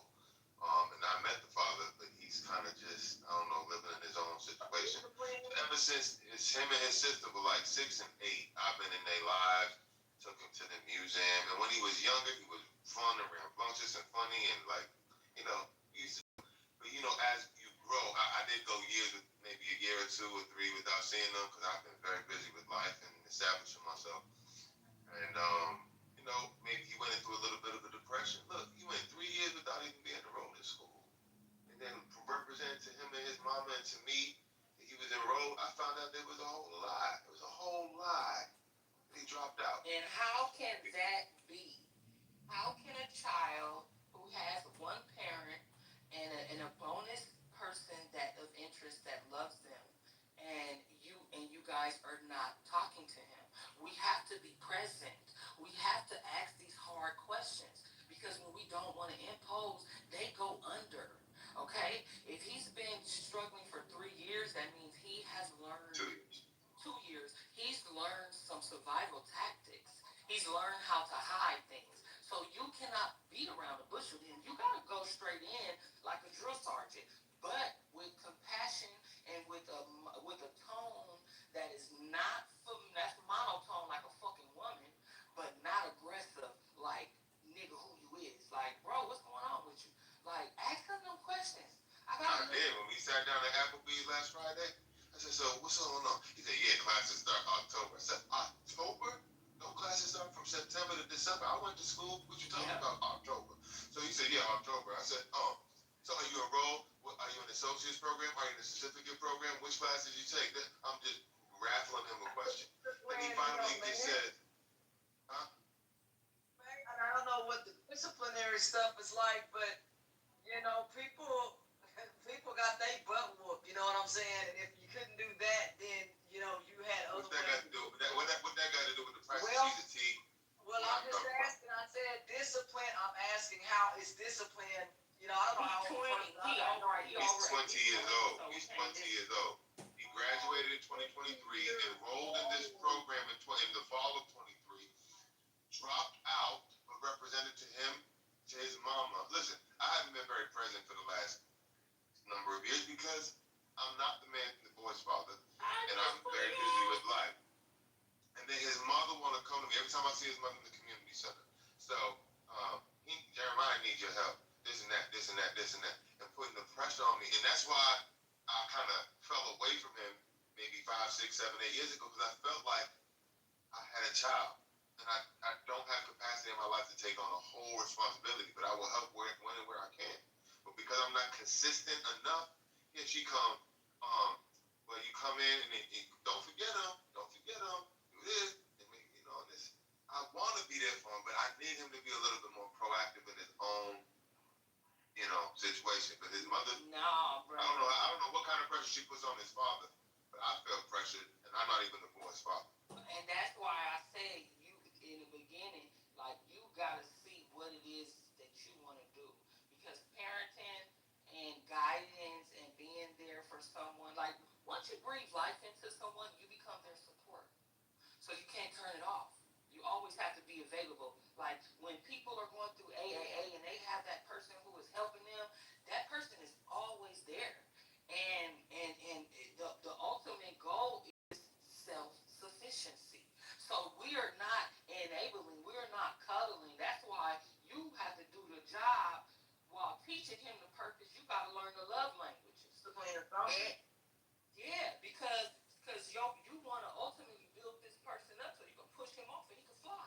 You know? But before we do that, you got to figure out, is this something that you want to do?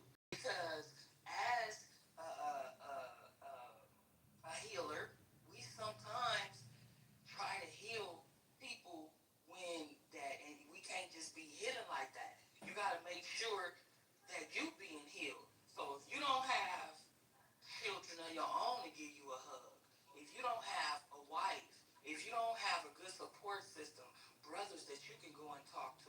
A mother that's loving on you, it's gonna be hard for you to give love to an at-risk youth, somebody who don't love themselves. And then the cold thing about it is, once you really make that decision to love him, he may be dealing with some dark stuff to where he may turn on you, and you may get, nigga, you ain't my daddy. You know how hard that, you gotta be strong enough to deal with that. So I would say, if you already step back again, reassess what you willing to do before you go in there. Because this is why kids go left, because people step in their life and they don't be willing to stay in their life. That's the problem, yeah. So this is what it is.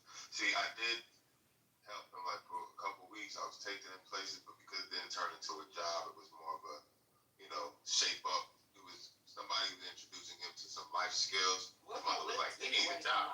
Do you got your own place? Yeah.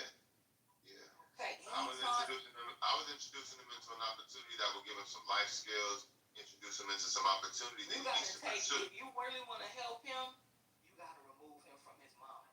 You got to take him. But that's what I told his mama. I said, Mama, you got to kick him. I said, Mama, you gotta let him go. Let him kick him out. If he don't want to work, if he wants to sit in his room and play video games, you need to tell him it's time to go. And she goes, No, not that. No, we ain't never. As a mother, you don't never want to tell a parent to kick a child out, because that's a bond that, come on, you never, what you want to do is you want to tell her way like you doing. You trying to get him a job. You see she not strong enough. If you love him, bounce him up out of there. Give him a trial. Say, look, if you can. Oh, you mean bring him into my house? Yeah, because with men, the only way that they learn the only way that y'all know how to do what y'all gonna do is y'all gotta see somebody do it. That's why the Army is good. They gotta be around. So that's why when I'm in the car with him, he's hearing me making business phone calls. He's absorbing the things that I'm doing. I'm making a bunch of phone calls in front of him on purpose so he can kind of hear. But that's not. But that's good. But you have to set up a call make it a mock call. Pay somebody, one of your homeboys, and you make him do it. You act like you driving. Ooh, take this call for me. You got to get him on the job training, and how he get on the job training is get him away from that mama. Because see, mamas, we use broken mamas, trauma mamas. We use our firstborns as our support system, and it's not right. But this is what we do, and the male child has to get out there on his own. I got two sons. My firstborn, I made that mistake of making him stand in and be firm. I overwhelmed my son. My second son is in college, fam, you doing good. My first son is in jail struggling. He's an addict. He's wonderful, and he will not let me take any other flack. I tried to talk to him. He said, Mom, you did great. He said, this is what I got to go through. But his father has life, and his brother, my first son, non-biological, was killed in the streets. And those were his life. We were a nuclear family. Men ruled, and when those two strong men left my son's life, it has crippled him. He is strong on the street, but like you said, he lies. These new YNs, they are good with the facade because that's what's on the TV. These rappers, these BBLs, everything is fake. So they're good at faking it till they make it, unfortunately. So you have to decide if you're going to fake it or if you're going to make it. And if you're going to make it, you got to be in his life day to day, every day, on that nigga like a fucking football coach that you finna send him to the NFL, and he got to be removed from his mom. You got to be shown, but you also got to make sure that he want to do it. So talk to him, find the purpose, and you find your purpose. See what you want to do. Don't take upon too much because you will lose yourself, and motherfucker Rob still kill you. You'll be on the news, brother. See that? You see that? I agree with you, man. So you just figure it out. Yeah, I will. You're at a fork in the road right now, but I'm gonna let you know one thing. When you breathe life into somebody, when you water a seed on my mama, there's nothing better than the love of a child is a love of a mother. But anything you nurture and grow, I swear to God, it make you feel good. So if you do 3 or 4 or 5 years on building him up, man, his fucking kids gonna know you. His kids gonna know you. Cause he gonna say your fucking name to everybody. I'll tell you that. So, what if you feel it in your heart, don't let the the the unfamiliarity make you want to run because there's nothing like the joy that us mothers get from being a mama when ain't nobody else taught us how to be a mama.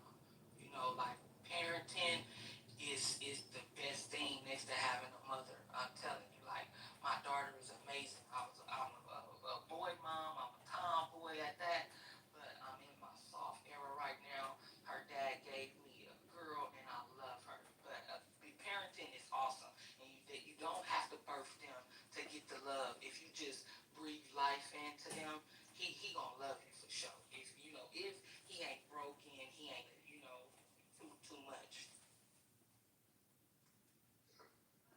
He's a good kid. He's just shy and doesn't have the confidence. I need to try to help him break out of it, but I can't overwhelm myself neither. So I got to find the balance, and I appreciate your words. Yeah, you good. You good. That's what we're here for, and that's why I say there's nothing wrong with the Elons, the Trumps, the colonizers, even the King James Bible writers.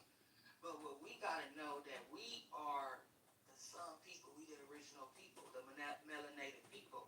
So with that, everything we do right. We gods within ourselves. We can breathe herbs, life, death, in anything we put our mind to. So instead of us having rooms focusing on what Trump doing, why Kirk is gone, we need to build some rooms on how. First of all, we need to fucking get off Clubhouse because they listening to us, y'all. These white crackers is on here listening to us. Y'all research Clubhouse, how the fucking originators of Clubhouse is gave a tech job to the white kid that strangled the black kid.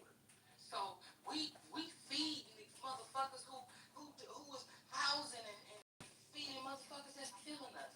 We need to make our own Clubhouse. We need to do what they doing in Africa and make our own internet. We need to be over there buying their electric cars. And one thing I commend you for even bringing that topic up because it's dads out here that's not there for their own dads, for their own children. I mean, so you being there for somebody that you did not bust a nut and break a sweat, I commend you. This is why black men and men period are the foundation, and I salute every man that is present. White, black, Mexican, Lebanese. It doesn't matter. If you there taking care of the woman that has put her life on the line to birth a child, you are God. So, really take some deep time to think about it and don't give up. Don't ever give up yourself, but don't ever pass by the chance to help somebody else because I'm telling you, I'm surviving right now by people that I helped 20 years ago. 20 years ago, a girl walked up to me and was like, I remember you teaching me this. Now I run my own Del Taco. Thank you. I love you. Here's my girl, fucking Hispanic girl. 20 years ago. So he's gonna say your name like we saying Malcolm, like we saying Martin, like how Kendrick came and breathed motherfucking earth into us with not like us. We gotta breathe earth into every one of us. I love Miss Lisa platform. I seen Miss Cleo come up in here too. She was listening. I love you, Miss Cleo, if you listening. But man, we need to congregate, get together, and have our time to build and bring life back into us because they have fucked up everything that we got going. That music, that 808, that vibration, that hurts, that is making us low, and they know it. They don't want us to meditate. They don't want us to eat raw. They don't want our mind. Like the reason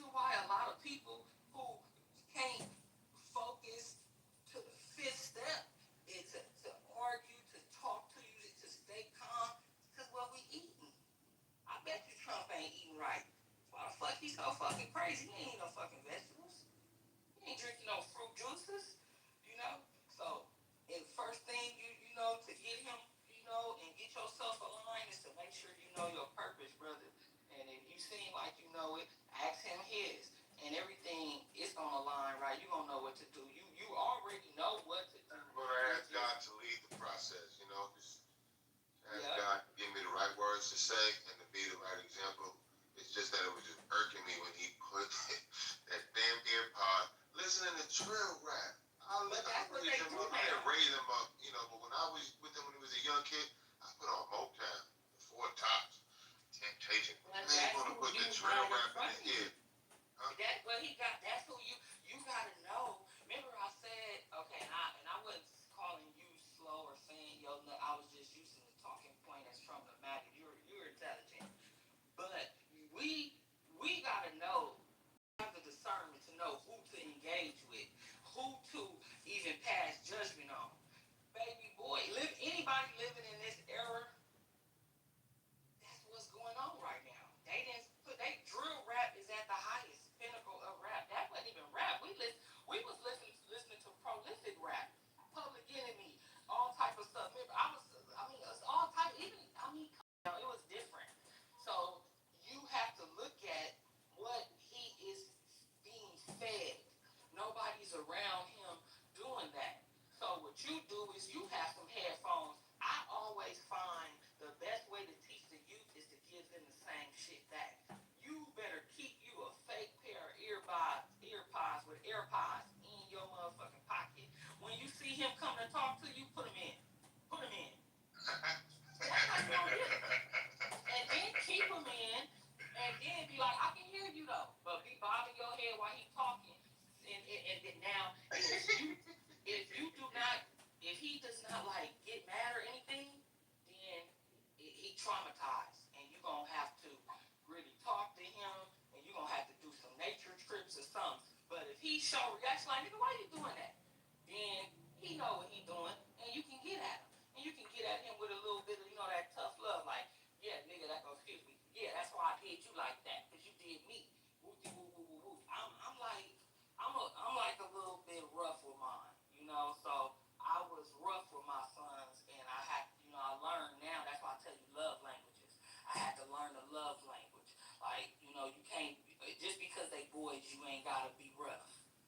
But yeah, that's a wonderful thing to do, but it's kinda hard because if they too traumatized, they gonna take your gifts, they gonna manipulate you, they gonna fucking play you, and you gonna wanna fucking be on first 48. I think he's traumatized because he's got a father who's not involved, and then he got a mama who just kind of, she's a Bible, she believes in God and everything, but she's, I don't know, she can't do everything, and she feels lost because she says he won't talk to her. Like, I don't even want to tell her that he dropped out of college because he's representing that to her. I went and told my mentor. And the mentor to accountability. You gotta tell her. Should I have to tell her? Because accountability is what makes a man be a man. A man. Yeah, no, but what I'm saying is, don't you think he should tell her? Why? If that was your son, would you wait for him to tell his motherfucking mama no? You gonna tell her. Feel me? That's why I say we gotta figure out if you gonna do it for the whole 100% or you for the play. Because if you there for him and you see you in him and you see Bud in him, you want him to do good, nigga, you telling his mama. Because she gonna want to know everything. But you gotta use discernment. Is the mama equipped to do that? Feel me? Is she gonna be healthy with him? If she's a mom who's not on the level of doing that, then you have to make that choice to keep it away. But me, I'm transparent with all. Because see, I went and told the mentor that helping me out, right? And when he sat us down today in his office, I can't believe he turned to him and said, "So why did you drop out?" I mean, he didn't start there. He started with other conversations. And then he says, "Well, tell me why you dropped. When you dropped out," so in the back of my mind, I'm like, damn, this boy's thinking, me and Infinity went and told this dude that I didn't finish. And I'm like, damn, I wish you... That little right there, not to cut you off, that little giving a fuck about being told, that's out the window become a parent and you ain't a friend, you don't give a fuck if nigga, I'm your grandmama and I'm telling your teacher because nigga, it's about accountability. You don't give a fuck. I'm the mom. I pay bills. So you don't care. Yeah, you back him up. You don't because you a man in your own right, and you didn't go back and backbite him. You exposed his ass because you should be. You want him to feel that he ain't got no secrets because the motherfucker lied to you and he played top. You could cut him off. If that was a nigga on the street, he'd be done right. Why you giving him a pass? You trying to raise a man or you trying to raise a fucking mice? Yeah. You raising a man. So since you're raising a man, accountability, we stand on business over here. Y'all stand on business. I call it accountability. And back in the days, we get down where you mad at. So if he lying to you, that's why I say you gotta treat people how they treat you. So you got 2 jobs. If you finna really do, you got about 5 jobs. First job is you gotta figure out how much percentage you want to do. If it's anything over 75, you just push your way to 100, and you that boy daddy. If you feel, if you know, and you gotta take into consideration them. You gotta take consideration. Can you knock him out if he bucks? Is his mama gonna relinquish, or is his mama gonna help, or is she gonna impede? All of that shit got to come into consideration when you figuring out if you finna take upon the job. So I can already tell you, right now my spirit is telling me I need to be there when and where I can to help him stand up a career and a life. I can't pull him through this period of time because I have too many things on my plate. My career's in the middle of being established. I'm all over the place. There's no way I could be 75 and more, Tim. I can't. And I get that from talking to you. If one of the ladies would have pulled me to the side, I'd say he don't want to do it. Because any time we have to ask for clarity, we know what the fuck we want to do. You feel me? So you better put you first. Now, you can put you first and dip in, or you can just put you first and step away and go on and do you. I feel like anything we do it wholeheartedly. Feel me? So if you really feel like you're not gonna do it wholeheartedly, wash your hands, see him when you see him, and gone. Because like I said, part-time daddy is the worst type of daddy. Feel me? A part-time anything is the worst anything. You know how it is. You meet a girl, you love her, So it's all or nothing. I can't just be there to help him when and where I can. And everything is supposed to be all or nothing, but in this new era where people are fake, I would say in parenting, in purpose, in career, and in love, it's all or nothing. You do it all or nothing because if you do it half-assed, you're not going to rear the full experience. If you want the full experience, if you want to know how things really work, you got to give all. But in order for me to do that, I'd have to neglect the time and energy it takes to establish myself. There is no way I can do everything at the same time. So you being honest. I'm being pulled in a lot of directions right now. Especially I'm working on a political campaign, and you know how unregulated that schedule is. On the drop of a dime, I gotta go here and I gotta spend time. I gotta do this. There's no way I can sit there and schedule in time with him on a consistent basis right now. I just can't until I get established fully. I agree. I agree with you. And I'll leave it right there. Yeah.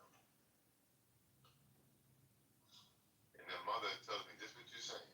She said, you can't come in and then leave. You can't do that. Either you're gonna, because I was helping her for a few weeks, then I got busy doing something, and I went away for a few weeks. And she said, that's not good for him because. What are you doing? Like, okay, now what are you doing? Okay, like you said, you're starting a political whatever. I'm working in a political campaign. I'm a promoter. I deal with entertainment. So he can't be your apprentice? He's not in school right now. If you get him in an online college course and have him be your apprentice. Well, today I said it in class. I said it in the room. I said, I got so much going on. I said, I need an assistant. There you go. And I was waiting for him to step up and be like, I can do that. I guess I got to tell him I need you to be my assistant. because he's been living with his mother, who's been telling him he's not been watching his father, who's been doing it. You see what I'm telling you? See, you. This is why I say you have to always wear. I don't know what hat to call this, but you okay? The magician hat. The magician and the discernment hat is the ability to know which style of teaching, which love language. You have to be able to kick in the space, and you got it, but you thinking too much. Like you want people to take the initiative that you know that you would do because you still thinking in that potential mindset. Let me break down the potential mindset for you. Women, we live in the potential mindset. We get with a man because we know we feel like he can. You see what I'm saying? We go to a beautician because we see her work. We think she can do. We live in the potential. That stagnates us because we waste a lot of time dealing with people undesirables or situations that just don't be for us because we was hoping this shit with thought. Okay, so if you got to get out of that. You know you. It's a whole bunch of people out here. There's a whole bunch of brothers out here who gonna say that to you. Who gonna come up to you and be like, look, I want to do it, brother. I want to help you. I want to do this. If he not hungry, you either, like I said, teach him or let him go. Because it's not in him. Because mothers, a lot of these, no offense, a lot of our black mothers, we lay back. We tough on our daughters and we lay back with our sons. So so he don't know what it is to be a go getter because his mama been a go getter.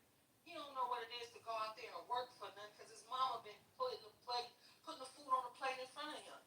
So you gotta, I'm telling you, try to bring. His sister is 2 years older than him, and she's leaps and bounds. She's always doing this. She got a car. She's doing this. She's doing. So I'm thinking he's just living in the shadow of that and just beating himself up privately. And he don't know how to follow up and be persistent. He's got all of these opportunities around him, but his mother tells me, and I can see it. He has no go-getter attitude. He don't follow up and persist. Like he might apply for a job. If they don't get back to him, oh well.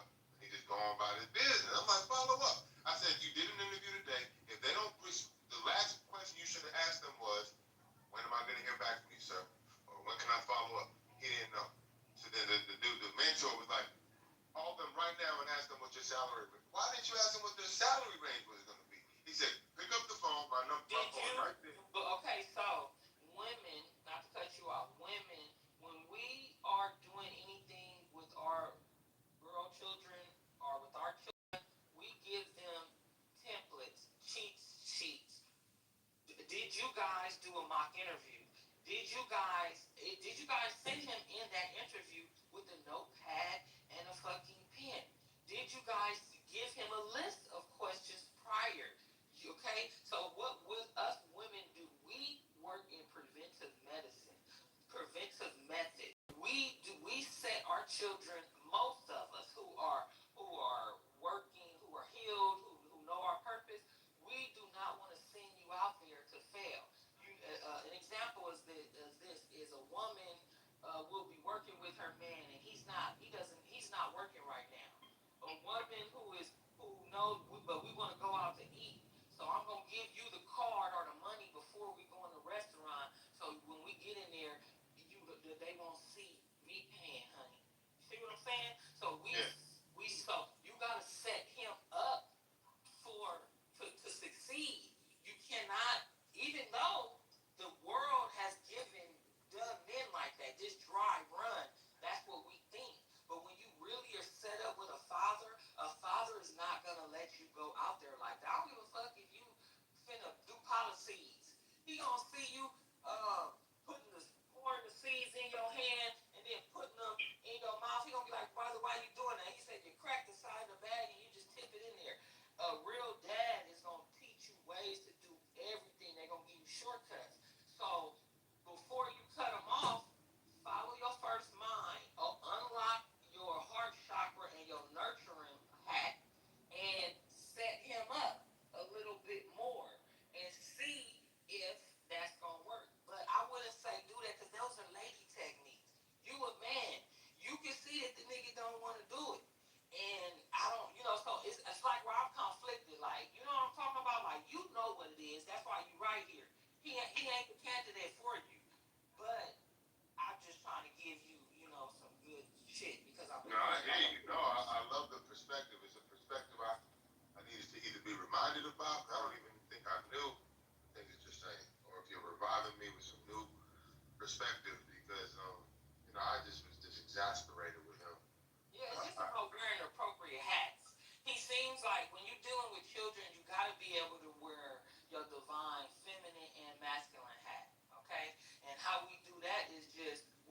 white person, it's hard for men though, because y'all don't do that shit. They didn't teach y'all that it was okay. Like, I just had to leave somebody, like, let's leave him, a wonderful African male. But the brother just told me, he like, I didn't grow up with emotion.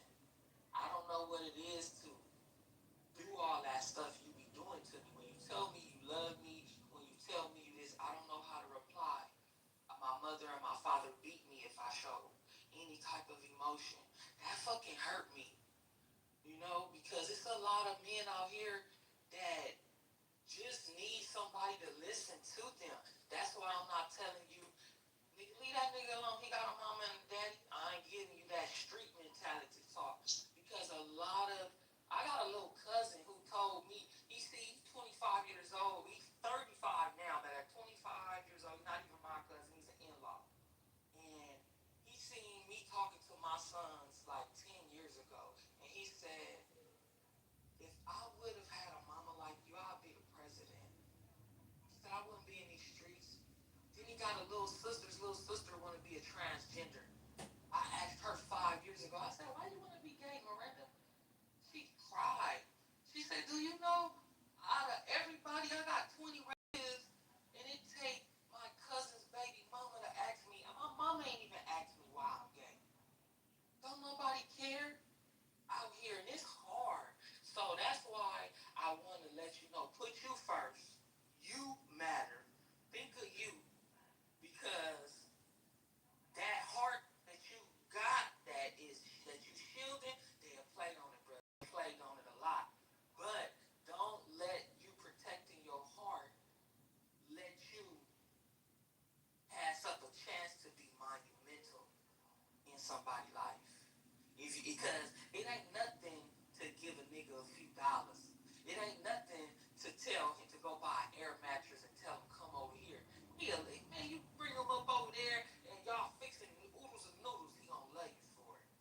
Look, I got this old spice. You use this tonight, tomorrow we gonna get yours. Go and spend $4 on some Axe. He gonna love you.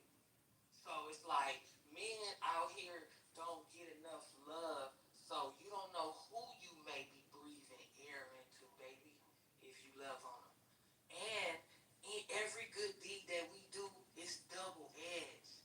So when you do something good for him, I swear to God, it's gonna make you feel all type of good in yourself. You ain't even gonna know right up where the singers sing from. You gonna be feeling butterflies. I'm like, what the fuck is that? What the fuck is it? You gonna be feeling good when he come to you and you see that smile, cause you got it. You got it in you. You got it in you. I already know you an Earth Angel too. It's a lot of us that been here more than once, and we like helping people. And I could feel you got it in you. Miss Lisa got it in her. Miss Cleo got it in her. A lot of us who just teachers, and we don't like people to be walking out here blind. We the ones. We the ones. So, but I just want you to remember, before you help anybody, help